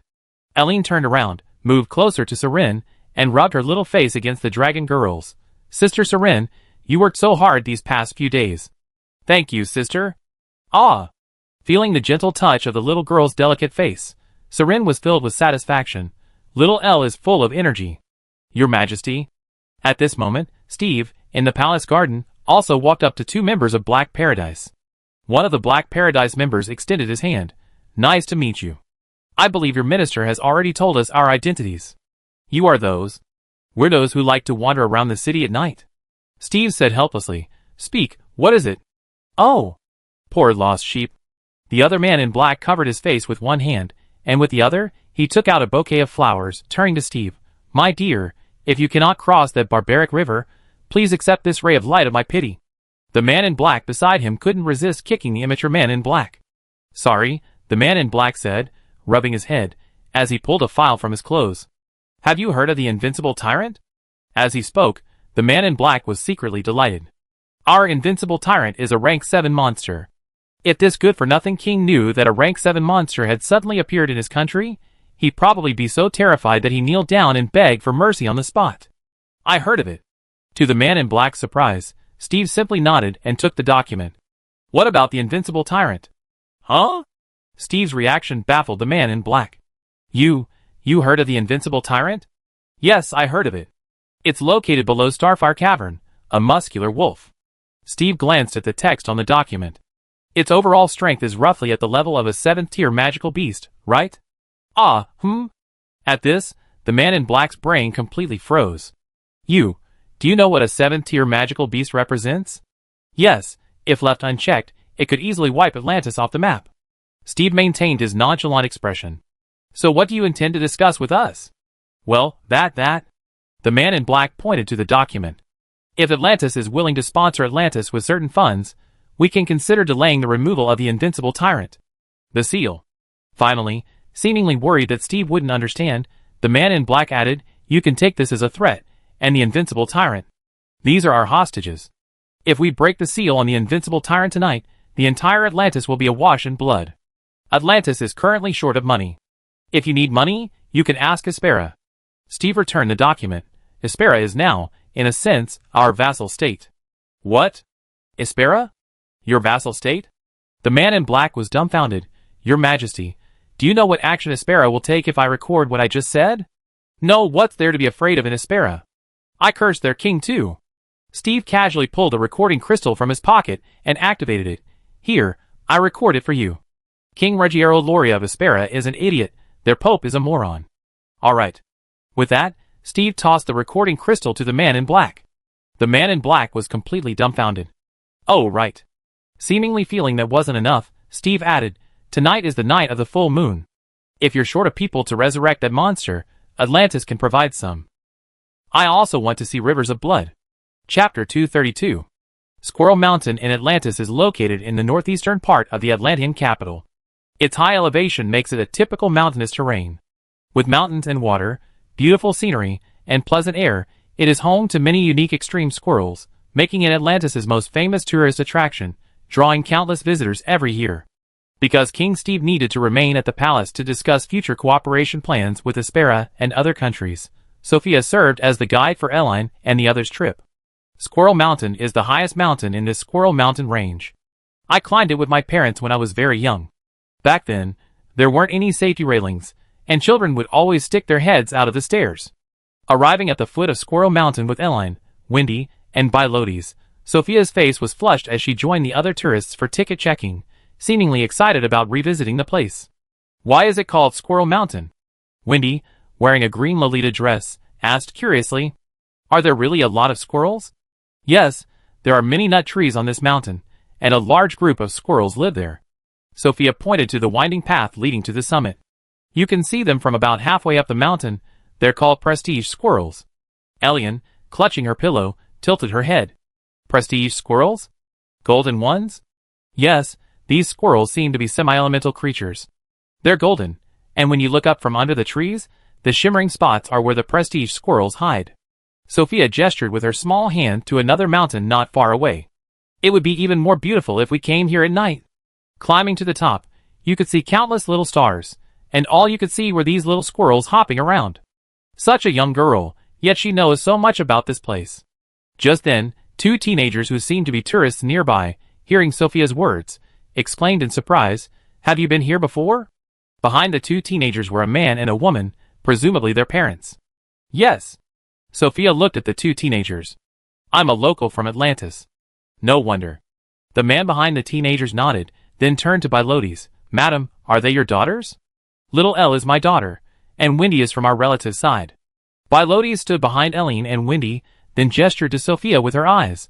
As for her, I'm their good friend. Sophia bowed to the family. Are you here for a visit too? Yes, we're all from Silas. Our child was admitted to the Magic Academy last year, and as a reward, I brought them here to play. The mother of the two girls said with a smile, Are your two children also magicians? Yes. No wonder. The mother of the boy across the path had a look of sudden realization. She looked at Eline, who was floating in midair wearing only white stockings, then looked at Wendy beside her, and hesitated for a moment. A wind elemental mage. Yes, yes. Before Bilotes could speak, Wendy had already used wind elemental magic to imitate Eline's appearance and float in midair. Anyway, we're out here to exercise, so my sister and I thought we'd try out our newly learned wind magic. Floating in midair like this must take a lot of magic power, right? One of the boys said somewhat uncertainly, I know some wind elemental mages, but they rarely float like this. They say it's too tiring. They run out of magic power after just a few minutes. It's alright, just treat it as magic practice. Wendy covered her mouth and laughed. Anyway, there aren't any magical beasts on Squirrel Mountain. We can't be surrounded by a few squirrels, can we? Ha ha, that won't happen. Even if some squirrels attack us, we're still here, aren't we? One of the boys laughed heartily. I'm a high-level lightning elemental mage. Fighting a few squirrels is no problem at all. Ha ha ha. In a cheerful atmosphere, Erin's team and this family, father, mother, brother, and younger brother, set off on their way up the mountain. From their conversation, Bilotes learned that the father and brothers were all lightning elemental mages, considered minor nobles in Silas's territory. The older brother was a high-level mage, the younger brother a mid-level mage, and the father a high-level sorceress. By the way, speaking of Warcraft, the boy's father, sitting across from Bilotes, started a conversation on the way up the mountain. I heard that Aspera did a public live stream, saying something about Atlantis keeping dangerous magical beasts. Yeah, the older brother chimed in. I didn't expect the king of Atlantis to directly retort, saying, so what if I keep them? Go ahead, and send troops if you dare. But Aspera hasn't sent any troops to Atlantis yet.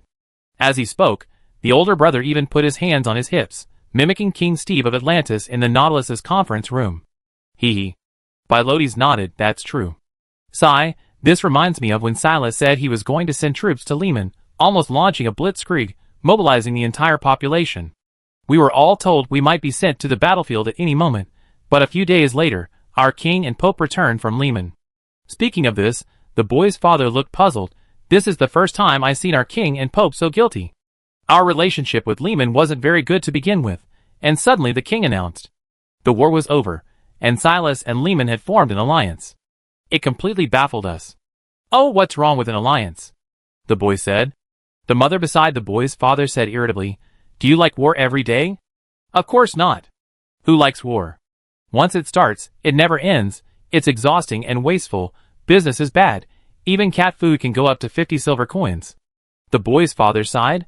"I just find it strange. Our king has been a warmonger ever since his appointment. For the past few decades, he's either launched blitzkriegs against this country or suddenly declared war on that country. Now he's suddenly become a peace ambassador.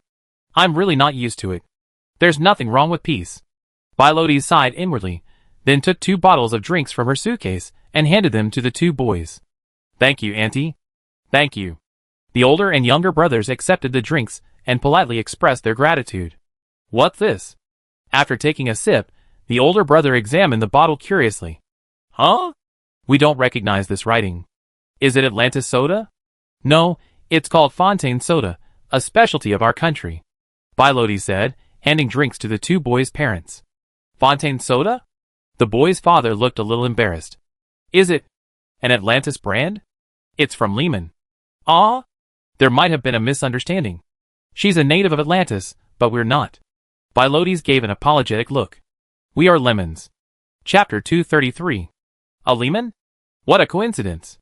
Hearing Bilotes say she was Lehman, the boy's father opposite her was somewhat surprised. "You speak Esperanto so well." "Yes, ha ha ha." The older brother, sipping his drink, lowered his head awkwardly. "I thought you were all locals from Atlantis. I was wondering why Atlantis felt a little different from what I imagined. Regarding Silas's matter, I'm really sorry." The 2 boys' mother said apologetically, "Our family actually opposed King Silas's declaration of war against the Lemanians. We're just ordinary people. We don't discuss politics." Bilotes shook her head. "Since we met here by chance, we're all friends." "Yes, we don't discuss politics. We're all friends." "Uh-huh." The older brother finally relaxed and looked at Erin. "Is this little sister also a wind elemental mage? Where do you go to school?" Erin, who had been dozing, replied sleepily, "Minar Academy." Minar Academy. This word instantly widened the eyes of the father, mother, brother, and younger brother in the opposite group. The older brother exclaimed in a trembling voice, "My God! I remember that's a super strong magic academy. They don't accept anyone without top talent." "It's all right." Wendy covered her mouth and laughed. "Where do you 2 brothers study?" "Oh, we were worried about the trouble of being too far from home, so we had them study in Silas. They come back to help with the family business after graduation." "That's good. It's close to home, so they can come home often." "Indeed, but I also really wanted to go to Minar back then. Even though it was far from home, I thought I could learn more there." "Your talents are quite good too. You're already high-level mages." While chatting, Bilotes and her group quickly climbed halfway up Squirrel Mountain with the family from Silas. You can see the ultimate squirrels from here. Finding a small tree nearby to sit under, Sophia and Bilotes spread out a makeshift resting place on the lawn using newspapers they'd brought. While laying out sandwiches, fruit, and jerky from their backpacks, Sophia pointed to a path not far away and said, "Then, there's a shop run by Atlanteans over there. You can buy some drinks and snacks. A little further on, I remember there's a barbecue place that sells roasted whole lamb." As she spoke, Sophia tore open a package of beef jerky, took out a piece, and tossed it to Eline. Little Eline. Eline, sitting on the lawn in a duck-like position, swiftly bit into the jerky with a whoosh. "So cute." Seeing Eline's cheeks puffed out as she chewed, Sophia felt her heart melt. Forget the supreme squirrel, forget the Angora rabbit, none of them are as cute as Little Elle. Besides, Little Elle is a dragon with maxed out combat power. And so approachable. For some reason, seeing Eline eat the food she offered without hesitation, just like always, stirred a sense of emotion in Sophia. Having spent these past few days together, knowing Eline's true identity, she felt mostly curiosity about this little dragon princess. She was curious why Eline could set aside her status and play with ordinary people like herself, even sleeping together at night without any hesitation. Dragons were the absolute rulers of this world. Even beings like Seren doted on little Eline. If they wanted to, destroying the entire human society would be no problem for them. Logically, Such a noble dragon princess would have some temper. But from Eline, Sophia saw absolutely no air of spoiled arrogance. Instead, she was down to earth like any ordinary person. Although little Eline slept most of the day, even when awake, she never displayed any haughtiness. Even, yesterday afternoon, little Eline made a delicious afternoon tea for everyone. The noble little princess from the dragon race actually knew how to cook food that ordinary people liked. This was truly beyond Sophia's expectations. It was precisely because of Irin's down-to-earth and approachable nature that, when Sophia and Wendy were around her, no one realized she was a dragon, an invincible dragon princess capable of destroying the world. What Sophia didn't know was that Irin's experiences on Earth had shaped the little princess's current personality. Having experienced hardship, she was compassionate towards suffering. So this is where they sell whole roasted lamb with herbs. While Sophia and Wendy were feeding Irin, a family nearby spread out newspapers on the lawn. By the way, the older brother said in a low voice as they ate, "You're from Minar Academy. Have you heard about the dragon incident that caused such a stir at Minar Academy?" The dragon incident? Wendy and Sophia almost instinctively glanced at Irin, who was happily munching on beef. What exactly happened? Haven't you heard? The rumor that Minar Academy is backed by the dragon clan has been confirmed. There really are dragons in this world. The older brother said excitedly, "Dragons.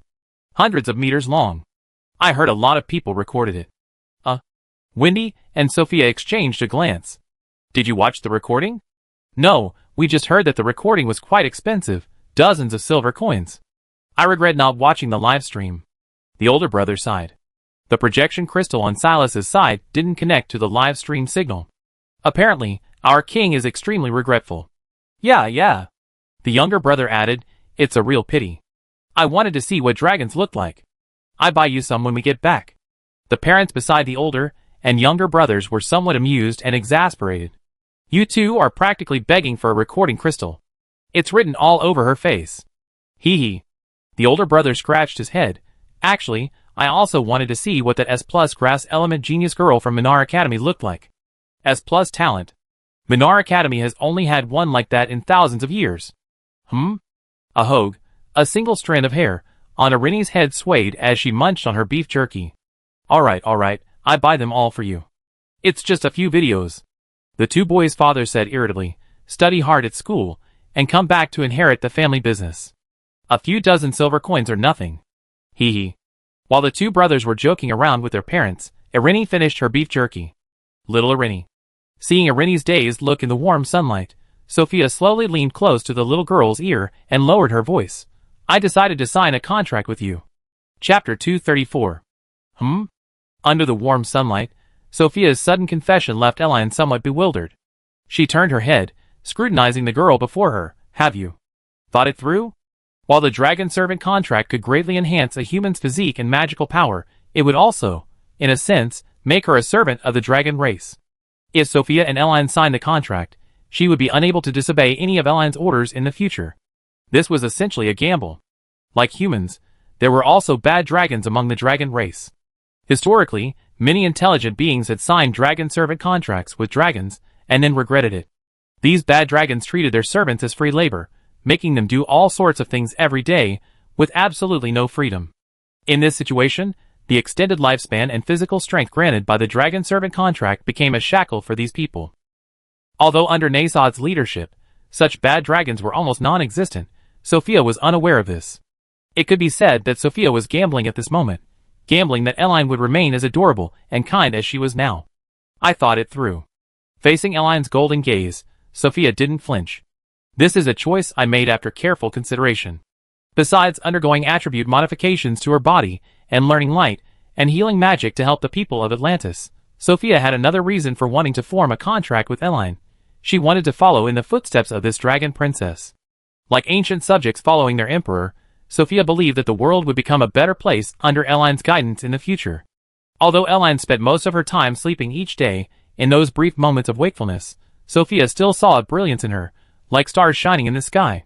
This little princess not only possessed the same loving temperament as her mother, but also a regal and aloof air.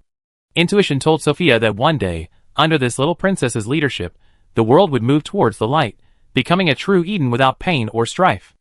Okay. Seeing the light shining in Sophia's beautiful eyes, Eline reached out her small hand and gently tapped the girl's chin. "After sunset tonight, we sign the contract." At the same time, in the Silas Empire, hundreds of Hennessy villagers, led by a little blue-haired girl, arrived at the church entrance. I brought the people. Facing the Archbishop's questioning gaze at the church entrance, the blue-haired little girl explained, regarding what you mentioned before about creating the Church of El. Hearing this, the Archbishop quickly made a shushing gesture. Are you kidding me? This place is full of Frost Cross members. If His Holiness the Pope hears us, we all be. I already heard you. Accompanied by a deep voice, the Pope of the Frost Cross of Silas emerged from a small room not far away, glancing at the Archbishop at the door. Is it you who proposed creating a new church? Yes. The Archbishop, unsure of the Pope's attitude towards this matter, subconsciously lowered his head. Your Holiness, I didn't mean to. I have no objection. Huh? I allow you to create what you call the El Church within the Frost Cross Church. The Pope turned to the Hennessy villagers outside the door and waved to the crowd. Come in, all of you. The villagers looked at each other, unsure of the Pope's meaning. I said I allow you to establish your own branch within the Frost Cross Church. I can provide you with funding and accommodation. The Pope sighed softly. Isn't that clear enough? Oh! The blue-haired little girl gave him a mischievous look. Has our Pope of the Frost Cross Church stopped believing in the Frost Goddess and switched to the lowly goddess cult? That's the best course of action for the Empire. The Pope shrugged. I'm not the kind of person who goes down a dead-end path. Why wouldn't I do something beneficial for the Empire? Besides, I heard that many people in the Lehman Empire are also establishing similar sections. When we're ready, we can consider merging with them. Anyway, Silas is practically a vassal state of Lehman now. The scores from the previous popes have been settled. Let the king suffer a bit. In the Lehman Empire, an initiative to establish the Church of the Goddess Elenine was underway. Your Majesty, I believe there's no need to hesitate on this matter. Inside the palace, Counselor Jess found Cassius reviewing documents and said respectfully, Lady Elenine Piarista has helped us so much. Her popularity among the Remans has surpassed that of the goddess of heavenly fire. If we oppose them creating a new cult of goddesses, I'm afraid it will incite serious discontent among everyone. Cassius stood up from his seat. No. Huh? Jess was somewhat alarmed. Your Majesty, you. No, what I mean is, the Lehman Empire certainly won't object to the creation of a new goddess church, but there's a problem with the draft you submitted. Cassius pointed to the documents on the table. Only 100,000 gold coins? Isn't that a bit too little? Jess was dumbfounded. This Elenine Piarista is the benefactor who brought the Lehman Empire back to life, and more importantly my savior. If she hadn't destroyed the Flame Wolves, I wouldn't even have been able to return safely from the battlefield. I give you one more chance. Rewrite the draft, and quickly change things like the 100,000 gold coins allocation. In the capital of Atlantis, inside the Mages Association, several experts, scholars, patients, and their families were gathered together, discussing the issue of thanking Lady Elenine. She helped us solve so many problems, but she didn't even accept the promised little cakes. Lady Elenine is so kind. She probably said she'd accept the cakes, so we wouldn't feel guilty. What should we do? We can't bother His Majesty the King every day. I have an idea. In a room filled with the sweet aroma of dumplings and cakes, the president of the Atlantis Mage Guild stepped forward. I remember, Atlantis has never had a church since its founding, and we don't believe in any gods, right? A citizen understood the president's meaning. Could it be? Yes, I plan to create the Holy Light El Church. The white-bearded president walked to the center of the crowd. The funding for creating the church will be provided by our Mage Guild. No need. Just then, King Steve of Atlantis entered with several ministers. We just finished several deals with Aspera and made a lot of money. Steve casually dumped a large bag of gold coins in the center of the room. The new church's funding is provided by the Atlantean royal family.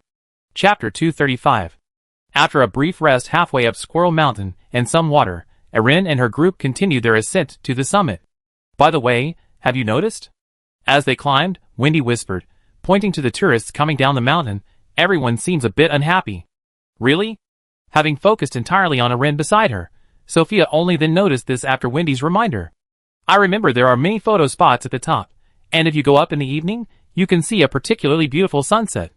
Why is everyone unhappy? Looking at the group coming down the mountain, Sophia was puzzled. Is it because they didn't find the ultimate squirrel, so they're dissatisfied? It can't be that bad. A family of 5, who had climbed the mountain with them, were also puzzled. Isn't the point of coming to Squirrel Mountain to experience the local culture? It's not like we necessarily have to see squirrels. That's right. The older brother, holding up his video recorder, said, The mountains and water here are so beautiful. The mist swirling around the mountains is like a fairyland. There aren't any mountains this beautiful in Silas. The paths up and down Squirrel Mountain are very close, separated only by a wooden railing, so you can basically tell the tourists' moods just by looking down the path. Just as Wendy said, the tourists on the downhill path were either discussing something with their companions in dissatisfaction, or they had gloomy expressions, as if saying, "This place is great, we won't come again." What they're unhappy about is that someone at the top is forcing them to pay a fee. At this point, Elaine, who was hugging a large pillow on the stairs, explained, "It seems that a few people and a level 4 magical beast are colluding to extort money from them. If they don't pay, they can't take photos or cross the Wind and Rain Bridge." The Wind and Rain Bridge is a super suspension bridge located atop Squirrel Mountain, made of a special local wood and magical materials. It connects to Flying Squirrel Mountain, hundreds of meters away. Because of its exceptionally high location, visitors can even touch the mountain mists while walking on the bridge, hence the name Wind and Rain Bridge. Huh? There's a charge? Sophia was puzzled by Elaine's words. The Atlantis Squirrel Mountain Scenic Area only charges an entrance fee. After buying the ticket, you can freely explore all the nearby mountains. Aside from the small shops and barbecue restaurants halfway up the mountain, there are basically no other charges. Then, as if remembering something, Sophia added, "I never heard of any charges for the Purple Cloud Pavilion and the Wind and Rain Bridge at the top of Squirrel Mountain. Perhaps His Majesty the King recently added these extra charges," the Thunder Mage's brother said helplessly.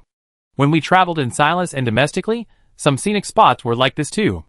They charged entrance fees, and things inside were ridiculously expensive. Many activities also had separate charges, and even taking photos wasn't allowed." "No." Sophia shook her head repeatedly. His Majesty the King would never add such charges. Tourist attractions are supposed to be relaxing places. Even if there are extra charges, we would inform visitors in advance. Why would he suddenly charge money after the tourists arrive? Wouldn't that spoil everyone's experience? The older brother, holding the camera lens, looked puzzled. "How do you know His Majesty the King won't add extra charges?" "Actually, I can understand." After the older brother finished speaking, the father, carrying luggage beside the younger brother, added, "Isn't Aspera going to impose sanctions on Atlantis recently? I feel like Atlantis is probably like Silas. When we in Silas are at war or under sanctions, it's the ordinary people who suffer. Those tourist attractions are also raising prices like crazy. Let them charge. We rarely come all this way. Spending a little more money is nothing. Don't let this spoil your mood." The young mother beside the father quickly smoothed things over. "Speaking of which, little, how did Erlini know there were people forcibly charging admission at the summit?" Erlini pointed to the tourists coming down the mountain opposite. "They said so. But they don't seem to be speaking Esperanto. Can you understand them?" "Yes." Erlini nodded. "There are indeed 2 Tier 4 magical beasts at the summit." "Tier 4 magical beasts? 2 of them?" The brothers were dumbfounded. "What Tier 4 magical beasts?" "Little sister, you don't scare us. You see, for most magical beasts, Tier 3 already possesses basic intelligence and can communicate simply, while Tier 4 magical beasts are essentially intelligent beings, roughly equivalent to a human archmage. This family of the brothers, both the older and younger brothers are mages, and even their father is only a mage-level mage. They have no chance against Tier 4 magical beasts, let alone 2 Tier 4 magical beasts at the summit. There are actually quite a few magical beasts around, but most of them are sleeping." Elaine pointed to the mountainside of Flying Squirrel Mountain opposite. "Over there, there's a 500-year-old, 5th-tier magical beast, a black monkey spirit. A little further on, there's a python spirit this big, which seems to be at least a 5th-tier magical beast as well." As she spoke, Elaine gestured with her small hand. "I don't know how these magical beasts are specifically named, so this is how I describe them." "Huh?" Upon hearing Elaine's words, not only her brothers, but even their father broke out in a cold sweat. Why are there so many magical beasts on Squirrel Mountain? Magical beasts are everywhere in this world, but most of them sleep most of the time, and even when they wake up, they don't interact with humans. Elaine patiently explained, "After all, this is a semi-uninhabited area of the Atlantis Empire, so it's normal for magical beasts to live here." "No. I mean, child, how can you understand those people's language? I feel like they're speaking a dialect, and how can you be so sure there are 2 magical beasts up there?" Only then did the family of 4 realize Elaine's. Something's not right. Even their father, a high-ranking lightning mage, who considered himself extremely knowledgeable, felt his brain struggling to process what was happening, And what about the surrounding magical beasts? Have you been here before? Is this data released by the Atlantis Empire? Eline yawned slightly. I sensed them. Sensed? What kind of magic can sense the aura of magical beasts hundreds or even thousands of meters away? How come I can't sense them? 5 silver coins for a photo. What a rip-off. Just then, 2 tourists who seemed to be from Aspera came down from the mountain. While counting the coins in their pockets, they grumbled, I knew the guy was no good. If it weren't for those 2 tier 4 magical beasts standing there, I would have fought them already. Yeah, looks like Atlantis really has been punished by Aspera and is short of money. Forget it, let's not talk about these unlucky things. Let's go back, take a shower, and go to bed. Chapter 236. The words of the 2 Esperan tourists coming down the mountain confirmed Eline's explanation for why everyone coming down the mountain is unhappy. This, in turn, made the family of 4 opposite them even more curious about Eline's identity. Madam. After walking a little further up the mountain, the father couldn't help but ask Bilotes, when did your daughter enter Minar Academy? This year. Bilotes gestured to Wendy, they are both freshmen at Minar Academy this year. Didn't we introduce them before? When she filled out her application. What element did she choose? Was it also wind? It must be said that Eline and Wendy's attire was indeed somewhat out of place in the crowd. Wendy was actually slightly better off. Her Lolita dress paired with striped stockings and heeled shoes was indeed inconvenient for activities like hiking, but considering she was a wind elemental mage who could use the power of wind to make walking and hiking effortless, most people could accept that wearing Lolita for hiking was a bit princess-like. But Erin was different. This super cute little girl came out in her nightgown. Atlantis had a unique national situation, and in some places children did wear nightgowns and slippers when going out to buy things. But this was Squirrel Mountain. Who hikes in a nightgown, or even without shoes? The father of the family of 4 couldn't help but glance at Erin's little feet encased in white stockings under her nightgown. Driven by the wind, she floated in midair the entire time. As a high-ranking mage, her father could roughly understand the principle behind Erin's feet dangling technique. Indeed, with skillful control of wind elements, maintaining an air mass beneath one's feet, and then stepping on it would achieve a similar effect. In other words, Erin was wearing air shoes. But the prerequisite for doing this was an extremely high level of control over wind elements. How high? At least at the level of a Grand Magister. The problem was, even a Grand Magister wouldn't dare to do this. The reason was simple. This act of stepping on air masses consumed a tremendous amount of magic power. How could any Grand Magister be foolish enough to waste magic power on such a thing? From the moment they met Erin until now, except for the brief moment when the little girl sat down on the lawn while eating halfway up the mountain, they hadn't seen her feet touch the ground at all. Therefore, this father believed there were only 2 explanations for Eline's behavior. First, she wasn't a wind elemental mage, but possessed some kind of mysterious magical device that allowed her to levitate. Second, she was indeed a wind elemental mage, and a powerful wind archmage at that, with magical power so abundant it was almost negligible.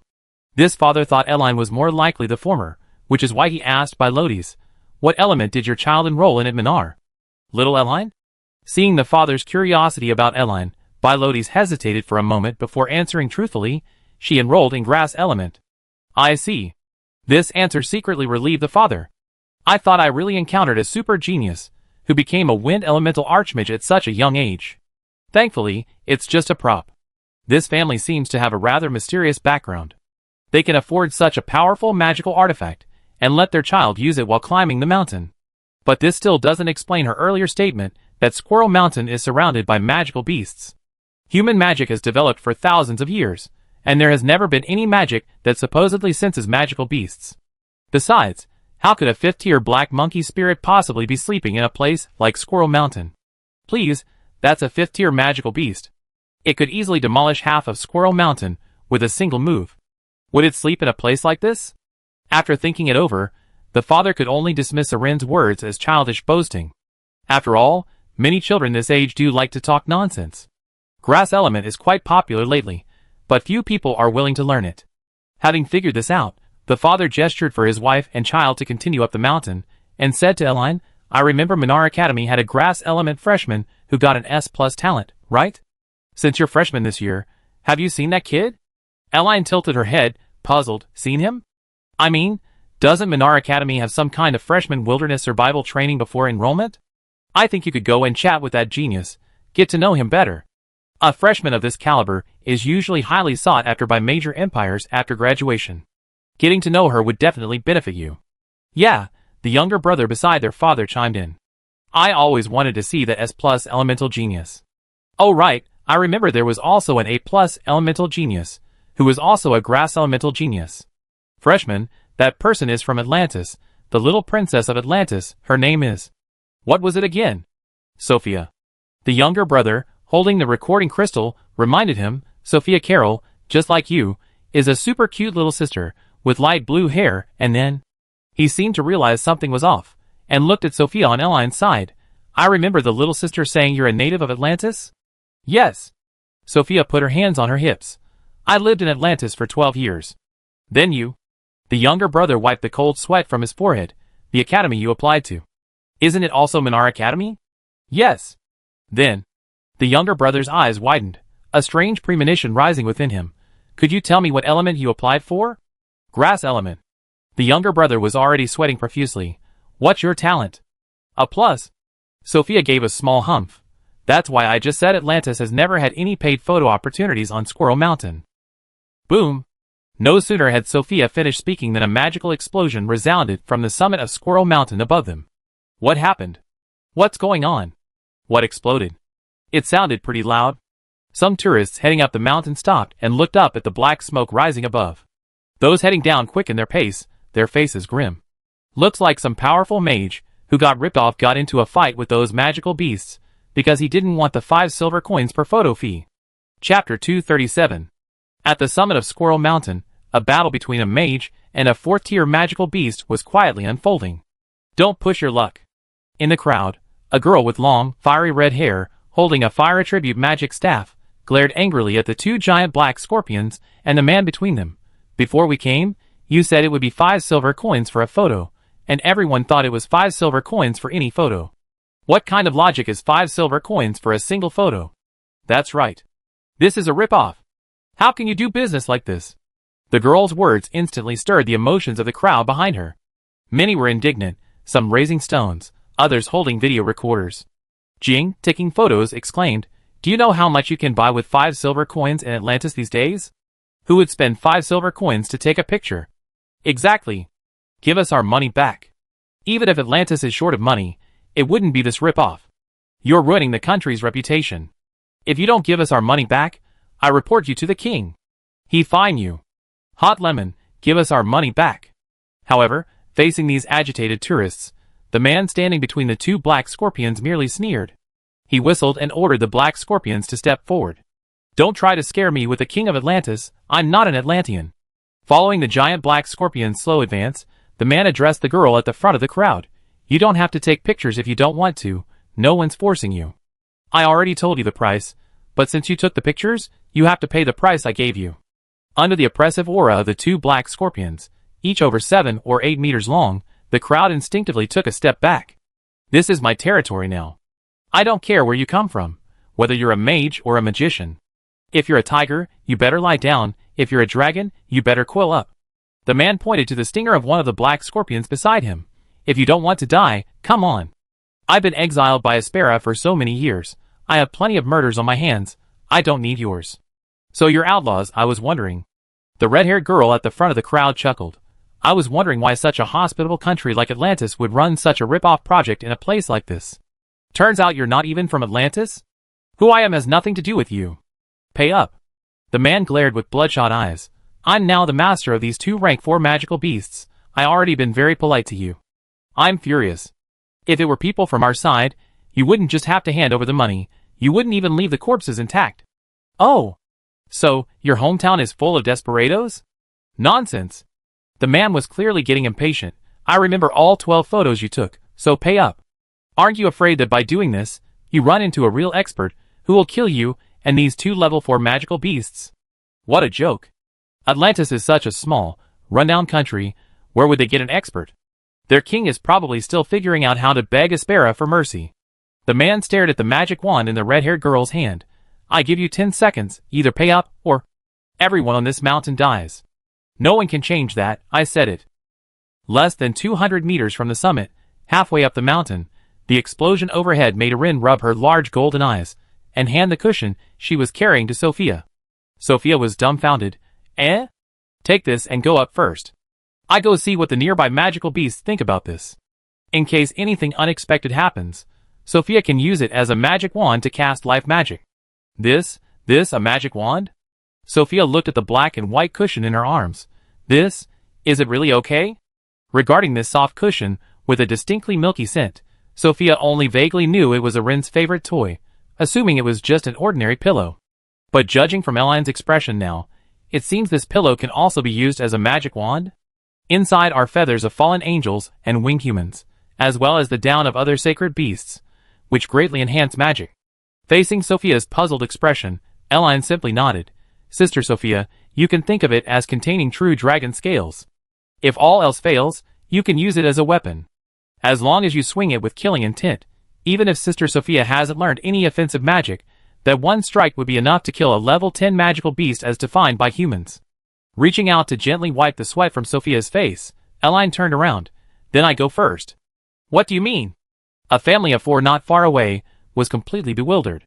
Just as the father of the 2 boys was about to step forward, Elaine, still in her pajamas, easily vaulted over the nearby railing and jumped off the cliff more than 1,000 meters high.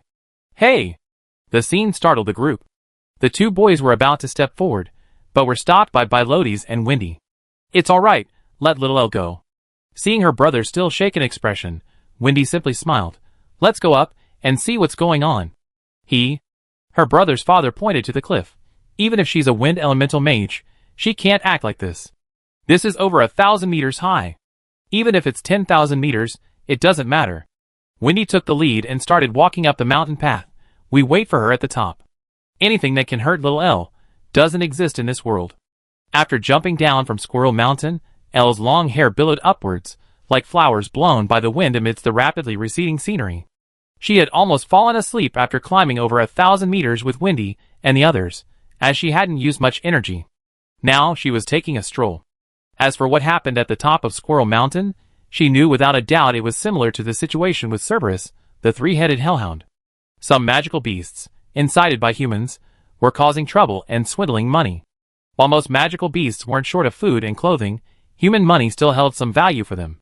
For example, Cerberus traded with humans to buy fire crystals, which he placed in his lair for cultivation. As for similar cases of magical beasts colluding with humans, those naturally needed to be left to the magical beasts themselves to resolve. For instance, the black monkey spirit sleeping opposite Squirrel Mountain was a tier 5 magical beast. There was no better choice than having it handle it. Buzzing.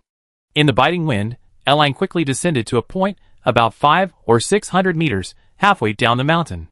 With a thought, the little girl manipulated the air currents around her, flying to Squirrel Mountain opposite Squirrel Mountain. With a wave of her little hand. Buzz, buzz, buzz. The mountain before her seemed to split open like a cleaved sea, revealing a path for passage. At the end of the path, Erin found the sleeping monkey. Hello. Approaching the black monkey monster inside the mountain, Erin bowed slightly to the large creature. Nice to meet you. I am Erin Garland of the Dragon Clan. Could you do me a favor and resolve a small problem on the opposite mountaintop? Chapter 238.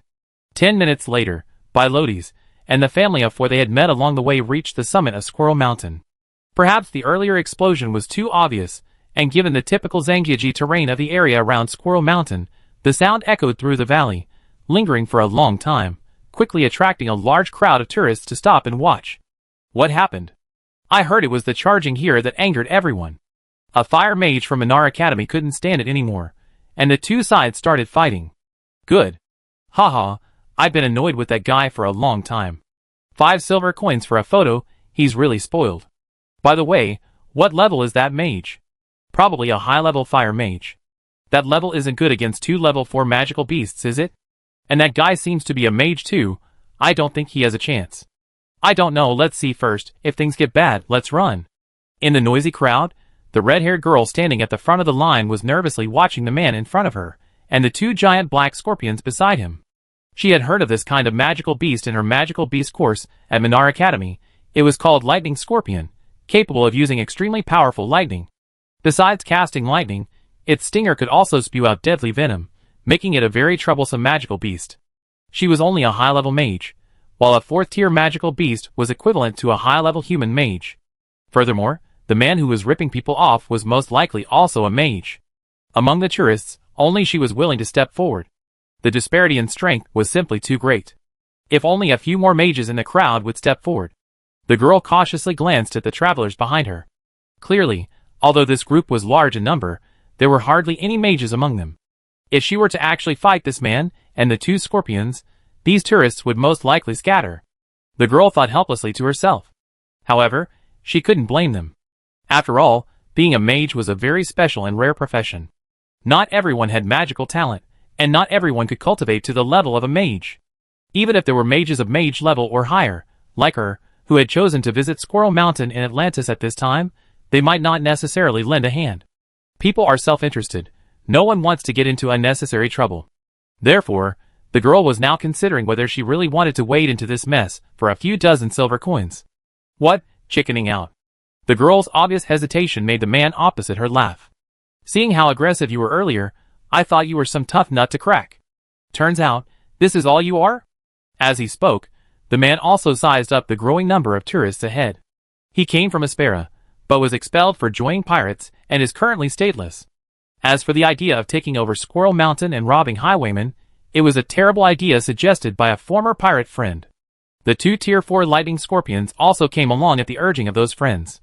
The Atlantis Empire is currently being sanctioned by Aspera. Esperan troops will be entering Atlantis in the next few days. Their king will definitely be too busy to attend to tourist attractions. Just find a busy scenic spot, take these two scorpions, stand there, and earning dozens of gold coins a month won't be a problem. At the time, that's what my friend said. Of course, these two magical beasts aren't being lent to you for free. When you make money, we split it proportionally. I get 2, the beasts get 5, and you get 3. Won't this attract the king's attention, or get us chased away by the local guards? That's what the man asked. Are you stupid? I already said Atlantis will be at war with Aspera in the next few days. Even if tourists complain, the king definitely won't be able to intervene here. As for the guards, forget about them. How big is Atlantis? Their guards are so small, they all be deployed to the front lines when war breaks out. Just go ahead and collect the money. But what if I charge too much and cause public outrage? What if there are experts among the tourists? I'm asking you to collect money, not to rob. Understand? Just don't go too far. For example, if someone comes to take a picture, charge 5 or 10 silver coins. Tourists, they're just here to have fun. They'd definitely be thinking, it's better to avoid trouble. Even if there are experts, they certainly won't care. So, the man brought 2 Tier 4 magical beasts to the top of Squirrel Mountain, stipulating 5 silver coins for 1 photo and 5 silver coins for 1 bridge crossing. However, perhaps due to the approaching dusk, the number of tourists at the Squirrel Mountain Wind and Rain Bridge increased, and the queue grew longer. His charging practice quickly drew increasing dissatisfaction, with even a magician stepping forward, seemingly to rid the people of this menace. Fortunately, this chivalrous magician was merely a sorcerer, no match for the 2 rank 4 magical beasts. What do we do? Upon seeing the confrontation between the magical beast and the mage atop Squirrel Mountain, the father of a family of 4 from the Silas Empire lowered his voice. There really are toll collectors blocking the road. How about? The older brother, holding the camera crystal, reached for his magic wand in his pocket. Shall we go help that big sister? Yeah. The younger brother chimed in. Dad, didn't you always teach us that as mages we should uphold good and fight evil, and help those in need? The children's words put the father in a dilemma. He looked at the 7 or 8 meter tall magical beast ahead, then at the hot-blooded young man before him. As a father, he naturally knew that in situations like this, he should teach his children kindness, but this kindness came at a price. Only the red-haired mage on their side was willing to step forward, but on the other side were 2 level 4 magical beasts. Even if he and his 2 children charged in, they wouldn't be a match for them. If he were to advise his children not to cause trouble at this moment, he would likely be seen as a cowardly father. But if they recklessly rushed forward, they could very well put their entire family in danger. The father was thinking. He was considering whether to believe the words of little Elle, who had jumped off the cliff and disappeared without a trace. He had a feeling that this family, who had come up the mountain with him, was not simple, but he couldn't quite put his finger on it. However, one thing was certain. The little girl with light blue hair was Princess Sophia Carroll of Atlantis. If she truly was the princess, she would most likely choose to step forward and personally stop this farce. Assuming he chose to support the people at this moment, If the little princess and the mysterious force behind her won, they would gain the trust of the little princess and little L. It was a huge gamble. A gamble with their family's future and lives on the scales. Excuse me. Just as the father in the family of 4 had guessed, Sophia, who had just climbed to the top of Squirrel Mountain and was clutching her L&E pillow, didn't hesitate to squeeze into the crowd. Excuse me, I am Princess Sophia of Atlantis, please make way. Seeing this, the father in the family of 4 hesitated briefly before taking a deep breath. He grabbed the hands of his 2 children and walked towards the crowd. You're right. Let's fight. Chapter 239. Alright, 10 seconds have passed. Looks like you really aren't going to pay, are you? Under the setting sun, seeing that none of the tourists behind the girl were willing to step forward, the man in the middle of the 2 lightning scorpions sneered. It's fine, if you don't pay, I go get it myself. As he spoke, the man glanced around at the surrounding tourists. Everyone, look carefully. It's not that I'm being unreasonable, but we originally agreed on 5 silver coins per photo, and she didn't pay after taking the picture. I just want my money back. You? Sensing that the man was taking out his magic wand as he spoke, seemingly intending to actually attack, the girl visibly panicked. She glanced at the crowd behind her again, and quietly began chanting a spell in her mind. Oh fire spirit lost in the river of the other shore, I beg you. Wait! At that moment, accompanied by a cute little girl's voice, Sophia, carrying a black and white pillow, emerged from the crowd. Despite her usual social anxiety, she mustered her courage and angrily addressed the man between the 2 giant scorpions, who dares to cause trouble on Atlantis territory. Huh? Another one? Sophia's voice instantly drew the man's attention. Little sister, you. Upon seeing Sophia in a plain white dress, carrying a black and white pillow, the man couldn't help but laugh out loud. What are you doing bringing a pillow? Planning to sleep on Squirrel Mountain? I am Princess Sophia Carol of Atlantis. Sophia walked to the red-haired girl's side. Atlantis has never authorized you to charge fees on Squirrel Mountain. Who are you? What are you doing here? Who gave you the authority to charge fees? The Princess of Atlantis? Sophia's words instantly caused a noticeable commotion in the crowd. Is she the Princess of Atlantis? The one who got an A+ level talent rating on the grasslands at Minar Academy. Holy crap! The Princess of Atlantis is here for hiking? The princess coming here just proves how beautiful the scenery is, right? It's just a pity there's this Mountain King. This is going to be interesting. But even if Princess Sophia got an A+ level elemental talent rating in the Minar Academy's freshman test, I remember she's only about 12 years old this year. At most, she's a high-level mage, and a grass elementalist at that. She wouldn't stand a chance against a 4th-tier magical beast, would she? So this princess acted impulsively. Isn't she just courting death? A princess of a kingdom appearing so openly in front of people of unknown identity, what if they have some malicious intentions? TSK. With her back to the noisy crowd, Sophia's face flushed slightly, and her heart raced. From childhood, she had always been very shy and somewhat socially awkward. But just like when she and her mother helped treat soldiers in the army, there are some things you can't avoid doing just because you're afraid. As a child, Sophia was socially awkward, but she overcame her fear of strangers and, together with her mother, saved countless lives and families from the clutches of death, so she has no regrets. Now it's the same. Even though Sophia isn't the type of person who leads, she has to step forward and stand among these tourists. Moreover, unlike before, this time she has L&E backing her up. I give you 10 seconds to answer. Who are you? Why are you doing this in Atlantis? How much money did you get from everyone? As she spoke, Sophia took another step forward, holding up the cushion in her arms. Inhaling the faint scent of milk and flowers that belonged to Eline, she felt visibly calmer. Huh? You ask who I am? Facing Sophia, the man laughed again. Why should I answer you? Just because you're a princess of Atlantis? I remember you're a grass elemental mage, right? What, a healer trying to fight? I advise you to surrender obediently. At this moment, a family of 4 from Silas emerged from the crowd. The father, brothers, and younger brother immediately drew their magic wands, taking advantage of Atlantis being punished by Aspera to rob people here. Aren't you afraid of retribution? Whoa, another one who's not afraid of death. Seeing that things had developed far beyond his expectations, the man standing between the 2 lightning scorpions decided to finish the fight quickly. Looks like I have to teach you a lesson. Don't blame me for being ruthless. With that, the man waved his hand. Scorpions, attack! Squeak, squeak, squeak. The lightning scorpion on the man's right emitted a piercing sound and charged toward Sophia and the red-haired girl. It's over. This guy is serious. Run! The sheer awe-inspiring sight of a 7 or 8 meter long monster charging was indescribable. This scene instantly chilled the hearts of the onlookers, who instinctively turned to run downhill. Hey! Who dares to run wild on Grandpa's territory? No sooner said than done. Amidst a series of gritted teeth, a gigantic ape covered in black fur plummeted from the sky with a whoosh, then stomped heavily on the charging lightning scorpion. So it's you, huh? Taking advantage of your grandpa's nap to scam people here? The 10-meter-long ape easily grabbed the lightning scorpion's tail, then with a slight effort. Snap! The lightning scorpion's tail was ripped off. What? Could this be a black walker? A tier 5 magical beast? Someone in the crowd instantly recognized the black ape that had jumped out and slammed on the brakes. Holy crap! That's a tier 5 magical beast. It's huge. It really is a black walker. I seen it in the Magical Beast Encyclopedia. These beasts are extremely rare, and they almost always speak human language. They only appear in sparsely populated mountains. Is the black walker here to help us? So kind? This is the first time I ever seen magical beasts fight for humans. What's going on? However, before the crowd could recover, with a flapping of wings, a large flock of cranes slowly took flight from the mountains, arriving hundreds of meters above Squirrel Mountain. Buzz buzz buzz.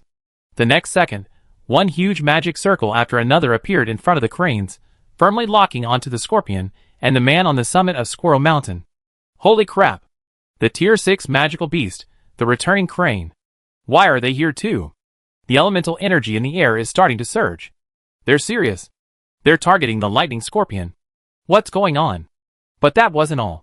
After all the cranes had taken flight and summoned their magic circles, a buzzing sound filled the air as several dragons rose from the clouds, as if emerging from the abyss. Holy crap! Dragons! This is a dragon, right? These are at least rank 7 sacred beasts. What's going on? Even dragons have appeared? Amidst the shouts of the tourists, for dragons opened their gaping maws, conjuring water spheres shimmering with violent water elemental power towards the lightning scorpion and the man in the center. Even a tier 7 magical beast is going to kill these 2 scorpions? What does this mean? Did I break some heavenly law? All these high-level magical beasts that I usually only see in the Magical Beast Dictionary are suddenly appearing? Or am I dreaming? Holy crap, this ticket was worth it. If that thing in front of the returning crane and the flood dragon spews down, the entire Squirrel Mountain will be wiped out, right?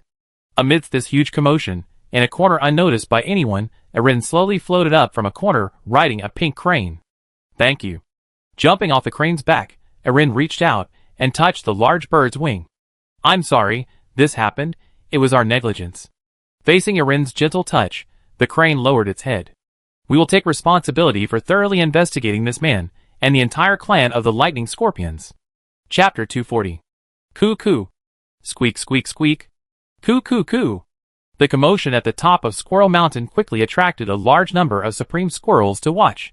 Some squirrels curiously jumped onto the mountainside, cliff edges, and pine trees, munching on nuts while curiously observing this spectacular scene. On Squirrel Mountain, the first tier 5 magical beast, the Black Walker, after breaking off the tail of a lightning scorpion, dragged the unconscious scorpion's body to the toll collector, bent down, and glared at the human beneath its crimson eyes, whom it saw as an ant. High above, a large number of tier 6 sacred beasts, the returning cranes, completed their long-range magic preparations. Beams of laser light, designed to lock onto the lightning scorpion and the man, rained down, as if any dangerous move by the man and the scorpion would result in these massive spells descending from the sky and blasting them to ashes. The water elemental magic orbs from the mouths of the 4 dragons caused a dramatic shift in the heavens and earth. Their dazzling light blotted out the sun, turning the sky, which had just been dyed red by the sunset, back to a watery blue. In this already magnificent scene, the addition of the premium squirrels made the colors of the world even more vibrant. Premium squirrels are semi-elemental creatures, sometimes classified as 0.5 tier magical beasts. These squirrels have a habit similar to a peacock displaying its tail feathers. When male squirrels see females, they make their internal elements flash as brightly as possible to attract their attention. Therefore, when they sensed a significant fluctuation in the surrounding elements, some male squirrels felt their dominance threatened and began to unleash their elemental power, adding a touch of mystical color to this magnificent spectacle. Click, click. I'm currently on Squirrel Mountain in Atlantis, and I'm incredibly excited. Look at this. A tier 5 magical beast. And look at that in the sky. A returning crane, a tier 6 magical beast. And it's a flood dragon. Holy crap, I came to Squirrel Mountain to see the squirrels, but I saw a flood dragon instead. I feel like I won the lottery. The appearance of the crane and the flood dragon completely ignited the crowd. People forgot to run and immediately took out their camera crystals to record. Because they knew that in front of a sacred beast of the flood dragon's level, if they really fought, no one could escape, so there was no need to run. Compared to the excited crowd, the man standing next to the lightning scorpion was completely dumbfounded. As a mage, he was currently being attacked by a large group of tier 6 sacred beasts, with destructive magic at his head, and 4 flood dragons had blocked all his escape routes. A tier 5 magical beast's strength is roughly equivalent to a high-ranking human archmage, essentially representing the pinnacle of human magical cultivation. Tier 6 magical beasts are practically elemental gods among humans, and as for tier 7 magical beasts, calling them elemental emperors wouldn't be an exaggeration. He was currently facing a near-imminent attack from a large group of elemental gods, and 4 elemental emperors were already preparing world-destroying magic. What's the difference between this and using a cannon to kill a mosquito? The man simply couldn't understand how he, a mere pirate, had offended so many powerful figures just by following his good brother's advice to make some money. What did he, a mere pirate, have done to deserve such treatment? Now, it wasn't just a matter of money, or even his own life. These ancient sacred beasts had lived for so many years. They had plenty of ways to trace their ancestry back 18 generations, and they could even follow the trail to their good brothers on the pirate ship. At that point, perhaps all the legendary pirates, who had dominated the waters off Hespera, would be finished. Thinking of this, the man's legs went weak, and he knelt on the ground with a thud, tears and saliva streaming uncontrollably down his face, soaking his pants. The lightning scorpion still alive beside him was also terrified by so many sacred beasts, and fainted on the spot, most of its body convulsing. "What are you doing? What are you doing? Did Grandpa allow you to die?" Seeing this, the first black monkey beast to arrive, Black Walker, dragged another tailless lightning scorpion over and stomped on its claw. With a crack, 3 of the scorpion's claws snapped off instantly. The lightning scorpion cried out in pain, repeatedly kneeling before the Black Walker. "Grandpa, spare me! Grandpa, spare me! Oh, so you can talk? Do you know whose territory this is?" The Black Walker grabbed the scorpion. "Dare to come here to collect protection money? Holy crap! That was exciting!" Snap, snap, snap. This scene once again excited the crowd. Almost everyone took out their portable recording crystals and activated the recording function. This was definitely worth the ticket price. Suddenly, the few dozen silver coins I was ripped off earlier don't seem so bad anymore. Damn it, bad people and bad monsters are all damned. This is the first time I felt like I got a great deal on the recording crystal. If I make a few copies, it'd sell like hotcakes. While everyone was recording, Elaine quietly slipped through a gap in the crowd and returned to Sophia's side. "Thank you for your hard work." A small yawn escaped her lips as Arin took the soft pillow from Sophia's arms. "Is everyone alright?" "Yes," the Black Walker arrived just in time. Sophia said somewhat apologetically, "I'm sorry to have troubled you again, little Arin." "It's nothing. We came to Squirrel Mountain to relax, right? Since we were going to wander around anyway, I just took the opportunity to visit the magical beasts and sacred beasts here." Arin tilted her head, gazing at the dragons in the sky. "I just didn't expect everyone to offer to help after hearing about what happened here, so it's become a bit spectacular." "You mean more than just a bit spectacular? With this fighting power alone, you could easily be the king of the human world on the Eve continent." Arin's words made the father, brothers, and other family members beside her unconsciously swallow.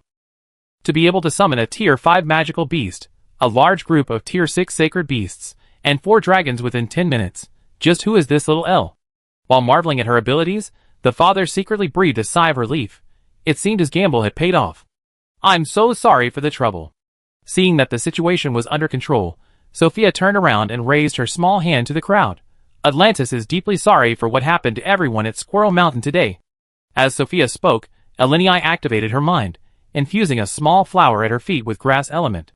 The flower grew rapidly, lifting Sophia 5 or 6 meters into the air. "Starting today, Squirrel Mountain will be waived of all entrance fees.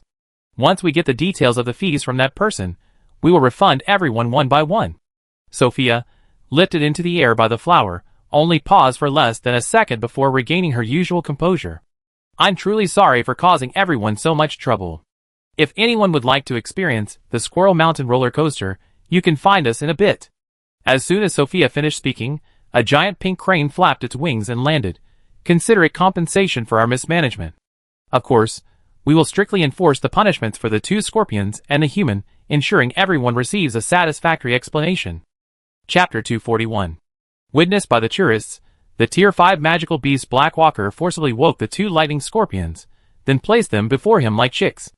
Although the lightning scorpions were about the size of a small rural attic compared to humans, they were at most pet dogs in front of the over 10-meter-tall Black Walker. Grandpa asks you, the Black Walker said, deliberately speaking in Esperanto, looking down at the 2 lightning scorpions. What race and faction are you scorpions? Who sent you? Who else in your family knows about this? How long have you been colluding with humans? Your Majesty, spare us. The lightning scorpion, its tail snapped off, slumped to the ground with a thud. However, before it could finish speaking, the Black Walker's massive fist, like a meteorite, slammed down with a deafening roar. The pink crane in the crowd immediately summoned a water-based shield in front of him. With a splat, the scorpion, which had evolved intelligence and whose strength rivaled that of a human archmage, was killed by the Black Walker's punch, its blue blood splattering across the top of Squirrel Mountain. Many splatters of scorpion blood sprayed towards the crowd, but were blocked by the crane's water shield. Damn it! Picking up the scorpion that had been defeated, the Black Walker tossed it aside and turned to another scorpion. Grandpa's asking you questions. Just answer honestly, don't try to talk nonsense. I talk. The other lightning scorpion had never seen anything like this before. Although it couldn't understand why its simple act of helping a pirate make a little money had attracted so many powerful figures, the gruesome death of its companion terrified it, causing its stinger to droop on the spot. It hurriedly shouted, "We are the Scorpion clan of the southern desert of Espera. We have no faction. We were sent by the human pirates of Espera. Only we in the family are doing this. We've known humans for over 5 years." The scorpion's words brought a satisfied look to the Black Walker's face. Very good. He then grabbed the lightning scorpion, casually pulling the completely terrified man into his hand as well. I handle the rest. No matter the pirates or the desert scorpions, give me a week, and I bring back the bodies of everyone involved. With that, the Black Walker leaped off the cliff with a whoosh, disappearing from sight. These bastards, how dare they? Landing halfway up Squirrel Mountain, the Black Walker channeled his wind element, condensing it into a cloud beneath his feet, and flew away into the distance.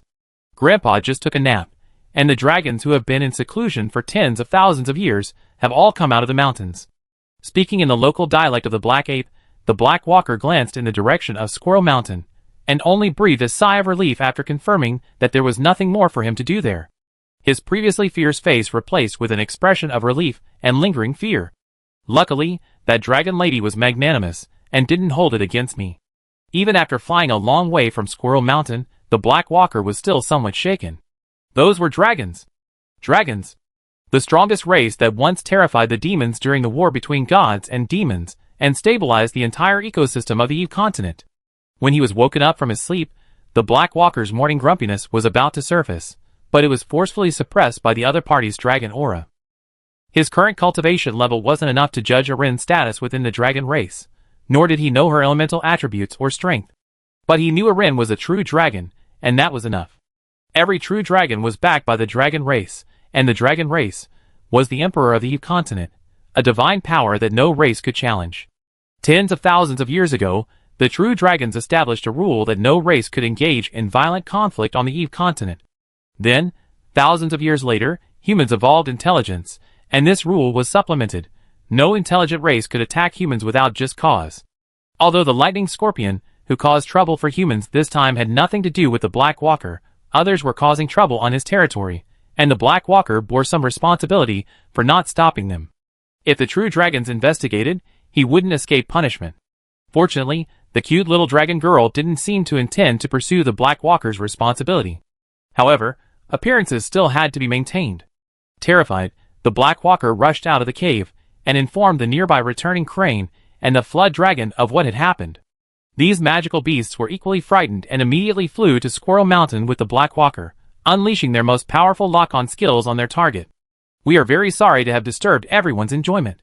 Watching the Black Walker leave, the pink crane approached Eline, washing away the blue blood of the lightning scorpion with water magic as she addressed the crowd.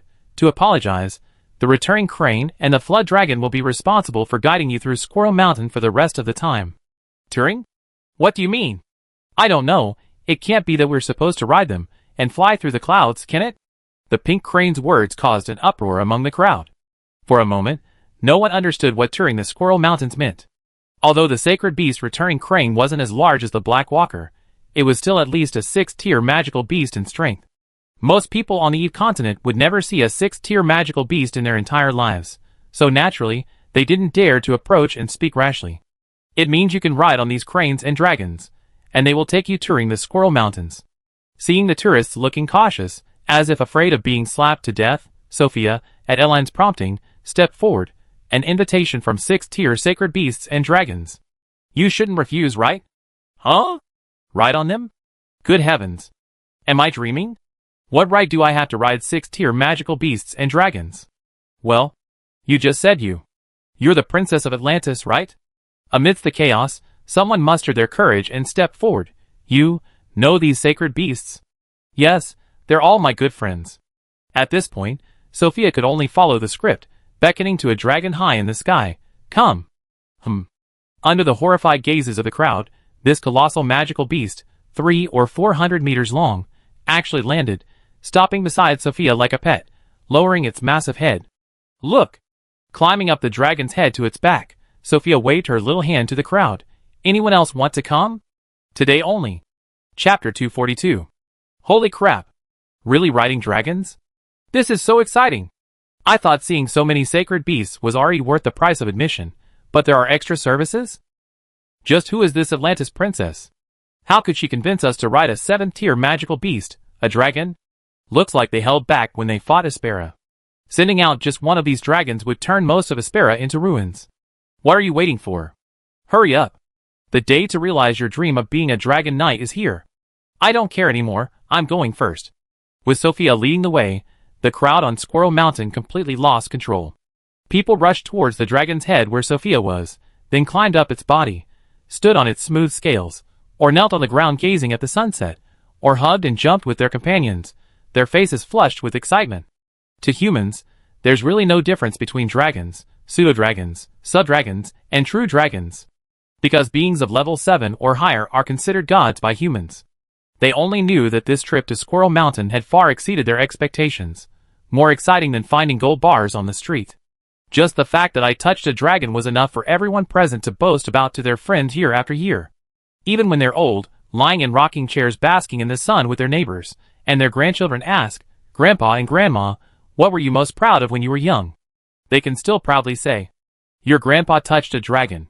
That dragon even carried Grandpa around in the sky several times, and finally respectfully led him home. As more and more people ran towards the dragon beside Sophia, and its back was already packed with people, Sophia quickly waved her little hand to the other 3 dragons in the sky. The dragon, now filled with people, slowly rose into the air, while the other 3 dragons quickly descended, pressing their heads against the edge of the cliff at the top of Squirrel Mountain. Holy crap, holy crap. This life is truly worth it. I'm shaking all over. This thing's head alone is so big, how does it even fly? Can someone pinch me? Am I dreaming, or am I already dead? Ouch. You really pinch me? Seeing the first dragon actually carrying the crowd into the air, flying into the distance along with the clouds and the colorful sunset, the tourists, who were initially hesitant on the top of Squirrel Mountain, couldn't resist any longer, and each chose a dragon to climb up. Some girls approached the cranes around them. Can you really take us around? Yes, we were in the wrong first. The cranes, who clearly spoke Esperanto, immediately crouched down. Come on up. Yay! Quick, quick! Record it. We really hit the jackpot today. Dragons and cranes, Squirrel Mountain is truly a place where hidden talents abound. I originally thought being extorted was just bad luck, but I didn't expect. Ha ha ha, awesome. Hopefully, those who were so angry they went down the mountain will receive the notification and come back to see, otherwise it'd be a real shame. Among the crowd, only the family of 4 that Elaine had encountered on the way remained silent, standing there dumbfounded. They were a family of mages, so they naturally understood what the appearance of a 6th-tier magical beast and a dragon meant. Under normal circumstances, nature wouldn't allow so many high-level magical beasts to appear all at once. Even to deal with the lightning scorpion and the pirates who ruled Squirrel Mountain, the 5th-tier Black Walker, they had just encountered would have been enough. There was no need for so many super divine beasts.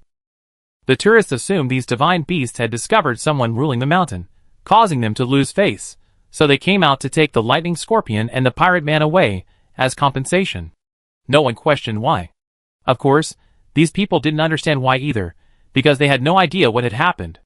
They simply assumed that either Goitzhua and the dragon had a change of heart, or that they were giving face to Princess Sophia of Atlantis. Only the father of this family of four knew that neither of these situations applied. If the Princess of Atlantis truly had that much influence, these divine beasts would have been deployed years ago when Aspera invaded the country. Moreover, with the Aspera Empire's intelligence network, it was impossible that they hadn't discovered this connection. In other words, the sudden appearance of so many sacred beasts on Squirrel Mountain had nothing to do with the lightning scorpions, the pirate man, or Princess Sophia of Atlantis. Combined with Elaine's earlier jump from the cliff over 1,000 meters high, saying something like "I'm going first," the father of the family of four came to a major guess, that Goitzhua and Jialong had been summoned by Elaine. No, using the word summoned isn't accurate, because both Goitzhua and Jialong treated the crowd with utmost respect, as if afraid of offending some important figure. The identity of this important person is self-evident. Having grasped this point, the father of the family of four cast a somewhat frightened glance at Erlini, who was yawning while hugging her pillow in the setting sun. The fact that a large group of Tier 6 sacred beasts and 4 dragons treated this person with such respect indicates that Erlini's status is far above theirs. Combined with his previous discussions with the children about Minar Academy being backed by the Dragon Clan, Minar Academy recruiting a new student from the S+ grasslands, and this new student's background being very mysterious, with close ties to the Dragon Clan, he instantly felt a chill run down his spine. Good heavens! I just chatted with someone with such a terrifying background the whole way. We even had afternoon tea together on the lawn? Aren't you going to play? Seeing the family of four standing there dumbfounded, Erini turned her head and rubbed her eyes. Don't be scared. Everyone is very friendly. Aye. Erini's words brought the father back to his senses. He pointed to the dragons and cranes carrying people through the clouds in the distance, then pointed to himself. Did I say anything that made you unhappy? No. Erini was a little confused. What's wrong? Oh, that's good. The father breathed a sigh of relief and tentatively asked, those dragons, did you really summon them? No, I just told a black ape about the situation, and it summoned the dragons and cranes. Elaine walked towards the nearby purple cloud pavilion, jumped onto a small tree stump beside it, and gazed at the setting sun. No wonder everyone wants to come here for photos. The scenery is truly beautiful. I believe that after today's events, the international standing of the Atlantis Empire will improve. As she spoke, Elaine looked at Sophia sitting on a dragon's head in the sunset. And so is Sister Sophia. She already looks like a future queen. Chapter 243. Whoosh. Fly. Take off. This is so exciting. It's a dragon. We're really riding a dragon. Long live Atlantis. Long live Princess Sophia. Atlantis Squirrel Mountain, for dragons carrying loads of tourists leisurely weave through the mountain mists and sunset. Although the dragons are flying very slowly, the tourists on their backs are too excited, and quite a few people still fall off along the way. At these times, a crane immediately swoops down and carries them back the way they came. Seeing the sacred beast's excellent service, many tourists even exhibited a regressive behavior, puffing out their chests towards the sunset and repeatedly pounding their chests with their hands. Whoosh whoosh whoosh. For a moment, Squirrel Mountain was filled with the incessant cries of monkeys, leaving many tourists, who had just come up the mountain looking bewildered. What's that? Are there monkeys on Squirrel Mountain? Holy crap! Am I seeing things? Did I just see a dragon? What's going on? Hello? Seeing new tourists coming up the mountain, the cranes that had been staying there immediately went over. Do you need any service? We can take you to the dragon's back. A dragon? Yes, it's a special service for Squirrel Mountain today. I don't have that much money. It's free for Atlantis, yes, for Atlantis. And so, the tourists quickly followed the cranes to the dragon's back and joined the monkey queue. Wow! I'm here too! What's Atlantis up to? They actually got dragons to help them develop tourism. Whatever they're up to. Quick! Get the camera crystal out, turn it on, and don't turn it off. I'm definitely going to promote this country extensively when I get back. Halfway up Squirrel Mountain, a group of passengers who had just come down the mountain or climbed halfway up were sitting in an open area drinking afternoon tea. A tourist sat down next to another tourist with a drink, Hey bro, just got here. Yeah, just got here. The tourist who spoke waved his fan. We've been climbing for an hour. It's so hot. Let's rest for a bit. Everything here is great, except, why are there so many monkeys? The tourist with the drink unscrewed the cap and took a sip of the lemon sparkling water he brought from home. Listen to this. All they're doing is oh ho. I think this place should be renamed Monkey Mountain. I don't know why there are so many monkeys making noises today, and it seems like some crazy tourists are joining in too. It's really strange. Don't they have monkeys in their country? What's so special about that? Hey, maybe they really don't have monkeys in their country. They're just making a fuss over nothing. The tourist sitting near the cliff took another sip of his drink. Just then, a 400-meter-long dragon, carrying over 300 tourists, floated past him through the mountains. Oh, bro, wanna join us? Let's feed the dogs. This scene instantly caused the tourist sitting on the ground to spit out his drink. What are you doing? The tourist opposite him, whose face was sprayed with water, grumbled as he pulled out a tissue. Did you see monkeys? No. The tourist holding the drink quickly pointed beyond the cliff. However, at that moment, the dragon carried the tourists into the nearby mountains, disappearing from his sight. What's there? Just a few monkeys? The tourist with the sprayed face poked his head out into the mountains. Nothing there? No, listen to me. Another tourist quickly put down his drink. Brother, I saw a dragon. It's so long. The young man in front of him covered his mouth with one hand, trying not to laugh out loud. The dragon you're talking about. Is it beautiful? It's not a matter of beautiful or not. The tourist with the drink exclaimed anxiously. I saw a group of people riding dragons.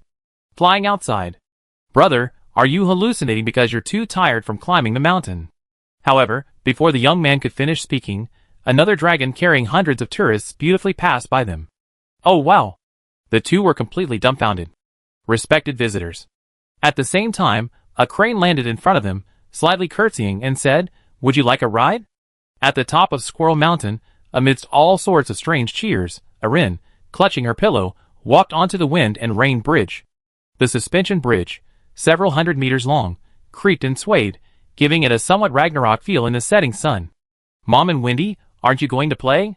Seeing that Bilotes and Wendy were only holding up their camera lenses and didn't seem to have any intention of riding the crane, Erin said encouragingly, riding the clouds with a dragon is quite an experience, isn't it? To me, Little Elle is the most beautiful scenery. Wendy skipped over to Eileen's side, handing the camera crystal to Bilotes. I have a super good idea. When Sophia's dragon flies by, can Auntie take a picture? As she spoke, Wendy held up one hand, forming half a heart shape on the bridge. Eileen understood immediately and extended her other hand, forming a heart with Wendy. Yes, that's it. Auntie will stand here, and when Sophia's dragon flies by, we capture the moment it flies right into the center of this heart. Oh, I understand. Bilotes took out another video crystal. Then I record here and take the picture over there. While the tourists on Squirrel Mountain were celebrating, the revelry at the Atlantis Starfire Caverns, belonging to the Black Paradise, had officially begun. That king must have lost his mind. He actually said we could unseal the magical beasts at will. Returning from the Atlantis back garden, a furious Francis slammed the document he was about to sign with the king onto the table. What's wrong, Lord Francis? Hugh, who had successfully infiltrated Black Heaven, approached with a well-behaved demeanor, her uniform shoes clicking on the rocky ground. Who made you angry? Our extortion. Oh no, this negotiation is completely hopeless. Francis sat down in a chair, his face flushed. Everything's been going wrong lately. It's so frustrating. It's all right, at least we reached the final step, preparing to unseal the invincible tyrant. Isn't that right? Hugh smiled and stepped forward. Don't be angry. Tonight, on the night of the full moon, this place will be a river of blood. Those who have wronged you will be wronged by the world. Ha ha, as expected, a mage knows how to talk. You're much sweeter than those clueless underlings. Francis showed a pleased expression. That's right. Tonight, the world will completely descend into madness. That foolish king doesn't understand the greatness of an invincible tyrant. I don't blame him. Saying this, he picked up the wine on the table and toasted Hugh. Girl, you're so kind. Chapter 244. Thanks to the numerous tourist promotion, the news that one could ride dragons at Squirrel Mountain quickly spread throughout most of Atlantis. Although Atlantis was a small country struggling to survive between major empires, its overall national strength wasn't particularly high. However, The country excelled in addressing issues related to people's livelihoods and infrastructure, especially after the recent discovery of the Starfire Caverns, which led to a surge in fiscal revenue. King Steve immediately purchased a large number of base stations, enabling nationwide communication crystal signal interoperability. Therefore, tourists who purchased communication crystals could now easily send this news to their friends and family back home. Come to Squirrel Mountain. Free admission. You can even ride dragons. You regret it for life if you don't come. What do you mean by riding a dragon? A dragon? You know, a divine dragon? The kind that can fly without wings, recorded in the Monster Encyclopedia, at least a Tier 7 sacred beast. Are you kidding me? Isn't Squirrel Mountain full of squirrels? A dragon? Anyway, we're brothers. I'm only telling you this today, not today. If you don't want to come, then don't. On the other hand, the dragons and cranes, despite being used as mounts, almost all the sacred beasts had no problem with taking customers for a ride around Squirrel Mountain. On the contrary, they were quite enjoying it. Ordinary people consider riding a dragon through the sky a bragging right after returning home, and the cranes and dragons were no different. Eline was a dragon, a true dragon. To the cranes and dragons, dragons were basically the same as dragons were to ordinary people. Helping the dragons was something many magical beasts and sacred beasts would beg for their entire lives. The dragons and cranes not only didn't complain about the tourists using them as free labor, but were actually very grateful to the Black Walker for immediately bringing them over after encountering Eline. After all, carrying the tourists around the forest wouldn't consume much magic or take much time. Doing so would not only win the favor of the dragon, but also allow them to boast to their clansmen, "I helped the dragons." If they encountered any trouble later, the dragon might even remember this past favor. Besides, the aura of dragons isn't something you can sense at any time. Having finally encountered a real dragon, they naturally wanted to take this opportunity to stay by Eline's side a little longer, and feel that most authentic dragon aura. There really are dragons? What kind of magical place is Atlantis anyway? I don't know, let's get in line first. There are quite a lot of people. Luckily, I didn't listen to those Western media reports that Atlantis is going to war, and not suitable for tourism, otherwise I would have missed the chance to get close to the dragons. Speaking of which, are these dragons even considered dragons? As the sun slowly dipped below the horizon, a large number of tourists arrived, keeping the dragons and cranes busy. On the other hand, Eline was quite relaxed. The two little girls and Bilotes took a group photo at the top of Squirrel Mountain, sat together at the Purple Cloud Pavilion for a while, experienced the shaky wind and rain bridge, took a few photos of the exquisite squirrels, and finally happily returned to the mountainside to find the signature barbecue restaurant. It's said that this is the shop founded by the creator of Atlantis' most famous dish, whole roasted lamb with herbs. Boss!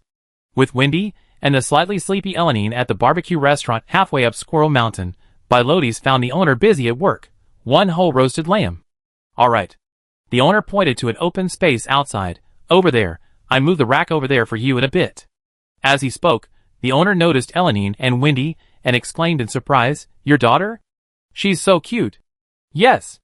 Bilotes took out her purse. "How much is it?" 12 silver coins each. "Okay." Bilotes handed over 8 1 yuan Atlantean silver coins. "Any other fees?"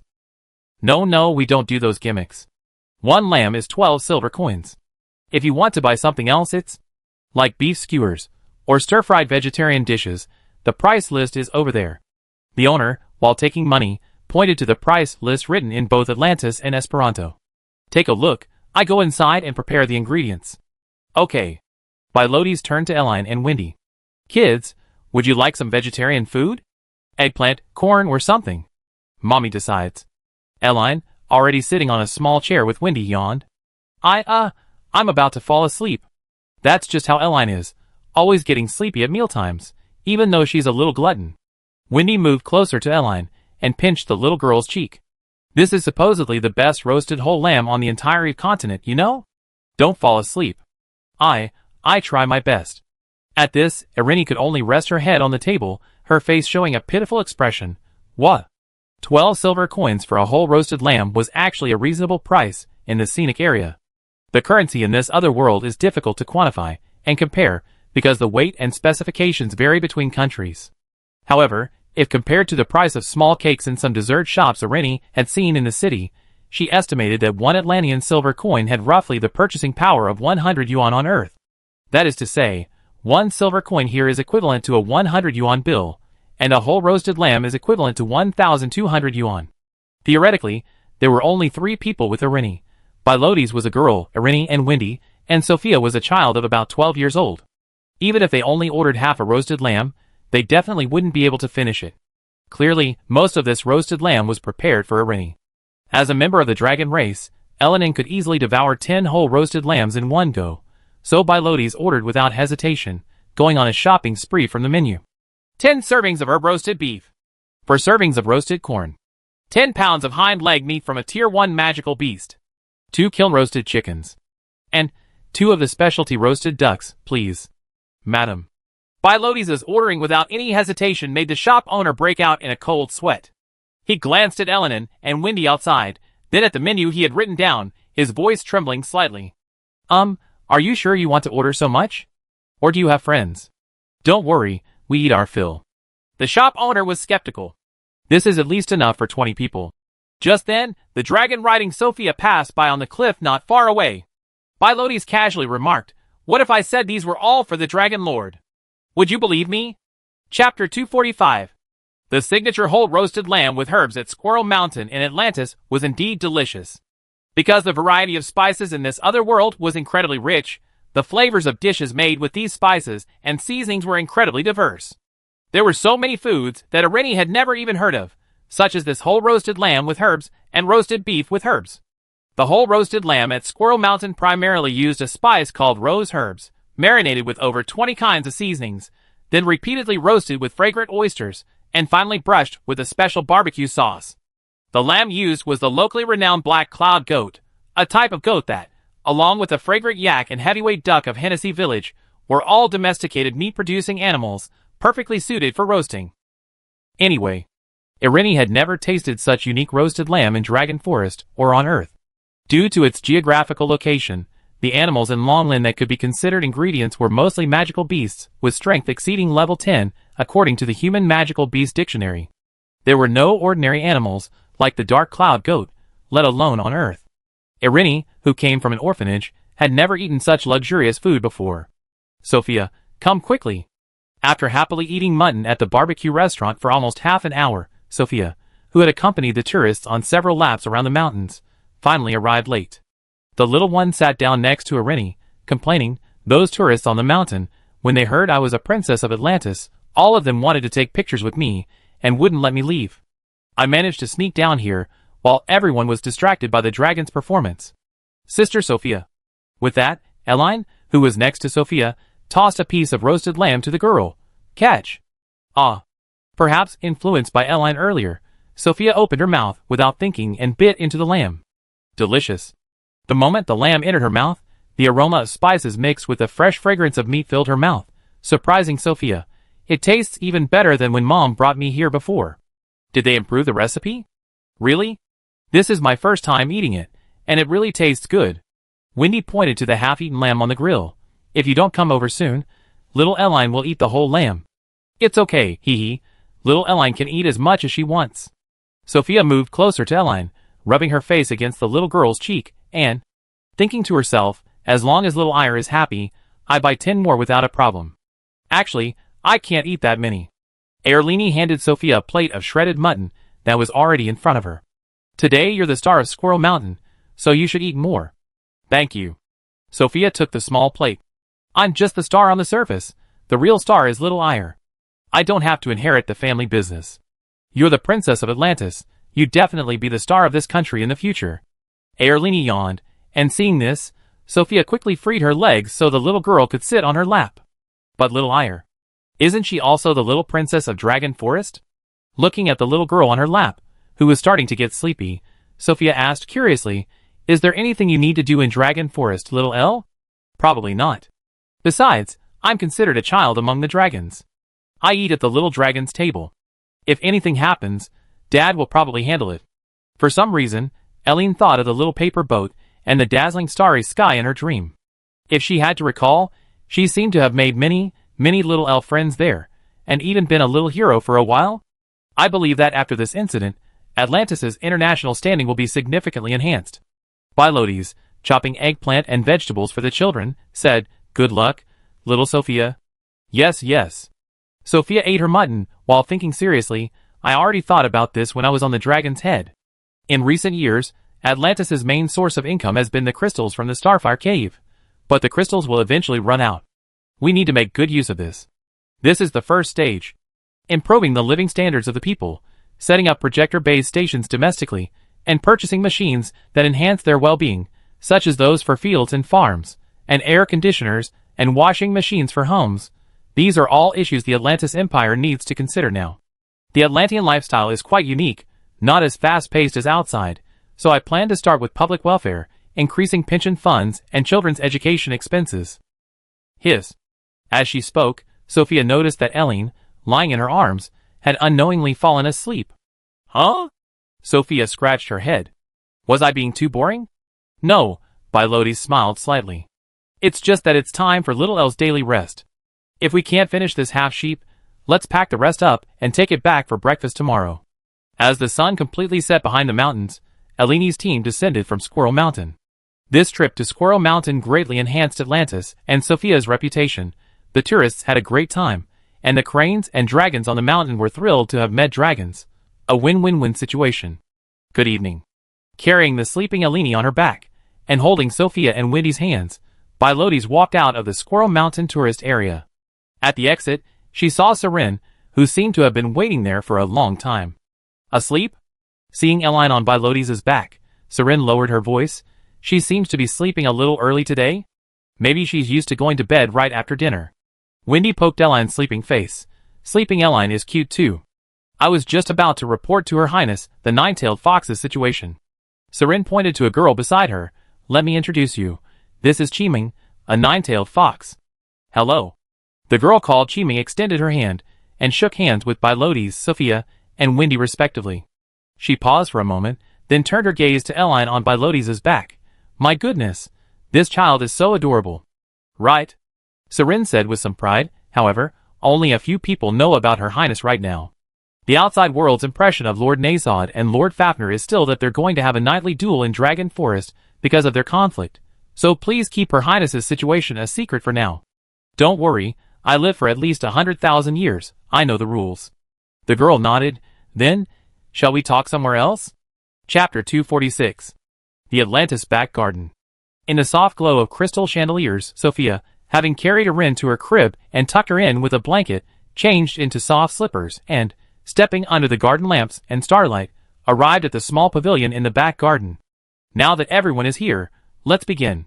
After Sophia was seated, Seren spoke first. The main purpose of this impromptu meeting tonight is to briefly introduce the cause and course of the incident, as well as the subsequent response. After speaking, Seren looked around at the people seated. Sophia, Princess of Atlantis, Steve, King of Atlantis, Wendy, the future heir to the Piarista Wind House of the Lehman Empire, and this is Chimung, the current patriarch of the Nine-Tailed Foxfire clan.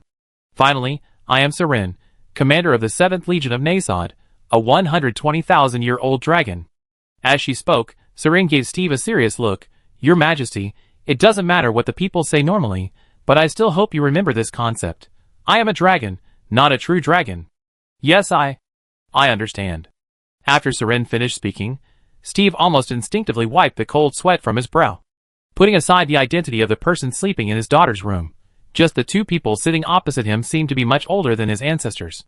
How could Steve not be nervous? This was a million times more nerve-wracking than meeting with those hypocrites from the Esperan Empire. But then again, he was really showing his mettle now, actually discussing national affairs with such powerful figures. Anyway, I don't know how things developed, but Atlantis, which was originally bullied on the continent of Eve, suddenly became a world superpower, protected by the Squirrel Mountain Dragon and cranes, and blessed by the Dragon Clan.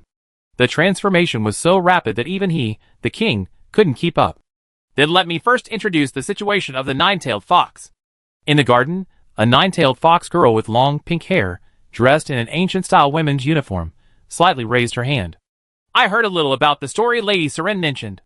Back then, a little girl from a distant relative of ours did have some emotional entanglements with a human, and it caused quite a stir. As far as I know, the solution they took was to expel her from the clan. However, considering she is a descendant of the Nine-Tailed Fox clan, we gave her two gifts. One was a mask bearing the aura of the Nine-Tailed Fox, so that if she encounters any, it's difficult. Anyone who sees that mask should know she's one of our nine-tailed foxes, and they won't make things too difficult for her. Another item is a bell, which is also a key.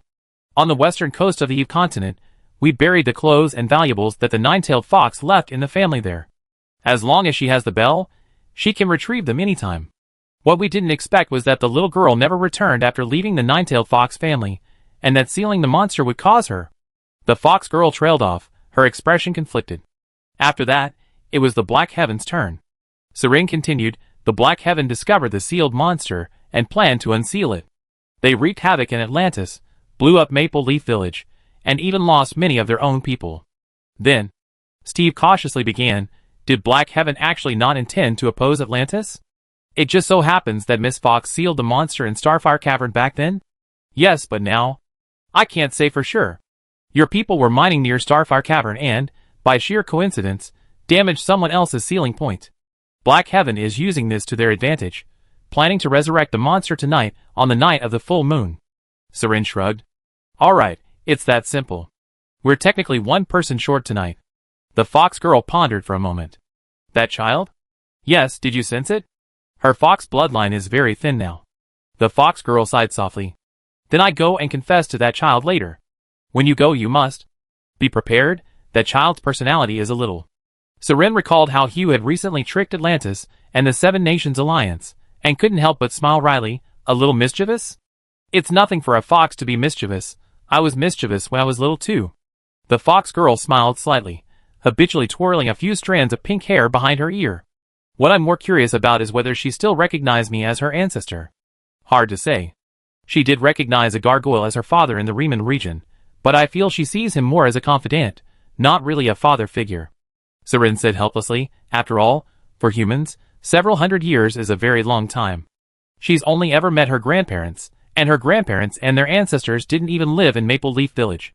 It's alright, even if she denies it, it doesn't matter. We just need to clarify things. The fox girl nodded. What do you plan to do with that monster? What's its name? Invincible Tyrant. That name was given by Black Heaven. The so-called Invincible Tyrant's combat power is at most about 1/10 of what the greedy spider was back then. Black Heaven is a bunch of idiots, just ignore them. Seren glanced at the full moon in the sky. This is my plan. Since that child has already come to Atlantis, it means she still harbors resentment about the deaths of her parents and grandparents. After the monster is unsealed, we see how things develop. We can fight it half to death, or wait until it goes berserk and kills most of the Black Heaven's people before we act. In short, as long as the child can kill the monster herself in the end, it will fulfill her wish. Understood. The fox girl nodded. Is that child a particularly good friend of Her Highness among humans? Her Highness doesn't have many friends. Seren smiled. I might not even be considered Her Highness's friend now, but a hug from her can make her happy for a long time. So you know this friend. So that's the value of that word, isn't it? I see. The fox girl pondered. Looks like I need to work harder too. Huh? Seren asked, puzzled. What are you planning to do? There hasn't been much going on with the nine-tailed fox family lately, and I've basically been sleeping every day. I'm taking this opportunity to get out and about. The fox girl revealed a sly expression. I also want to become Her Highness's friend. Chapter 247. As the full moon hung high in the Atlantis night sky, the members of Black Paradise deep within the Starfire Cavern completed their final preparations for unsealing the monster. Hurry up, all of you. Today is the night of the full moon. We in Black Paradise have waited hundreds of years for this day. Don't be careless in the slightest. Cowards who don't want to die, get out of here immediately after you finish your duties. Those who want to be the first to witness the Invincible Tyrant's heroic figure, stay. Of course, I can't guarantee your safety. Amidst the shouts of the Black Paradise supervisors deep within the cavern, a large group of Black Paradise members dressed in black bustled about, transporting various supplies and magical items into the monster's cave. These people were almost all disciples of Black Paradise, some even unofficial disciples, who came here solely to catch a glimpse of the 7th-tier monster. Is this the 7th-tier monster, the Invincible Tyrant? It's truly enormous. My God, the Invincible Tyrant lives up to its name. Who can possibly defeat this thing? Yeah, I doubt even Aspera's latest 7 Malawang Quatch's giant cannon could break through this monster's defenses.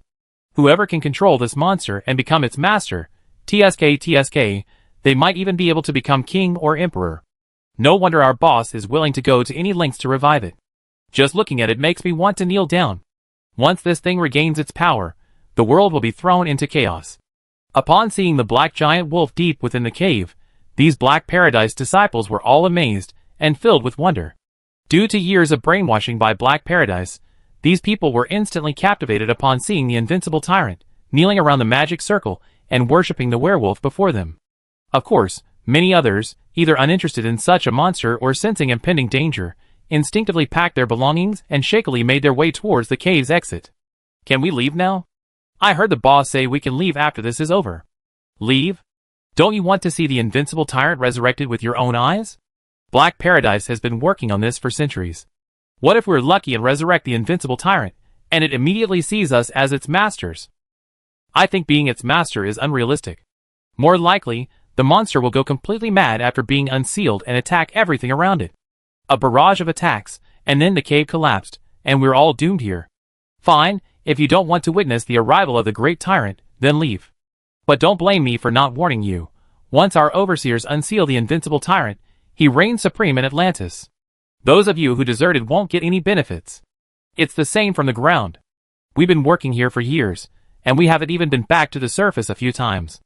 Amidst the chaos, Hugh, dressed in her school uniform, simply stood obediently at the entrance of the Black Heaven's secret base, watching the Black Heaven's apprentices come and go with a faint, eerie smile. How was it? Once most of the Black Heaven members had left the base, Francis approached and jokingly asked, "Did you like the atmosphere here?" It was all right. Hugh remained obediently with her arms crossed in front of her, asking with a slightly puzzled tone, "I'm just wondering why you don't restrict the freedom of those exiles?" Francis was somewhat surprised. Restrict? What do you mean? In my understanding, Black Heaven should be a super powerful organization. An organization should have discipline.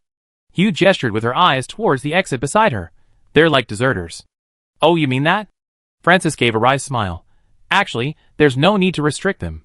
Those who want to join Black Heaven aren't normal people. Some are cowards. Some become fanatics for their dreams. These are the paths they chose themselves, and we have no reason to interfere. With that, Francis sat down on the small chair opposite Hugh. He lit a cigarette, surveying the base filled with fiery red dolls. These are the ones you gave us. They'd probably be resting here soon too. It's all right, they've done their job. Hugh turned his gaze to the cave sealing the Black Wolf. Aren't you leaving? I need to stay and unseal it, with them. Francis coughed. Of course, aren't you too? Oh, indeed. Hugh covered his mouth and chuckled. Then let me ask you another way. Aren't you scared? Such a huge monster, if we unseal it and it goes berserk, tearing this place down, we all die, you know? I know. Francis took another drag of his cigarette. Those who stayed here know that few monsters possess reason, especially those sealed away for hundreds of years. Going berserk after being unsealed is inevitable. Then you? Hugh was somewhat surprised. You still stayed without hesitation. Why? That strange girl you. Francis tilted his head.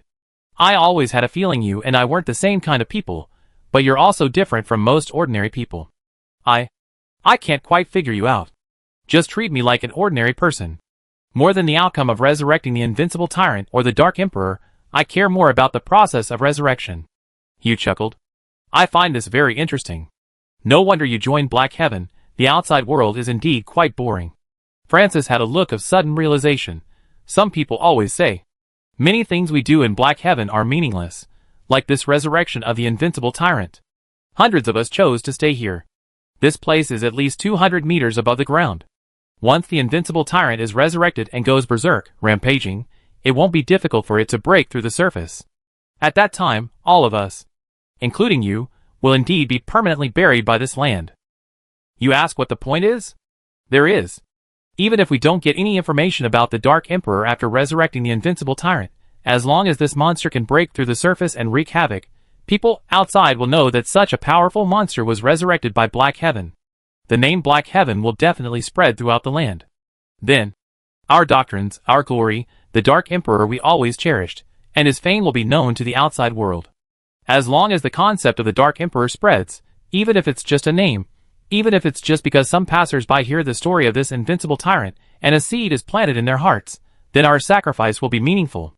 Then, after listening to Francis's words, Hugya remained silent for a while before saying, what if this invincible tyrant isn't that important in the eyes of outsiders? Francis's pupils suddenly contracted. What do you mean? It means? Hadia sighed softly, the image of the super fireball that had swept across the sea and ignited the ocean flashing through her mind not long ago. If the invincible tyrant, resurrected by Black Heaven after centuries of preparation and countless resources, is less than a puppy in the eyes of some in the outside world, wouldn't we all become clowns? Hugh slowly walked towards Francis. What are you going to do? Impossible. The invincible tyrant is a 7th-tier magical beast. Even the strongest nation, Espera, has to deal with it. Francis was about to say something when the door beside him was suddenly pushed open. It's time. The Black Heaven Overseer spoke with a cold expression. You too, come with me. The sacred moment for the resurrection of the invincible tyrant has arrived. Chapter 248. Under the crimson moon, the night light bloomed wildly. This night, except for Eline, who was fast asleep in her villa, was a sleepless one for the residents of the Atlantis Imperial City. For they had heard that tonight, an ultimate creature with strength exceeding level 8 would awaken in the Starfire Cavern area. If no one could suppress this monster, Atlantis would be destroyed, and the entire world would perish with it. What does an 8th tier or higher monster mean? It can literally wipe out a city. Even the elemental gods among humans can't handle it. What's going on? There really is an 8th tier monster. How come a group of 7th tier dragons just appeared at Squirrel Mountain this evening, and now there's a sudden notification that an 8th tier monster is coming? Is Atlantis some kind of hidden dragon paradise? I don't know. His Majesty the King sent the notification through the projection crystal. It can't be fake, right? That's right, I received this notification too. It says this monster is a dangerous magical beast that Espera released into Atlantis hundreds of years ago. We all been fooled. Good heavens, it really is a magical beast raised by Espera? She dares to raise an 8th tier magical beast? Is Espera going to make enemies of the whole world? And so, almost everyone who received this message camped out in front of the projection crystal that King Steve had just given them for free, waiting to hear the latest information about this 8th tier monster. Meanwhile, King Steve of Atlantis, accompanied by a group of reporters, boarded a flying griffin and pointed the projection crystal towards the Starfire Cavern. Ladies and gentlemen, good evening. I am Steve Carroll, the current king of Atlantis. Before the camera, Steve unleashed his full acting prowess. Pointing towards the Starfire Caverns, he said, after these days of investigation and visits by the Atlantis Intelligence Organization, we learned that an 8th tier monster is currently slumbering deep within the Starfire Caverns. The owner of this 8th tier monster is none other than the Espera Empire. To cover their tracks, they falsely accused Atlantis of raising a dangerous monster. In reality, it's the king and pope of Espera who are raising that dangerous monster. With that, Steve activated the projection crystal he carried. The crystal quickly displayed footage of King Ruggiero of Espera, and the pope signing a treaty in the Atlantis back garden that afternoon. I am Ruggiero, king of Espera. I have some bad news to share. It is the Espera Empire that is raising a dangerous magical beast in Atlantis. We are raising a monster of at least level 8 at the Starfire Caverns in Atlantis. Due to mismanagement by our people, this monster has recently shown signs of going out of control, and is likely to awaken in the next few days. Everyone knows the power of a level 8 magical beast. Once it truly awakens, it will bring immense suffering to the people of the world, including Atlantis. Therefore, we have entrusted the responsibility of eliminating this monster to the King of Atlantis and Princess Sophia. As King of Espera, I bear an undeniable responsibility for this incident. Here, I apologize to the people of the world and to all the people of Atlantis. To compensate for the losses caused to Atlantis, King Steve and I have privately signed a series of compensation treaties. These treaties are. Then, in front of countless recording crystals, Ruggiero read aloud all the compensation and mutually beneficial agreements he had signed with Steve that afternoon. Finally, I apologize again to Atlantis. I am truly sorry. Inside the Espera Empire's royal palace, after watching the video, many counselors and members of the papacy stood up in shock. Your Majesty, when did we raise dangerous magical beasts in Atlantis? And level 8 ones at that? Yes, I had no idea. Even if we did raise dangerous magical beasts there, why would you sign such a humiliating treaty with such a small country? Your Majesty, Your Holiness, we need an explanation. Upon hearing this, the Pope beside the king slammed his hand on the table and stood up. Shut up. Is money more important than the country? The Pope's roar instantly silenced the entire palace. Have you heard about Commander Mike's matter? Have you heard about the Minar Academy incident? Don't you know what time it is now? Seeing that no one dared to speak, the Pope slowly sat down and said irritably, This is the age of dragons. Now, whoever gets involved with the dragons is the biggest winner. Is this a humiliating treaty? Do you really think that if we don't sign these treaties, the dragons will let Aspera go? Do you hope that hundreds of dragons will descend from the sky, raze Aspera to the ground, and burn your parents, your wives, and your daughters to ashes? Would that satisfy you? The Pope's words left the surrounding counselors and members of the Vatican exchanging bewildered glances. Take it easy, the Pope said. We're only losing money now. Atlantis didn't take our land, nor did they ask us to be their slaves. This is already a very good outcome. His Majesty the King only cooperated with the King of Atlantis to record a video, losing a little face in front of the world, but in return, Aspera wasn't trampled by the dragons. Do you really think you lost out on this deal? Silence fell over the palace. And that monster in Atlantis can't be said to be completely unrelated to us, can it? At this point, the Pope glanced around the crowd. Black Heaven is indeed an organization we secretly cultivated. They've been causing trouble for quite some time, but this time it's gone a bit too far. Sometimes we should go talk to their Blackwing. Blackwing, what was it again? Blackwing Gatekeeper. Oh right, talk to their Blackwing Gatekeeper and see how they compensate Aspera this time. Ugh, what Blackwing Gatekeeper? I rather have a black armored demon gatekeeper. What you need you? A counselor raised his hand. Your Holiness. I have a question. Did an 8th tier magical beast really sleep in the Starfire Cave? 8th tier my foot. Who would dare travel to Atlantis if there really was an 8th tier magical beast? They say even a 10th tier magical beast would do. The Pope said irritably, alright, that's all for today's meeting. Get the signal from Atlantis relayed, and send someone to set up the base station. I want to see how their Princess Sophia, a mere grass mage, manages to deal with an 8th tier, how she defeats that monster. I refuse to believe that with His Majesty the King cooperating in this charade, Atlantis can really end up peacefully. Chapter 249. There really is an 8th tier magical beast. Seeing the recording crystal in King Steve's hand high in the sky, the entire population of Atlantis was shocked. Hey!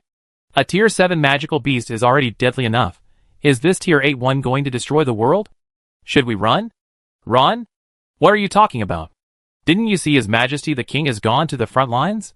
Besides, if a tier 8 magical beast really attacks Atlantis, we won't be able to escape. I'm really curious what King Aspera meant by entrusting the responsibility of eliminating the magical beast to Princess Sophia. Isn't Princess Sophia a grass elemental mage? And she's only 12 years old. At most, she's only at the level of a high-level mage. How can she fight a tier 8 magical beast? That's not necessarily true. Princess Sophia could ride dragons in Squirrel Mountain this evening, and isn't she on good terms with that mysterious Eline? That's King Aspera's clever move, deliberately putting Princess Sophia in a difficult position, forcing her to use her hidden strength. King Steve's live stream quickly ignited the emotions of most of the Atlantean population. Everyone was speculating what surprises this princess, who had only ever used grass elementals to heal wounded soldiers on the battlefield and who, as a child, would cower in a corner terrified of a non-venomous grass snake, would bring to Atlantis. Speaking of which, the Starfire Cave is only a few kilometers from here. Why don't we go take a look? Come on, come on. I also want to see what an 8th tier magical beast looks like. Speaking of which, the mysterious illness that appeared in the capital of Atlantis before was brought here by that monster, wasn't it? No wonder it couldn't be cured. Wasn't it cured? Cured? How? Princess Sophia and her friends cured it. Those magicians and patients even said that Princess Sophia not only cured their strange illnesses, but also their decades-old ailments, and solved many magical academic problems. Ha ha ha. God bless Atlantis. Let's go! Let's go see the Starfire Cave. Unbeknownst to anyone, in the royal garden, on the second floor of the villa, Elian had already turned on the livestream crystal, watching King Steve's live stream on the projection crystal, while munching on a petal of the heart-cleansing flower. This terrible idea of making Atlantis great again was something Wendy and Seren came up with together during her trip to the shattered Dream Tower in Black Heaven. In Seren's eyes, Atlantis' two biggest problems were that the king and the people were too close, and both the royal family and the country itself were too weak. It wasn't that the close relationship between the king and the people was bad, but rather that it posed a certain security risk. The Atlantis Palace was built just a few kilometers from the capital's rear mountains, and almost everyone could summon the king, which was inherently dangerous. Atlantis is currently a small country with a high level of public education, but this doesn't mean that as the country grows stronger and its population increases, there won't be a few dangerous individuals. Therefore, if the king or Princess Sophia is still perceived as weak by the people, various unexpected events could easily occur, such as criminals infiltrating the palace gardens to assassinate Sophia or the king. Sophia's situation was similar. Currently, in the eyes of almost all the citizens of Atlantis, Sophia, like her mother, was merely a highly talented grass elemental mage. And grass elemental mages didn't possess much combat power. Even though Steve himself was a high-level combatant, his deterrent effect on some outlaws was still low. Therefore, Seren and Wendy came up with this idea, to have Seren cover Sophia and, in front of all the citizens of Atlantis, slay the so-called 8th-tier magical beast, the Invincible Tyrant. I already spoken to the Chipmunk. When the Invincible Tyrant appears, she detonate all the bombs in Starfire Cavern, creating a spectacular visual effect so everyone will think the explosions were caused by the Invincible Tyrant, Seren said at the time. Then I use this item I got from the demons tens of thousands of years ago, to triple the size of the Invincible Tyrant. It emerged from the ground, and I secretly throw a fireball near the Starfire Cavern. It doesn't need to be too big, just enough to create a mushroom cloud with the Chipmunk's bombs. We dragons have a performance magic called Flower Dragon Flame, which ignites the target's body in a raging fire. I use one on the Invincible Tyrant too. Anyway, we're the special effects team here, making the 7th tier magical beast appear like an 8th or even 9th tier monster. Our goal is to highlight Sophia's power as much as possible. Once this succeeds, Hespera will have a reason to pay reparations, and Sophia will become an incredibly powerful princess in Atlantis' eyes. No one will covet the palace anymore, and no one will dare to cause trouble in Atlantis. This is crucial for her to take over the reins from her father, and become the queen of Atlantis. Awoo! On the soft little bed, Irene nibbled on a petal of the heart-cleansing flower, then a piece of cheese, her ahogue cowlick swaying from side to side. This was actually a test for Sophia from the Dragon Princess. Sophia's kindness and gentleness had been evident during their time together. Now, Irene needed to confirm the girl's courage and strength. Although it was acting, and with Seren's help throughout, the tens of meters tall of a 7th tier magical beast was still terrifying to most ordinary people. If Sophia could bravely stand up and fight against a 7th tier magical beast, it would show that she had shown the courage and determination to become a dragon servant. It's almost time. Seeing the moon growing brighter in the sky, near the Starfire Cave, Seren took out a golden spear from her back and handed it to Sophia. This spear is called the Panlong 7-Strike Spear. It contains my dragon energy and fire power. Its attack range is approximately 100 meters. When you encounter the Invincible Tyrant, don't hesitate, just thrust it at it from a distance. Seren said, patting Sophia on the shoulder. I'll be nearby to protect you. Don't disappoint Her Highness. Yes. Seren took the golden spear, felt its powerful force, and a determined expression appeared on her face. As they spoke, the dragons they seen at Squirrel Mountain during the day appeared above them seemingly out of nowhere. I heard they're short of a special effects team here. Can we join them? Special effects? Seren frowned. What can you do? We can circle around this princess and advance towards the monsters. We can also create all sorts of dazzling magic circles with water elementals. The 4 dragons wore pleading expressions, as if saying, let us join us. Don't worry, we're professionals at creating grand scenes. Alright. Hearing this, Seren nodded. Then later, you guys make the special effects and noise as loud as possible. Ideally, create a scene where Princess Sophia is invincible. Chapter 250. Deep within the Starfire Caverns. As the moonlight deepened, the magic array sealing the demonic beast Invincible Tyrant showed visible signs of weakening. Now! Around the colossal wolf, dozens of meters tall, a large group of Black Paradise members, staffs in hand, poured their magic power into the final eye of the array. Stay alert. Don't let your guard down. The Black Paradise overseer roared at the crowd around him, while channeling lightning into the array eye. Don't let your guard down. Go all out. Success or failure hinges on this.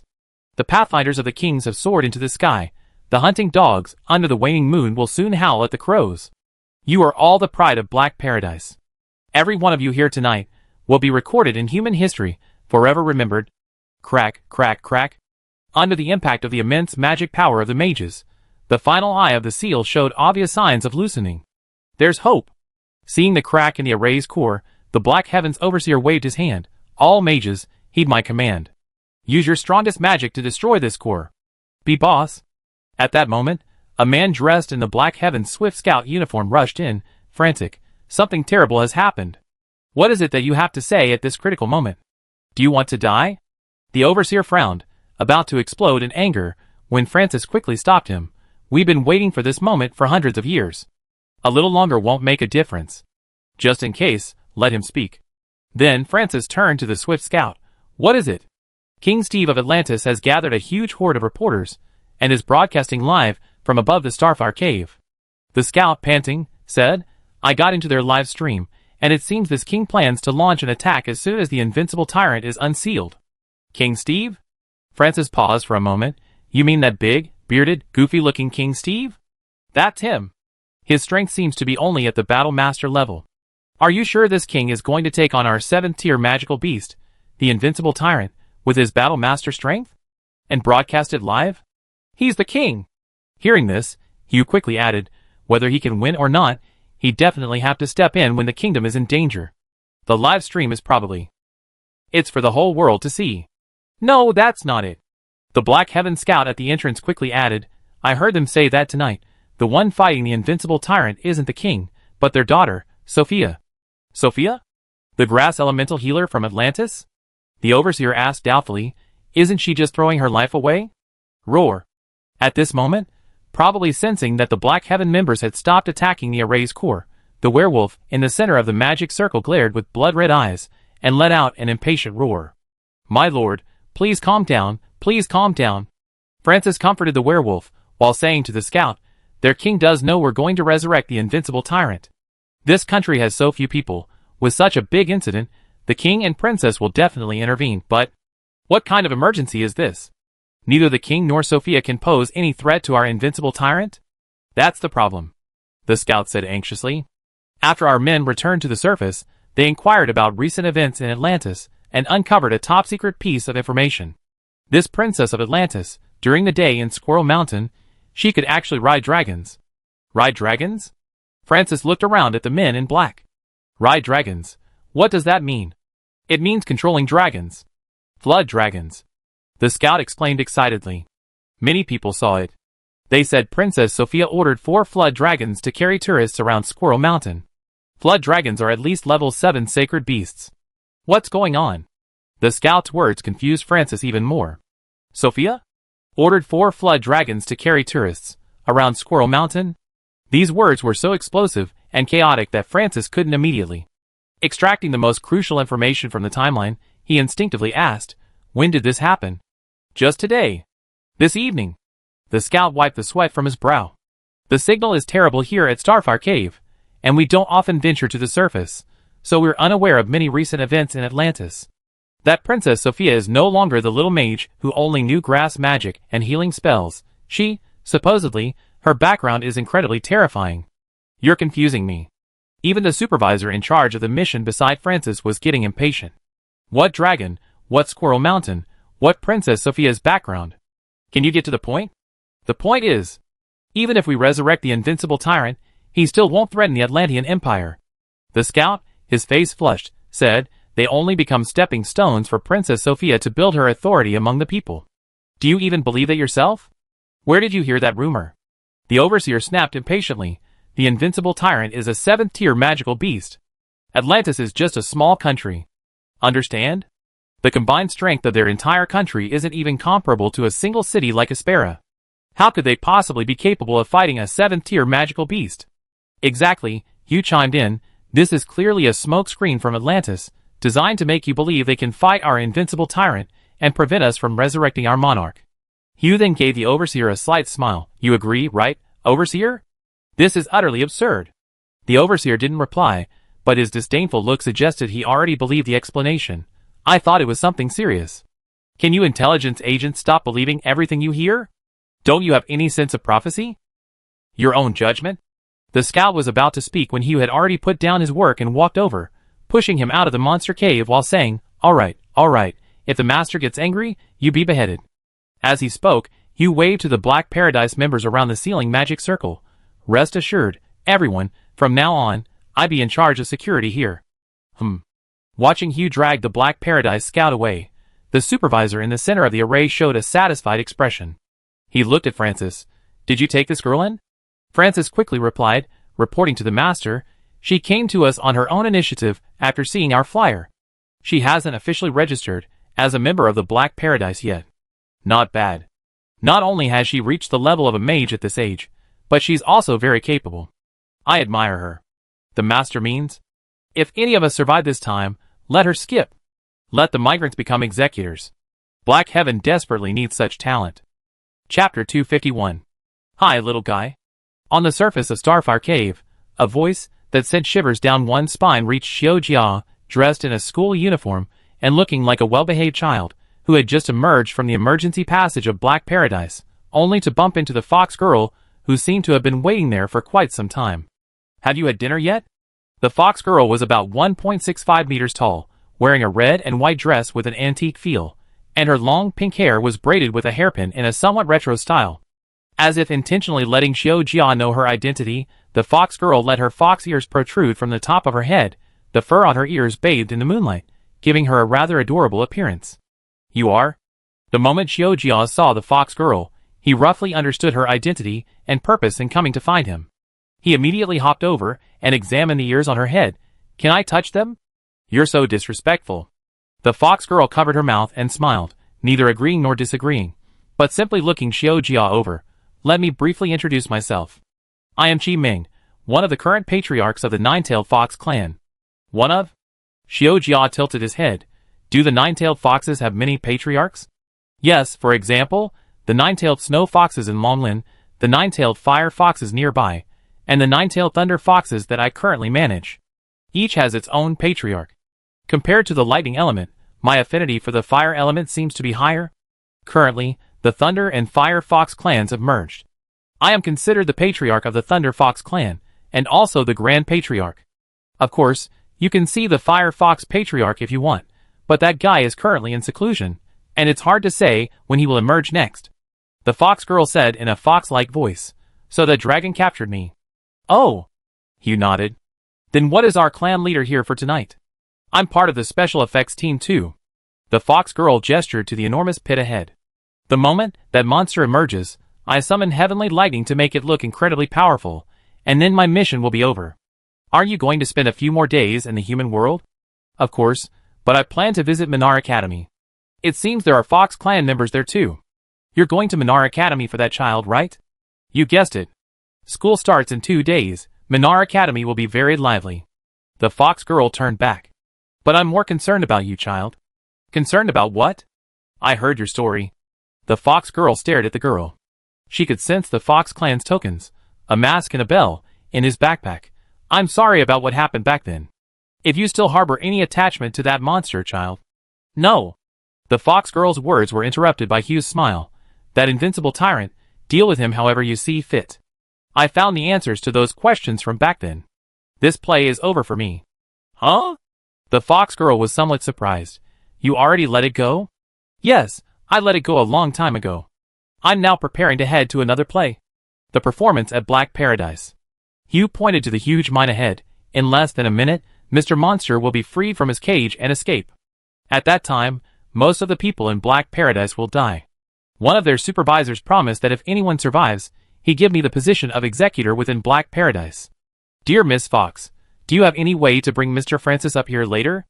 As long as he's alive. Buzz buzz buzz. Ah.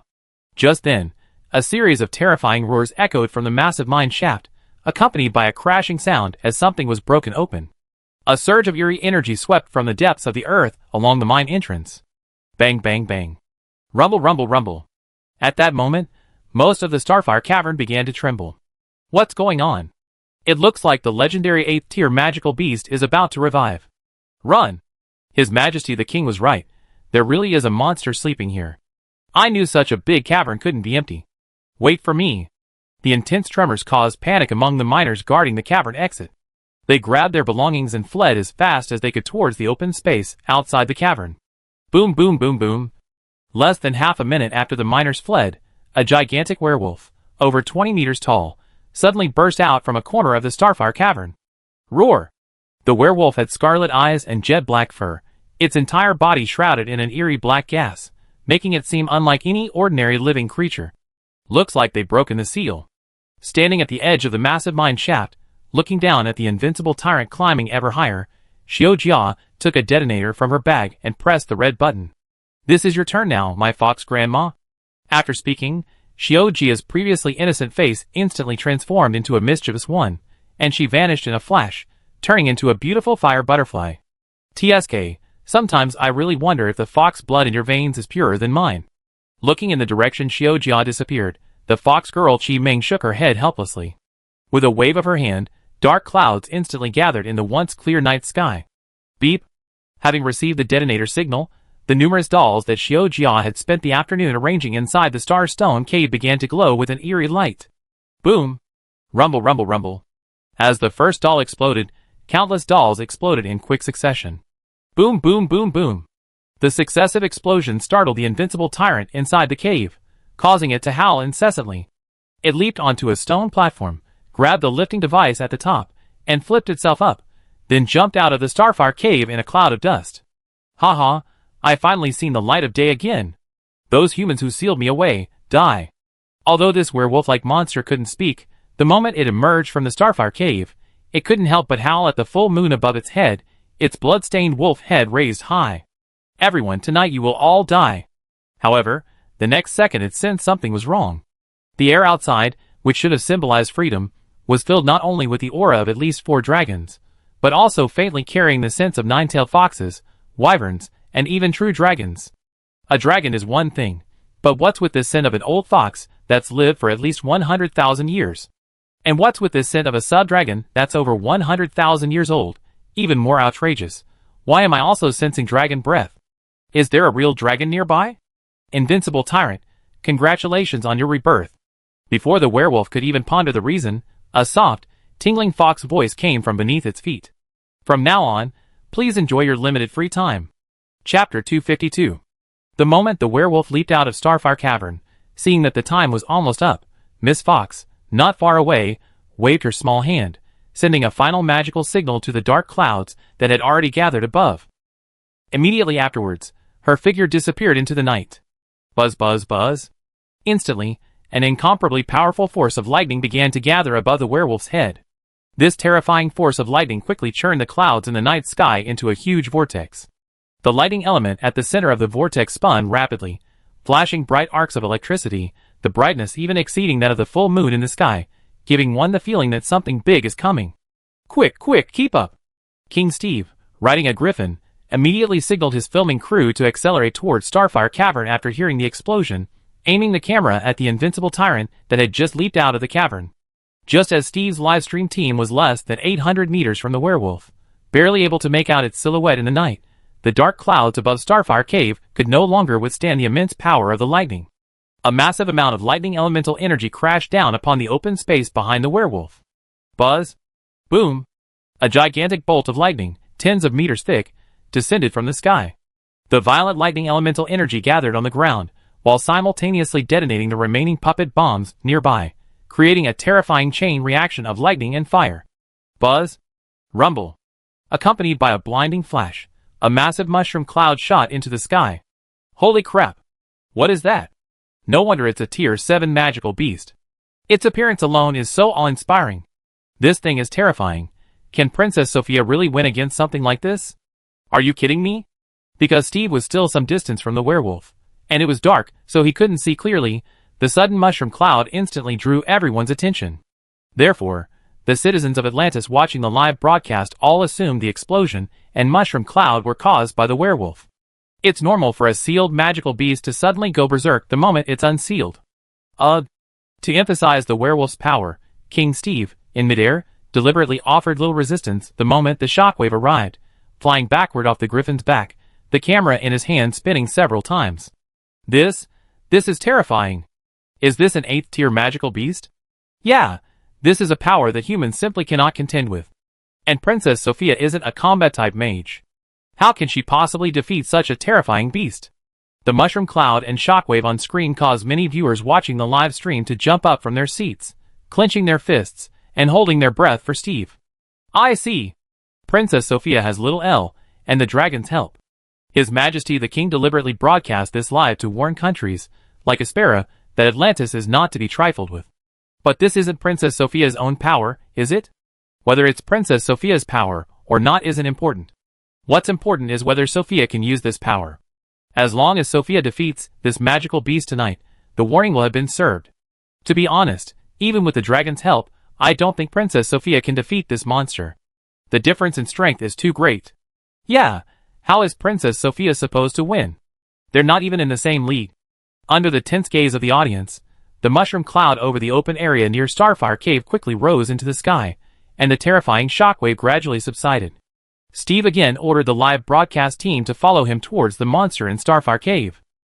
At this moment, the monster Invincible Tyrant, located at the center of the explosion, was also completely bewildered. It could clearly sense that the culprit who had unleashed the lightning storm and created the mushroom cloud was the nine-tailed fox. Judging from the aura emanating from the nine-tailed fox, that fox was at least 70,000 to 80,000 years old, if not 100,000. An old monster like that could easily destroy it with a single skill. However, the nine-tailed fox simply summoned a bolt of lightning, blasting a large crater and a mushroom cloud into the open ground behind it before leaving? What did she mean by that? A warning? Or just showing off? Hey, over there. Just as the Invincible Tyrant was wondering, Seren walked over carrying a dark rock. This is something from your demon race. You know how to use it, right? Dragon race? Seren's aura almost made the werewolf under the moonlight wet its pants in fright, but when it saw the stone in her hand, its eyes widened. A chaos stone? A chaos stone. A stone containing intense demonic energy, somewhat like the demon race's adrenaline. If you crush this stone, the surging demonic energy will flow into the demon's body, causing it to swell to at least 3 times its original size, and its strength to increase. You're too weak. Getting one shot won't be good for the performance. Seren tossed the chaos stone to the werewolf, and vanished in a flash. Livelong, Invincible Tyrant. Huh? The werewolf was completely bewildered. It had no idea what this nine-tailed fox and dragon thing was all about. However, the intense demonic energy emanating from the chaos stone in its hand felt so real. As a demon, the werewolf was born with a thirst for power. It had been sealed away for hundreds of years, and during those centuries, it had fantasized countless times about what it would do after regaining its freedom, how many people it would kill, how many people's blood it would use as a sacrifice to the heavens. Now, finally freed from its seal with the help of a bunch of foolish humans, and back on the surface, it was naturally ready to unleash its true nature. That nature was slaughter. Kill! Kill! Kill! Kill! Since it's about slaughter, the stronger the power, the better. Thinking this, the werewolf didn't hesitate any longer, crushing the chaos stone Seren handed it. Instantly, massive amounts of demonic energy erupted from the stone, rapidly merging into its body. This is an 8th tier magical beast. It's definitely an 8th tier magical beast. My god. This isn't just 8th tier. This is almost 9th tier. I've been to the Starfire Cave. The trees there are only about 10 meters tall. Look at this wolf, the trees aren't even as tall as one of its legs. Under the moonlit sky, Sophia, wielding the 7-strike dragon spear, arrived a few kilometers above the Invincible Tyrant. Behind her, 4 opposing dragons slowly circled the girl, like a super special effect in a game that costs at least $1 million to obtain. I'm ready. Seeing that the Invincible Tyrant in the open space not far away had already used the item, Sophia gripped her spear, stepped on the magic circle prepared by the dragons, and flew towards the giant wolf. The performance begins. Chapter 253. Sophia Carroll's heart had never been so calm. At this moment, she stood calmly thousands of meters above the ground, holding the weapon Panlong 7-strike spear given to her by Seren in one hand. Behind her lay her homeland, Atlantis. Before her lay the enormous stone cave Starfire Cave, over 1 kilometer in diameter, and the border forest of Atlantis, the economic lifeline of the continent. The spear in her hand seemed to be crafted from a material far beyond human comprehension. Its body was predominantly gold and deep blue, the spearhead resembling a giant golden dragon head, surrounded by wisps of vibrant green, a subtle yet powerful combination of the opposing themes of destruction and life. This spear was nearly 2 meters long, yet Sophia, a girl of about 12 years old, held it without any sense of incongruity or weight. It was as if the spear had become one with Sophia's life, inseparable from her. My child, no matter what, always believe in your convictions. You are your mother's pride. Under the moonlight, Sophia's mind seemed to replay the image of her mother, stained with the blood of soldiers, on the battlefield when she was a child. She had experienced countless wars, and witnessed countless deaths and defeats. We come this far through defeat.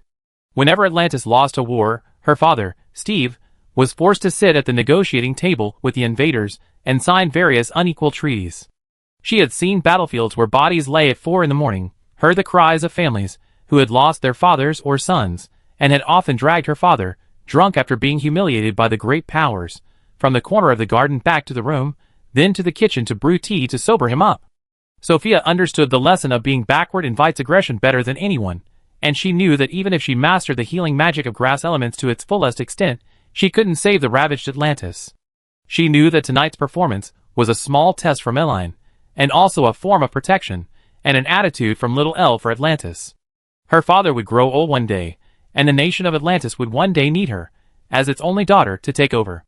The words peace and prosperity couldn't be achieved through mere kindness and compassion. She needed to prove her courage to the people of Atlantis and to the world. Little girl. High in the sky, seeing Sophia standing silently atop the clouds, one of the dragons slowly spoke. Nervous? Sophia simply shook her head. She glanced out of the corner of her eye towards the Atlantis Royal Palace Villa. The 3 days Little L and Wendy had spent here were the happiest moments of her life. Despite being a princess of Atlantis, 12-year-old Sophia didn't have many close friends. Her house was large, bigger than most small houses in Atlantis, but for years, Sophia had always felt it was empty, cold, and lifeless. However, with the arrival of Eline and Wendy, for the first time she felt it was wonderful to have a big house. Even with so many friends living there, it wouldn't feel crowded. It's strange, I should be nervous or so excited my hands are trembling right now. Under the watchful eyes of several dragons, Sophia, bathed in moonlight, gripped her gun with both hands, aiming the tip at the werewolves in the Starfire Cavern's open space. But I was unusually calm, as if I had already made up my mind. You are indeed braver than most human girls we ever met. The dragon's body glowed with a light blue light. Sometimes, being able to seize opportunities is also part of a person's strength. Yes. Sophia nodded, taking a deep breath in the air. Thank you. Princess Sophia. At this moment, amidst cheers, Sophia saw a large group of Atlantean citizens running onto the lawn beneath her feet. Go, Princess Sophia. We will always support you. Drive away that damned invincible tyrant. That's right. What's a mere 8th-tier magical beast? Our Princess Sophia is the incarnation of the dragon vein. Many of these citizens were even wearing only pajamas, their shoes either sandals or slippers, all looking like they had just run out of their bedrooms. However, these people, with resolute expressions, held up their photographic crystals, waved Atlantis flags, and shouted with all their might towards Sophia. Princess Sophia has treated everyone's illnesses for free for so many years. We unconditionally support you. I declare Princess Sophia to be the future grass goddess and queen of Atlantis. Queen Sophia? God bless Atlantis. Amidst the shouts of the citizens, the fiery red Atlantis flags fluttered gently in the moonlight. Everyone. The sound of footsteps touched Sophia somewhat. She waved her small hand to the crowd, then gave the 4 dragons beside her a forward look. The dragons instantly understood, their hundreds of meters-long bodies swirling rapidly around Sophia while controlling the clouds beneath her feet, swooping down towards the Starfire Cave. Roar! Sensing the approaching danger, the werewolf roared to the sky, howling at the full moon, its massive body engulfed in raging black flames. Steve's livestream team immediately focused their cameras on Sophia in the air. In the footage, Sophia held a massive spear shimmering with golden light, surrounded by 4 dragons, her feet resting on a dazzling magic circle, like a goddess descended from the heavens. Panlong! After roughly estimating the distance between herself and the werewolf, Sophia, swooping down, opened her mouth slightly, her gaze resolute, and called out in a gentle voice. 7 charges! Roar! In an instant, visible dragon energy rapidly gathered on the spear in the girl's hand, forming a semi-transparent golden dragon that enveloped her. As Sophia plummeted at high speed, she left a long trail of dragonic energy in the night sky, like a golden meteor falling from the heavens. So cool! This scene stunned the audience in front of the projection crystal and the citizens of Atlantis in the open space. In their minds, Princess Sophia of their homeland, Atlantis, was a somewhat timid but kind-hearted grass elemental mage. This was the first time they had seen Sophia so decisive and resolute. Sophia under the moonlight is absolutely stunning. Click, click, click. I'm printing every single picture and hanging it in my house. This is our goddess. Hearing the cheers of the citizens below, a tear glistened in Sophia's eye. Less than 100 meters above the werewolf, she controlled the dragonic energy on her spear and made a thrusting motion towards the werewolf's heart. Roar! The dragon head enveloping her let out a deafening roar, and a golden light streaked towards the invincible tyrant, piercing its body with lightning speed. At the same time, the 4 dragons circling Sophia opened their abyssal maws and spewed sharp water blades at the werewolf. Boom! Chapter 254. Recently, an 8th-tier magical beast appeared in the Starfire Cavern of Atlantis, wreaking havoc on the surrounding buildings and causing immense suffering to the people of Atlantis. To resolve the magical beast crisis, the 12-year-old Princess Sophia Carol of Atlantis, with the help of the dragon race, formed a commando team. They fought the beast for several hours, and ultimately, the beast, unable to withstand the young princess and the commando team, died from exhaustion in the Starfire Forest. In an interview with reporters, Princess Sophia Carol stated that the dragon race, they were of great help in this battle, and Atlantis will remember this kindness from the Dragon Clan.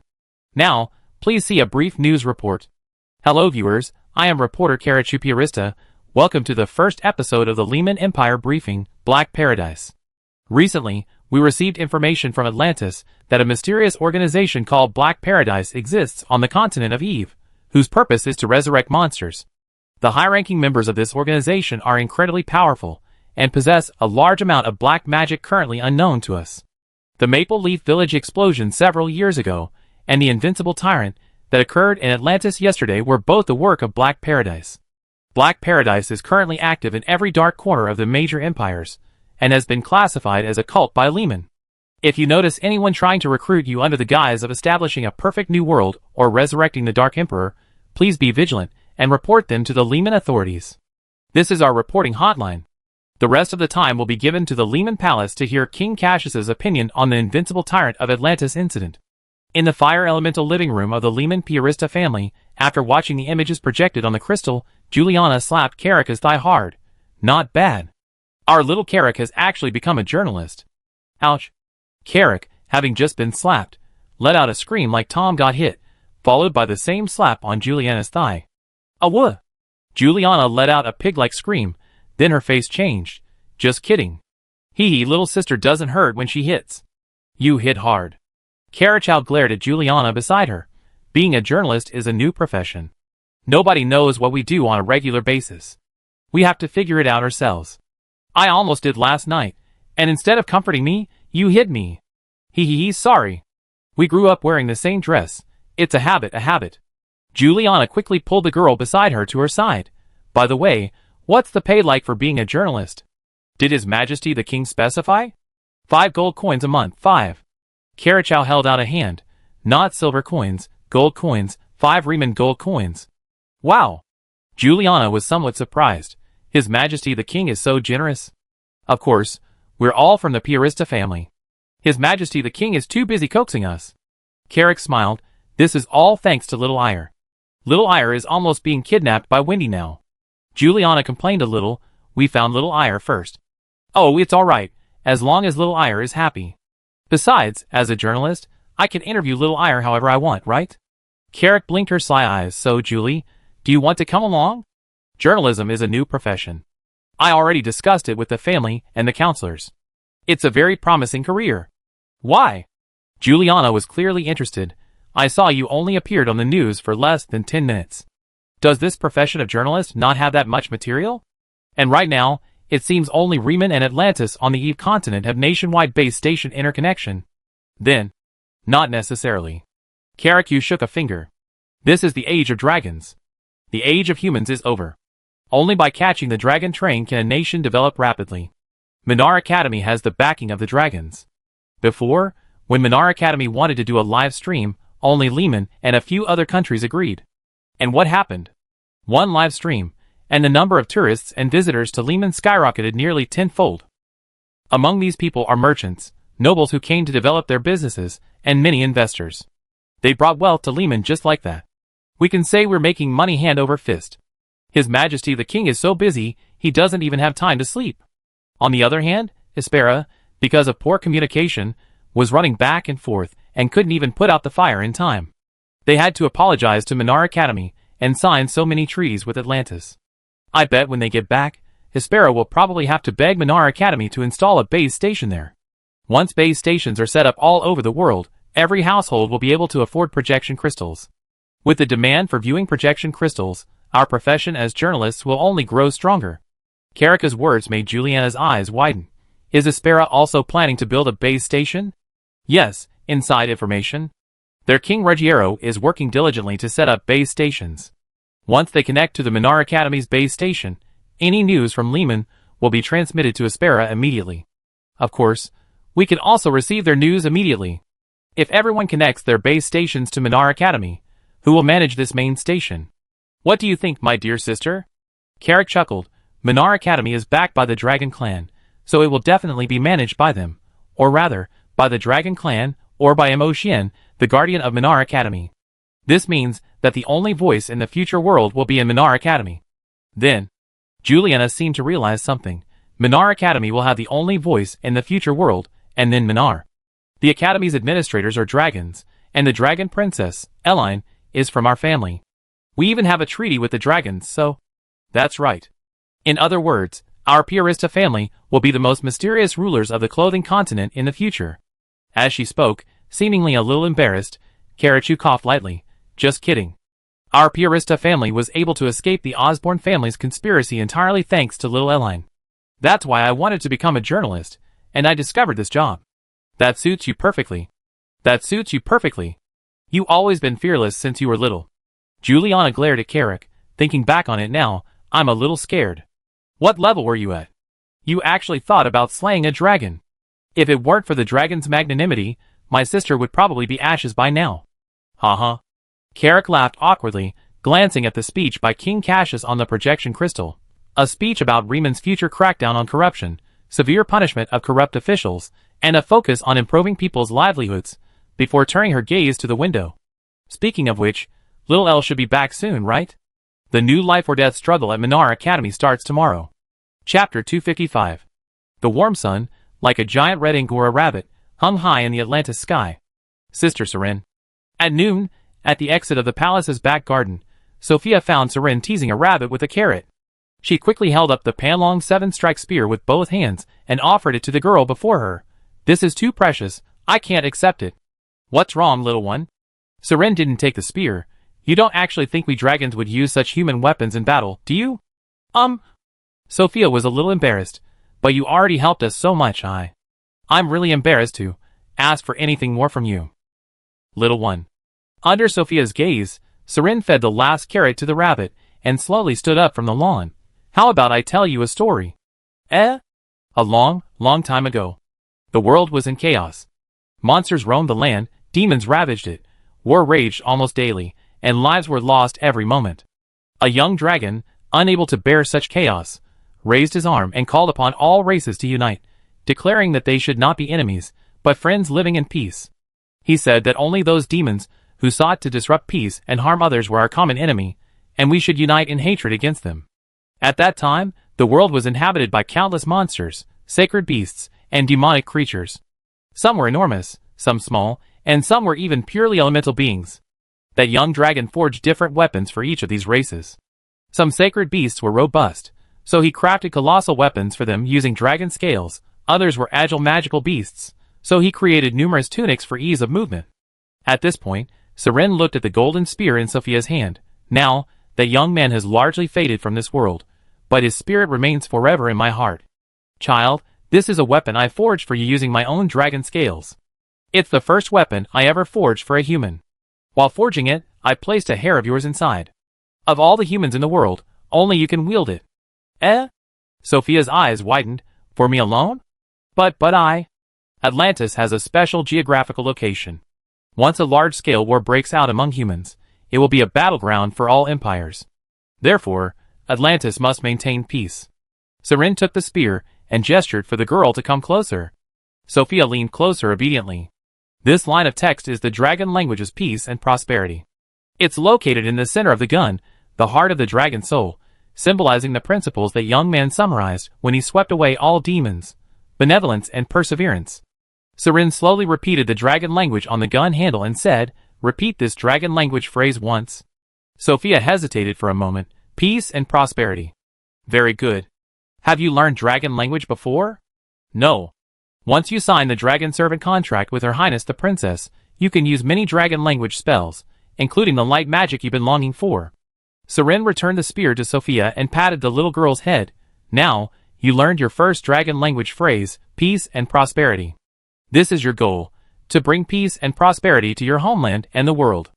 With Seren's explanation, Sophia was completely relieved. She took the spear, feeling the courage embedded in it. Thank you, Sister Seren. I grew up amidst war, and I know how hard it is to achieve peace, so. Seren straightened up, hands on her hips. You already gained Little L's approval. I asked around at Minar Academy, and you most likely be in the same dormitory as Little L after school starts, so. Please work hard in the days to come, little one. This news made Sophia blush. Me? Am I sharing a dorm with Shower? There aren't many grass elemental mages to begin with, so it's perfectly normal for you to be assigned to the same dorm. Seren glanced at the small villa not far away and smiled. Don't let your guard down. As far as I know, the Wind Elemental and Grass Elemental dorms at Minar Academy are very close together, and the Ice Elemental dorm is only a few hundred meters away. Princess Lilia from Arcana said she wanted to marry Shower the moment they met. Hi, Princess Sophia. As soon as Seren finished speaking, a soft, girlish voice rang out, and Hugh and Chimeng, dressed in red dresses, emerged from the flower beds nearby. Your performance last night was amazing. You didn't seem like little sisters with no combat experience at all. It's you guys. Seren turned around. How's it going? Feelings about getting revenge? The only regret is not being able to personally finish off those who blew up Maple Leaf Village back then. Hugh Jia feigned dissatisfaction. But thanks to this fox grandma's help, we pulled a witness from underground, so I can continue playing in Black Paradise. Seren's lips twitched. You really plan to blow up everyone in Black Paradise? I'm not that heartless, I'm just a little interested in what they're researching. Hugh Jia covered her mouth. After all, besides Black Paradise, I'm also a member of Shadow Soul. We promised that Dragon Princess to help balance the power dynamics of the Lehman Empire.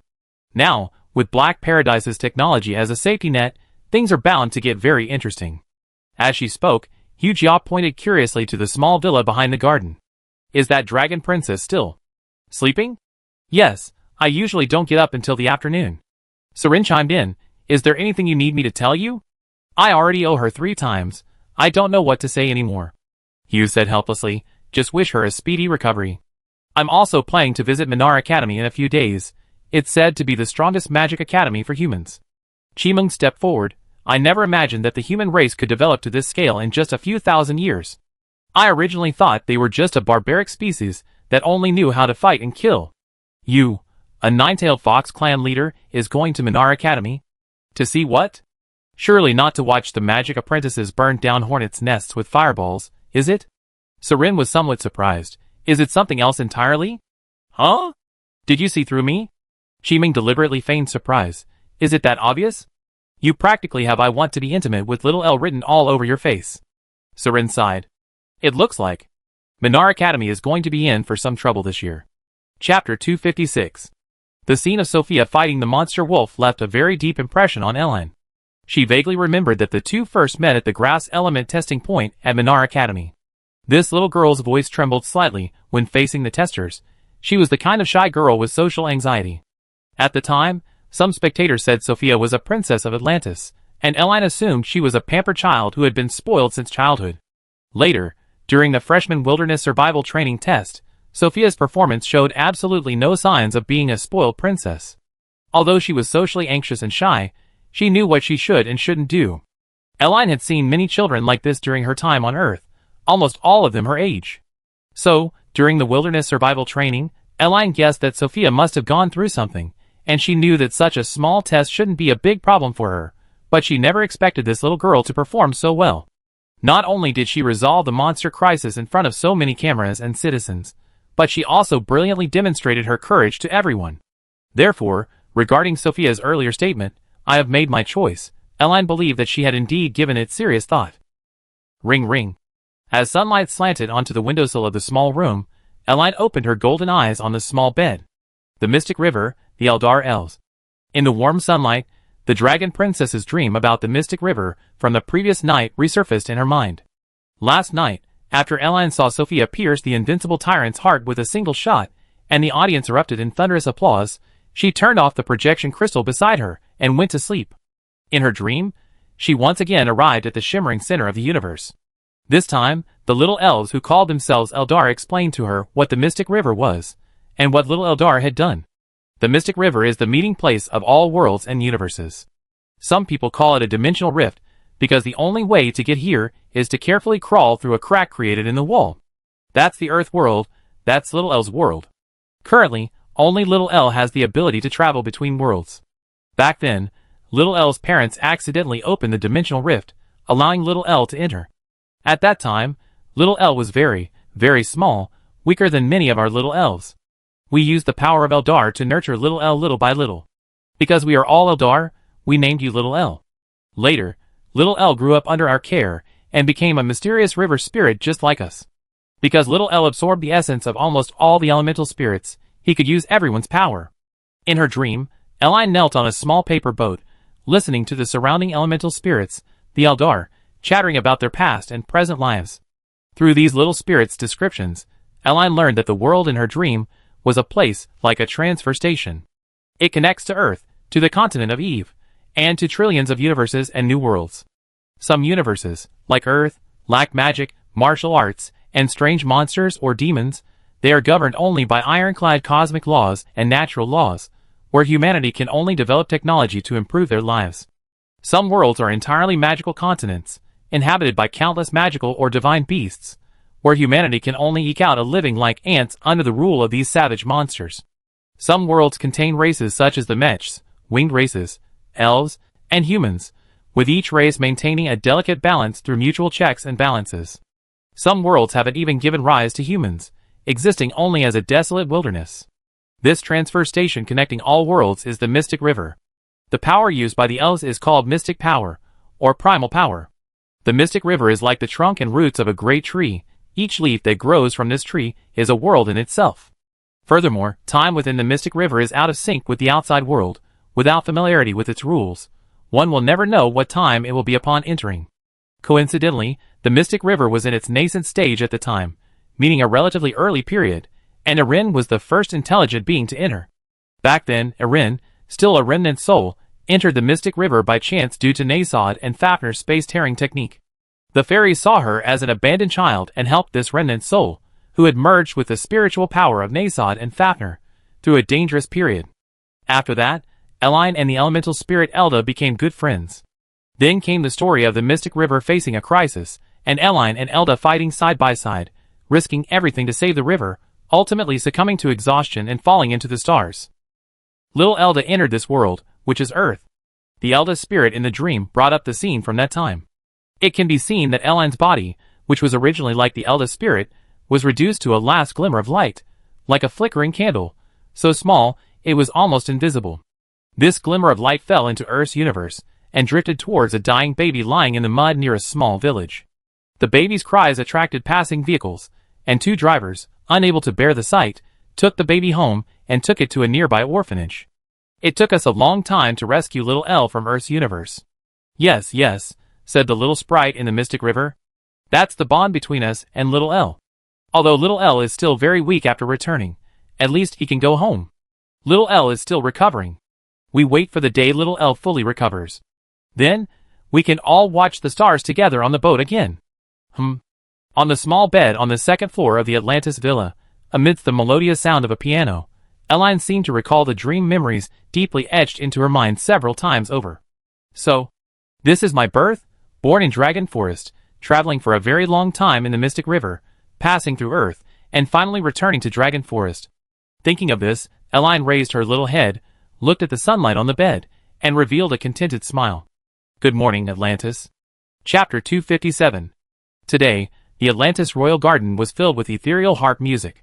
Although the harpist seemed inexperienced, Eline could sense the performer's reverence and praise for all things in the world emanating from the music. Barefoot, Eline walked to the window and peeked out. She saw Wendy and Sophia in the garden below. Wendy was sitting on a small swing surrounded by flowers, gently swaying the vines and playing music by feel. Sophia, dressed in a little artist's uniform, sat on the lawn in front of Wendy, seemingly painting her. All done. Under Rin's watchful gaze, Sophia let the last drop of paint fall from her brush, tilted her head, and gave Wendy an okay sign. I rarely practice this, so it might not be very good. Let me see. Wendy placed the harp on the grass at her feet, and skipped over to Sophia. Wow! So cute. Is this how Sophia sees me? I thought I was more mature and composed. Wendy isn't that much older than me. She's still my older sister. Wendy picked up the easel with both hands. Great! When Minar Academy starts, I'm going to hang it in the most conspicuous place in my dorm. That's too embarrassing. Not embarrassing at all. This is the best gift I received this year. Seeing that Wendy and Sophia's relationship was still so good, Erin smiled, returned to the small bed, picked up the white stockings, and skillfully put them on. Then, she walked with a dragon dance-like gait to the full-length mirror in the room, tidied her long, black and white hair, and stepped out of the room. Good afternoon, little Elle. In the living room, on the first floor of the villa, Bilotes and Steve seemed to be busy in the kitchen. Seeing Eileen come downstairs, Bilotes quickly wiped her hands clean and came out carrying a plate of roasted lamb and goat's milk. This is herb-roasted lamb from Squirrel Mountain yesterday, and goat's milk produced locally in Atlantis. Eileen took the plate. Thank you, Mom. Is this enough? Should I go get a few more small cakes? Steve also came out of the kitchen. Many people made cakes this morning to come see you, but I sent them all home. However, everyone was so enthusiastic that they insisted I keep the cakes. Oh. Eileen thought for a moment. If everyone can't finish them, give it to me. Okay, I go get it right away. Steve grinned broadly. If everyone knew you ate their cake, they'd be happy for days. Eileen was a little embarrassed. Is it really that exaggerated? Of course it is. News of the Minar Academy incident has spread, and almost the entire Atlantis knows you're our nation's savior. I heard yesterday someone even established a Little Elle Protection Association, and the Holy Light Elle cult? Steve said seriously, you know, no one in Atlantis has founded a church in hundreds of years. Nobody believed in it. But your visit has directly converted most of Atlantis. That shows Little Elle's charm is irresistible. Ah. Eileen sat obediently at the table, eating her mutton as she spoke. The people of Atlantis are too kind. My greatest happiness is seeing everyone healthy and safe every day. Steve was somewhat moved. If you let that out the door, half of Atlantis will probably go crazy tonight. I'm just telling the truth. Eating the steaming hot roasted mutton, Eileen glanced towards the back garden. Mr. Steve, did Sophia mention the dragon servant contract to you? She mentioned it vaguely, as if she wanted to ask for my opinion. Steve nodded. But I told the child that whatever choice she makes, Daddy supports her. After all, she's grown up now. She has the right and ability to make her own decisions.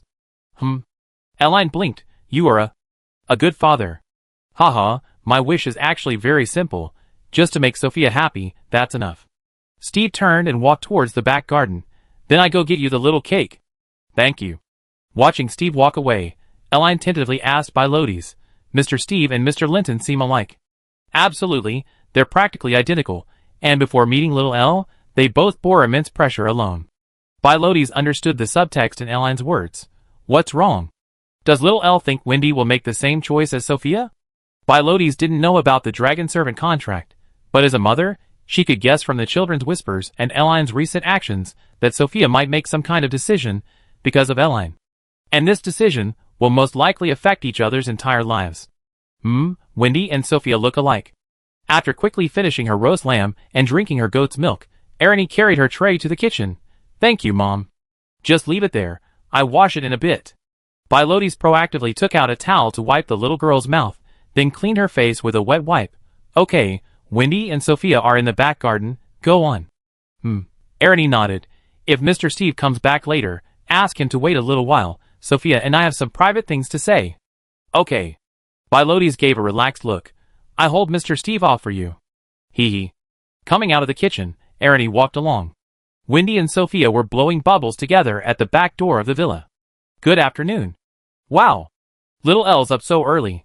Amidst the swirling bubbles, Sophia pounced on Elle almost without hesitation. How was it? How did I do last night? Wasn't I cool? Did I pass the test? Great. Elle naturally caught the painter lowly. I saw Sophia's cool side. See? I told you Little Elle was definitely watching the live stream in her room last night. Sophia gave Wendy a playful look. When I came back, I specifically touched the projection crystal. It was still warm. Elle was a little dumbfounded. Is this little Atlantean princess really this smart? That. A little embarrassed in the sunlight, Elle loosened her arms from Sophia's embrace. The dragon servant contract. Let's sign it here. Chapter 258. In the back garden of the Atlantis Royal Palace, a historic moment unfolded. Erlini Garland, the only daughter of the two dragon kings of the dragon clan, was about to sign a dragon servant contract with Sophia Carroll, the only princess of the Atlantis Empire, A contract that only dragons could sign. This is the line that Sister Sophia will need to recite during the signing process. It's also a kind of oath. Using Sophia's paintbrush, she wrote a sentence in dragon language on a piece of paper, then summarized the pronunciation of each sentence in Atlantean phonetics above it. Erlini turned on the recording device and said to Sophia, "When I have Sister Sophia recite this sentence, just read it aloud." Erlini had never signed a dragon servant contract with anyone before. She had only seen her father, Nasod, demonstrated once and knew the general process. Therefore, she was actually a little nervous. "I, Sophia Carroll, hereby swear that I will forever be loyal to my master, Eleni Garland." Under Sophia's gaze, Eleni, pointing to the dragon language on the drawing board, recited into the recording device, "No matter how the world changes, no matter if the sky is destroyed, no matter if the earth trembles, I will forever follow in my master's footsteps. I, Sophia Carroll, offer my loyalty and faith as my resolve. In exchange, I beg Eleni Garland to grant me authority, glory, and a future Teresa. I need to set up the corresponding contract array first." Sophia needs her sister to memorize the pronunciation of the sentences during this time. After finishing, Eline turned off the recording device and handed it to Sophia. "Just remember the general idea. This oath is like a magic incantation. Accuracy doesn't matter. Just maintain your resolve and focus, Sophia." Ah. Sophia panicked a little at the thought of reciting such a long line, but quickly regained her composure. "Is it okay if my pronunciation isn't perfect?" The key isn't the oath itself, but Sophia's determination to sign the contract. Eline nodded. "It might take me 5 or 6 minutes to create the magic circle. During this time, Sophia can learn a little." "Just a moment." Then, hearing this, Sophia, clutching the recording equipment, asked, "Can I change my clothes?" "Theoretically, clothes don't affect the contract." Eline asked curiously, "What clothes does Sister Sophia want to change into?" "The clothes Mom left me." Sophia ran towards the villa. "I'd be right back." 5 minutes at most. Does a girl only need 5 minutes to change clothes? Although she subconsciously muttered this, Eline still went to a clearing on the lawn not far away. With a thought, her beautiful eyes lit up with a soft golden light, and her small body erupted with a strong dragon aura. A huge dragon wing, one black and one white, emerged from the gap in Eline's nightgown. As the dragon breath surged forth, all creatures within a radius of tens of kilometers were terrified and knelt on the ground. Riding on the incomparably powerful dragon energy, Irin's small body slowly rose to a height of several meters in the air. Her small feet, encased in snow-white silk stockings, stretched out slightly forward and backward at an elegant angle. At this moment, the girl in the air seemed to be the ruler of all things, the creator goddess. So beautiful. Wendy deliberately stepped back near the swing, her eyes wide as she gazed at the dragon princess in the air. Buzz? Amidst the vast, ocean-like dragon energy, Irin gently raised her small hand, drawing the outline of a magic circle on the lawn. Ding ding ding. As the magic circle gradually took shape, a sound like wind chimes danced lightly in the sunlight, and a shimmering light, like inverted stars, floated up from within the magic circle, quickly filling the entire back garden. "I'm back. Wow." At the same time, Sophia, who had gone back to her room to change, returned to the small swing in the garden. Seeing the beautiful magic circle in the center of the lawn, she couldn't help but widen her mouth. So beautiful. Noelle? Upon seeing Sophia, the image of a certain anime girl flashed into Irin's mind. Noelle from Celestial Order.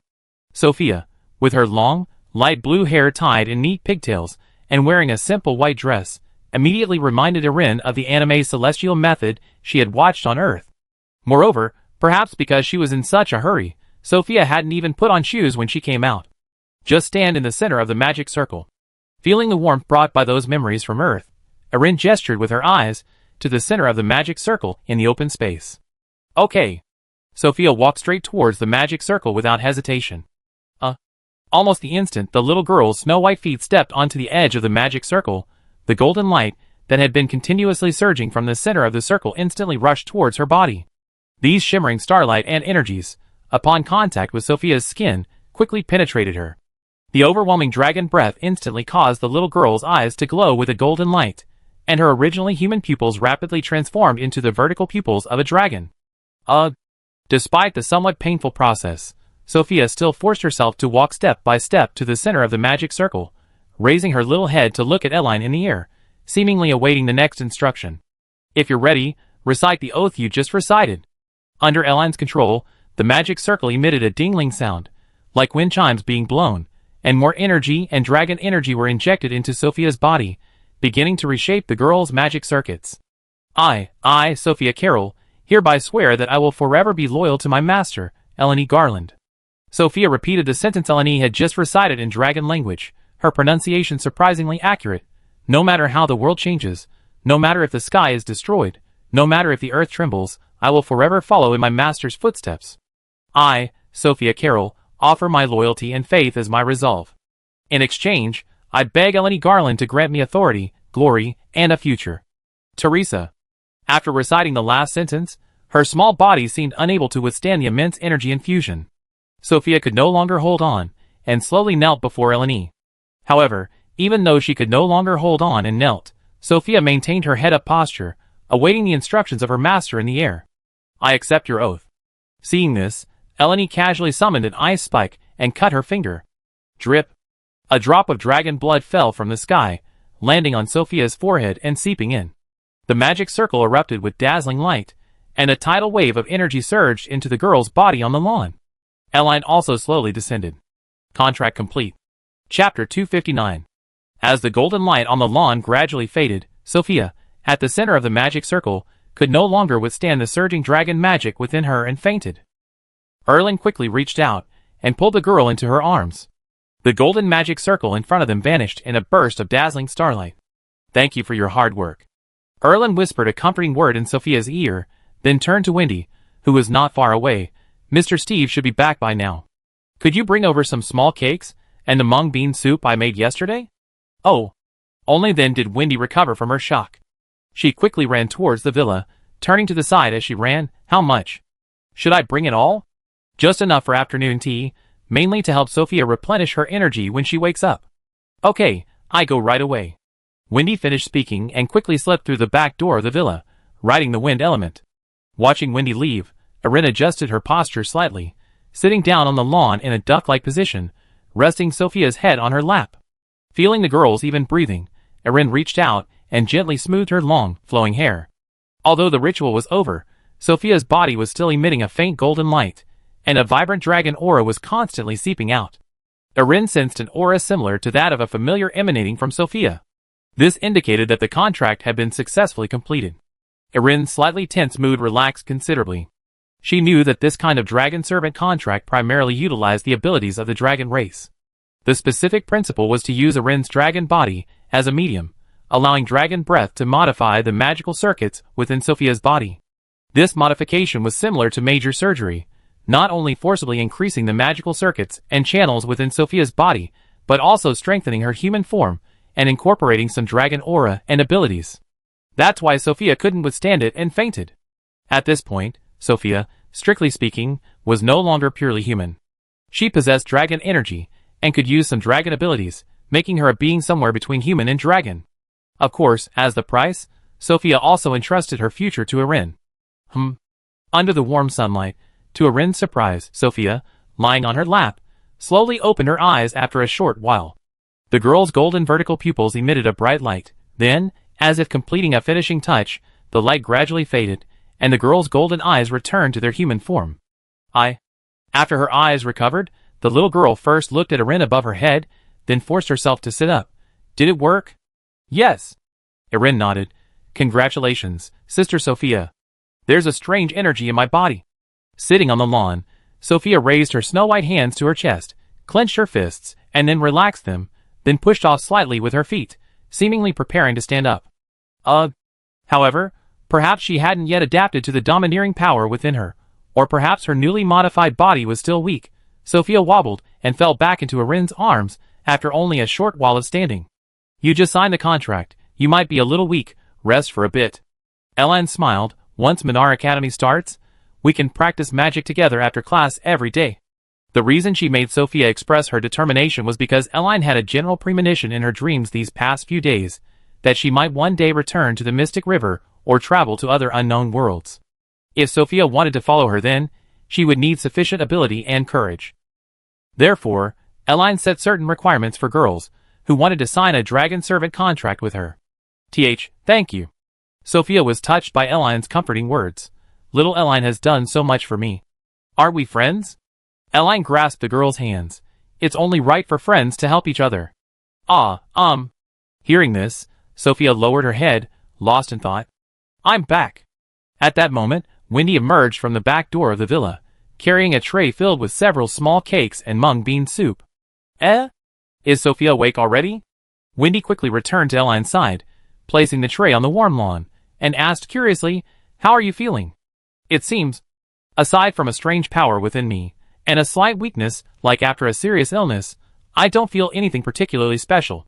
Sophia tried to conjure a wisp of grass element in her palm, but my intuition tells me that once this weakness subsides, my magical abilities should be greatly enhanced. And what about the psychological aspect?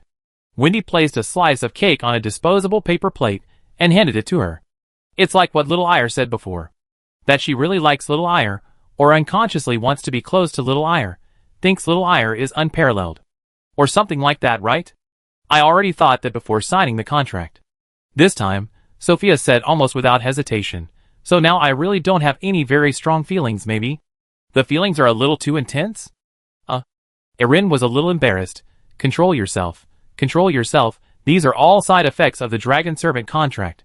I don't need to control myself. Little Ire is my master now. It's normal for me, as a servant, to express my affection for my master. Saying this, as if remembering something, Sophia looked at Erin. By the way, Little Ire can use that forced obedience. Is that an order? No need for that. Erin was a little embarrassed. The purpose of signing this contract was so that Sister Sophia could learn light magic. But I want to experience it. Sophia leaned closer. Come on, come on. It would be a shame not to experience it after all the trouble we went through to sign the contract. Erin took another small cake, eating it while mumbling, Are you sure you want to try? Now? Here? Yes. Right now, right here. What do I do? Is it okay to sit like this? Sophia put on a well-behaved bunny expression, then gave Wendy a proud smile. This is the bond between me and Erin. All right then. Erin quickly finished the small cake and sat obediently on the lawn. Please take a deep breath, Sister Sophia. Chapter 260. The mandatory commands of the Dragon Servant contract can be broadly divided into two types. Under the curious gazes of Wendy and Sophia, Erin's golden pupils on the lawn shone with a soft light. The first type is primarily based on verbal commands. These commands require Sophia's understanding to be executed. As she spoke, Erin cast an inquiring look at Sophia. Shall I demonstrate now? Yes, yes. Sophia nodded repeatedly. I'm ready, I can start anytime. Good. Erin gazed at Sophia with her golden eyes. I will control the activation and deactivation of these verbal commands, like this. Dingling. Accompanied by the sound of wind chimes, an incomparably vast dragon aura instantly erupted from Erin's body, flowing into Sophia's body. Sophia's small body on the lawn trembled violently, then relaxed, seemingly losing consciousness. Now, I activated the power of the contract, and Sister Sophia is under control. Erin gestured to Sophia on the lawn. Oh. Wendy then noticed that Sophia's eyes, which had just recovered, had quickly transformed into the same golden, vertical pupils of a dragon as Erin's. However, these beautiful golden eyes didn't seem to have any obvious highlights, giving them a hypnotized look, like something out of a comic book. Now, I'm going to give Sister Sophia a verbal command. Under Wendy's gaze, Erin's mind stirred, and she said, Sophia, stand up. With a whoosh, Sophia nimbly stood up from the lawn. This is the mandatory password in the Dragon Servant contract. Maintaining control over Sophia, Erin turned to Wendy. Sophia is now completely under my control and obeys all my commands.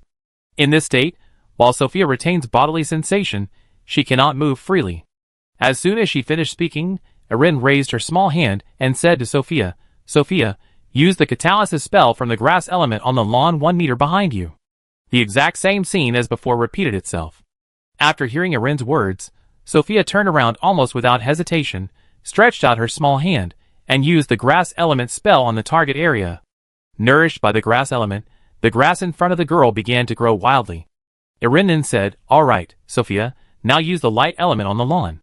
Although Sophia stopped casting the grass element, she did not move. This is the command I mentioned earlier that only Sister Sophia can understand and execute. Sister Sophia hasn't learned light magic, so I asked her to use light elements, but she couldn't, making it an invalid command. Eline changed the subject, speaking in dragon language. Sophia, come here for a hug. Sophia still didn't move. I spoke in dragon language just now, which Sophia doesn't understand, so she didn't move. As she spoke, the golden light in Elaine's eyes quickly transformed into dazzling starlight and disappeared, and Sophia's frozen body on the lawn returned to normal. Wow!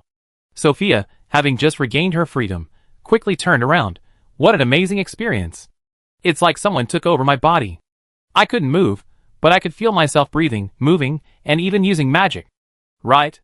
Irini picked up another small cake. This is the Force Command contract.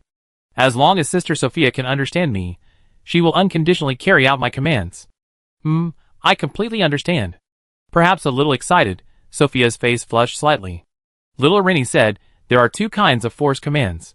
This is the first one. What about the second one? Irini, while eating her cake, said the second one is direct control, without verbal commands. What does direct control mean? It's direct control, literally. Irini pointed to Sophia. It's controlling Sister Sophia's body with my will. Little Irini controls me? How exactly? She still seemed not to understand Irini's words. How about you demonstrate again? Sophia leaned closer. This one's unnecessary, isn't it? But I want to experience it. The girl in front of her was full of curiosity. I want to know everything about Little Elle, including everything about this dragon servant contract. Elaine pointed to a small cake on the side. Sister Sophia is too excited. Why don't you eat something first? And rest? I can eat later. Oh, right. As if she had thought of something, Sophia sat down next to Elaine. How about Little Elle uses this second command to let me eat the cake? That's fine too.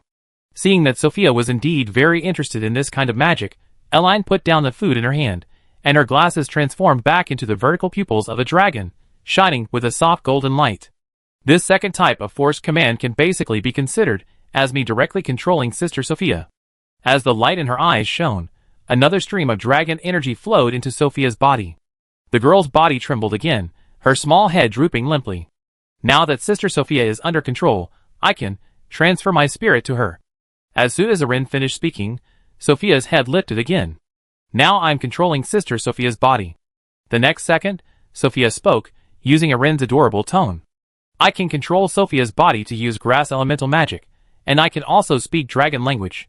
Sophia walked towards Wendy, but because Sophia hasn't learned light magic, even if I had, I wouldn't be able to use it while controlling this body. Can you understand, Wendy? Oh. Wendy's eyes widened. So now Sophia is being controlled by Little Elle? Yes, I can share Sophia's vision, possess all her senses, and use her body to move and eat.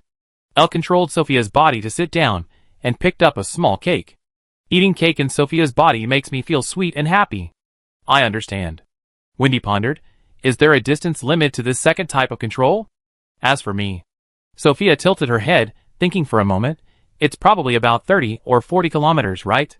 That far? Alright, demonstration complete. I'm going back now. Sophia's body trembled, the golden light in her eyes disappeared, and she returned to her previous state. Do you understand now? Elaine behind her picked up her cake again. That's why force control commands are terrifying. Chapter 261. In the main hall of the Dragon Island Temple, several holy dragon elders frowned as they looked at the documents gathered from all directions on the table. If this is true, then the truth behind the dimensional rift is far too terrifying. One elder dragon placed several research reports on light and dark magic opposition on the table. Who first proposed this? Those researchers, of course. Who proposed it is no longer important. What matters is the conclusion. Another elder dragon sighed. Is the peace of the Eve continent, spanning tens of thousands of years, about to be broken again? I don't think so. Fafnir, who had been staying there for several days, said casually while knitting. Since our Little Elle has already escaped from the dimensional rift. They're back, which means the situation there isn't as dire as we imagined. This is completely unfamiliar territory for us. The elder dragon spoke with a serious expression. Moreover, none of us can use the power inside, which is the biggest headache. By the way, hasn't Nasod returned yet? Who's looking for me? Under the gaze of several elder dragons and Fafnir, Nasod, dressed in black with a black cloak, descended from the sky. How's your research on the light-dark magic counteraction going these past few days? You brat, where have you been playing the hero dressed like that? One of the holy dragon elders glared at Nasod. You didn't even bring Little Elle back to see her. We already said Little Elle is with her new friend. We parents can't just forcibly take her back, can we? Nasod entered the temple hall and glanced at the documents on the table. Did you get all of this? What do you mean we got it? Do you know how hard it is to find this information? The Holy Dragon Elder beside the table said irritably, I have bad news and good news. Which do you want to hear first? Nasod hesitated for a moment. Bad news? The bad news is that the monsters you and your legion killed back then don't seem to be dead, or, strictly speaking, they won't die. The root of the monsters lies in the Mystic River. As long as there's a problem there, monsters in our world will keep appearing. What do you mean? I don't understand what you're talking about. Nasod was confused. What do you mean by monsters not dying? What is the Mystic River? Remember what we discussed before? Why do most monsters lack intelligence and any biological characteristics? They don't even reproduce, don't eat, and their way of obtaining energy is incomprehensible? The Elder Dragon placed a report in front of Nasod. Here, this is the reason. Don't make me look at this. Nasod looked exasperated. Just give me the conclusion. The conclusion is that these monsters all come from the Mystic River. Our world is connected to the Mystic River, the Elder Dragon patiently explained. All elemental magic in this world, wind, fire, ice, lightning, water, rock, light, darkness, all magic and unnatural energy originate from the Mystic River. With that, the Elder Dragon stepped out of the temple, pointed to the sun in the sky, and continued, This is our sun. Sunlight descends from the sky and falls to the earth. Plants on the ground use the sunlight to synthesize nutrients suitable for their growth, and then animals eat the plants to obtain energy. You can think of the Mystic River as the sun of the magical world. Without the Mystic River, our world wouldn't have magical energy, nor so many magical elements. So the Mystic River you're talking about. Nasod seemed to understand, but not quite. Is it the world inside the dimensional rift that Fafnir and I accidentally created? Yes, the Mystic River is the origin of the world, and also our source of energy. Elder Dragon nodded. Furthermore, there's a power in the Mystic River that we can't currently use, called Mystic Power. I told you about it before. I told Seren about this. Little L seems to be able to use Mystic Power. Nasod crossed his arms. What does this have to do with monsters? Monsters are like a virus in the Mystic River. The Mystic River can radiate elemental energy towards us, and it can also transmit negative energy here. According to these documents, if the number of monsters in our world increases, it's basically because something has happened in the Mystic River. Elder Dragon continued. In other words, killing monsters here won't eliminate them. The root cause is that as long as the Mystic River has problems, the monster crisis from back then will return. Oh, I understand. Nasod looked eager. Then Fafnir, and I will tear open the rift again, go into that Mystic River you mentioned, and kill all the monsters there again? You rascal, can't you just let me finish? Elder Dragon glared at Nasod. You haven't asked for the good news yet. What's the good news? The good news is the wisp of soul that you and Fafnir merged with back then, which is Little L's original form, seems to have already completed this task for you. Little Ire? Haven't you noticed? Our Eve continent hasn't seen any monsters for several years. Even if there are, they're just remnants of the ancient war between gods and demons, either sealed away or dormant. This is all thanks to Little Ire and, well, you could also consider it your achievement. Elder Dragon coughed lightly. You killed off a large portion of the monsters on the Eve continent, and then your and Fafnir's remnant souls inherited your will, going to the Mystic River to find the root of the monsters. Solved. This? Nasod cast a questioning glance at Fafnir. Is what they said true? It's still in the speculation stage. Fafnir said while knitting, but it should be the most reasonable speculation. Hee, as expected of my daughter. Seeing Fafnir say this, Nasod smiled with satisfaction. She easily accomplished something even her father couldn't do. Dream on. Fafnir glared at Nasod. Your daughter is almost 100 years old. Do you have any good ideas? Nasod lowered his head, striking what he thought was a cool pose. I have my own plans. Hey you guys. Several Elder Dragons were somewhat surprised. Aren't you curious about the mysterious river behind this dimensional rift? This is a landmark discovery in the magical world. Then, Nasod turned around. How can we get to that mysterious river? Possessing mysterious power. Then where do we obtain the mysterious power? Go to the Mystic River first. Are you deliberately trying to cause trouble? No. Magical experiments always have a gradual process. Elder Dragon quickly said, currently, there's really no way to go to the Mystic River except by using mysterious power to open the door. The rifts you created with your light and dark magic bombardment haven't existed for very long. Our only hope lies with Little L. If her body can recover, and she remembers how to use mysterious power, The final secret of the Mystic River might then be revealed. Chapter 262.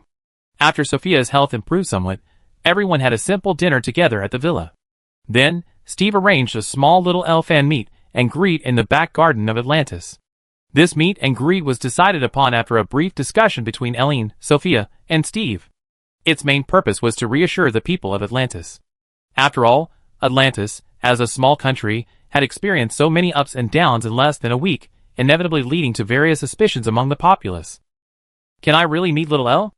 Wow, there are so many people here. This is the first time I've seen so many people standing in the back garden. Is that a dragon? It's huge. Didn't you come when the dragon came before? I touched it. The dragons really are on Atlantis' side. We don't have to live in fear anymore. In the open space near the back garden, Seren had transformed into a giant fire-breathing dragon, lying majestically in the center of the crowd, seemingly unconcerned about the children and curious adults touching her. Excuse me, can you speak? Several Atlantean children asked curiously, touching Seren's hard dragon scales. I heard adults say that Dragon's sister is a hero who saved the world. I recently started learning the language of Atlantis. Under the curious gazes of the children, Seren tried to speak in a low voice. I might not understand some of the rare words and proper nouns, but daily communication is no problem. Wow! Seren's words startled the children. The dragon is talking. I can talk. Everyone. At that moment, Irene, having packed her things and clutching a pillow, emerged from the small villa accompanied by Sophia and Steve. So many people have come today. Wow! It really is little Irene. Yes. I bought the recording crystal from the Minar Academy freshman training competition. She's even cuter in person than in the video. Her voice is super sweet. Soft and sweet, it feels like sleeping in a sea of dandelions. What? Little Irene looks so well behaved and cute, I want to hug her. Don't do anything rash. Her identity is more mysterious than the dragon race itself. I even suspect she's a dragon too. You can't hug her. As soon as Irene appeared, the surrounding crowd erupted in enthusiastic applause and chatter. Many people immediately took out their recording equipment, taking photos or videos, their faces beaming with unabashed Andy smiles. So cute. Wearing just a nightgown and hugging such a big pillow, looks like she'd fall asleep any minute. Hee hee, Little L, hee hee hee hee. I knew joining the Holy Light L cult was the right decision. Little L is the Holy Light of Atlantis. What? There's a Holy Light L cult? Where is it? We want to join. Amidst the enthusiastic gazes of the crowd and the numerous camera lenses, Eline simply maintained a relaxed smile and walked towards Seren's dragon head. Well, as the king of Atlantis, let me briefly explain. Only after standing atop Seren's head with Eline did King Steve take the microphone from the minister and address the citizens below. I believe you have all noticed what has happened in Atlantis these past few days. Previously, on behalf of Atlantis, I signed some new treaties here with the King of Aspera and the Pope, and abolished some of the previous treaties. Eline Piarista is a distinguished guest of Atlantis, a good friend of my daughter Sophia Carroll, whom she met at Minar Academy. Therefore, after the freshman wilderness survival training test, Princess Sophia invited. My sister Eline is visiting Atlantis, and that's how we are. Now, Eline Piarista, her sister Wendy Piarista, and their mother Bilotes Piarista are returning home. After all, Minar Academy is about to start, and the children need to go back to do some preschool preparations. Sophia will also be reporting to Minar Academy then. At this point, Steve gave Eline a questioning look. Little Eline, is there anything you'd like to say to everyone? Actually, even as king, Steve was bewildered by what had happened these past few days. He didn't even know what to say in this semi-official setting. However, there were a few things Steve was clear about. He couldn't speak too definitively or explicitly. He could say that Eline and Sophia were good friends, but he absolutely couldn't say things like, the Dragon Clan is now on Atlantis' side, and our country will be invincible from now on. Everyone knew this, but the king couldn't directly state it. Furthermore, regarding Aspera, Steve could only vaguely state that their king and pope came to the royal gardens to discuss terms with me, unable to explicitly say, the Aspera Empire is now our dog. Finally, Steve also needed to point out that Sophia and Eline met through Minar Academy, thus currying favor with Minar Academy and incidentally promoting the Minar Magic Academy, while subtly implying that Sophia and Eline will be attending school together, so Atlantis will only grow stronger. Steve believed most people would understand these subtexts. Under Steve's expectant gaze, Erin took the microphone. It's that. After a long pause, the little girl finally spoke in an adorable voice. The glutinous rice balls in Atlantis are delicious. I'd definitely come back again. Wow. As expected of little Erin, saying this in front of the king feels perfectly natural. Her voice is so cute. When I watched the video before, I always felt a flutter in my heart, and now after hearing little Erin's voice, that feeling is even stronger. I think I'm in love. What should I do? I'm a girl too. Ah, I'm dead. I'm dying from cuteness. I'm not saying anything more. When I get back I'm opening a chain of glutinous rice ball shops. With sesame filling, peanut filling, mint filling, I'm going to open shops all over Atlantis. Seeing the crowd below instantly descend into chaos because of her words, Erin quickly handed the microphone back to Steve. Well, it's getting late. Let's give little Elle a warm round of applause. Everyone, please make some space. If you get too close, the dragon's flapping wings might create a hurricane that blows you all away. Seeing that Steve and the ministers were already maintaining order, Elline approached Sophia and handed her a small box of cheese.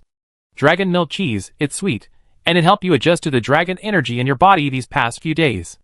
Under Sophia's curious gaze, Elline placed the cheese into the little girl's hand. See you at Minar Academy. Chapter 263. Erin flapped her enormous dragon wings and slowly ascended into the air. Goodbye, little Elle. You must come again. Thank you. Even hundreds of meters above the ground, Elrini on the dragon's back could still hear the cheers of the citizens of Atlantis. Next time little Elle comes to Atlantis, remember to come and eat our chain store's little dumplings. Thank you, little Elle, for the peace you bestowed upon Atlantis. Long live the great unity of the people of the world. To this, Elrini could only casually use light elements to draw a giant heart in the sky as a farewell gift. Hee, little Ire is so popular wherever she goes. When Erin flew tens of thousands of meters into the air, and the people on the ground were practically just tiny dots, Wendy, sitting in the rock elemental house on the dragon's back, sighed. The Piarista family was saved thanks to little Ire. Airlini simply munched on a grass-green mochi ball, looking happy.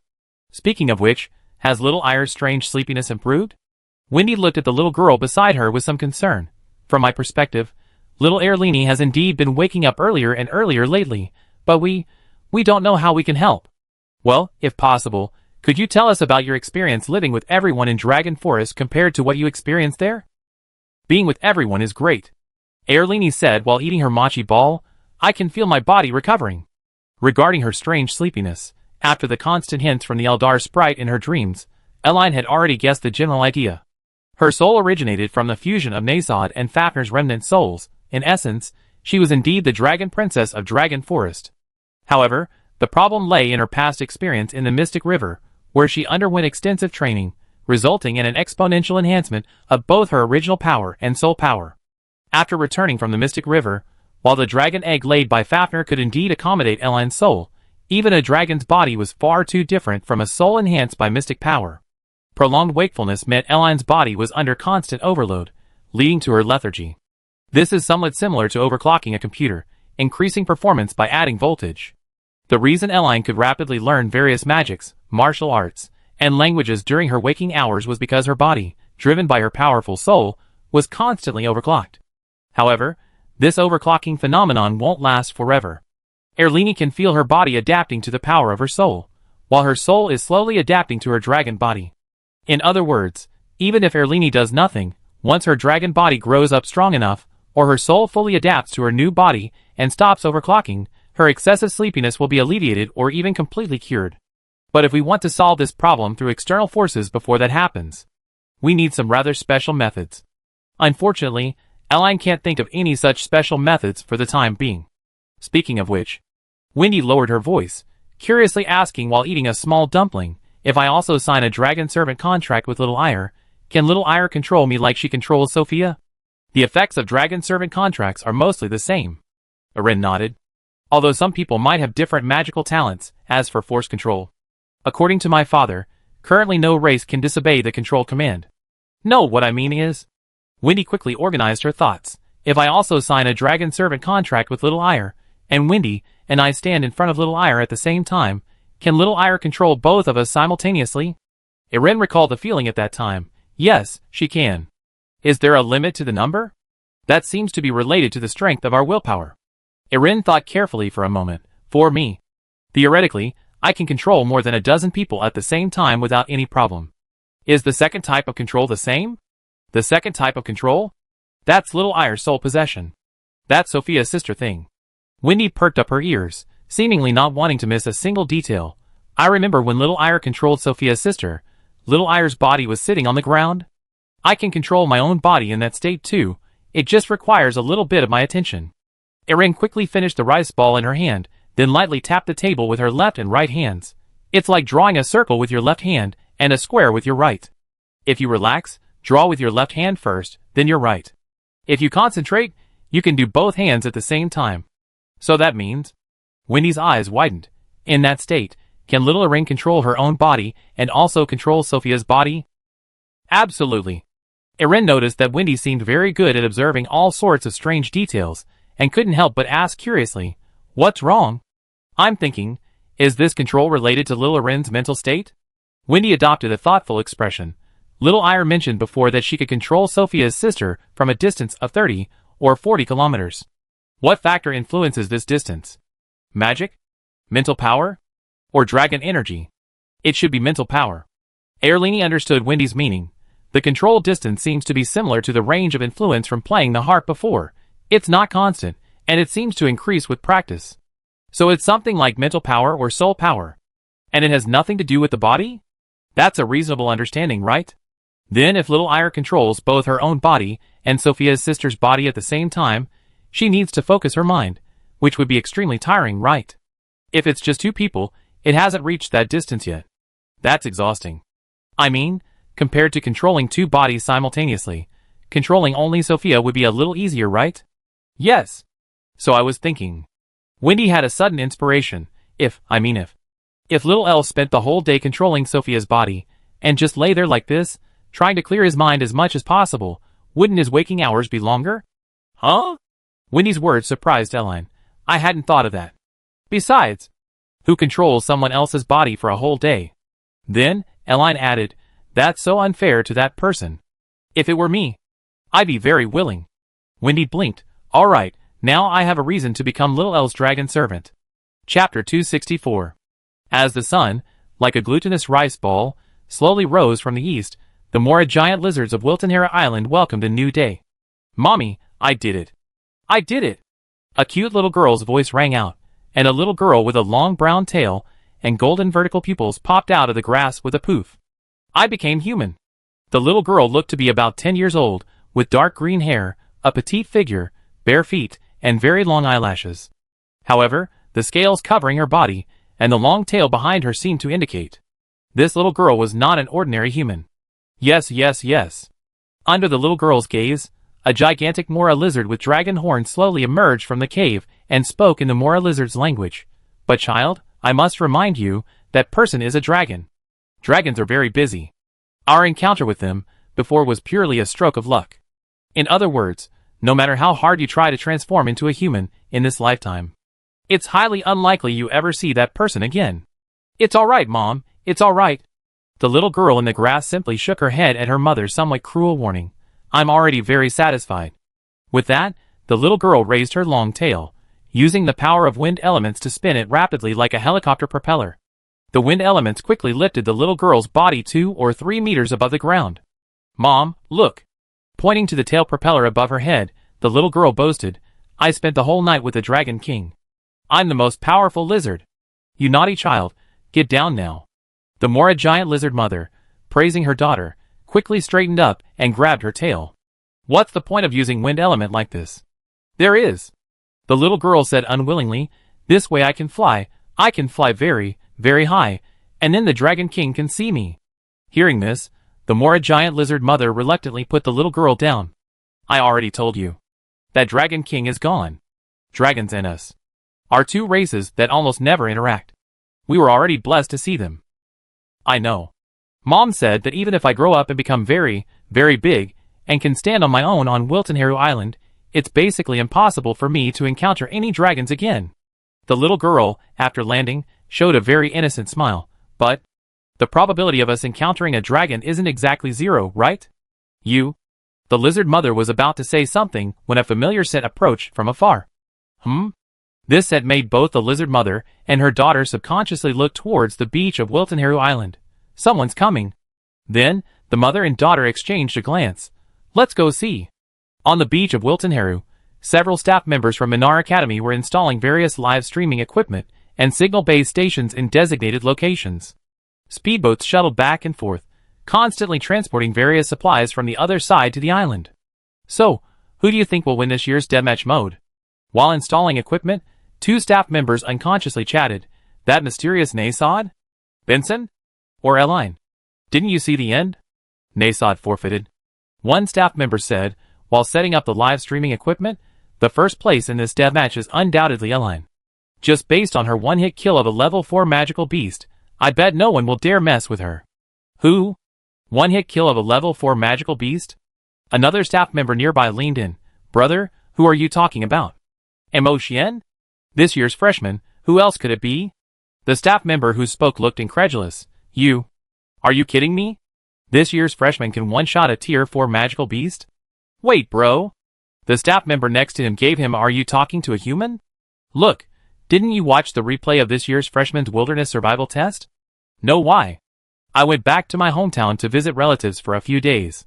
A staff member nearby looked completely bewildered. How many strong individuals emerged from this year's freshman?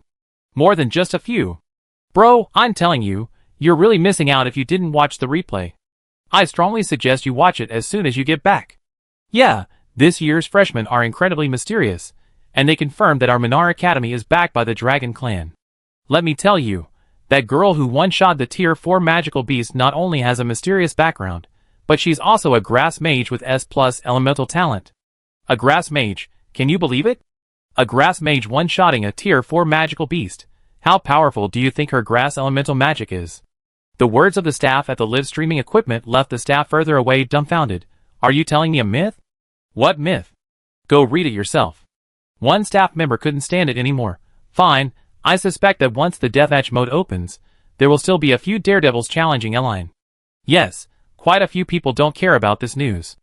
After passing the freshman test, they either go back to hang out with their friends or enjoy themselves. There are quite a few like that. What I'm more curious about is, there are 3 spots in this deathmatch mode. Eline will definitely be first, but who are second and third? Based on talent, second should be Princess Lilia of Arcana. She signed up for deathmatch mode too? Yes, only she and Eline signed up in Eline's first team.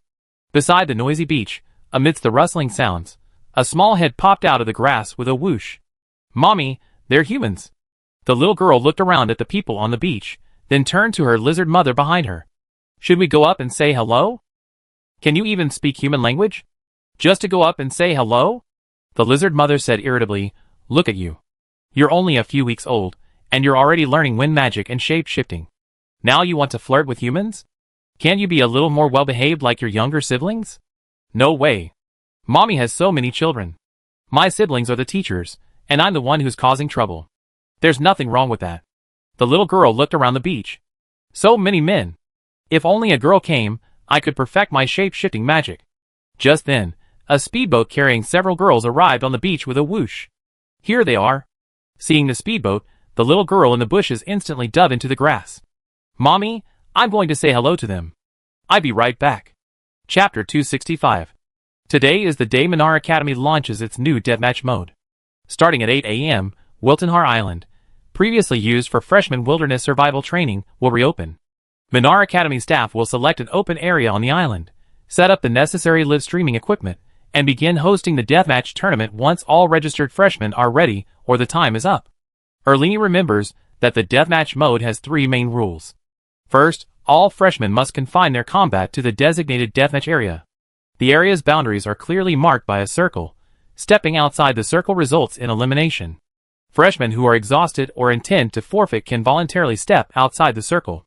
Second, if anyone within the circle does not enter combat mode for more than 5 minutes, fire or lightning elemental mages will act as supervisors outside the area, casting fireballs and lightning strikes every 5 minutes.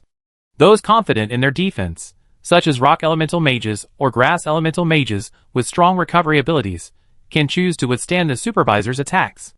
Third, regardless of the number of participants, deathmatch mode will officially begin at 3 p.m. and end at 5 p.m. If more than 3 players remain in the circle at the end, a public draw will be held to initiate a one-on-one overtime match until the final 3 are determined. While it may seem brutal, Those who finish in the top 3 in deathmatch mode do enjoy numerous privileges: the ability to skip classes, sleep in class, receive extra points on various exams, enjoy discounts on certain special items within the academy, and have their names displayed in highlighted pink font on their student ID cards, among others. It's said that this deathmatch mode is a new mode that was just started this year, and it's also a new experiment for Minar Academy. However, in Arin's eyes, the rules of this deathmatch mode are riddled with loopholes. Leaving aside how the supervisors determine that the students inside aren't fighting, what if some freshmen take a risky approach, only training defensive magic, and then lie down in the deathmatch zone, summoning elemental shields to survive until the final round, making it impossible for the mage supervisors to break their defenses? How would that be judged? Therefore, rather than whether it's fun to fight in deathmatch mode, what she's more concerned about now is Wendy's theory of using the dragon servant's body to empty the mind and prolong the time of wakefulness. Unlike the shy and kind Sophia, Wendy gives Arin the impression of a lively, cheerful, observant, and detail-oriented little girl. For example, on their first meeting, Wendy observed that Arin's identity was not simple, and then unhesitatingly ate her baby dragon cheese. What surprised Arin even more was that, despite not having taught the little girl anything about dragon dance, the girl had managed to modify the human magic she had learned without using dragon language magic, thus simulating a similar wind elemental magic. To this day, Wendy can float in the air with Arin, moving forward on wisps of air, and maintain this position for quite some time. Easygoing personality, cute and playful appearance, keen observation, excellent summarization skills, and a strong learning ability, these are all Wendy's strengths. So Arin was quite interested in the theory she had proposed. Wow, so many people. Having left the Piarista family villa with Wendy and arrived near Weltenheru Island, looking at the sea of vendors and parents, Wendy exclaimed, "Are all these people here to watch the deathmatch? I think." Arin looked around. A lot of people are probably here to make money. Aside from a few vendors and parents simply there to set up stalls and support their children, Arin felt that most were there to obtain so-called first-hand information and then profit from it. Those who generally study Minar Academy are usually very sensitive to news and world events. In other words, they had most likely already watched all the recordings of the Minar Academy Freshman's Wilderness Survival Test, knew about the dragons, and were naturally aware of the mysterious qualities they had displayed during training. They came here today hoping to interview the legendary Eline or obtain first-hand information about the dragons, from which they could then profit immensely. Even if they didn't get any information, these Minar scholars would still rush to Weltenheru Island, as long as they could find Eline. Even just to take a photo with her, they could boast about taking a picture with little Eline or we're good friends. The same logic applies to the students' parents. Anyone who watched the Minar Academy Freshman's Wilderness Survival Test video or browsed the recent Atlantis news knows that Atlantis' victory over Aspera was inextricably linked to Eline and the dragons. So many parents were probably hoping to build connections and come here to see if they could meet the legendary dragon princess. Let's get to the island first. Having figured this out, Arin quickly took Wendy's hand and, using her small stature, weaved through the crowd to find the speedboat on the shore. Arin Piarista and Wendy Piarista, identity information correct. The speedboat staff checked their student cards and promptly sat at the bow.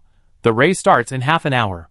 If you two had arrived any later, you probably would have been considered absent. Hee. Wendy was a little embarrassed. We're here now. Wait, Arin? Little Arin? It seemed the staff's words had been overheard by those around them. At that moment, many people turned their attention to her. It really is little Arin. Little Arin. Ah. Good.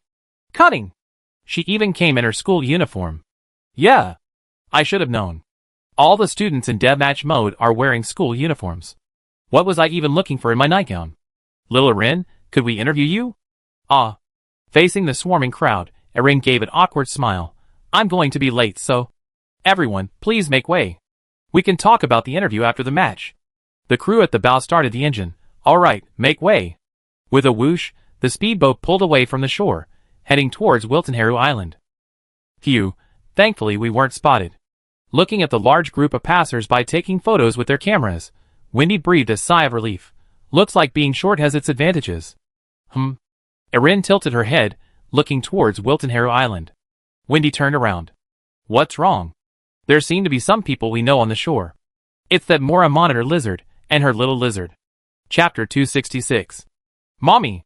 Not long after Arin and Wendy landed on Weltenheru Island by speedboat, a little girl with dark green hair and golden eyes, dressed only in tattered clothes, suddenly flew out of the grass amidst a childish, high-pitched voice.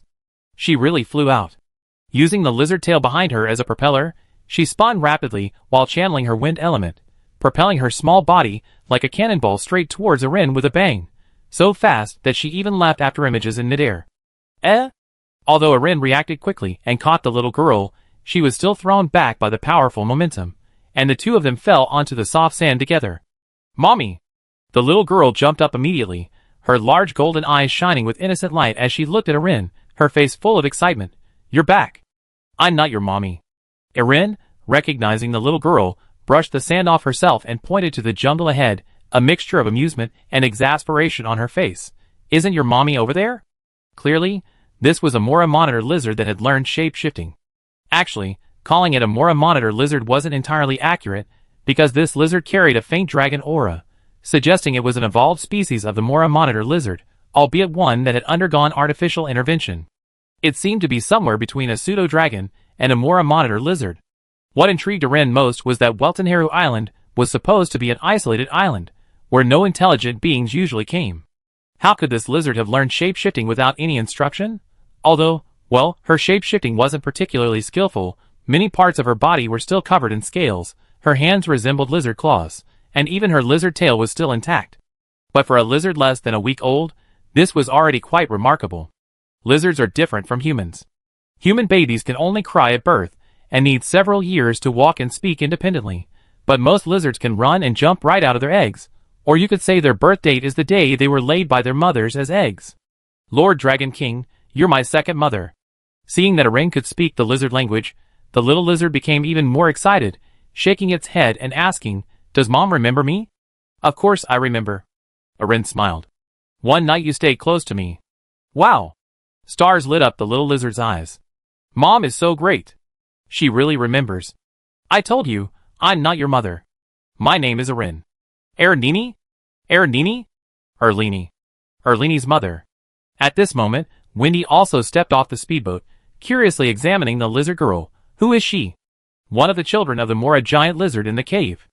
Erlini explained, "This one has a rather unique personality. She taught herself shape-shifting." "What? Those lizard eggs?" Erlini's words startled Wendy. "Only a few days have passed, and they're already this big? That's how lizards are, or rather, most oviparous animals are." Erin explained, "Like chicks, they can stand up within an hour or two of hatching, and their feathers are almost fully grown in 2 or 3 days. They can already go outside to forage with their mothers. Lizards grow even faster than chicks." As she spoke, Erin gestured to the little lizard girl in front of her. However, it's obvious that she hasn't formed some value systems yet. She's basically acting on instinct. "Wow." Wendy reached out and touched the little girl's hair. "So the Mora monitor lizard is amazing." "Child." Seeing the little lizard girl's expression of enjoyment from the head pat, Erin asked in lizard language, "Do you remember what I told you when I left?" "I remember." The little lizard blushed and said, "Mom. Mom said that after gaining the power of a dragon, one must not bully the weak, but remain kind, be a benevolent and beloved king. By the way, Mom, what is a king?" Erin was also a little stumped by the question. "You know when you grow up." Sorry. Just then, the mother Mora lizard crawled out of the grass not far away, biting the little lizard's tail, and trying to pull it further in. "You're bothering the Dragon King again." The little lizard's tiny claws left several marks on the sand. "No. I want to cuddle with my dragon mother. What? I come find you after the competition here is over." Waving to the two lizards, Erin turned to the crowd not far away. "Is that the battleground marked out in the deathmatch mode?" As she spoke, Erin noticed several girls looking around in the crowd. Sister Sophia and Sister Tina are here too. Everyone will definitely come to cheer for little Erin. Wendy pulled Erin's hand. "By the way, how is little Erin going to fight later?" I'm planning to take a nap first." "A nap?" "Just find a place to protect myself with grass elementals, so everyone can fight first." Erin revealed the strategy she had thought of before coming. Minar Academy has prepared so much for this deathmatch, and there are so many parents and viewers waiting outside to watch the live stream. We can't just rush in as soon as we start. Ending the battle would make everyone lose face. What does little El mean? The ever-clever Wendy quickly understood Elaine's meaning. Just use grass element to withstand the penalty mechanism until only 3 people remain? One of the rules of the deathmatch mechanism at Minar Academy is that if the off-site supervisors find someone lying still or cowering in a corner trying to sneak into the final round, they will attack them. However, this mechanism has a loophole. If someone can actually ignore the mage's attacks every 5 minutes and hold out until the very last moment, this supervision becomes meaningless. But then another question arises. For a freshman who can withstand the siege of the overseer's attacks every 5 minutes, does choosing to play it safe or fight make a difference in this deathmatch mode? Yes. Seeing that Wendy understood her meaning after only one listen, Erin subconsciously turned to look at the little wind elemental lowly beside her. I can also take a nap during the battle, so I can spend more time with everyone in Minar Academy tonight. In that case, I have an idea. Hearing this, Wendy stopped in her tracks. She pointed to Sophia in the crowd. Then let's talk to Sophia. How about we let little Elle rest in deathmatch mode while she moves around outside? Isn't that a bit inappropriate? Eileen hesitated. I already promised Sophia I wouldn't use force on her. Why don't we just ask Sophia? Wendy blinked her big eyes and said playfully, if Sophia agrees, then it's not a forced order, it's a voluntary one. Chapter 267. In the center of Wilton Harrow Island, around a huge open space enclosed by a lightwood fence, several mages sat on a high platform, chatting idly while observing the bustling crowd around them. I say, isn't this deathmatch mode a bit weird? Making us mages the supervisors? Don't deduct my bonus if we accidentally injure a freshman. That's the effect we want. Either they fight each other, or they get hit by our fireballs and lightning strikes. It's all written in the deathmatch rules. Since they participated, it means they all agreed to the rules. How many students signed up for this first deathmatch? 289 in total. Wow, that's quite a lot. No wonder they made this venue so big. It'd probably be a spectacular scene of magic flying everywhere. A bunch of kids around 10 years old. What kind of magic is flying everywhere? Fireballs can. It'd be good if it were bigger than a basketball. In the midst of the chatter, a high-ranking mage from Minar Academy appeared out of nowhere. You guys, if you run out of magic later, remember to tell the teacher, and I send in a substitute. Huh? Us? Running out of magic. This left the mages on the platform completely bewildered. We're sitting here. What's there to run out of magic for? It's not like we're the ones going down to fight. Didn't you all read the rules? The high-ranking mage below said irritably, if anyone is passively fighting during the deathmatch, you need to cast spells to attack those freshmen. I know. One of the mages pointed to the area in front of him. I'm in charge of this area, aren't I? So many mages came today, but less than 300 students signed up for the deathmatch. Even if someone is passively fighting, after taking a fireball from us, they can't just continue to be passive, can they? Yeah, the students who passed the Minar Academy test aren't stupid. Even if they conspired with their companions to put on a show, they certainly won't just stand there doing nothing. I estimate there are about 10 students who are just passively fighting. 10 people, they should be ready to fight after being electrocuted once or twice. Another archmage added, and as time goes on, more and more people will be eliminated. We warn them again before they can act. I feel like I'd be lucky to hit a student 10 times in this deathmatch. Yes, we're all archmages now. We can't possibly be unable to cast 10 small spells, can we? Are you all that confident? The archmage below, hands on hips, said, what if a new student comes up and just lies there, doing nothing, ignoring your warnings? What are you going to do then? 3 o'clock. 5 o'clock, that's 2 hours, 120 minutes. Don't forget you have to attack someone every 5 minutes. Huh? Teacher, are you serious? Several archmages looked at each other, all seeing disbelief on each other's faces. Teacher, you mean? A freshman, at 12 or 13 years old, can withstand more than 20 attacks from us archmages and still be unharmed? Even exhaust our magic power? The archmage snorted coldly. I'm just saying it's possible. After all, this is our first time holding a new life or death duel. Any event, as long as it's not zero, is absolutely possible. Ha ha ha ha. Teacher, can you stop making us laugh? We've known each other for so many years, ha ha ha. Still making jokes like this? Teacher, you're a Grand Magister. You know the general strength of each new class at Minar Academy. These kids are at most intermediate or advanced mages, 2 major ranks below us. 1 fireball from us would take down most of them. Yeah, they can't even handle 1 fireball, let alone 10 or 20. Amidst the laughter of the mages, the Grand Magister on the ground snorted. This is Lord Emoshien's order. I'm just relaying it, think what you want. Anyone without magic power, come down and replace them. Lord Emoshien's order? The Grand Magister's words puzzled the other mages. Why would Lord Emoshien consider something so unlikely? I think it's that Eleni in her back. Jing is very mysterious, and she can even instantly kill a 4th-tier magical beast. I believe you all heard about that child these past few days. Impossible. I know that child is mysterious, but she's just a grass elemental mage. No matter how powerful she is, she couldn't possibly withstand dozens of fireballs from us archmages, could she? An archmage asked curiously, and what's the point of her doing that? Don't ask me. I already said I'm only responsible for conveying Emotien's instructions. The archmage who spoke placed the document on the table. Alright, that's all. I'm going back. If that kind of thing really happens later, don't try to withstand it yourself. If you get too weak, replace her.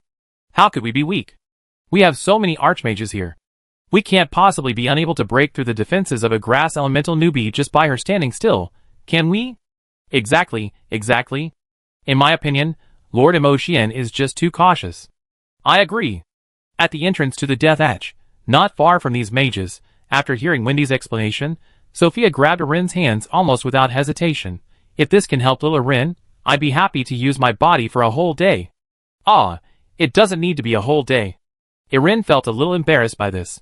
Besides, it's a little unfair to Sophia Nichin. No. Lil Arin helped me, and so much about my country and people. I've been anxious about how to repay her. Now that I finally have this opportunity, I couldn't be happier. Sophia's face flushed, and I wish little Arin could control me. Others wouldn't even have this chance. What does wish you could mean? Why is the conversation getting weirder and weirder? Anyway, the deathmatch starts in a bit. After it begins, I wrap myself in grass elemental magic and let the children inside fight first. Arin turned her face away. Then I use control commands on Sophia. As compensation, I teach Sophia light elemental magic during this time. Since I'm controlling Sophia's body, it'd be relatively easier for her to learn. She only need to remember the feeling and some chanting methods. Oh right, speaking of which, learning magic this way seems very efficient. Little Arin personally demonstrates and teaches. Wendy looked envious. When can little Arin control me too, to learn advanced wind elemental magic? Wendy isn't a dragon servant yet. Then let's sign up tonight when we get home. Don't make such a hasty decision. Amidst the girls' argument, in the center of the deathmatch arena, a staff member fired a signal flare into the sky. 5 minutes until the official start of the Minar Academy deathmatch mode. Students who have registered for the deathmatch, please enter the arena in an orderly manner. Chapter 268. Following the fence surrounding the deathmatch area to the entrance, Arin found Lilia and Tina in a maid outfit.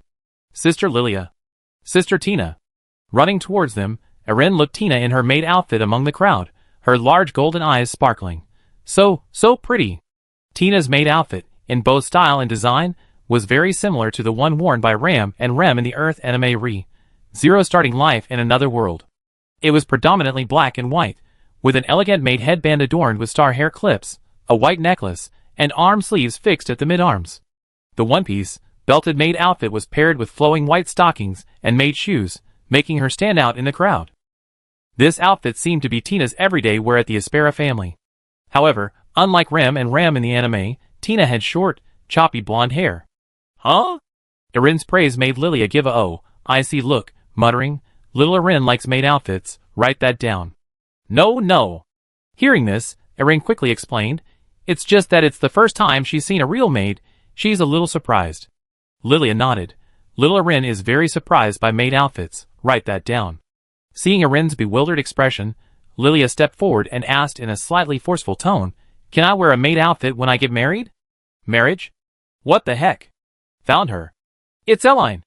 Amidst the playful banter, Carrick, dressed in a newspaper uniform, wearing a beret and holding 2 recording crystals, emerged from the crowd. Long time no see. Behind Carrick were Juliana, Alice, and Victoria, who had come along. Hello, sisters. Seeing so many family members suddenly appear, Eline was somewhat flattered. Why is everyone here? I recently found a job as a journalist in Lehman, so of course I had to come for such big news. And Juliana is here to supervise my work. Carrick said happily with a smile. As for Alice and Victoria, we bumped into them on the way. If we hadn't run out, the student dorms would have been overflowing with gifts.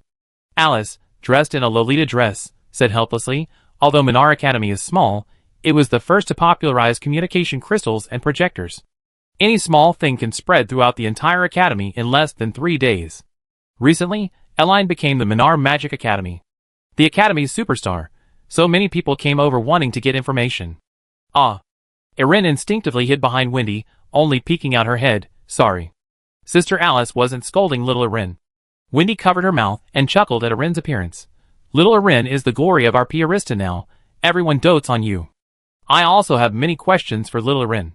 Victoria, unusually not wearing her engineer's uniform, but instead donning the standard fire element mage uniform skirt of Minar Academy, walked up to Erin and said seriously, about the lightning element's wiring on the circuit board, and some logical questions about lightning fire reactions.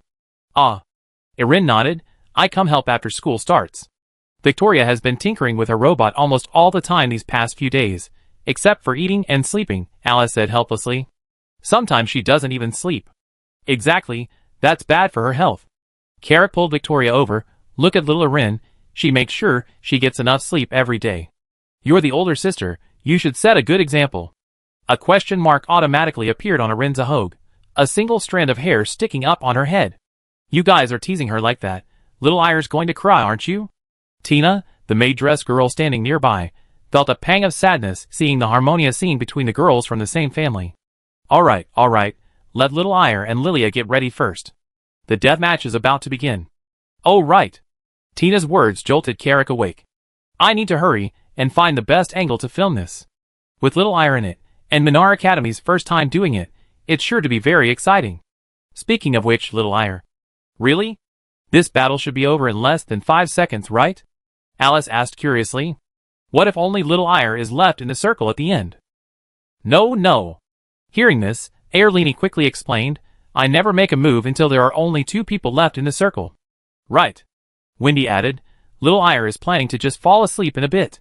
What? Fall asleep? In deathmatch mode? I remember there are several mage overseers around? They be there every 5 minutes. Wendy's words stunned Juliana. Then, realizing that this was nothing compared to Elaine's strength, she swallowed her words and said, okay, I guess my limited experience has restricted my imagination. Among the crowd, only Sophia remained absent-minded, her little head constantly occupied with Wendy's mention of letting little Elaine control her body during the deathmatch mode. As the first girl to sign a dragon servant contract with Elaine, Sophia was acutely aware of the vast difference between herself as an ordinary person and Elaine. She didn't see being controlled by little Elaine as a bad thing or a side effect. On the contrary, it felt like a gift to Sophia. Although Elaine's personality was always gentle, and she never got angry, like a girl next door, anyone who knew her identity understood, the gap between this dragon princess and themselves was simply too vast, too great to be touched even by looking up. Back in Atlantis, while under Erin's control, Sophia could feel her magic and dragon energy flowing healthily and rapidly within her. Her coordination and perception of the world were hundreds, or even thousands of times stronger than usual. Although she couldn't control her body at this time, her senses of sight, smell, hearing, and touch were all fully transmitted to her. It was as if Sophia was emptying her mind and letting someone else assist her physical movements. If the one controlling her were a villain, this would indeed be terrifying, but Erin was a kind dragon princess, and Sophia trusted her almost completely. Wendy said that when she was controlling Sophia, her already adorable face became even more endearing under Erin's control, and her movements, whether walking or sitting, were more charming and elegant than Sophia's usual self, which she envied. It felt like she was fully utilizing all the strengths of her body. To put it bluntly, this is similar to game boosting in online games. Sophia only needs to relax, and her body will automatically train. How could she refuse?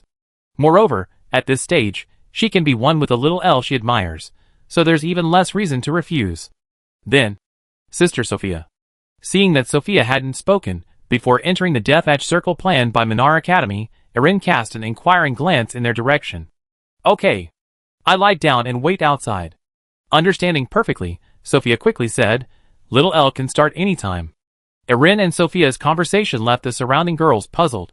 What little secret are you talking about? Nothing. Sophia quickly turned her face away. We're cheering for little Elle.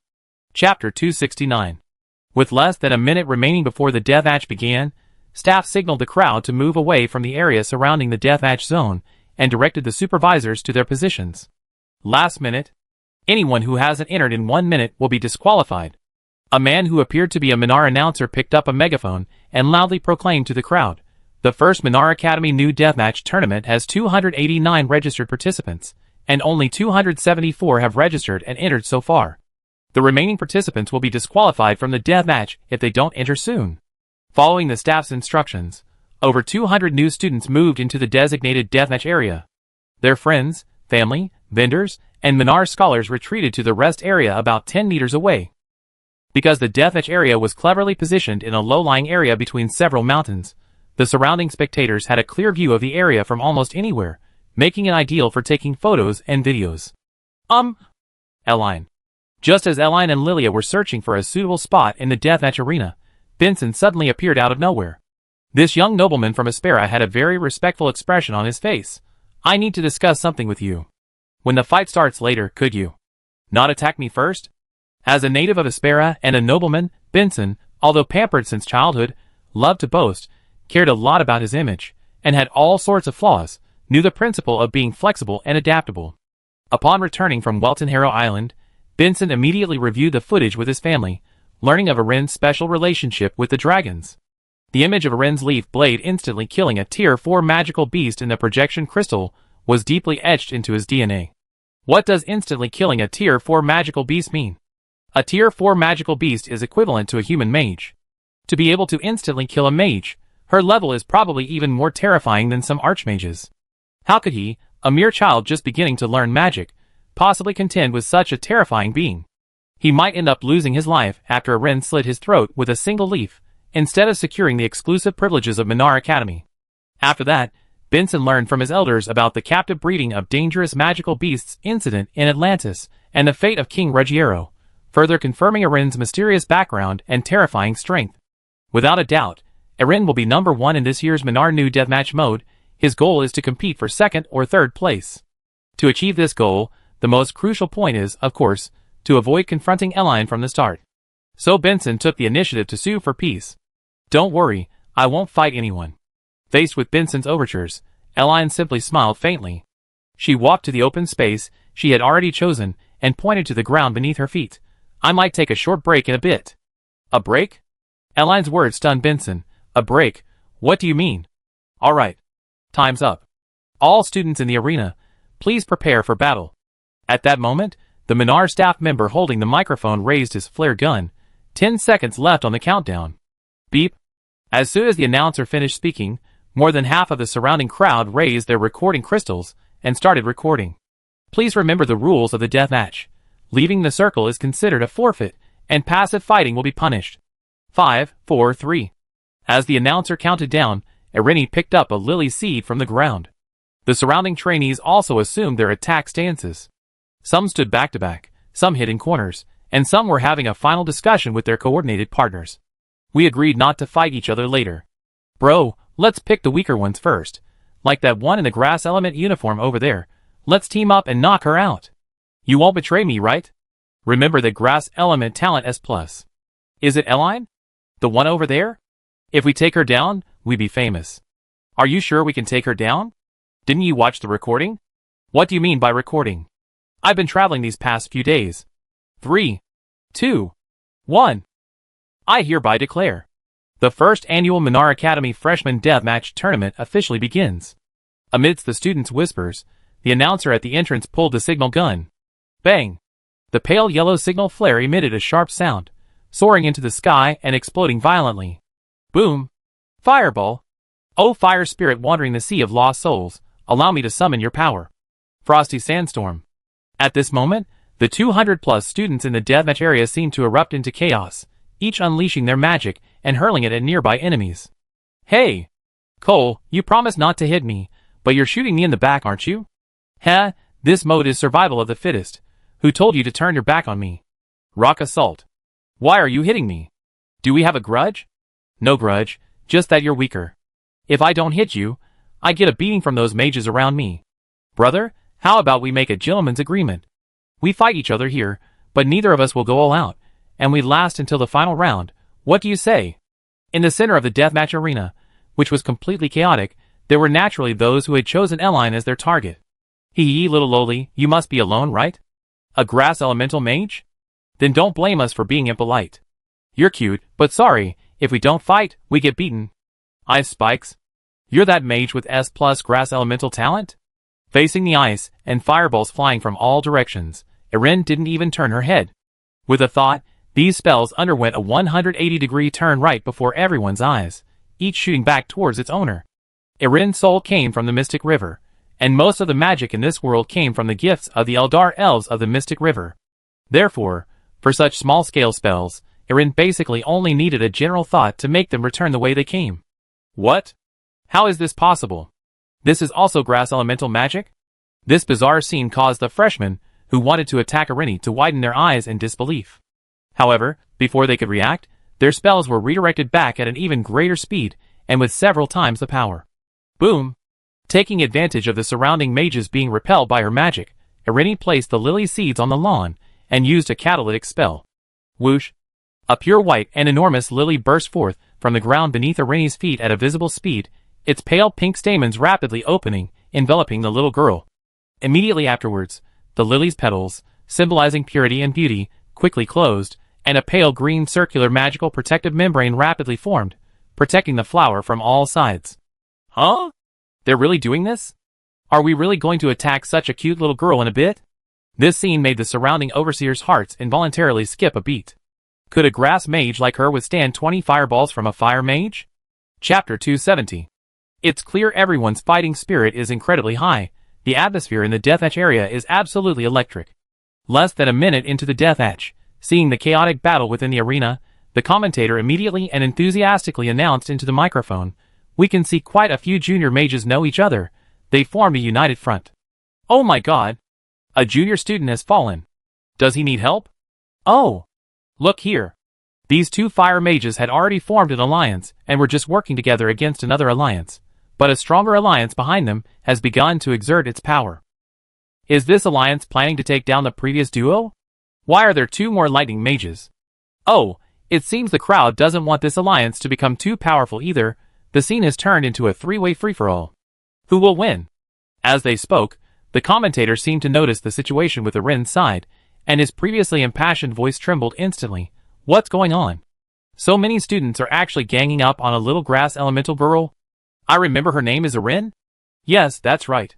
This super cute little girl is Irin Purista from the Lehman Empire, the only S+ grass elemental talent among this year's freshmen, and also the only grass elemental talent in Minar's history. Can Irin withstand such a rapid attack? What's going on?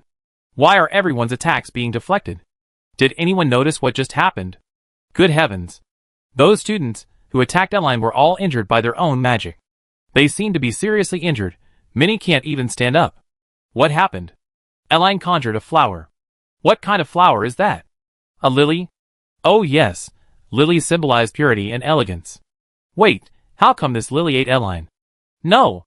Eline seems to have willingly been enveloped by this flower, and a defensive protective barrier has appeared around her. Is she planning to hold out until the deathmatch ends? But according to the rules, in this mode, the surrounding mages will attack students who are passively fighting every 5 minutes. Does she really have the strength to withstand an attack from a mage? At this moment, not only the commentators, but also the parents of the students watching this scene, the research scholars from Minar Academy, and the viewers from Riemann, Atlantis, and other countries who were watching the live broadcast were dumbfounded. What's that little girl doing? Grass element. A grass shield to tank a fireball? As expected of our little L, such high emotional intelligence. What do you mean? See? Whether it's these students in the Death Hatch or the surrounding mages and archmages, even the entire island of Weldenhair combined, none of them are a match for her. If she were to intervene, this Death Hatch would be over, so little L chose this method to make the performance more entertaining. Is this Eleni really that powerful? Isn't she also a freshman in this year's Minar? Could you tell me the details? Hearing the people outside gossiping about her, and the incessant bang bang bang of magical missiles, Irin, nestled within the lily petals, simply found a comfortable spot inside the flower center, resting her head against the soft pistil and lying down. Because of the dragon servant contract, and with Sophia within her mental range, Irin could still sense Sophia's situation outside, even in this isolated environment. Happiness, anticipation, excitement, a touch of unease. The girl's emotions were constantly being transmitted through the dragon servant contract. Over the past 100 years, Irin had actually observed several patterns in her body's sleepiness. One of them was that she could extend her waking hours by catching up on sleep. Irin usually wakes up around 2:30 p.m. and gets incredibly sleepy around 8 p.m. If she takes a short nap during this time, like waking up at 3 p.m. for a breakfast, and then lying back down for another 10 minutes around 5 p.m., she might not feel sleepy until around 8:30 p.m. Furthermore, Erin's daily awake time is inversely proportional to her use of large-scale magic. For example, when she used a large-scale resurrection spell on the villagers in Hennessy Village, she went to bed about 20 minutes earlier that night. Eating the petals of the heart-cleansing flower to prolong her sleep is similar. The heart-cleansing flower is a universal healing remedy, capable of reviving even the dying. Its petals contain abundant life elements. While Erin eats it as a snack with minimal effect, it does slightly alleviate her fatigue. The primary reason for Erin's drowsiness is that her body can't withstand the power of the soul, leading to premature fatigue. So, what if Erin operated at low power throughout her waking hours? Could that extend her sleep time at night? This is similar to how a computer consumes significantly more power in standby mode than while playing a game or running a stress test like 3D Mark. When Erin controls Sophia through the Dragon Servant contract, her body can remain completely relaxed. During this phase, her body only needs to do one thing: run the Dragon Servant contract program. In this scenario, could it truly bypass Erin's narcolepsy, as Wendy suggests, allowing her to be awake like a normal person throughout the day? However, this would essentially steal Sophia's time, since Erin herself cannot move while controlling Sophia. Therefore, even if this method were effective, Erin doesn't intend to use it for an extended period. Consider this a simple test for today. Thinking this, Erin slightly tidied her soft, long hair and school uniform skirt, closed her eyes, cleared her mind, and activated the Dragon Servant contract. Almost the instant Erin closed her eyes, outside the Death Edge area, Sophia, lying on Wendy's lap in the grass, trembled slightly, her human eyes shifting towards the vertical pupils of a dragon in a soft glow. 5 minutes are up. Seeing that Lily Bud remained motionless, and knowing that time was almost up, a fire elemental mage stood up from the platform and raised his staff. Erin, you are currently in a state of passive combat. If you do not engage in combat, we will punish you. Please consider the consequences. Lily Bud remained silent, only swaying gently in the sunlight. Since that's the case, don't blame your senior for being impolite. Seeing that Erin didn't move, the mage raised his staff. Hellfire Ball.